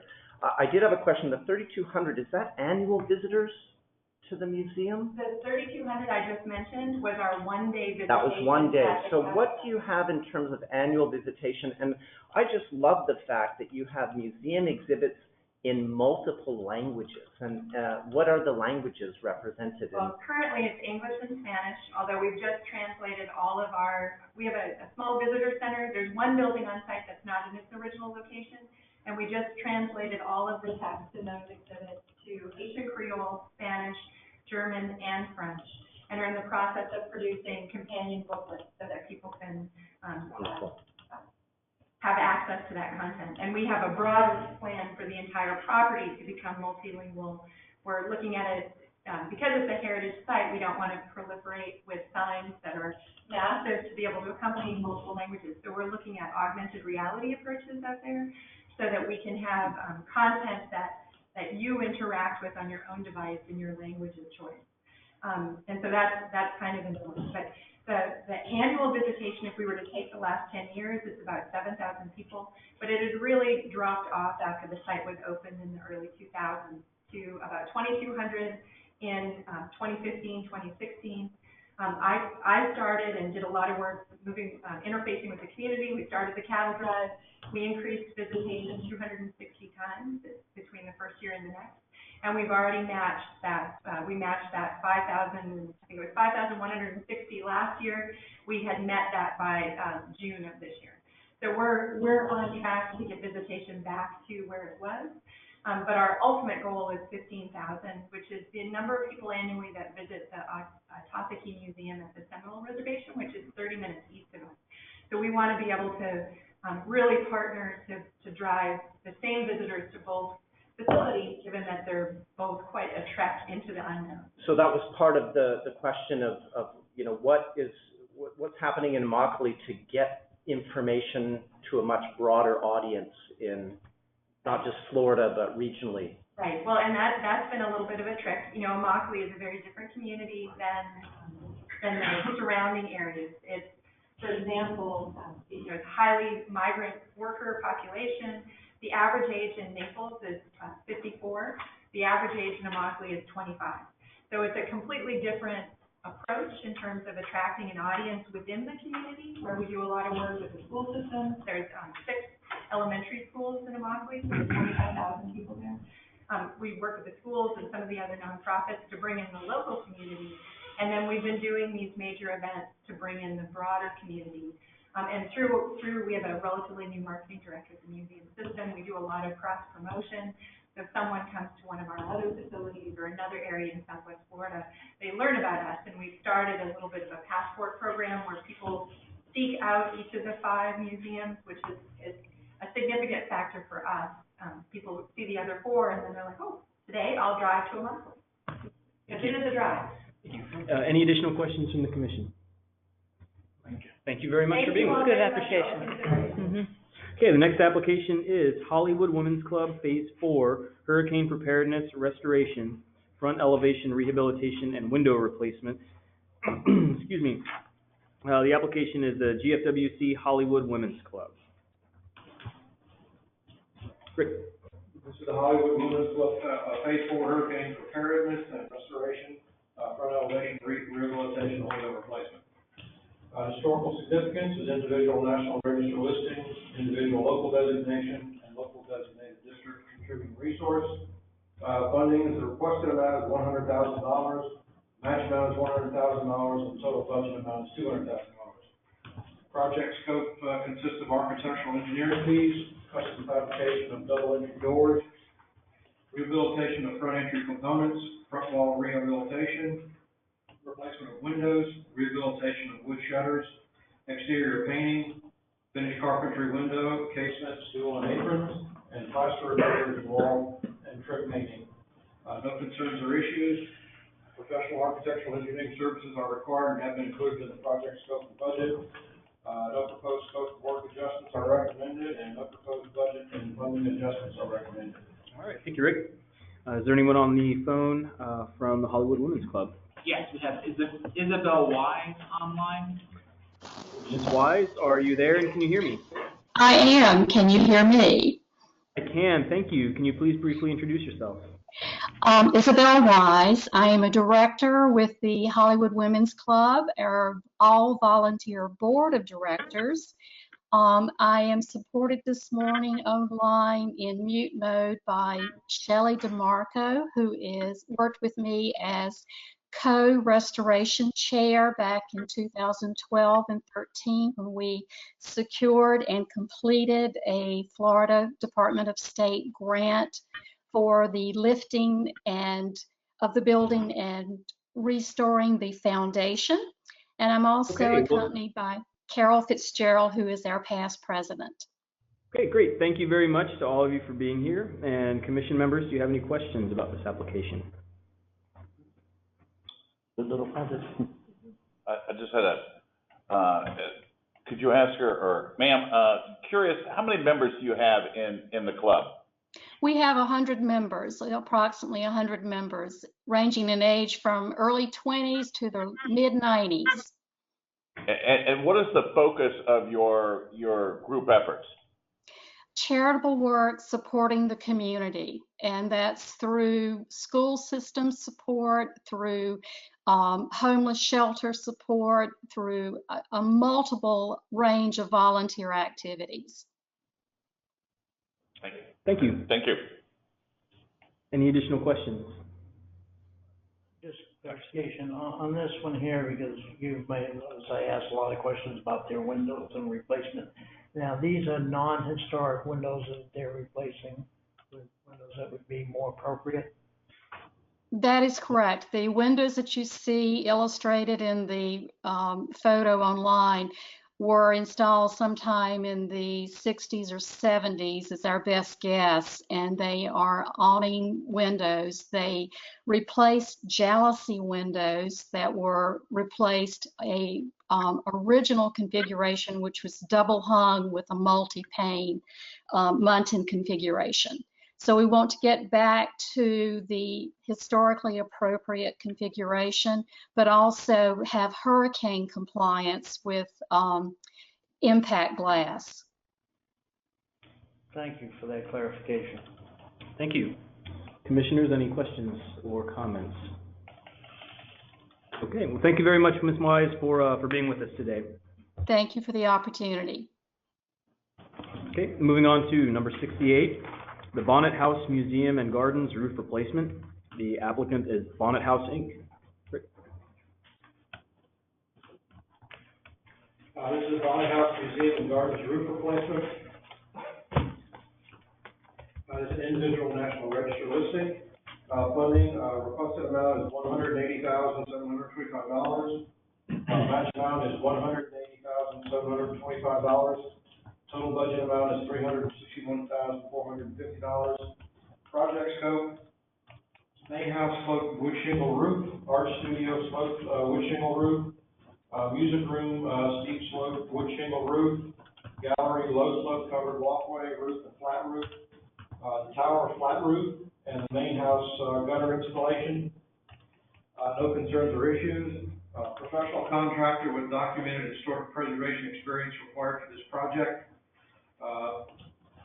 Adjust scope of work as follows: allow for professional contractor services. Adjust budget as follows is to allow for professional contractor fees. Mr. Chairman? Yes, sir. The Bonnet House is owned by the Florida Trust, and I'm a past president, so I'm going to recuse. Okay, thank you, Mr.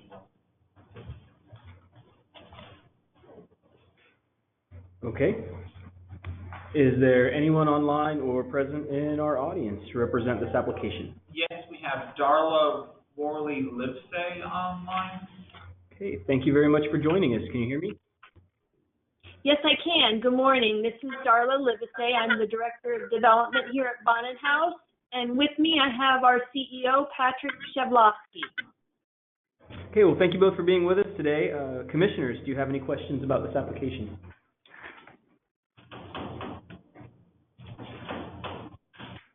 Seeing no questions, thank you all for joining us, and we'll go ahead and move on to the next application. Thank you. The next application is New River Inn Restoration Phase 3. The applicant is Fort Lauderdale Historical Society. Rick? Oh, welcome back, Rick. Thank you. That was quick. This is the New River Inn Restoration Phase 3. Historical significance is individual National Register listing, local designated district contributing resource. Funding requested amount is $98,000. Match amount is $106,799 for a total budget amount of $204,799. Project scope is 10 impact windows, step-up supervisors and apprentices labor for window installation and dormer reconstruction. FLHS staff maintenance and plant manager project labor, exterior painting of New River Inn, architectural and engineering fees, volunteer labor. Concerns and issues, the use of apprentice labor needed to be strictly supervised by experienced professionals, maintain a compatible and compliant appearance to replace the dormer windows. Professional architectural and engineering services are required and have been included in the project scope and budget.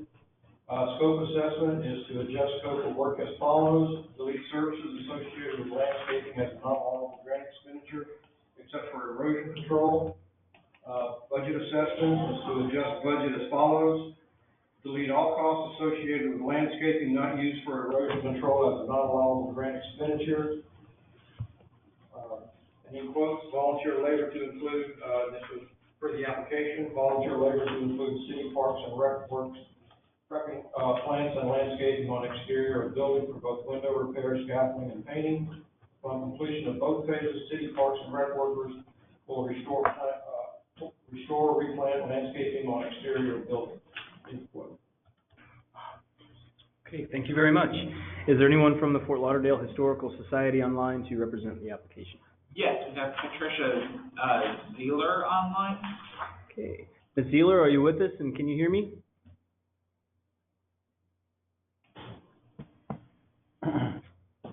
Ms. Zeeler, can you hear me? Are you there? Okay, well, does the commission have any questions for staff about this project? I have just a quick, staff question. I've seen that they've gotten a number of grants from, the Department of State Museum. Do we know that those grants have been handled well and they're flexible? I mean, everything has been. I don't believe current grant staff work on this, so. Yeah, no, I don't believe it's from our program. It was like museum support when I looked under the. Right. No, I don't believe at this time we have any information on those grants. Okay. I think, if I recall correctly, those were all closed out. Okay. There's one open one with us, right. 2018, so. It is DHR, right. 20,000. Okay. All matching. 2018. Having some trouble getting her audio, so it's possible we might have to come back if she has questions, or if you have questions for her. Okay.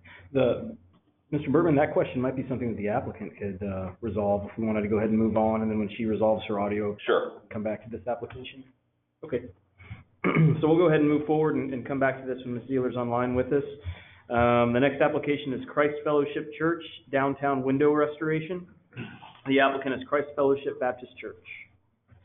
This is Christ Fellowship Church, downtown window restoration. Historical significance is individual National Register listing, National Register District contributing resources, and individual local designation. Funding requested amount is $500,000. Match amount is $750,000 for a total budget of $1.25 million. Project scope is stained glass restoration, stained glass protection, and steel window restoration. No concerns or issues. It is the staff's understanding that architect, engineering contractor, and stained glass conservator fees will be paid from a separate funding source other than the grant budget. No proposed scope of work adjustments are recommended, and no proposed budget or funding adjustments are recommended. Okay, thank you very much, Rick. Do we have anyone online from Christ Fellowship Baptist Church? Yes, we have Edward Schrank online. Okay, Mr. Schrank, are you there and can you hear me? Hello, Mr. Schrank, are you with us?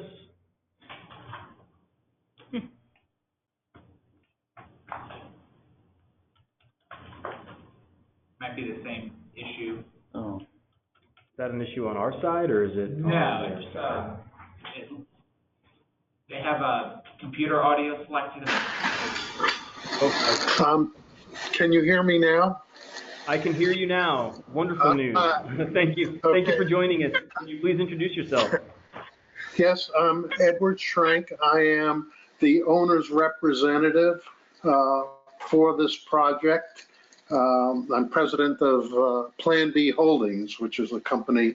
I am the grant writer for this application, and hopefully we'll see the project through. Okay, well, thank you for joining us today. Members of the commission, are there any questions for the grant writer or for staff? Question? Mr. Gonzalez. Yeah, yes, sir. This building was acquired in 2016. Where is it located in Miami? It is 2 blocks away from where the Miami Heat play. It is across the street from the federal courthouse and 1 block away from the University of Miami. So is it near the historic federal courthouse, the older, which is next to the new federal courthouse? Yes. I've never seen this building. This is a spectacular building, and I'm just shocked that I've never seen this building, so I need to go see it. It's a phenomenal building. I think it's the most important building we've reviewed in the last 2 days in terms of architectural beauty and urban presence. And if I may say just very quickly, not only in regards to this one, but the prior one and the rest of the cases we're going to see, they're all in an area of the state which is under significant urban redevelopment pressures.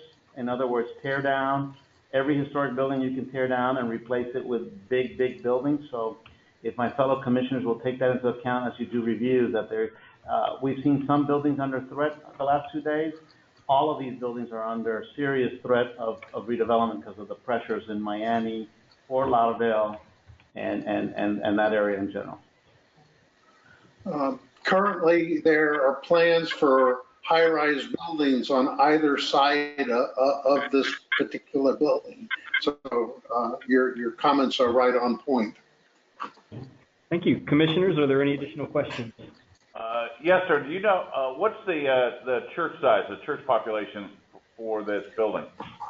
Well, this is part of a multi-campus church organization. This particular church on any 1 week will have between 500 and 700 attendees, which we've provided documentation showing an annual visitation of over 30,000 people. Okay. All right, thank you. Thank you. Commissioners, any additional questions? One, if I may. Phelps. When did this building change from the Central Baptist Church in Miami to Christ Fellowship? Upon acquisition, the previous congregation could not afford to maintain the church, and it went into disrepair. And under certain church authority, it could transfer to another Baptist church group in its master organization. Christ Fellowship came to the church and committed to a complete historic restoration. The roof is currently being replaced. I mean, tile is being laid today, and we're working on the exterior envelope. The windows is one distinct part of the project, and following that, we have the facade to repair stucco and precast ornaments and paint and so forth. And then we're going to move to the inside. Thank you very much. It is truly a beautiful building. I have been on the inside of this when I was 11 years old. Wow. My grandmother was president of the Sunday school. That's a pretty big church. They still have the baptismal area over on the side. I seem to recall. I believe so. I think the important architectural element obviously is the sanctuary, which seats 2,500 people, and it is 3 stories high with a huge pipe organ. Thank you very much. I've just located your building. You're exactly 2 blocks north of that amazing federal courthouse down there in Miami. So I'll look it up next time. Any additional comments or questions? Just I had a question for John. Do you remember that building well from as a child? Is it anything you want to share with us before we? Suggesting I would accuse myself? No. Okay. I remember it was just a spectacular interior. Beautifully rendered. I remember the minister's name was Dr. Roy Angel. It was only. Well, thank you very much. Mr. Schrenk, thank you for being with us today. You're welcome. Thank you for considering this wonderful building. Okay, the next application is restoration of historic ornamental cast iron work. The applicant is the Carrollton School of the Sacred Heart. This is the restoration of historic ornamental cast iron work, historical significance is individual national register listing, and individual local designation. Funding, the requested amount is $111,016. Match amount is $111,017. Budget amount is $222,033. Historic cast iron restoration, restoration of historic cast iron work, restoration of historic blocks and handles, restoration of historic windows and grills. No concerns or issues. Professional conservative services are required to have been included in the project scope and budget. Scope assessment is no proposed scope of work adjustments are recommended, and no proposed budget or funding adjustments are recommended. Okay, thank you very much. And is there anyone online to represent this project? Yes, we have Tom Chiliotis online. Okay, Mr. Chiliotis, can you hear me? Yes. Okay, wonderful. Could you please introduce yourself? Sure. My name is Tom Chiliotis. I am the Director of Operations and Finance at Carrollton School. I've been here about maybe 23 years. Before that, I was the clerk of court at that federal courthouse that you guys were talking about. Small world. Well, thank you very much for being here with us. Commission members, do you have any questions about this application? I swear we've seen this one before. Am I incorrect? No, actually, this was I guess it was 2 years ago. We were on the short list. It went up to Tallahassee, and when funding was granted, we got cut by one line. Oh. Thank you. This building's several blocks south of the Coconut Grove Playhouse. Yes. It's a great campus too, by the way. Great buildings and great campus. You guys have done a phenomenal job. Yeah, thank you. You are asking to do cast iron restoration work. What are you specifically talking about when you talk about cast iron restoration? How are they going to do this restoration? Do you have any of the technical information on that? I don't have all the technical information. The person who's going to be involved in this is Jeffrey Stewart, who works with International Fine Art Conservatives. They've worked at Katazan and various churches in Florida and Georgia, and I know they talked about a process of blowing some material, obviously not sand, I don't know if it's dry ice. Again, I'm not the technical person on this, but to strip the iron, and again, if you want us to supplement with technical information, we can, but the significance of the ironwork is that this was the winter home of John Bindley, who was the president of Pittsburgh Steel, and I assume that all of this steel came by barge, down to us. Okay, thank you. Thank you. Commissioners, anything additional? Okay, well, thank you very much for being with us today. We appreciate your time. Thank you.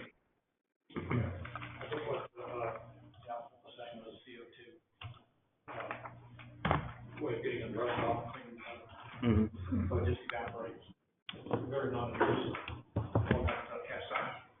So it's not like sandblasting. It's actually CO2 spray that actually will heat down to it and evaporate out. Okay, moving on to the next application, which is number 72, the historic Opelika Railroad Station. The applicant is the Opelika Community Development Corporation. This is the historic Opelika Railroad Station. Historical significance is individual national register listing. Funding requested amount is $116,125. The match amount is $116,125. Total budget amount is $232,250. Project scope is custom window replacement, electrical upgrades, wooden storefront door replacement, termite tinting, builder's risk insurance, project management, roof and dome demolition and repair, permit fees, survey, and legal, architectural and engineering fees. Concerns and issues, the proposed removal of historic fabric and replacement with modern elements. Professional services assessment is the proposed architectural and engineering fees appear to be high. Reduce A&E fees according to the DMSD curve at 9.7%, which equals $16,630 versus the proposed $20,000. Scope assessment is just scope of work that follows. Delete the item legal fees as a non-allowable grant expenditure. Budget assessment, adjust budget as follows. Delete line item legal fees at a cost of $4,000 as a non-allowable grant expenditure. Please revise the post-construction budget at $171,750. Reduce A&E fees according to the DMSD curve at 9.7%, equaling $16,630 versus the proposed $20,000. Reduce admin costs to 5%, which equals $6,350 versus the proposed $8,500. Revised total project budget to $222,730, which would reduce the grant award to $111,365 and reduce match amount to $111,365.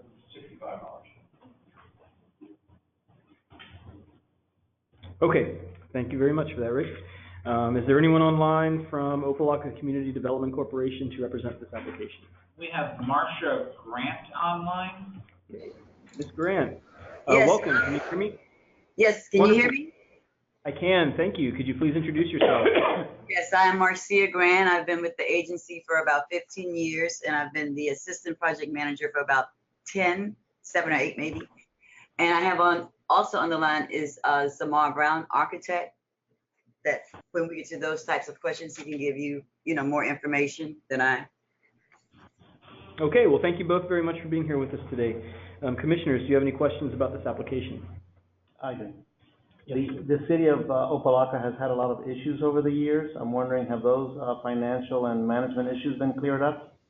Well, first of all, we're not the city. We're a non-for-profit. We're not associated with the city of Opelika.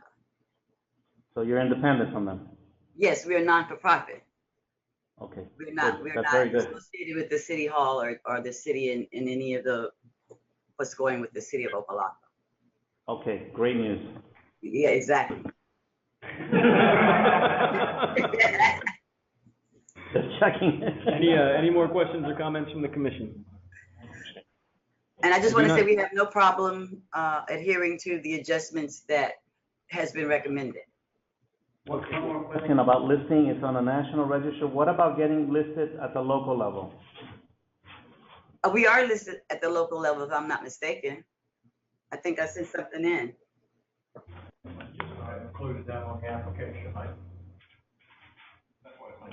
With I sent something from the city of Opelika showing that we were considered a historical site in the city of Opelika. That would be it, yes. If you could look into that. Pardon me?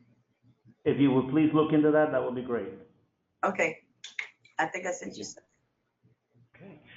So to move forward with this, as recommended, would need to be a motion and a vote to accept the staff recommendation and reduce the grant award amount to $111,365. So moved. Second. Okay, we have a motion and a second. Any further discussion? Seeing none, all in favor of the motion, please say aye. Aye. Any opposed? Motion passes unanimously. Thank you very much for being with us today, Ms. Grant. Thank you. Okay, and we are very close to finishing up, but I do think we're probably going to, when it comes to scoring and then reading the list into the record, going to extend beyond lunchtime. So I'm going to publicly, in front of everyone, pass out lunch menus to the commission. 2, 3, 4, if you want to eat lunch here. If you would like to get lunch from downstairs, we'll put in the order for you. Just circle what you'd like and put your name on it, and a staff member will come to the goods. Yeah, I'm going to the cello restriction. Yeah, I'm gonna go to the cello. Okay.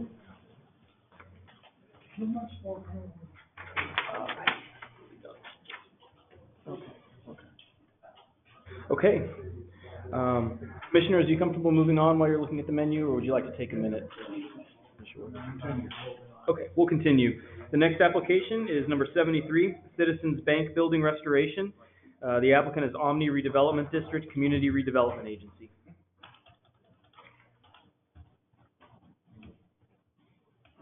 Okay, and I'm sorry, I'm not that. They're in the application? It's just blowing it up, so it's clear.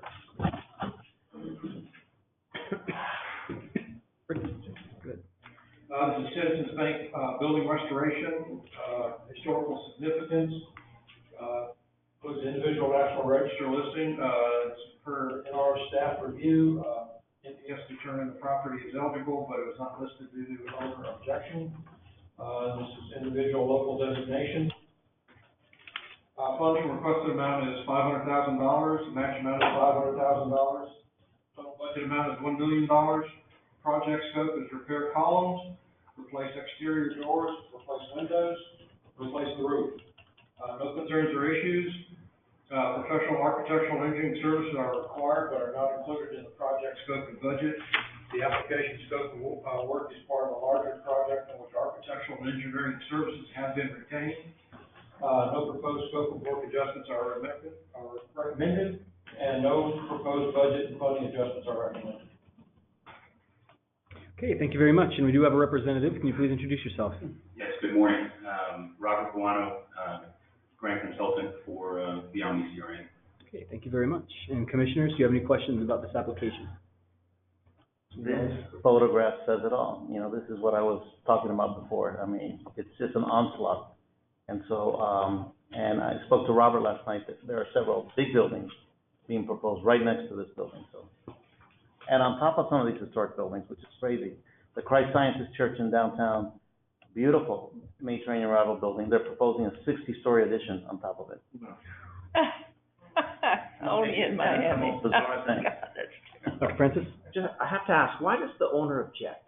I'm not sure why that was there. It's the previous owner, the Omni CRA bought it last year. Okay. So, yeah. Okay, thank you. That's why it's not on there. Right. There was I think it may be taken from the documents from a previous owner about 10 years ago. I At see. the time that objected when it was under designation, but it was designated and it is in the registry. And will you move towards getting it designated? Yeah, it is designated. It is designated now, okay. Can I say, regarding that question, for all the applications, we had our NR staff review the current designations, and there who said that it was not listed, or the owner had objected, so I would encourage you to contact our NR staff to make sure that, now that you have new ownership, to make sure that all of that is correct. They may have taken it from a document that was in there from previous. My suspicion is that what may be the case is that we followed up with a formal determination of eligibility, and that the Park Service did determine it was eligible, but it may not actually be formally listed. So it's worth following up on. And if there is a discrepancy between us and the National Park Service, we can double check with that as well. But my guess would be that's the case with the eligibility determination. Yes, Ms. Spurgeon. It says the specific use will be determined upon renovation. Yes. What will, Well, how will you know that? I'll give you an update. They just hired the architect, Richard Eisenbach, which I'm sure some of you know, and that will be determined at a later date what the use is. They've thought of it now as a potentially art space, gallery space with a cafe or restaurant component. But to keep it in public use, and it will be in the. And just to clarify, Ms. Spurgeon, since that was directly related to the question as to future use, you can answer that question. Okay. Any further questions from the commission? Yes, I have a couple. You say that you've redeveloped, this is your second building that the CRA has actually done. What was the first building you did? Well, it's not there unfortunately, but, it's actually right across the street. It's an old firehouse building. It was, renovated probably about 5 years ago by the CRA. And they have their offices in there now on the top floor, and then they're currently, they're looking at putting a restaurant in the first floor too. Rick, do you know the other building that they worked on? I know the district, the Omni district, it's north downtown. The Florida Club had their conference there a couple of years ago at the Marriott, but I'm not familiar with the fire station. The Christ Scientist Church is in your district, I think, or a little bit. It's close by, yeah, very Close by up north, so hopefully they'll buy that one too, and we won't see a 60-story addition on top of that one, you know, but they've done a good job. Okay, that. And then my last question, and this is a little weirder, is what is a Bain taxidermy? Well, the building, as you see, the historical designation includes a little white building to the right that you see, which was built probably Like right by the car there? Yes, by that car, right. It was built, approximately a year after this was built in 1925. And it was a taxidermist called Al Kluger, which became very famous, a marine taxidermist. I see somebody nodding. Oh, marine, okay. Now I couldn't figure out where they're bringing deers from, but. No. Yeah, marine taxidermist. Okay. He became very famous. He did taxidermy for very, you know. Hemingway. Okay. A lot of folks. Yeah, at one point, they moved from that little site and had at one point the largest marine taxidermy shop in the world. You've never heard of underwater deer, Steve? Down in Miami, they've got. If we have sea cows. Well, I thought it's Here. it's when you call it Miami. Commissioners, any additional questions? Good application. Okay. Thank you very much for being with us today. And it's an historic moment. We've reached the final application review, which is number 74. Very quickly, I just want to circle back around, as we promised we would, and check and see if the representative from number 69, the New River Inn Restoration, was able to join us on the webinar. We promised we'd circle back around to her, and just don't know if she got her audio issue resolved. She switched over to phone audio, but as far as I can tell, has not entered her audio in, so I'm not, oh, she just did. She just did, okay. Well, Commissioners, This is Patricia at Historical Society. okay, thank you. Commissioners, this relates to item number 69, the New River Inn Restoration. I know this is jumping back a bit, but do you have any questions for the project applicant on this application? I seem to remember this building, on the lower floor in the back corner, didn't you have a room with no floor because there used to be fish tanks or something like that in it? Yes, you have a terrific memory. So last year after Hurricane Irma, we had some significant moisture damage in the floor directly outside of that room. So last year then we had applied for the grant with you that was not funded by the legislature. So we had an opportunity to work with a historical preservation general contractor, and that is completely restored now, including the entire ground floor of the New River Inn and the room that you're mentioning. Great, thank you. I was curious as to what happened with that room, because that was a significant area of concern for that building. I wanted to ask about you mentioned in your application you had problems with the roof replacement, and how are you going to prevent this happening now? I should let you know too that our historic preservation general contractor is with me, Scott Strawbridge. The roof restoration, and Rick helped me with this a lot, was just being completed as I came on here 4 years ago, and that was a project that you funded. The roof contractor was from out of state. He did significant damage to the dormers, and I can let Scott address that for you. And that's what we're going to fix in this project. Those windows are no longer functional. In fact, some of them are actually missing. So. Oh, I see. So it's the dormers. And that's on your application. I just didn't see anything to do with the roof, but it's the dormers. Okay, thank you. Mm-hmm. Any further questions? Just a comment, Mr. Chairman, that this building, I was Memorial Day weekend in Fort Lauderdale, and this building is in a little district of historic buildings on the west side of downtown. So it's well protected. It's within a section of town that has at least a half a dozen, maybe more, next to it. That's my own. Okay. I wanted to ask Rick a question.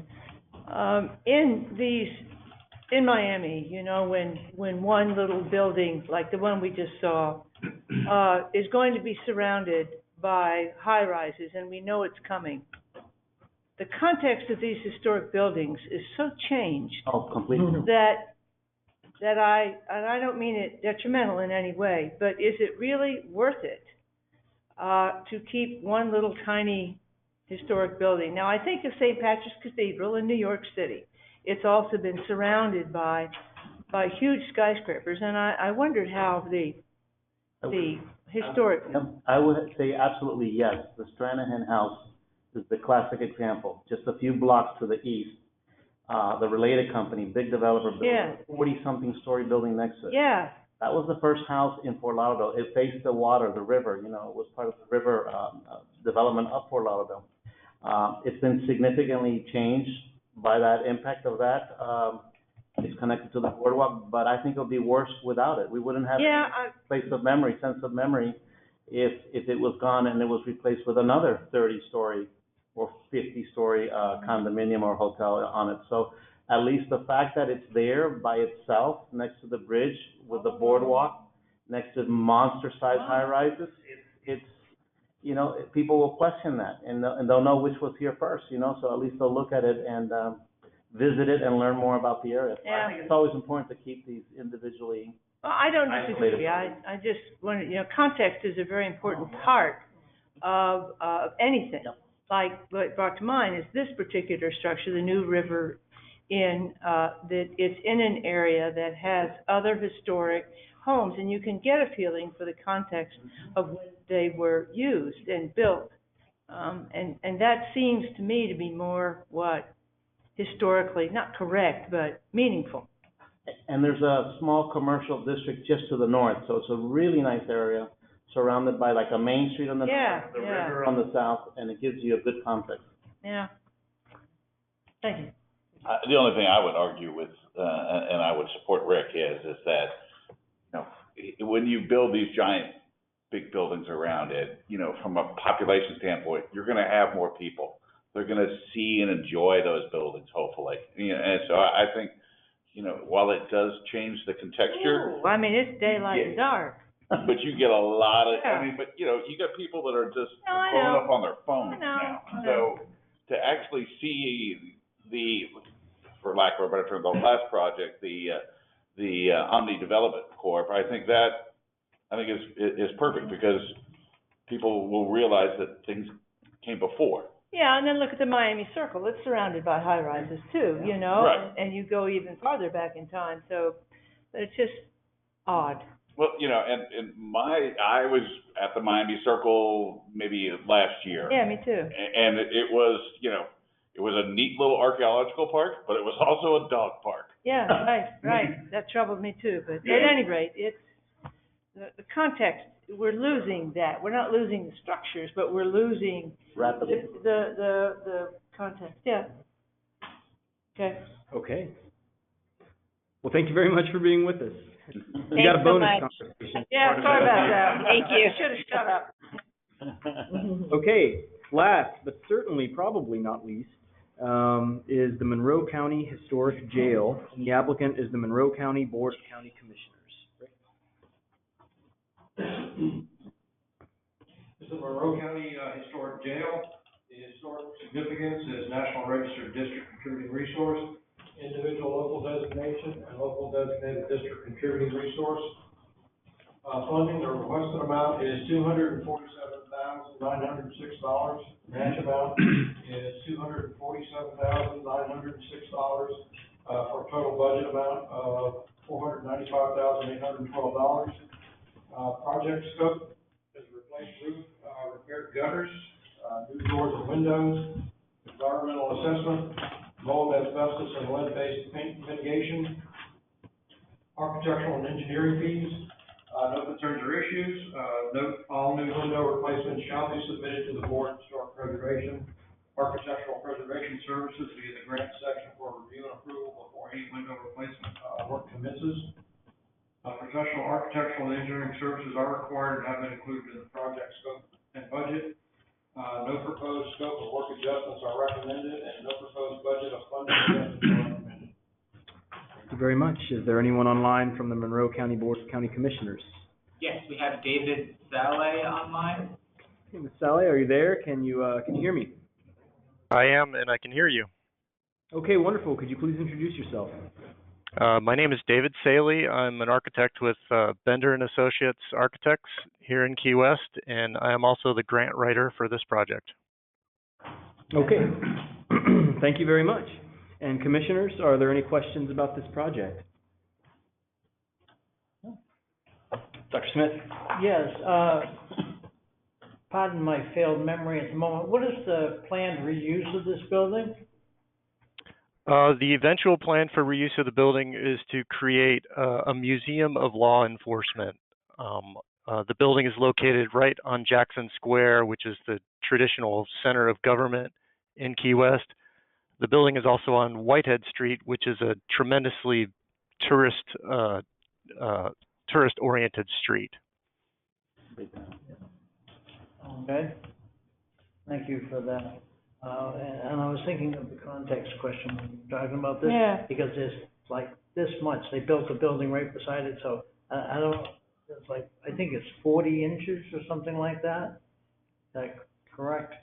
That one on That is correct.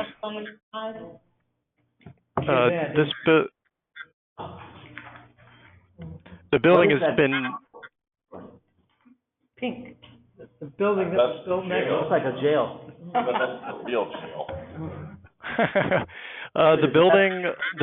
the buildings you see on either side are slated for demolition. So when those buildings are demolished, this historic building will again face Whitehead Street. Nice.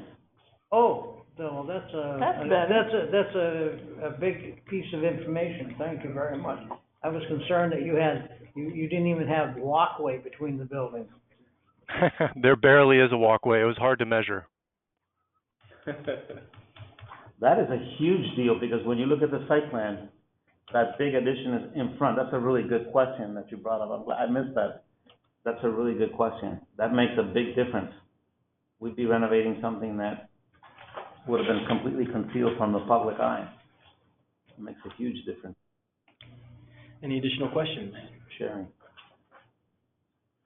Okay, well, thank you very much for being with us today. Thanks for your consideration.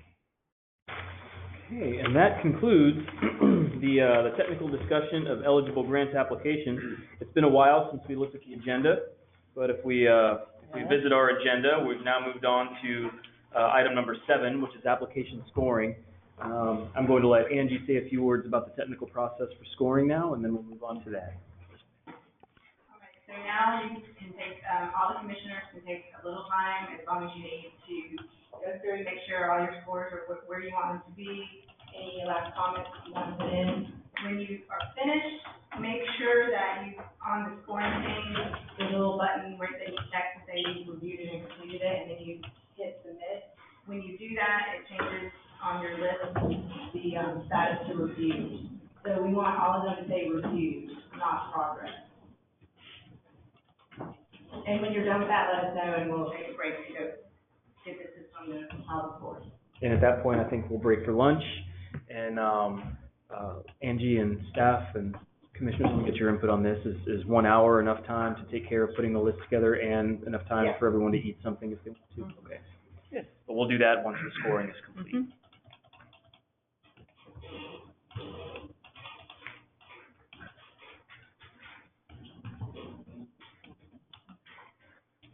Jim said he didn't know that, right? Roger?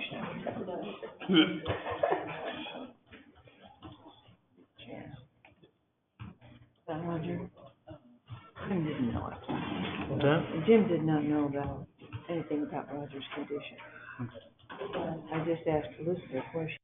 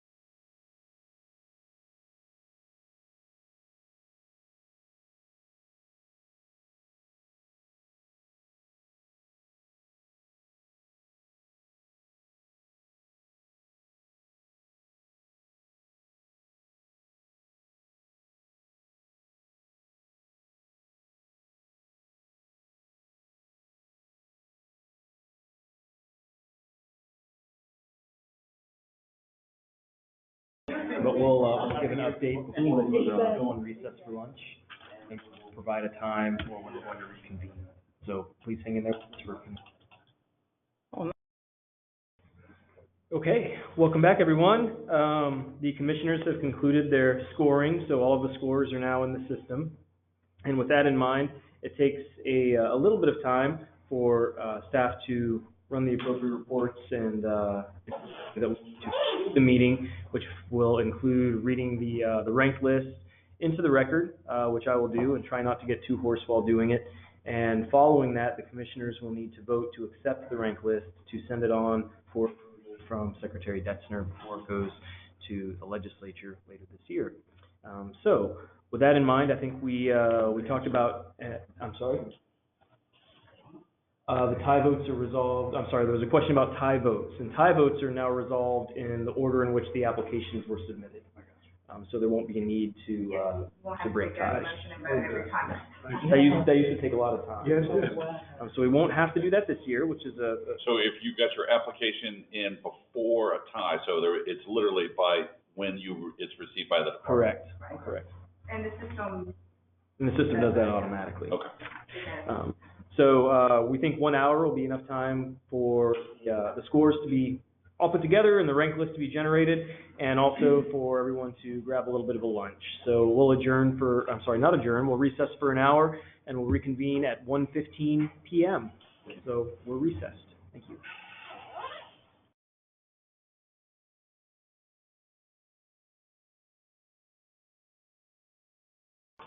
Hello, everybody. It's about 1:22, and we're going to reconvene to conclude this meeting.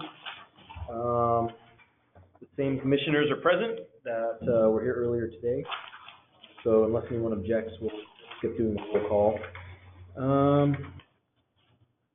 We are moving on to reading the list into the record. The ranked list has been generated, and I think we're ready to move forward with that. Dr. Tomlinson, do you have any comments on?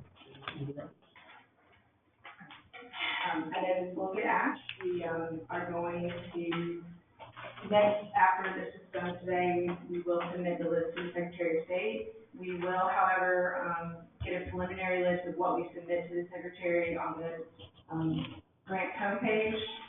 Hopefully by the end of the day, it might be Monday morning, depending on when we finish up. But so look for that there, and then once the Secretary approves it, we'll update it with the final approval.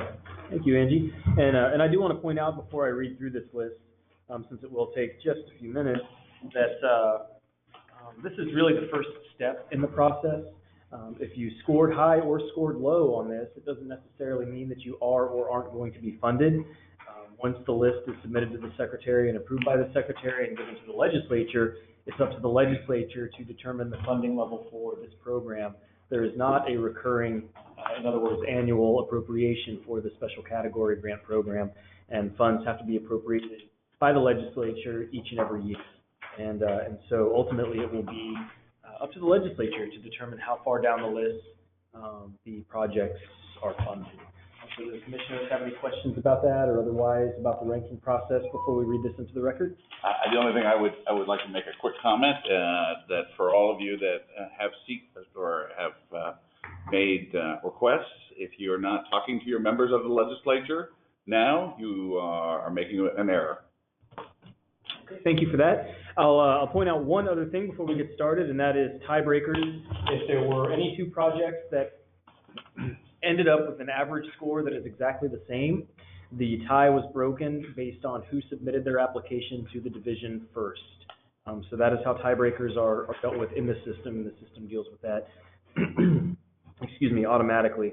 And I do have some coffee up here to try and keep my throat from drying up, as it has been all day. Okay, so unless there are any other questions from the commission, we'll get started. Okay, wonderful. Number one. Applicant is the Department of Environmental Protection, Fort Clinch excuse me, I already messed up and we just got started. It's going to be a long afternoon. Fort Clinch State Park Bastion Restoration Phase 2 with an average score of 96.14. Number two, the Chislers, Saving the Silhouette, 94.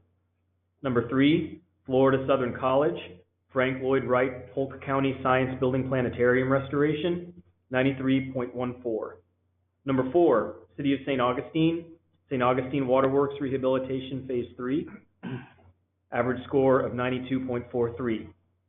Number 5, Collier County Board of County Commissioners, Roberts Ranch Home Stabilization and Rehabilitation, 92.29.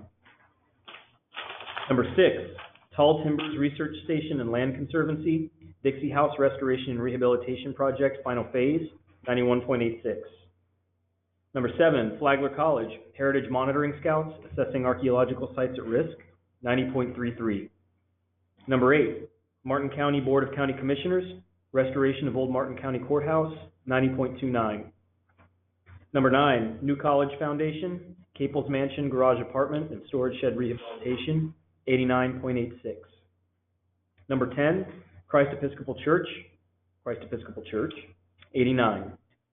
Number 11, City of Gretna, Rehabilitation of the Gretna Common School, 88.86. Number 12, City of Defuniak Springs, Chautauqua Hall of Brotherhood, Preservation, Restoration, Rehabilitation, Phase 2, 88.71.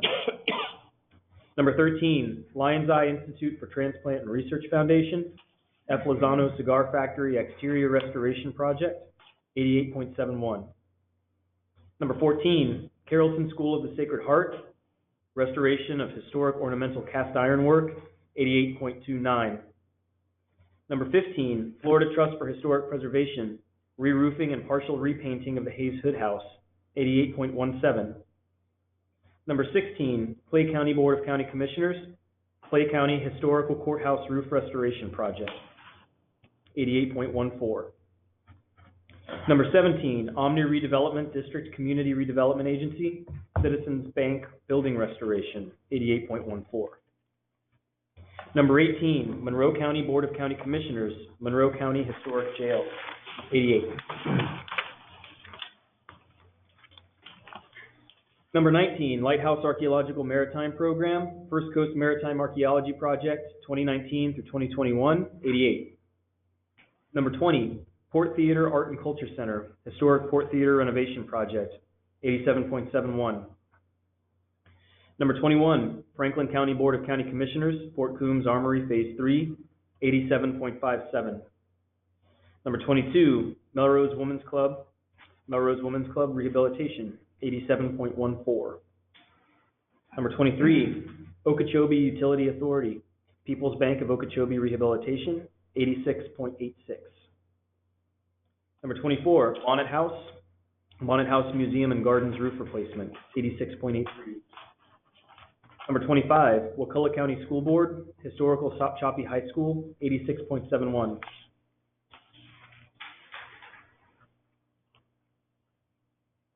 Number 26, Christ Fellowship Baptist Church, Downtown, Window Restoration, 86.71. Number 27, City of Port St. Lucie Community Redevelopment Agency, Peacock House Preservation, 86.29. Number 28, City of Winter Haven Women's Club Rehabilitation, 86.29. Number 29, City of Delray Beach Seaboard Airline Railway Station Rehabilitation, 86. Number 30, Osceola Research Institute, Sissa and Wakulla Rivers Flowing Through Time, 86. Number 31, First Congressional Church of Winter Park, United Church of Christ. First Congressional Church of Winter Park Exterior Rehabilitation, 85.6. Number 32, Beaches Area Historical Society, Foreman's House Preservation Project, 85.29. Number 33, West Florida Historic Preservation, Inc., Door House Window Restoration. Almost got me there. Yeah. 85.14. Number 34, the Marie Selby Botanical Gardens, Inc., Selby House Restoration, 85.14. Number 35, Fort Lauderdale Historical Society, Inc., Blue River Inn Restoration, Phase 3 and 4, 84.86. Number 36, Crystal River Main Street, Water Tower Pump House Phase 2, 84.57. Number 37, City of Newberry, Little Red Schoolhouse Preservation, 84.43. Number 38, Timberley Trust, Inc., Mosley Homestead 2019-20 Major Restoration, 84.14.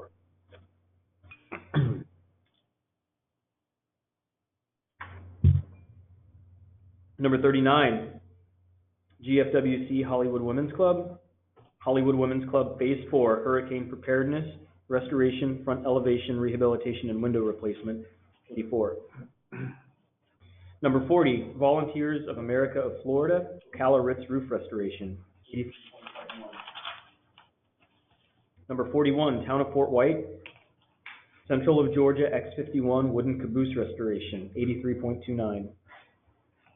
Number 42, City of Fort St. Joe, Historic Centennial Buildings, 82.71. Number 43, Big Bend Community Development Corporation, acquisition of First Chartered Bank in the state of Florida, 82.57.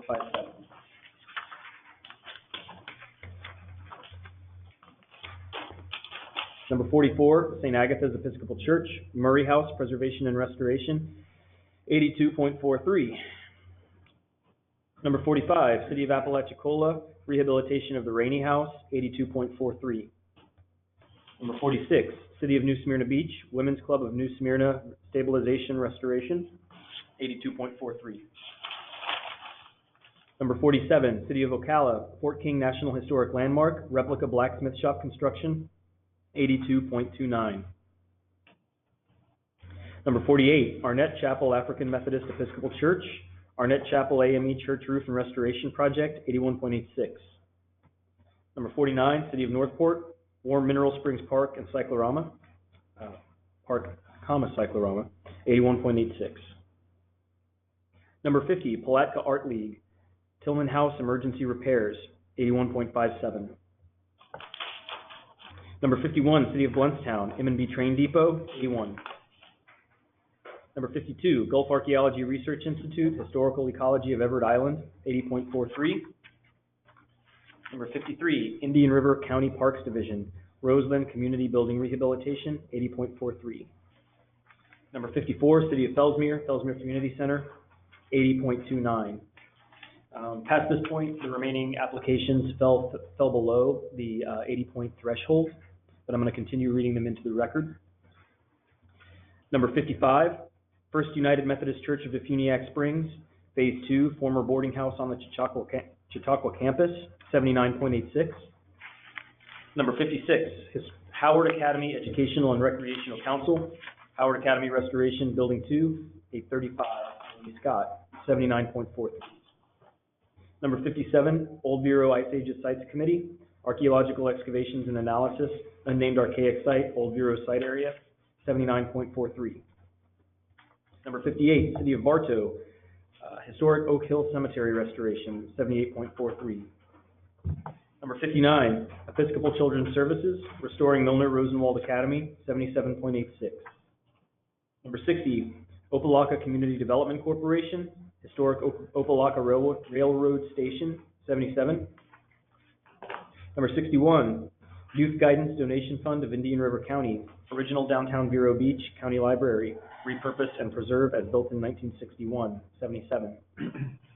Number 62, Crestview Community Redevelopment Agency, the Bush House, Crestview Historic Museum, 77.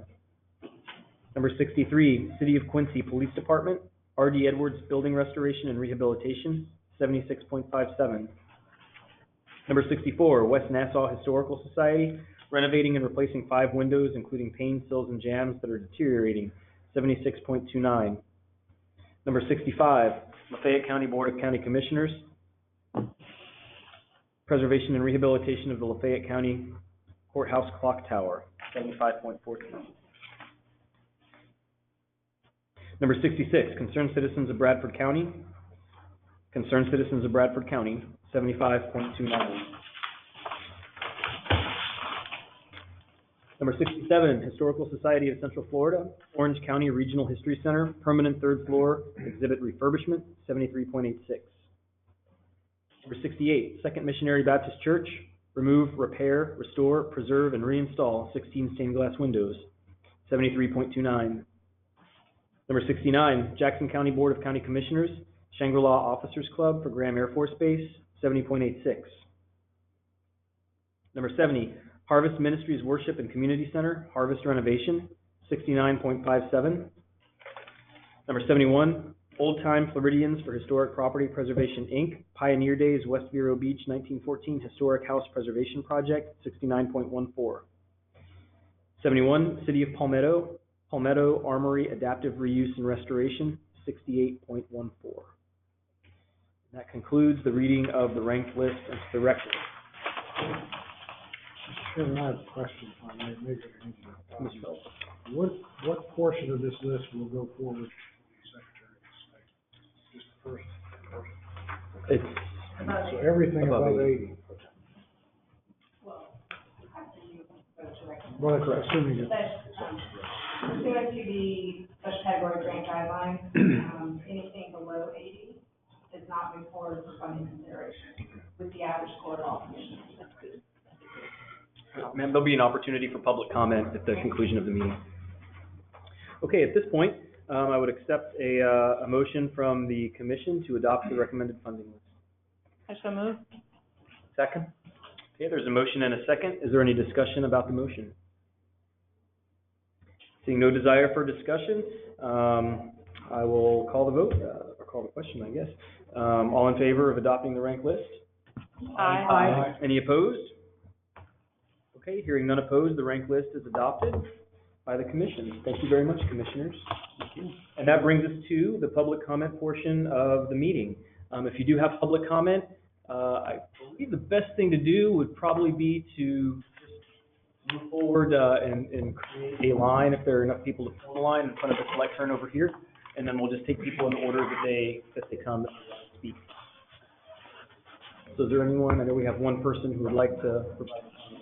And also, thank you, Tim, for that reminder. If there are people on the webinar who would like to comment, we'll go to the webinar after we complete accepting comment from the people who are in the room with us here today. Thanks for being here. Can you please introduce yourself? Thank you. I'm Bird Mashburn. I haven't been here before. How hard would it be for you to use the numbers that are on the sheets that we had and just go across and say what that number is on the list that you just read? I couldn't keep up. There was no way I could do that. We can provide you with a copy of the list if that would be helpful. You will? Sure, yeah, absolutely. Everyone can get a copy of the list. I have a copy of the list. Yeah. What project are you looking for? Yeah. Like, FAR 7. This list, ma'am, they each have a number. How hard would No, it be to match that's the number? list. She's looking for that one right there. Yeah. This is the order we reviewed them in, and this is the order they scored in. And where is this? I'll just give it to you right now, but we're gonna Yeah, they're number 3. Yeah. Okay, is there anyone else who'd like to comment? Yes, sir. Yes, Mr. Chairman, Kevin McGordy, Tall Timbers. I just want to thank the commission for all your hard work. I know you'll never see my face again. But I wanted to let you know. Never say never. So you claim. I wanted to let you know, we have scheduled a tour of the Dixie House for our delegation Monday morning. Good. Not anticipating how you ranked us, but I can tell you, we lobby for the full package. We do not lobby just for our project. And one time we were ranked 18th, and with the help of other preservation organizations, that list moved to 33. So I want to just, all our colleagues out here that may be on the lower end of that, don't give up hope, because if we all lobby together statewide, this will happen. Thank you again. Thank you for those comments. Thank you. Welcome back, Teresa. Thank you, Teresa Shepherd. I just want to echo most of those comments. I make no guarantee that you won't see me again. But I've also already emailed our lobbyists for Collier County because I understand how important it is for us to hit the ground running to do that hard work from this point, and I appreciate all of your efforts. And I certainly hope that I see some of you on March 9th. And if you are coming, please let me know. Because we do move people to the cow parade route and then move them back, and we'll make sure that we can accommodate you all. Okay, that's one comment back to you. Now, emailing your lobbyist is good. Remember, he's gonna have 19 other things to look at. It's not our lobbyist, we have a special person within Congress. Whatever, my point to you is you need to get your delegation, like he is doing, to come and see your project. Whatever you gotta do, you gotta get aides or the actual member themselves, House and Senate, and get them to come see it. I agree, I understand. We've had the governor visit, we even had, Bill Clinton visit, Robert's Ranch of all things, and our delegation last year, so I certainly will point well taken. Thank you. Good afternoon, Bridget Key with the City of Port St. Lucie Planning and Zoning Department. I also wanted to thank you and also to let you know that the city also, we do, with our lobbyists and with our, city council, we do meet with our local delegations and also lobby for approval of historic preservation. And just put in a plug for St. Lucie County. Don't forget that St. Lucie County also has, the city of Fort Pierce, the Florida Cracker Trail, in every February. That's also horses running across the state to Fort Pierce. Thank you. Horses, not cows. I don't know what they do. They do the cracker, they do a whole roundup when they come into the state, into Fort Pierce. It's really pretty cool.